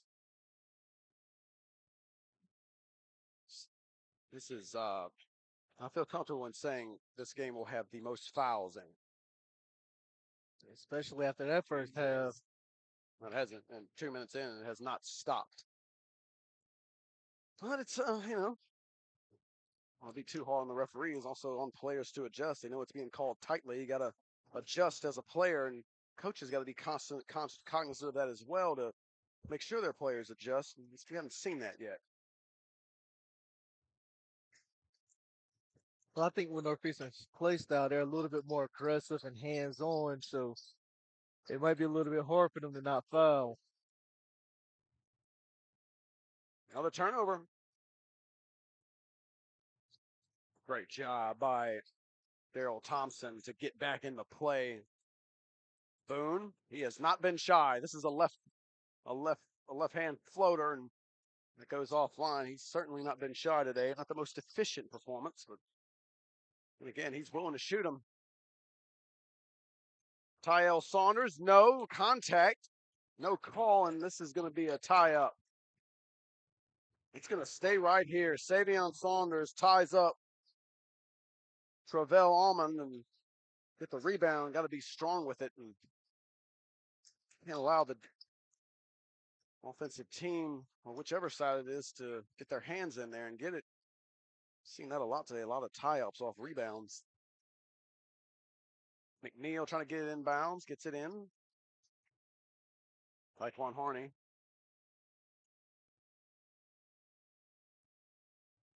Here's Saunders. Saunders just had it. Now they go inside. Savion Saunders. They got really deep position, but couldn't find it, and they're calling over the back. Feel comfortable in saying that we don't quite need all these whistles. But some of us are calling our 7th game of the day. We still got overtime. We called 7 last year. We're going for 8 this year.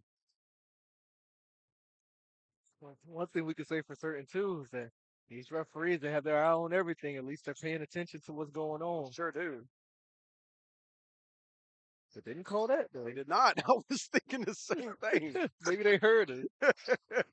I can guarantee they didn't. Man, Valen Blanchard was wide open for quite a bit. Not able to deliver him the basketball.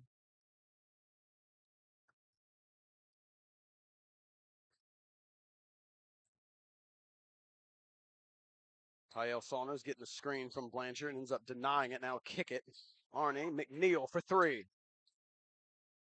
Too strong. Blanchard trying to give chase, but the ball just had too much spin on it and it gets away. It's an 8-0 run for the Eagles after that.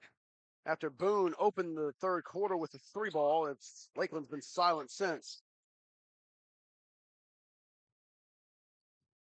Again, Northeastern trying to win the 3rd game of the day for the state of North Carolina in the Border Clash. Virginia's got 4 wins. Virginia won 6 of 7 last year. That's a great job. Oh, wow. They call Blanchard for an offensive foul. Said he clearing the way by an illegal means, and that's tough. You see that from time to time, seemingly as a interior player boxing out, making room for his perimeter teammate to have a clear lane and not allow the help defender to get over there, and referee's not having it. Yeah, no, that has to hurt some. It is a break for the Cavaliers, who certainly need it. They need a bunch of them here. Let's start with a good shot on this possession. Here's Thompson. And the pressure getting ramped up, and McNeil ends up taking it away. Harney. Well, nice job there. Good job going straight up by Jacob Myrick. Lakeland stepping out of bounds right there. Oh, wow. Myrick wide open. And instead, we'll have a timeout.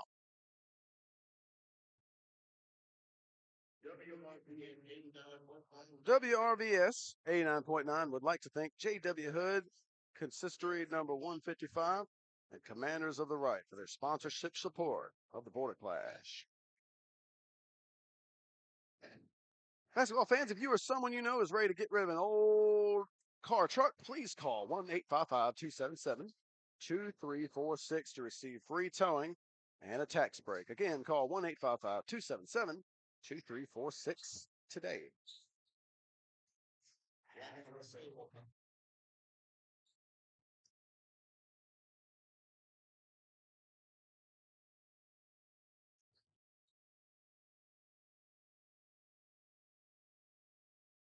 Jay Wise, Jarvis Riddick here with you at the Vaughan Center, the Border Clash.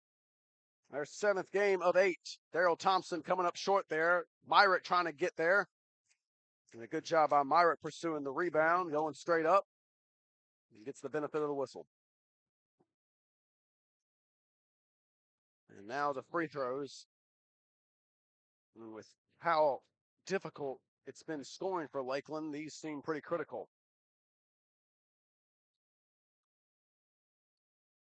It's a peculiar release I'm seeing right there.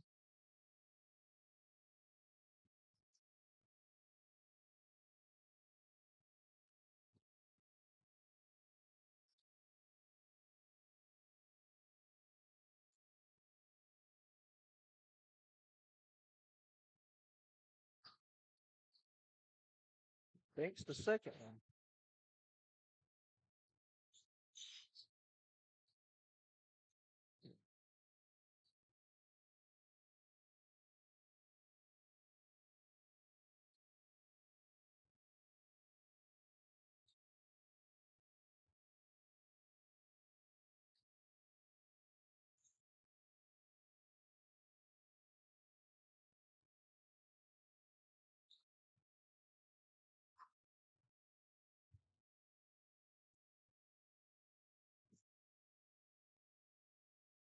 Eagles with it, looking to build this lead.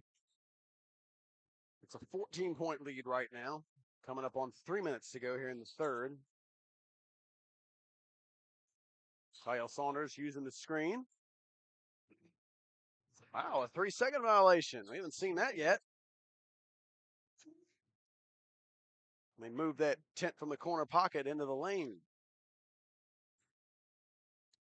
See, now it's the first for everything.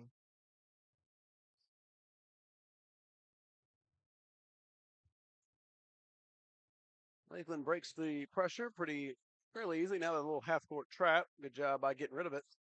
Here's a 3-ball. It's way too strong from Ashton Holland.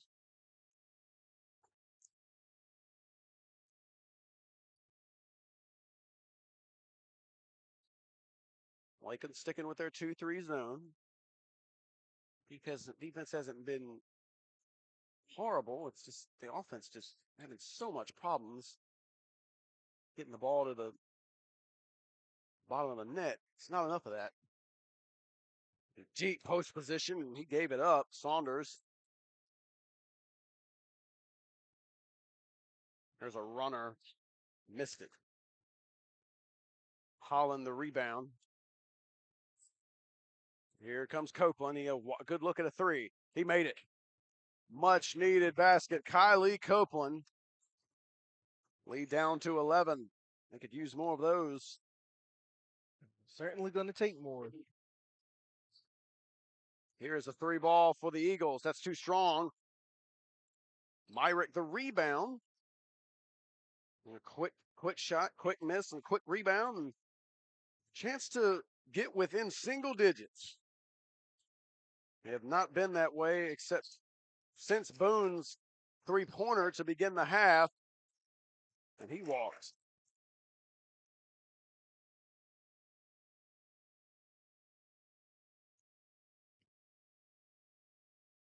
At this point, the travels are inevitable. It's unavoidable. There's no method of pivot foots that you can use to avoid them. By the way it's going, I don't think so.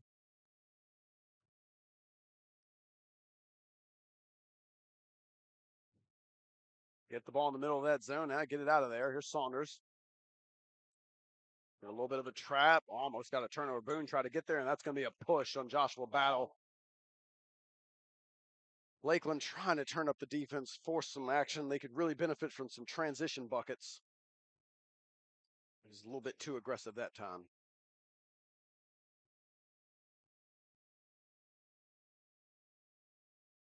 Kyle Saunders almost just lost it out of bounds. Here's a 3 from the right wing. Oh, that's good. 39-25 and a really big basket and still a whole quarter to go. That one feels like a backbreaker.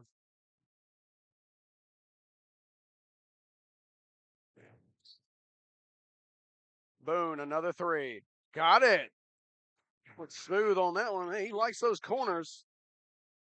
I'm not seeing a barrage of 3-pointers. A little Bruce Bowen to his game.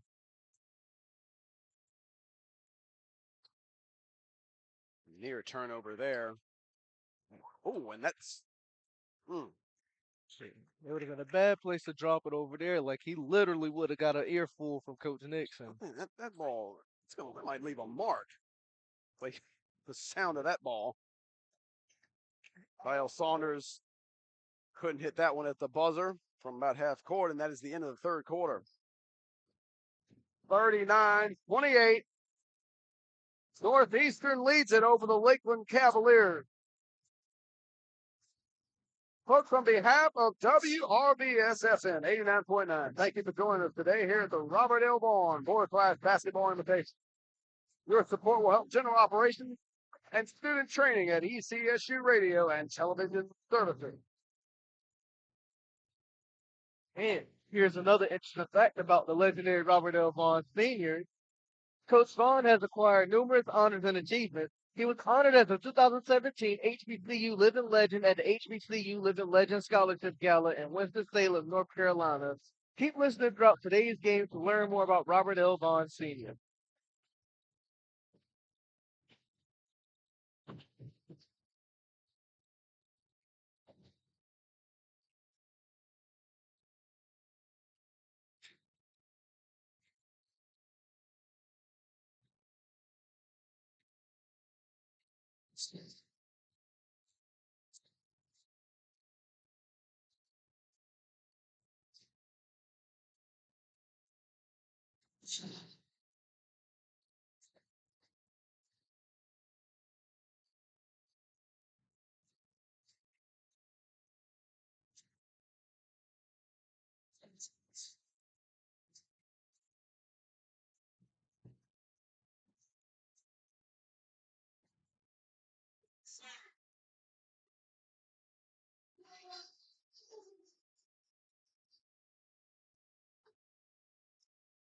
Oh, that PA announcer is having so much fun.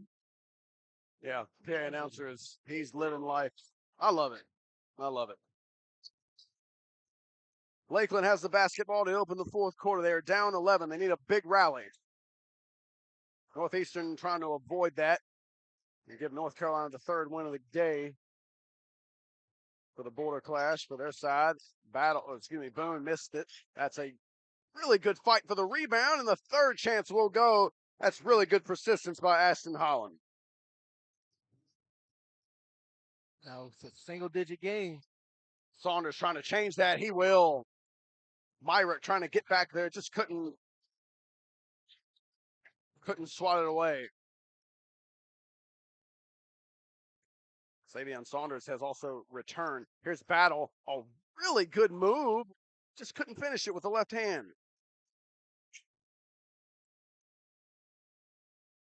Kyle Saunders.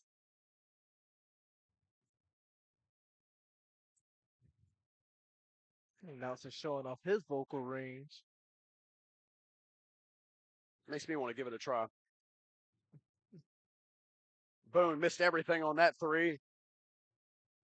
Unfortunately, there will be a loose ball foul called. It's Taekwon Harney. He'll keep it right here. Copeland trying to get that rebound. Boone, they get him free for another open one. And he is offline to a great degree on that one. That's two really bad misses, and can't afford that at this state. Boone should have made him pay for leaving him that open. And that's Myrick took that one right in the chest. Thought he would have got a charge. A rare occasion where this officiating crew swallows the whistle. Just not fooled on that one. The Eagles wanted that charge. They don't get it.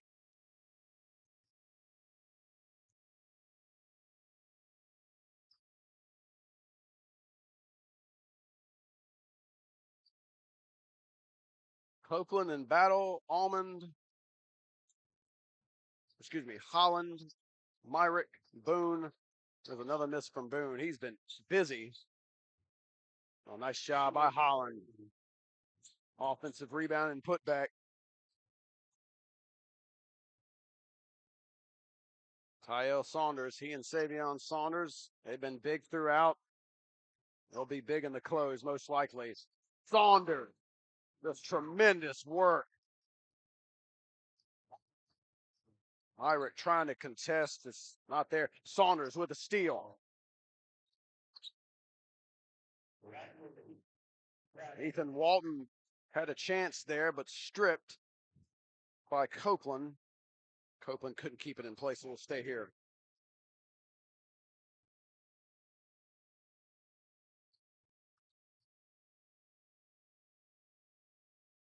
Walton inbound, trying to get it to Saunders, and an offensive foul, and I don't I think they say it's Xavier McNeil. Trying to get Saunders free, perhaps an illegal screen. You've seen some of those inbounds plays be quite effective. Struggling to get it up the court now. Northeastern not giving in with their pressure. This time it's Holland from the corner, and we've seen some really bad misses from three. Alley-oop, Saunders. And a good job by Joshua Battle to break that one up. Folks, the North Carolina Promise Tuition Plan makes ECSU the most affordable choice for higher education. For more information about the North Carolina Promise Tuition Plan, please stop by the admissions table located in the lobby.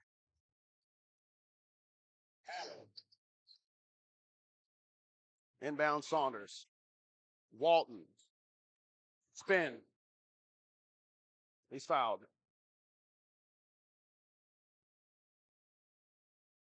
Two shots for Ethan Walton. Here's no big deal.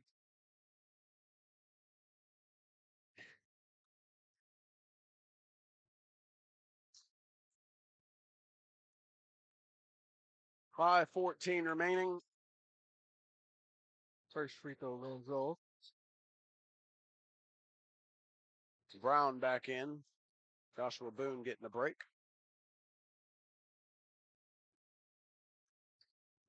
Walton hits the second foul shot. The lead is 16. Battle and Holland working together to break this press, and they do. Really good passing here. The three ball not there, but the follow is by Travell Allman. Cavaliers need to do whatever they can to just keep putting points up on the board. McNeil from the corner. No good. Travell Allman. Another corner three. No good. By Allman.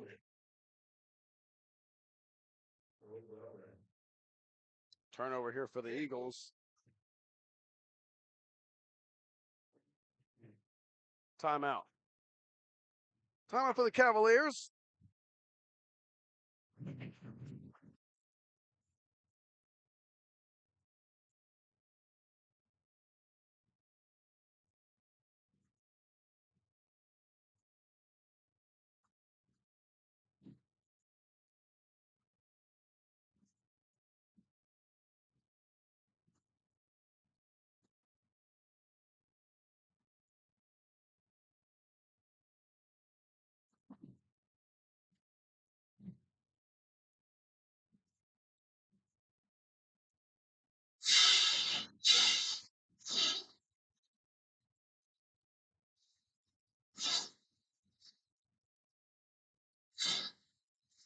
The media team has been getting after it today too. Like the digital board is showing a lot of photos from moments that just happened. From events that happened a couple moments ago. Yeah, that's true. They've been on top of it. Nice quality too. Looks like about 4K quality. Several good photos of the actual in-game action. See that they got the Braden Smith or Braden Justice alley-oop off the backboard that we saw. They have that one up there. They got Kevontae Lucas above the rim. They will probably not put that shot in the loops on Brown. Lakeland doing everything they can, try to get back into this. Travell Allman hits the short jump shot. 48-36 the score. 12-point deficit now. Tyrell Saunders. Man, he's been big here in the second half. Just knifing his way through the defense, unaffected by the shot blockers. That's Travell Allman with remarkable touch again on the interior jump shot.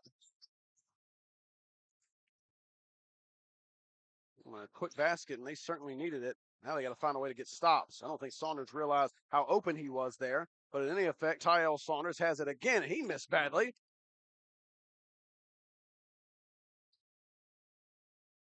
And you got a little bit of an opening. Got to go quickly. Joshua Battle sets up a wide open three. No good. Rebound. Darrell Thompson. That pass ended up finding the mark. Here's Battle. A good pass. Got to get a bucket out of this trip. Not that time. Savion Saunders sends it away. PA announcer is right about that. Seen a multitude of blocks tonight.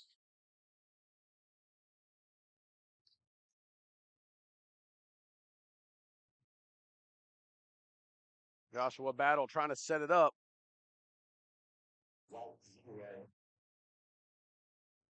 And going to set up a 1-and-1 for Joshua Battle. Not what Northeastern wants to see. Chance for 2 points for Battle from the foul line. Joshua Boone back in. Checking in for, Jalen Boone, rather. Brown checks back out. Big free throws here.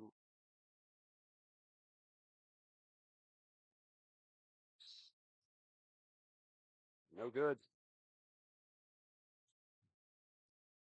There's a turnover. Lakeland's definitely forced a heavy amount of turnovers. There's Joshua Boone, in and out. Swiveled out the rim. Saunders. Oh, the reverse. Almost had it. But he will get 2 shots from the foul line.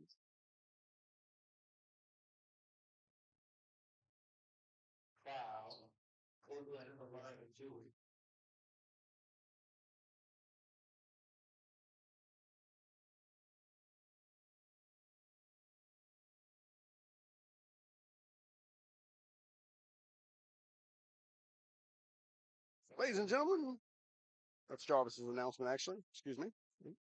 Ladies and gentlemen, don't forget, it's not a lot of time left. So don't forget to pick up your raffle ticket for a chance to win 2 free tickets to see Janet Jackson in concert on May 14th in Virginia Beach.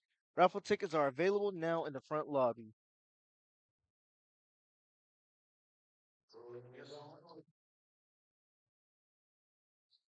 Boone, guess what? A 3-pointer from the corner. No. And Saunders the rebound. I would love to know how many corner threes he's taken today. Has to be 10 plus. Yeah, that's about a good estimate. Straight line drive to the basket. And I didn't see what happened on that. I just heard a whistle, and then they gave the referee the ball back. I guess he tried to inbound the ball while he was in the court of play. That's the only thing I didn't see what happened there. But not a mistake you can have at this point, as it looks increasingly likely that Northeastern will win this ball game. Savion Saunders unable to hit. Here's Boone. Throws up a wild shot, bailed out by the whistle. A little bit too aggressive and out of control on that play. Yep. At this point, aggressive and out of control is maybe what's called for. Although out of control, probably never want to be out of control, but these guys trying to just make something happen here.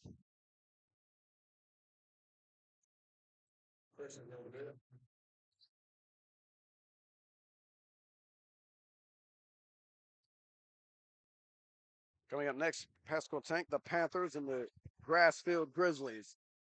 The final ball game, the 8th of 8, coming your way next.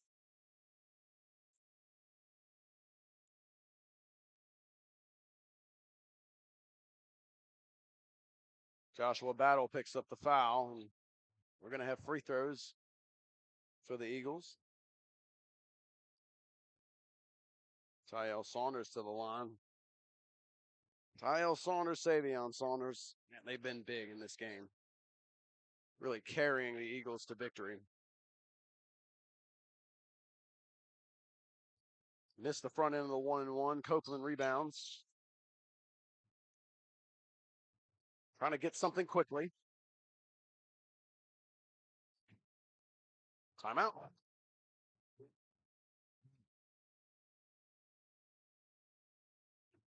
Basketball fans, ECSU men's and women's basketball teams will be in action this Wednesday here at the Vaughan Center. The Lady Vikings will take on Bowie State at 5:30, followed by the men's game. Get tickets and more online at ECSUVikings.com.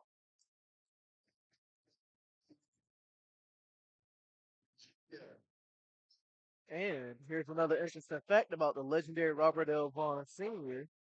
The Robert L. Vaughan Center was named in honor of Coach Vaughan in 1980. So keep listening throughout today's games to learn more about Robert L. Vaughan Sr.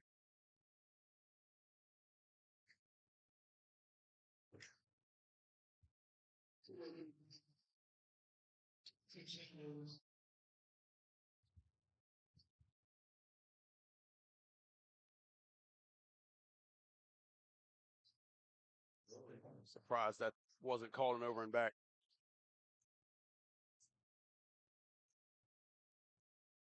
Hopeland came up short on that shot.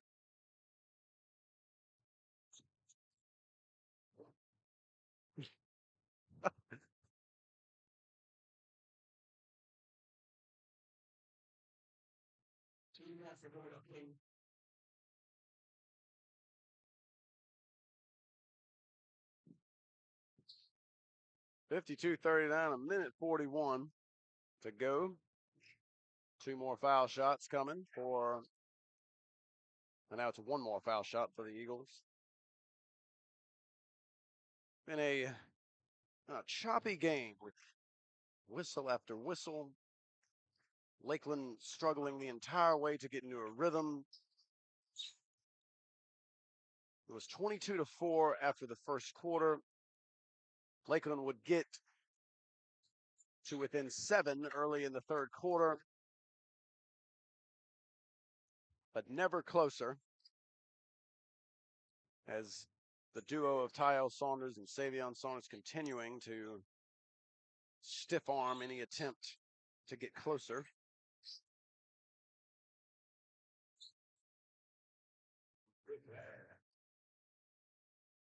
Joshua Boone, a corner 3, no.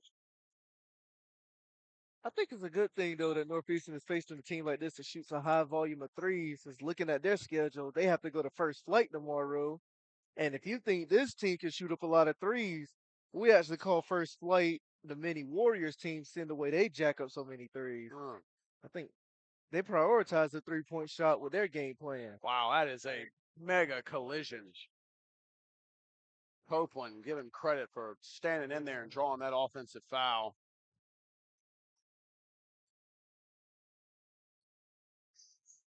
I think he feels that one.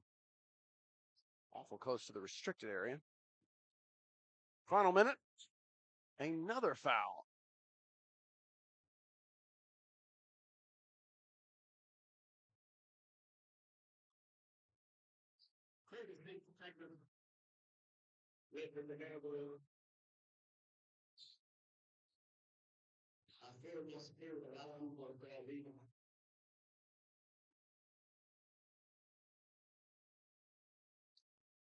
That one bounces out.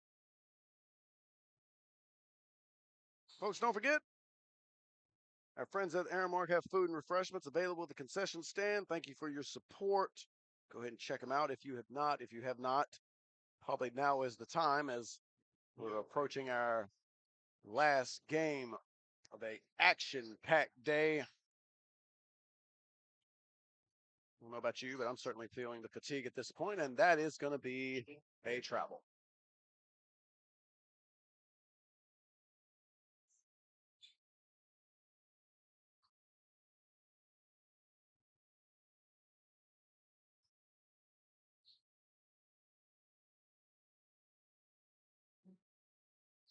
Final 30 seconds or so. This one, They call it a traveling call. Thought it was a foul at first. Joshua Boone, Jalen Boone's just incensed right there that they would prevent him from taking another corner 3. That's just, it's just not right. It's not.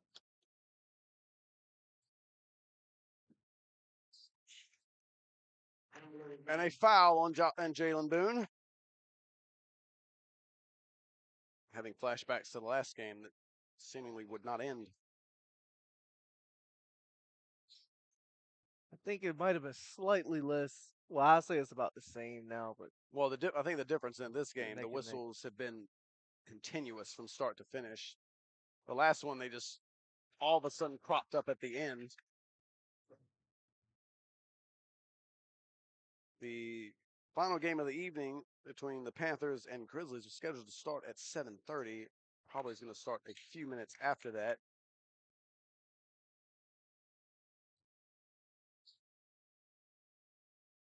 Jalen Boone able to work that one in. 53-42 should be the final. There should be no more shot attempts in this one. I say that, and the punctuation mark, the exclamation point of sorts. The Northeastern Eagles improved to 8-4. They win their third straight ball game.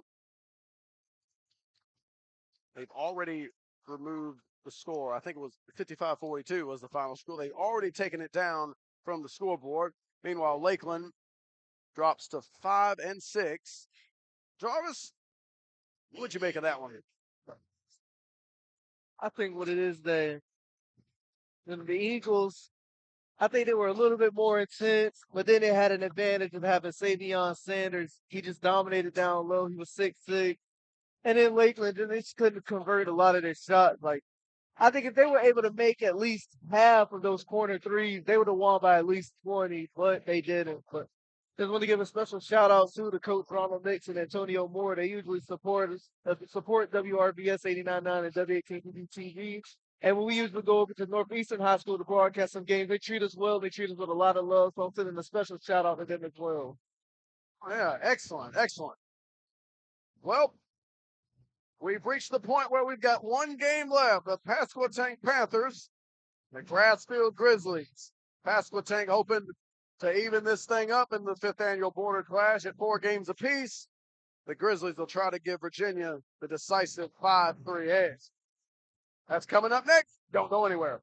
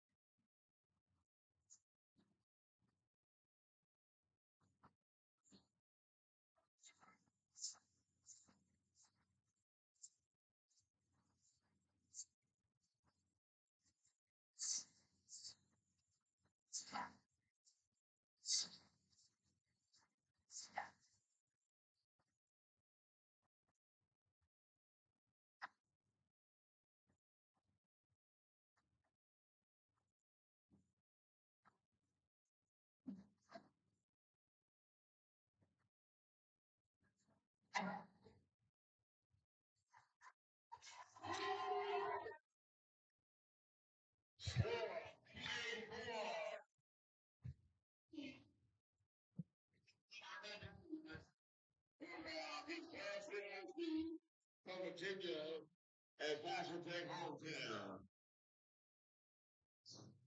Starting rounds. The Bradford and Brown Senior number 1, Henry Williams.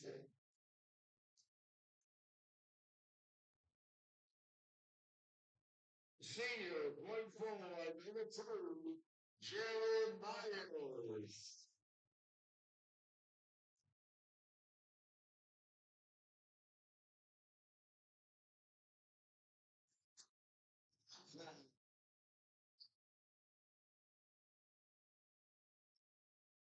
And shooting guards,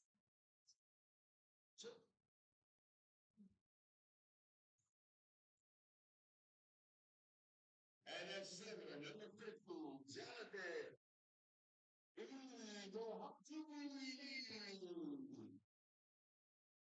Back inside the Vaughan Center. The 8th of 8, the final stanza to what has been a busy day of high school basketball here in the Vaughan Center. The border clash. It's the Grassfield Grizzlies of Chesapeake, Virginia, and the local Pasquotank County Panthers of Elizabeth City. Jay Wise, Jarvis Riddick along with you for the final game of, again, what's been a fantastic ball game.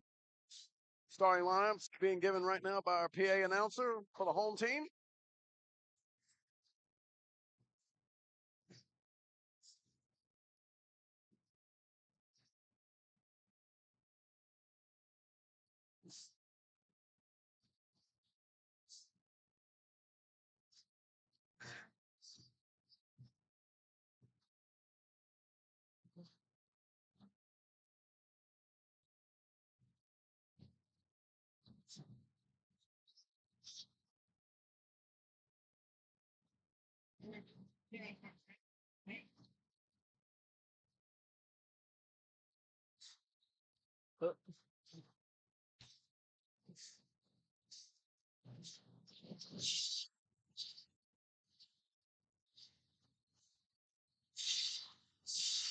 And then there was only one game left. And then there was one. And then there were also two very tired broadcasters.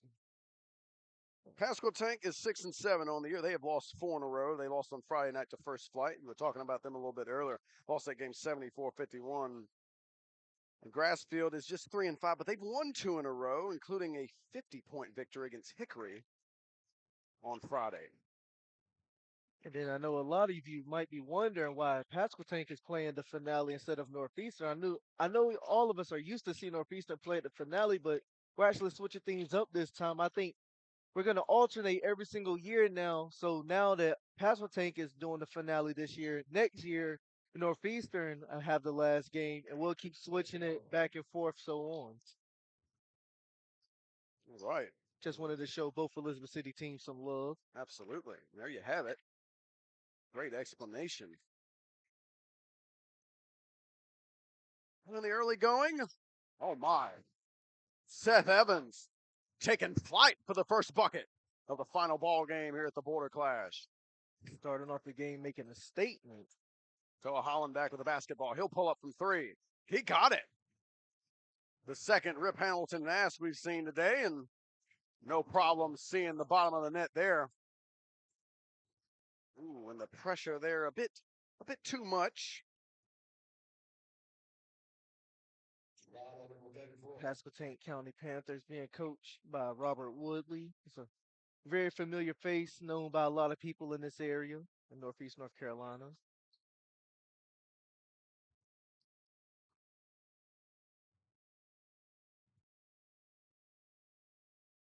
Jaden Bradshaw has the basketball here for the Panthers. It's Amari Downing with it now. Seth Evans. Big man Bryce Hoadley roaming the middle. We've also got Sincere William who just set that screen. Downing. Tough runner off the window. Rebound, fight for it, and Bradshaw have it. Amari Downing is another familiar person when it comes to the Border Clash. Bradshaw all the way to the cup.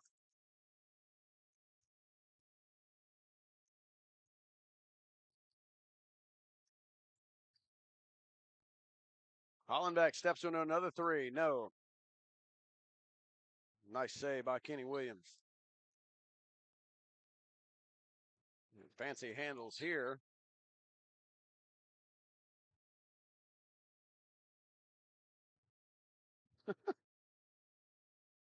Williams now moving it around. Good kick out. Hollenbeck, another open look. Yes. Well, we got us a shooter over here, folks, from Grassfield. So Hollenbeck's hit 2 3-pointers. Hollenbeck's sparking right now. Panthers do a good job breaking the press. Hoadley, oh my. Whew.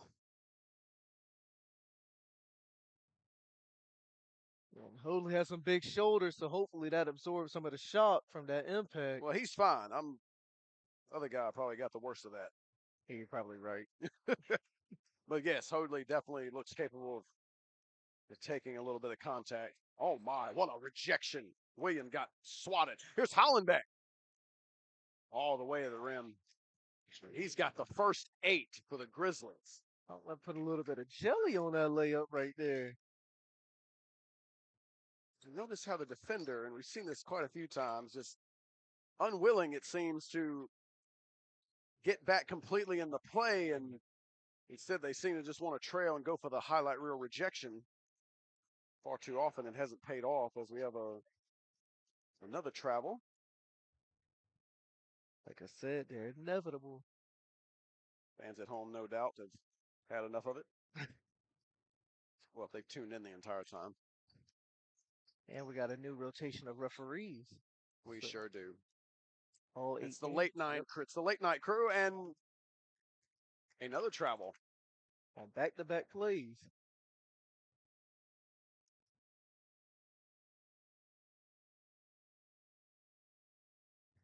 Solomon King has entered the game, and that's a turnover. And nice finish on the other side for grass field. Timeout. Well, Grassfield is off to a good start. They have jumped out to a 10-4 lead just over 3 minutes in. Folks, WRVS 89.9 would like to thank J.W. Hood, Consistory, number 155, and Commanders of the Right for their sponsorship, support of the Border Clash.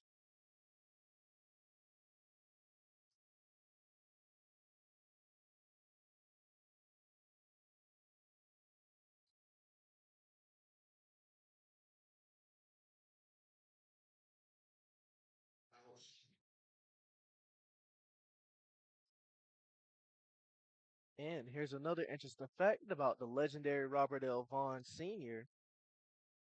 Coach Vaughan is a member of Omega Psi Phi Fraternity Incorporated. Omega Psi Phi Fraternity Incorporated is the first international fraternal organization founded on the campus of a historically black college. The organization's cardinal principles are manhood, scholarship, perseverance, and uplift. Keep listening throughout this game to learn more about Robert L. Vaughan Sr. We have a few Omega Psi Phi members in the house tonight, too.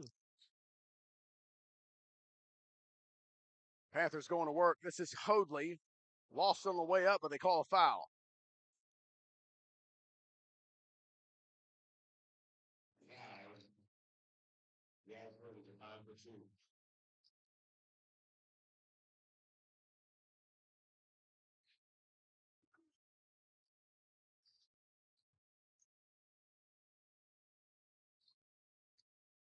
Pasquotane's got a 1-5 conference record. They're currently ranked 6th in the 2A and 3A Conference 15.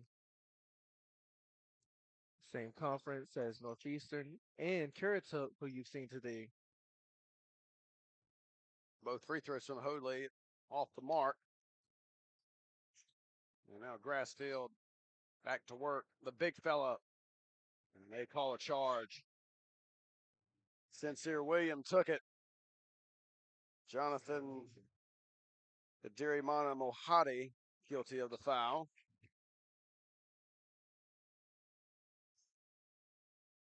Hometown Panthers in the white. Grassfield in the red. Oh, there's a good look ahead. And a nice job by James Lumpson setting it up. Taking his time, and an easy one as the pressure maybe a bit too extended that time. A good jump stop and another lay in. The Grizzlies continue to work it. 2-possession game.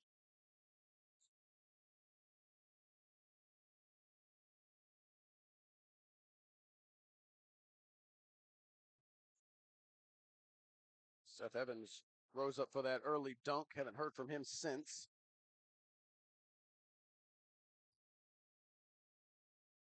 Out there with Solomon King, James Lumsden, Amari Downing, and Sincere William.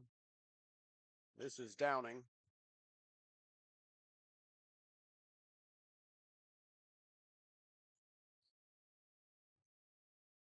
Downing pulls up. Off the mark. William trying to fight for the rebound, and actually he'll steal it. And that's going to be an offensive foul. Sincere William did a fine job getting the steal, but then he just put his head down, and he didn't have much of a chance there. That was a 1-on-3.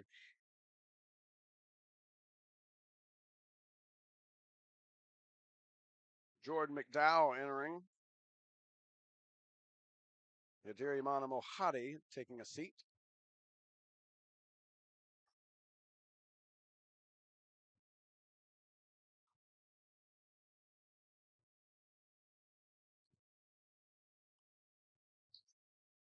Hollenbeck off the screen, quick release. My goodness. Well, I don't think we've seen a shooter like this all day. Yeah, definitely a first. Oh, and a big collision in the backcourt. Like it's a Solomon. player right in his mid, and he's still gonna take it up.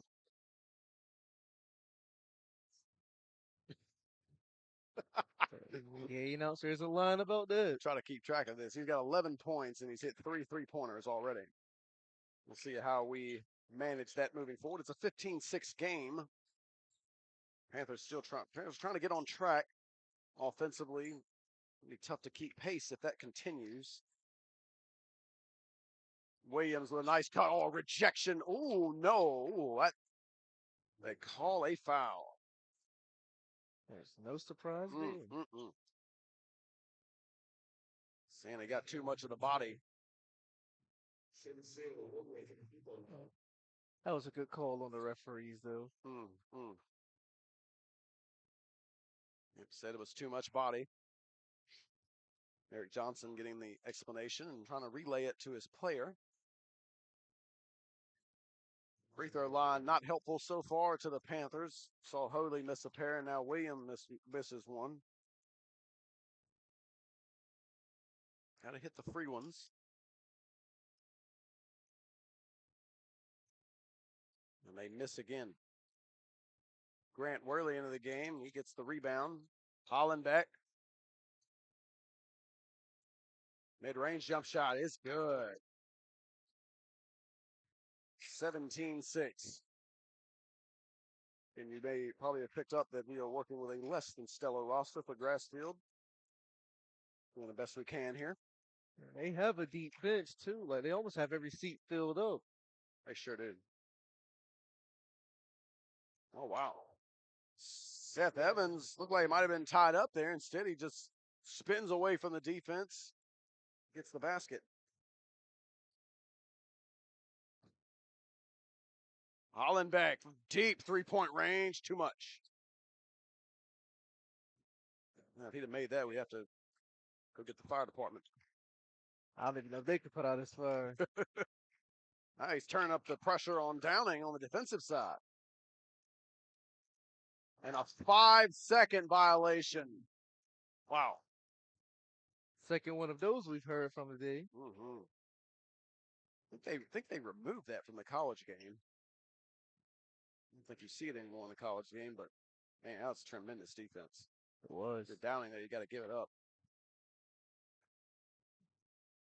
17-8 the score, and really nice first quarter for the Grizzlies team, who after a 1-5 start have found their footing with 2 straight wins. Looking for number 3. Here's Worley driving baseline, taking it into the chest of James Lumsden. Really nice finish. 19-8 the score.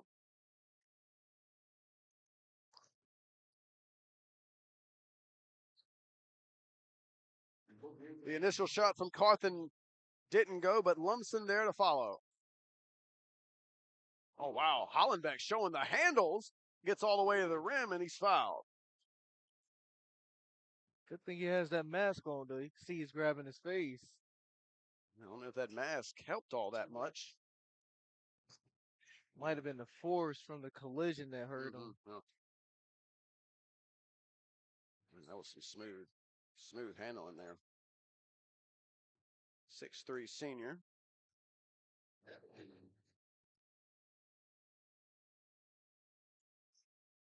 Bryce Hoadley back into the game. James Lumsden sitting. One senior replaces another. Second free throw goes down, and that is make it 12 points for Hollenbeck. Double-digit lead now by the Grizzlies.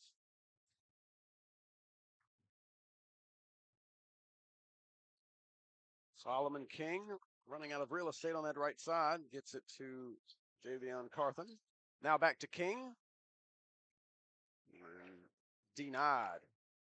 It'll stay right here with the Panthers as we're under a minute to go now in the first quarter of the 8th and final game of this border clash. That's just a bad inbounds play. Hollenbeck behind the back, a little bit too much. Worley able to save it, but right to the Panthers. Hollenbeck wants that one back. Downing. Oh, my goodness. Jordan McDowell denying that layup. He went up on a pillar on that play.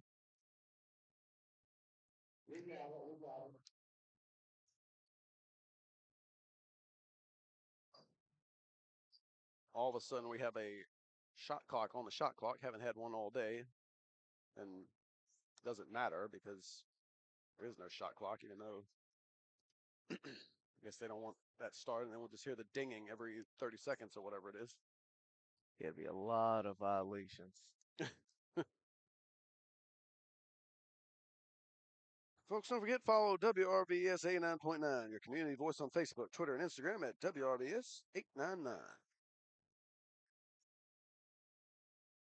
That inbounds play just was not there. Wasted possession there if there ever was one. 27 seconds to go. 20-10 is the score. The Grizzlies leading. Big first quarter for Toa Hollenbeck. 12 of the 20.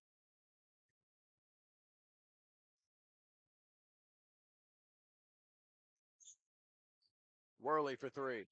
Yes. Wow. Seems like the whole starting five can shoot it a little bit. Downing in the final seconds. Got to get the shot up. And I don't think he got it all. He did not. 23-10 is the score at the end of one. The final game, again, the 2023 Border Clash. Music lovers, check out WRVS-FM 89.9 for the best variety of R&B music, your favorite gospel songs, and breaking news updates from National Public Radio. When you get back in your car, turn your radio dial to 89.9 and listen every day.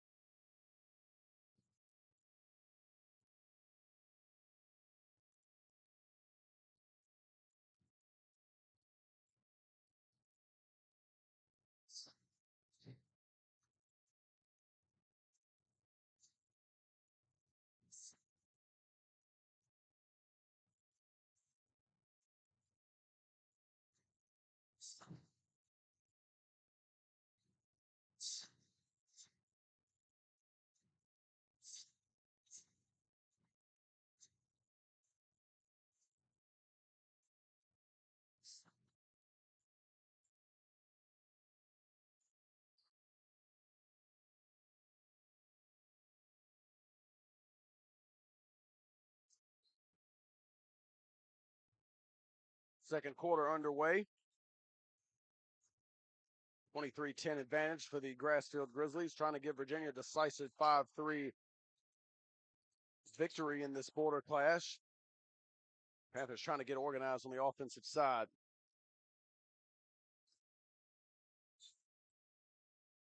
Seth Evans with a good jump stop, but deflected, and now we'll go the other way. Here's Grant Worley all the way to the cup, and he's fouled by Sincere Williams.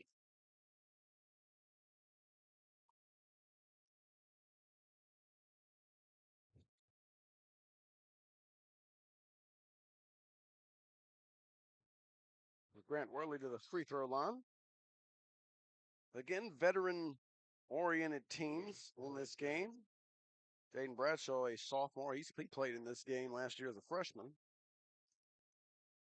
And Grant Worley, we've seen him make an impact so far with the free throw line. He's also a sophomore, but mostly juniors and seniors on each of these teams. In fact, those are the only two underclassmen in this game. Both teams are well marinated and well seasoned. Mm-hmm.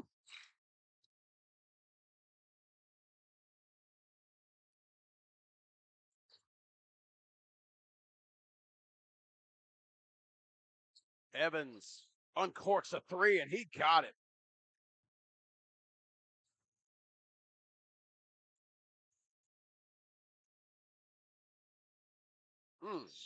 Worley unaware of where he was, and I'm not sure he believes that he was out of bounds.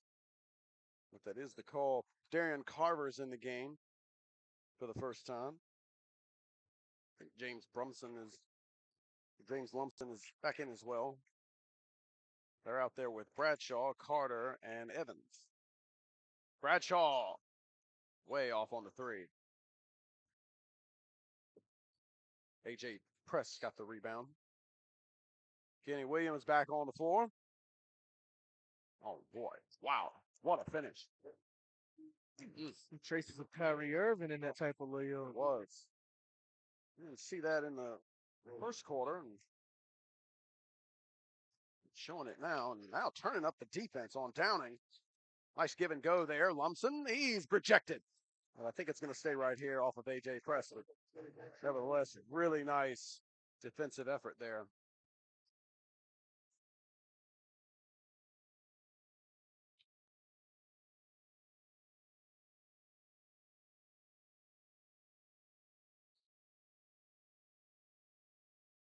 Downing will trigger it into Lumpson. Now gives it off to Bradshaw. He'll pull up. Instead, he elects to pass it. Carver all of a sudden by himself. Had two shots, but now a third, and he walks.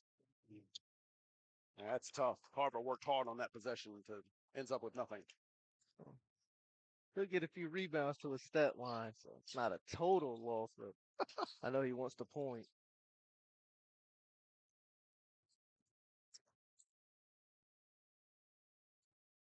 Oh, big collision there. Maybe a trip of sorts. Eric Johnson yelling something. Wondering where that loud noise was coming from. Coming from the Grassfield coach. Not pleased with the 12-point lead. Oh, and that looked like a foul. No call ball. Oh, Carver. Carver. It's going to go back to Grassfield. I don't know if Carver is the one you want handling the ball in the backcourt there. Robert Woodley doesn't seem all too that pleased there on the sideline. Kenny Williams. Trying to get this motion offense going.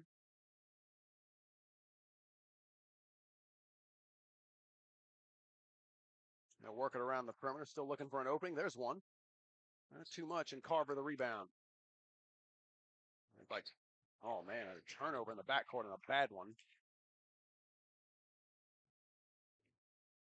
I think Carver was looking at the wrong teammate, but you got to pass it to somebody. I think Carver, he wanted to throw the long one to Seth Evans, but it wasn't there. A.J. Prest checks out after a good handful of minutes.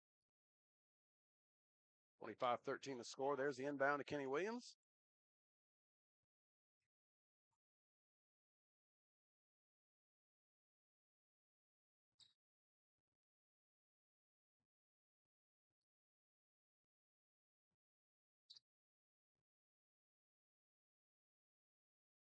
Here's Grant Worley. Now the pull up. Tough shot. Got his own rebound, though. They lost it. James Lumpson, the big fella, by himself. Being trailed. Oh, he got it. What a nice finish. And much needed. He brings it back to 10. Kenny Williams. Man, got good handles, but he lost it. Seth Evans comes away with it. Asking for help. He got it. Jaden Bradshaw. Ooh, and they get Kenny Williams with a reach. Looked like he got that clean, but they say no. I believe we got a 1-and-1 now. Again, the fouls piling up. Justin Blanco into the game, and also Toa Hollenbeck checking back. So we'll get back on the Hollenbeck point watch. It's got 12 of them.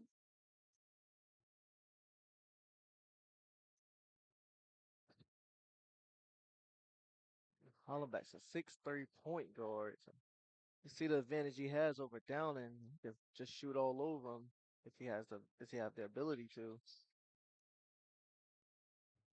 Bradshaw's free throw not there. There's Blanco up the floor. Oh, wow. Nice look. And Toa Hollenbeck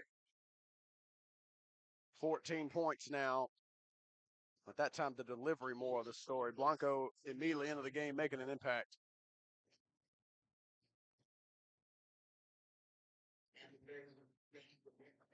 Folks, be sure to stop by the ECSU admissions table in the lobby for more information. They're still there, I believe.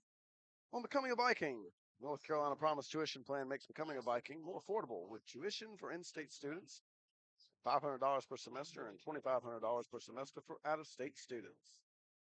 And here's another interesting fact about the legendary Robert L. Vaughan Sr. On Friday, January 19th, Coach Vaughan would have celebrated his 95th birthday. So we just want to once again send a happy early birthday to Coach Vaughan.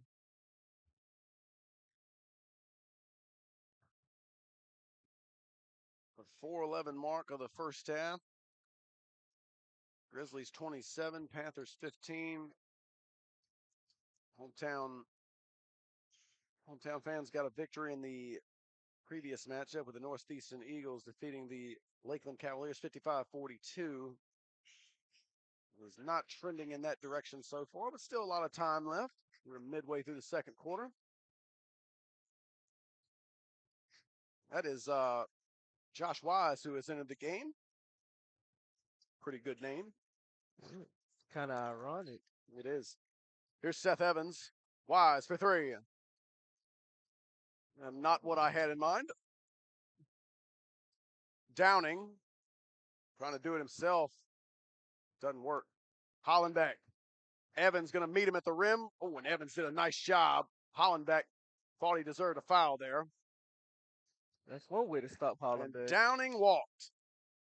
I don't understand on some of these what is even happening.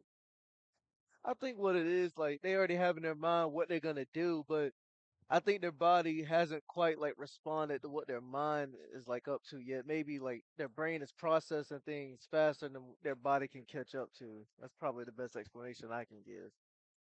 I don't even think you believe that, but well done. I was saying, like, if there was any reason. I got you. But That pass not there. Lumpson almost had himself a steal.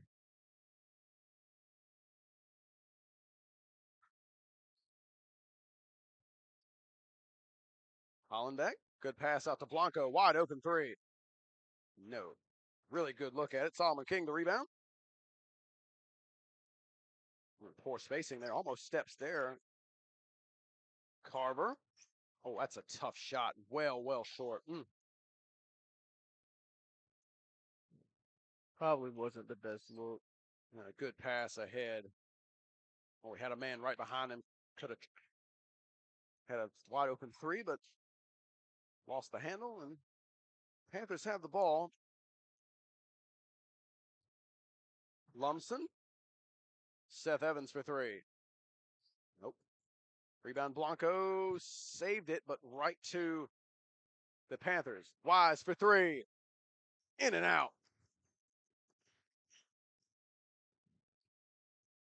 Those teams can't even buy a bucket right now. Oh, and Lumpson almost avoided a huge collision there. Here's a three ball. Some interesting spin on that one, and the rebound to Wise. Well, both teams are getting a lot of cardio in right now with these back and forth and empty trips.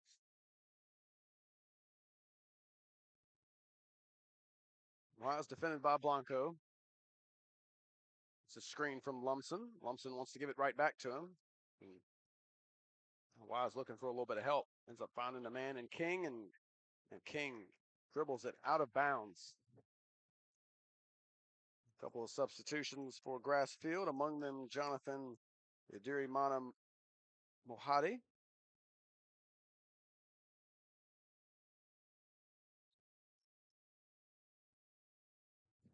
Bryce Hoadley back for the Panthers. Carver with Evans and King, and that's Sincere William. And Panthers have dropped back into this looks like they're in a 2-3 zone. A little bit extended. There's a three ball from the corner. Too strong. Solomon King the rebound. And William, he threw it late. Sincere William had broken open, but they threw it to him too late. Blanco, nifty pass. Couldn't handle it, though, could Mohadi. And we are coming up on the 1 minute mark of the first half. Carver, Evans. Here's Sincere William, nice pass. Carver trying to get that. Not much of an angle there. William, King on the outside. Evans. It's good shots, hard to come by. Evans does a nice job splitting the double team, but man, he is collapsed upon. Trying to force it inside to William, but they end up losing it. Holland back on the push. Jump stop. Couldn't get it to go, but he is fouled. And I notice most defenses have been doing this all day long. Like instead of trying to fight over the top of screens or like a weave action or rotations, they're just doing a lot of switches. And I guess that might be a little bit easier and quicker to hit rather than just trying to fight over something that might eat up clock and you might risk a team finding an opening. Foul shot good for Hollenbeck. I don't know if you noticed a savvy play after the foul was called. Didn't work. But whatever Panther slammed the ball in the court, you had Hollenbeck going out here like this, asking for a technical. It's both free throws. And I've lost track of how many points he has. Probably 15 maybe, but 15 or 16.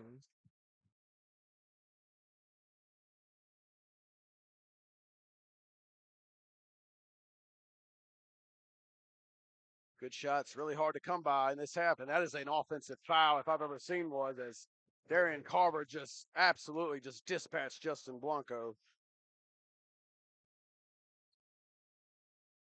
Absolutely had to call that one. A little bit of the frustration of what's going on here. Robert Woodley giving the official an earful. Free ball from the corner. Wow. 32-15, and that is going to do it. Wow. Impressive performance by the Grassfield Grizzlies. They lead this one 32-15. The record says 3-5. It doesn't look like a 3-5 basketball team, Jarvis. I feel like maybe they had a rocky start in the beginning, and now like their conference play, they started to turn it up some. Or we don't know because like a lot of Virginia teams that we've seen earlier, they might be going up against teams like that. So like if they're going up against teams like Catholic or Franklin, that might explain too. Like seeing that Catholic and Franklin weren't even the number one teams in their respective divisions. Well, that's halftime. The Grassfield Grizzlies 32, the Pasco Tank Panthers 15. The final game, 8 of 8. Stay with us. Second half coming up next.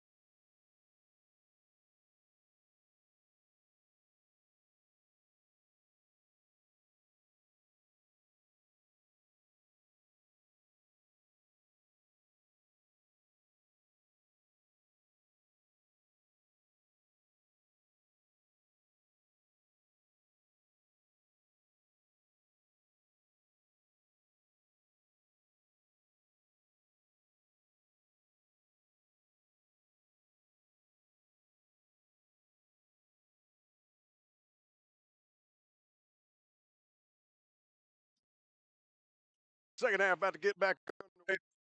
The final half of the final ball game this evening on Martin Luther King Day here at the Vaughan Center in the Border Clash. And what do you know? Tar Hollenbeck gets started just the way he did in the first half, and we've got ourselves a 19-point ball game. He didn't lose any steam. The halftime adjustment for Hollenbeck was to keep doing that stuff. More than likely. Good defense, too. Man, he's really impressive on both ends. Bradshaw. Really active. Evans for three. Yes. Nothing but net. Hollenbeck needs help, and he gets it.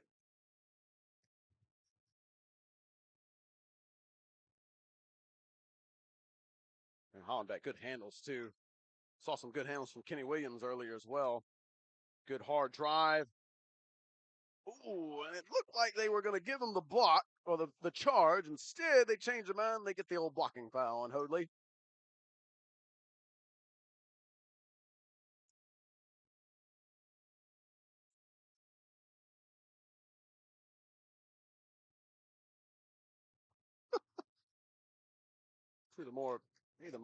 The most animated pair of coaches we've seen today. Yep. Oh yeah, if Coach Woodley doesn't like something, he's gonna make sure everybody in the arena knows that he doesn't like it. This Eric Johnson fellow is loud. And he's very expressive as well. Mm-hmm.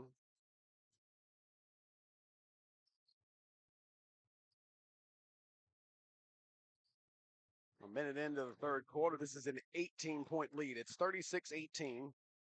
The Grizzlies on top, again looking to give Virginia the 5-3 victory in this border clash for this season.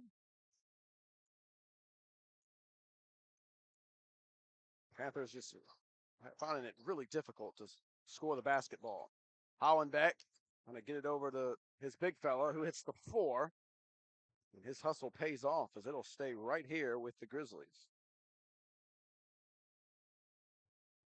And the Grizzlies are 1-3 in their region, and surprisingly, they're 8th in the Southeastern Division.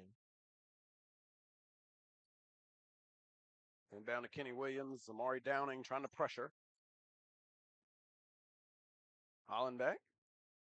Good ball movement. Oh, and the pass right through the recipient's hands. Seth Evans on a spin move. Oh, he just couldn't get it over the rim. They had a notion to throw it down, just couldn't. Kenny Williams. Oh, everything but the finish, but a good follow that time. And a 20-point ball game.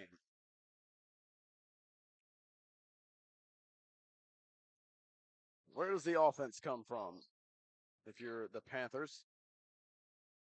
Hollenbeck looked like he was trying to give up a foul there. Wondering why the refs didn't call it. Hoadley trying to tip that home. Nope. Hoadley still fighting for it. I don't think. Yeah, Hoadley, come on back on defense. Kenny Williams. Man, he's got good handles. Hollenbeck, 3-ball. No good. What a rebound. A lot of contact there. Kenny Williams. No. And just the rebounding just.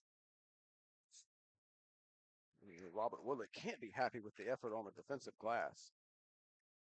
I think the referees are going to let them battle it out, though. They must have heard the previous broadcast. Sure did. Maybe we were on at halftime. I don't think we were, but I think it's a lot more exciting though, just letting people battle it out as long as nobody gets hurt. Well, it has to be in some semblance of balance. If you just blow the whistle over and over, there's no rhythm to the game. Basketball is a game predicated on rhythm. I learned that at a basketball one-on-one class. Yeah. Josh Wise back into the game. It's good to see. Amari Downing. I need my man Downing to set it up for Wise here. I think I know another person named Josh Wise as well. Yeah. It's the old government name.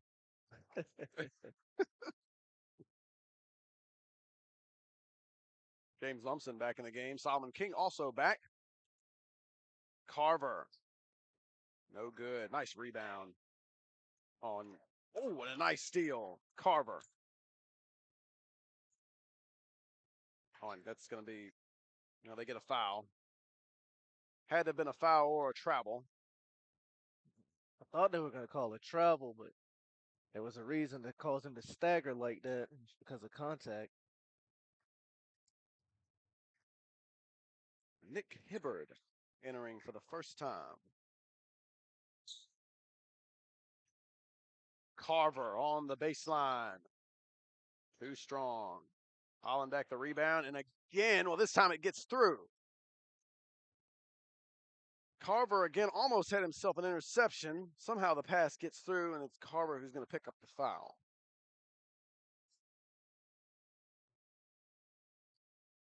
I had a feeling that was going to happen, though, especially on the chase down. The referees can get a good look at you, seeing as you're the only two people down there on the other end of the court. Jonathan Dirimana Mohadi. Experience Elizabeth City State University at the ECSU Winter Open House on February 11th. For more information, stop by and speak with one of our admissions counselors at the ECSU admissions table in the main lobby. 40-18. The hopes of a split for the state of North Carolina looking increasingly slim here, as Pasquotank County finding the offense difficult to come by. Here's King. Had a good look at it. Hollenbeck. Just missed it. Blanco trying to keep it alive. Couldn't. Lumsden. Here's Wise on the break. Layup is good. Josh Wise into the scores column. After a lot of efforts and shot selections later, finally put some points up. That is probably just how I would shoot a layup as well.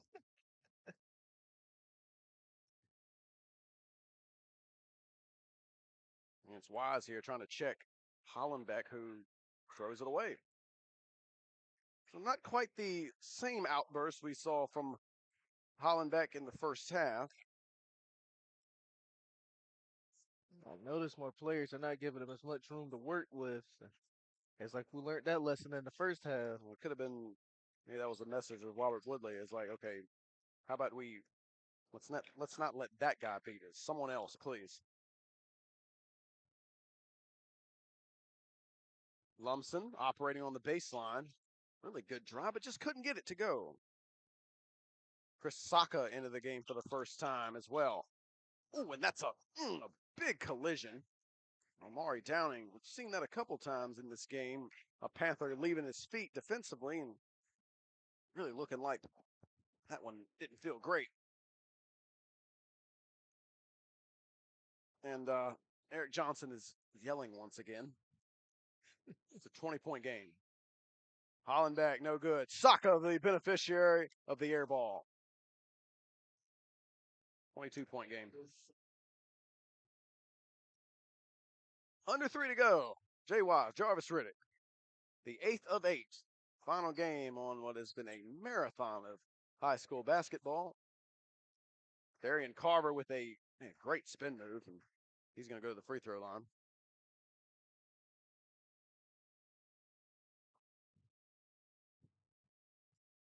Folks, WRVS 89.9 would like to thank J.W. Hood, Consistory, number 155, and Commanders of the Right for their sponsorship support of the Border Clash.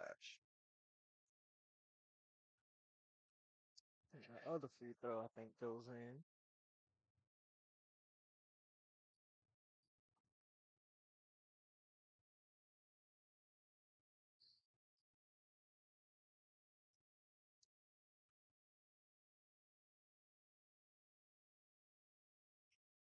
Carver hits a pair.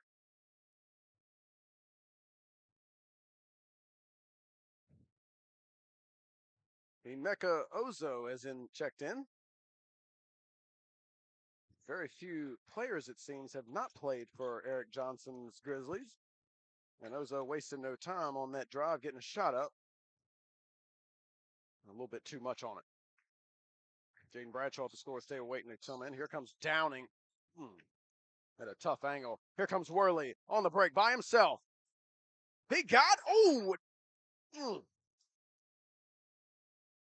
not sure if we're going to classify that as a dunk, but it was a great effort. Nearly a terrible collision. They're going to do it again. Not this time, but the layup is good. He used it all on the first one. Grant Worley, back-to-back fast break buckets. Timeout. Grassfield starting to have a little bit too much fun. Yeah, they are feeling it here late in the third quarter. Under 2 minutes to go. Even Coach Johnson is having a little bit of fun telling his players good job.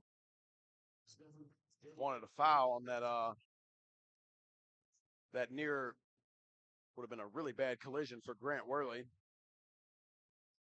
For wanted the Panther, whichever Panther was down there, that almost messed up the landing to get a foul. Didn't get it. Yeah. The Grizzlies have really opened up a big lead now, 46-22. They've called way less. I guess that might be why he's a little bit surprised that they didn't call a foul on that dunk.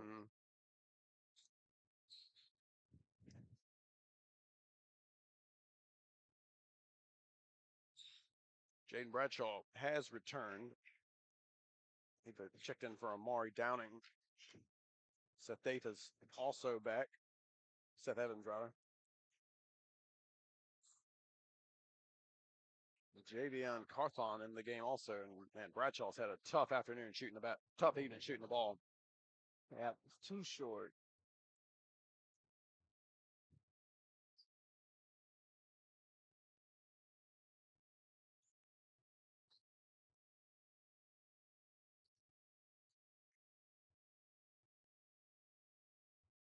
Blanco on the drive.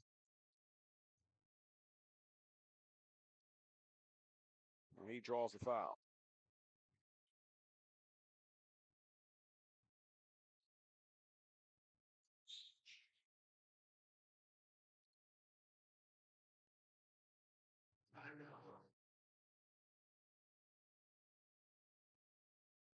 Another timeout. I think this one was called by Grassfield.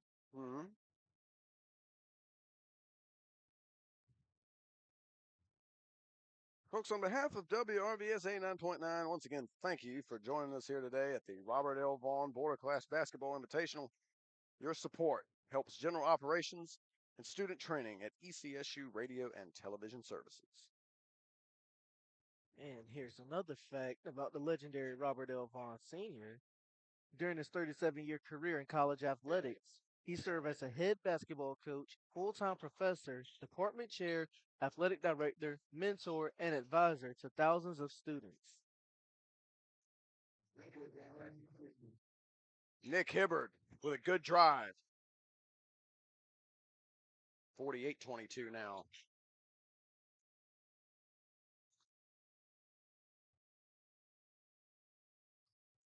Here's Evans. Left it a little short.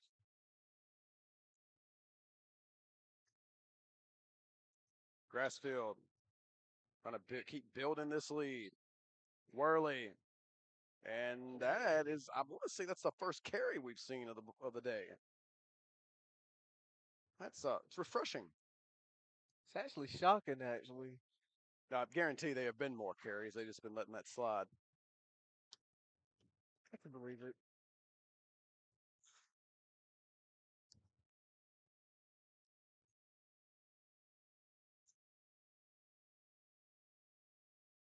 Yeah, that's they call a blocking foul. Seth Evans looked like he might have gotten away with some steps there.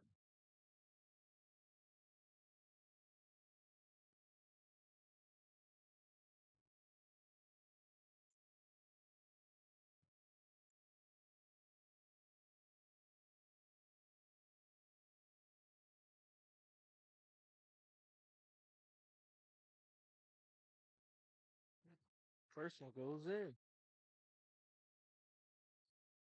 High-flying senior Seth Evans opened this game with a dunk.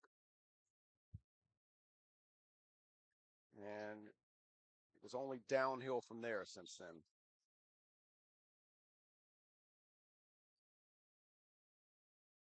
Good hard drive there, in and out.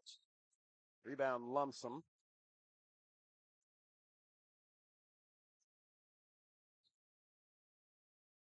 Lumsden now in the front court. Oh, nice job getting that layup to go. Chris Saka throwing it ahead.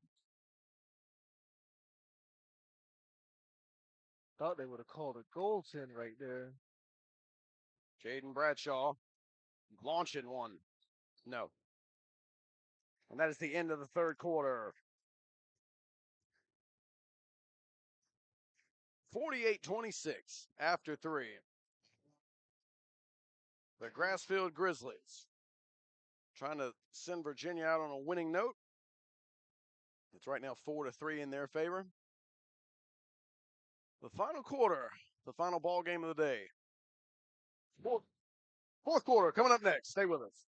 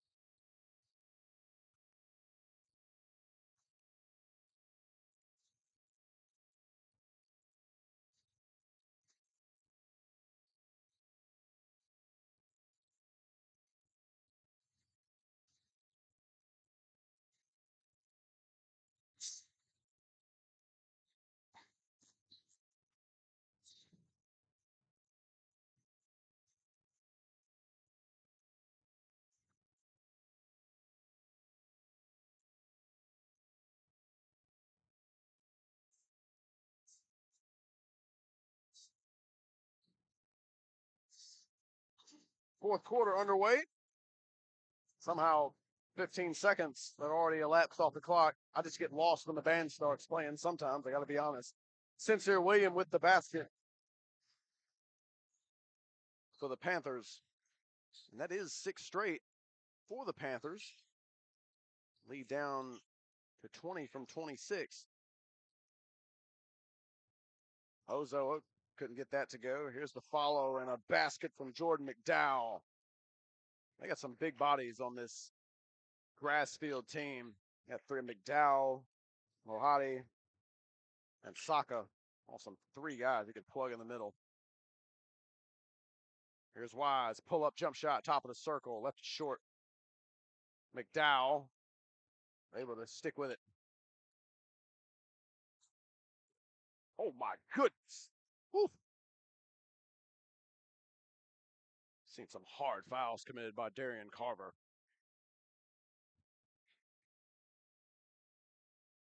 Woo.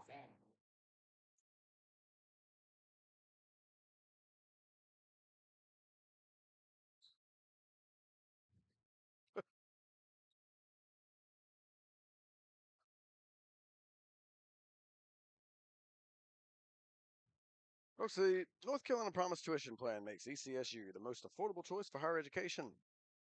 For more information on the North Carolina Promise Tuition Plan, please stop by the admissions table located in the lobby. Another timeout on the floor. I don't know who called that one. If it's Grassfield, they can probably stop. I wonder what reason he would have for even calling it. Just to, I don't know. I can't give the answer.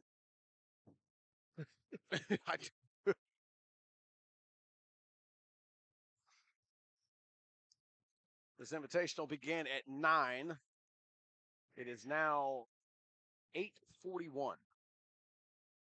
We have been on air for approaching 12 hours. That is an accomplishment in itself. We appreciate. If you combine it, it's 24 hours. 12 for me, 12 for you. So you had a day's worth of our voice. A actual day. There are a full day's work, and then there are a full day's work in this regard. I appreciate anybody who stayed here from start to finish. Like, I just know that from the bottom of my heart. Like, if anybody started from the first game up to this point, you're a goat in my eyes. Here's Hoadley from downtown. No good. Williams trying to get the rebound. Yeah, it's only one extra game from 7 to 8, but it feels a whole lot. I don't remember being quite this exhausted last year. I think the last two games were a little bit longer than usual because they had more foul calls than normal. Yeah. Because this game actually started a few minutes late. Oh, man, Downing. Everything but the finish. And a jump ball. Possession error will go back to the Grizzlies.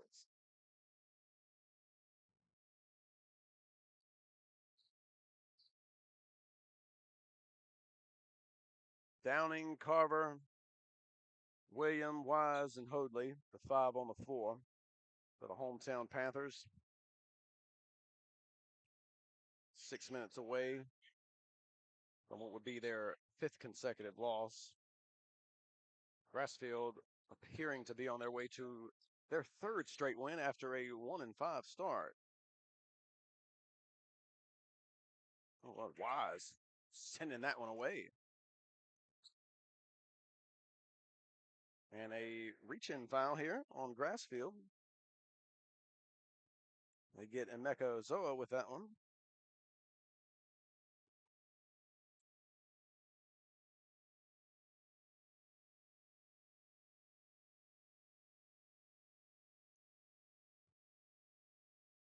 Here's Hoadley.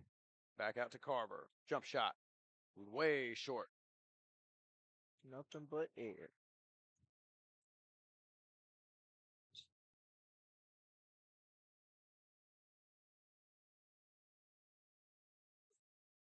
Grassfield has a back-to-back as well on tomorrow on the 17th.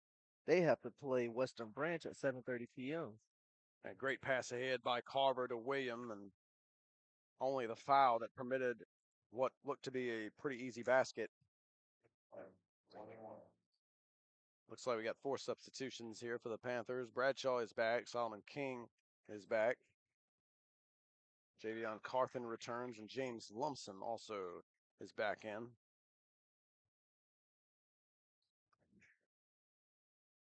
Wise, Carver, Hoadley, and Downing checked out.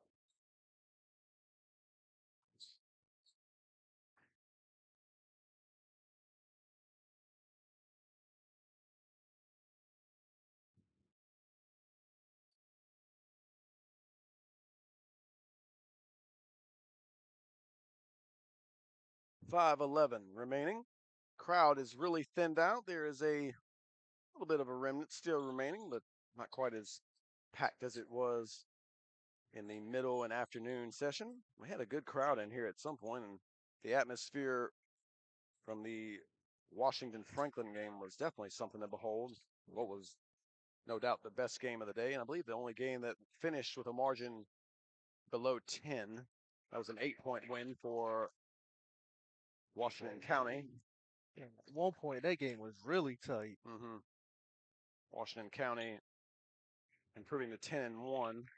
Franklin, their 2nd loss of the season, now at 14-2. We also saw the Catholic Crusaders improve to 17-2, a very impressive ball club. We saw the mighty Bookers, Booker T. Washington, some familiar faces there. Carmelo Brown, Laquan Johnson among them. A lot of returning players from that Booker's team. Solomon King. As the Panthers trying to get this offense on track and finish the game strong. Bradshaw. Lumpson. Looks like he had big collision there. Lumpson trying to get around the defender and end up taking a tumble, and they call the foul. And Lumpson is going to shoot a pair. Chris Saka into the game. I think that's Nick Hubbard as well.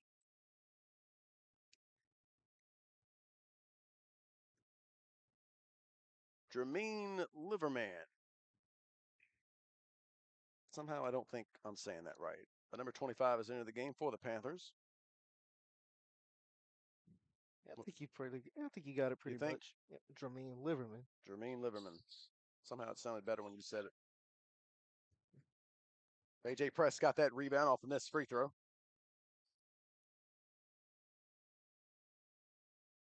There's a silky smooth jump shot at the top of the key. And the lead is 29. Well, this one no longer in doubt, and this will, oh boy, Liverman from deep. No. Well, this victory for Grassfield, not only their third in a row, but the fifth victory of the day for the state of Virginia. They will win the Border Clash for the second straight year. Won 6 of 7 last year. Today it'll be 5 for 8, not quite as dominant. Every shot at this point seeming to be in play at runner no good from Carthan. We saw Liverman launch a deep shot on this end, and then Chris Saka launching a 3 on the other side. Not the shots we'd probably see from them under normal circumstances. Under 3 to go. Eric Johnson he's still talking, but he's not quite yelling, and that's got looked like a charge. They're not giving. I don't think it is a charge, though. William took that one right to the chest. Solomon King into the game, or out of the game. Nasir Harney is in. Some seldom used Panthers making their way on. And the aforementioned Harney picking up a quick foul. I wonder if Nasir Harney is related to Harney that plays for Northeastern as well, since they're both in the same city. No idea. Yep, Taquan Harney. Free throws for Nick Hubbard. He hits the first. He'll get one more off the 1-and-1. Missed the second. Now we got a tie up. Possession error will go to the other side. 2:45 remaining. Final game, action-packed game. It's been a pleasure to bring it to you. Jermaine Liverman, a foul. It looked like he got a push-off, but instead he's going to earn himself a trip to the foul line. Yep, and ladies and gentlemen, if you still haven't yet, don't forget to pick up your raffle ticket for a chance to win 2 free tickets to see Janet Jackson in concert on May 14th in Virginia Beach. Raffle tickets are still available in the front lobby. Free throw no good from Liverman. 2.5 to go.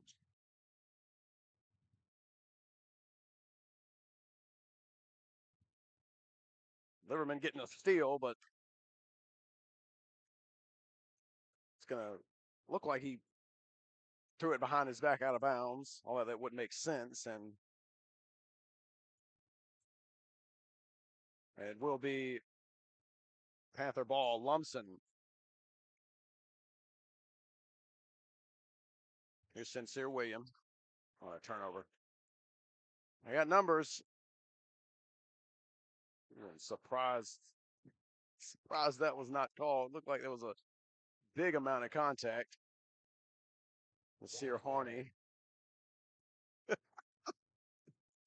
Hibbard. So, thought he had a step back there.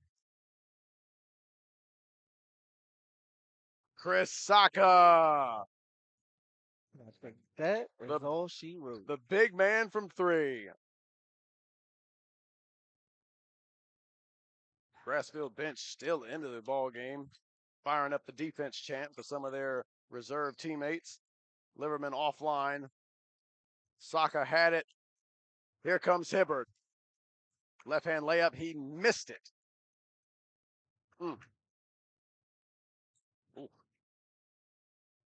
Here's Sincere William. Good bounce pass to Carthan. He couldn't get it. Hey, some seemingly easy baskets missed here. Part of the story for the Panthers. They've had some looks, not able to convert a lot of them. Now they call a charge. I don't love that call. Not that it's only late and seems useless to call that, but it was also well after the pass was thrown. That's just my 2 cents on that.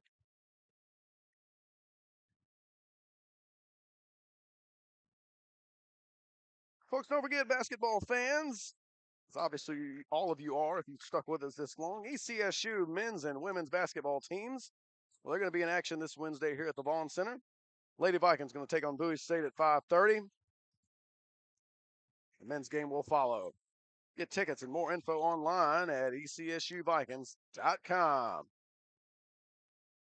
Williams trying to scoop it in with one hand. He's going to get fouled, and that's on Saka.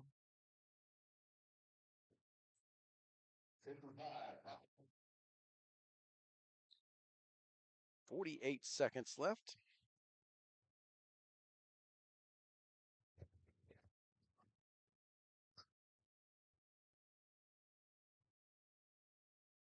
Isn't that how it always goes? I went the entire day without sneezing.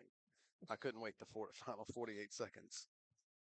Sincere William banking home the first free throw. I think I got most of my sneezes out before we started. You'll see me on Friday, though.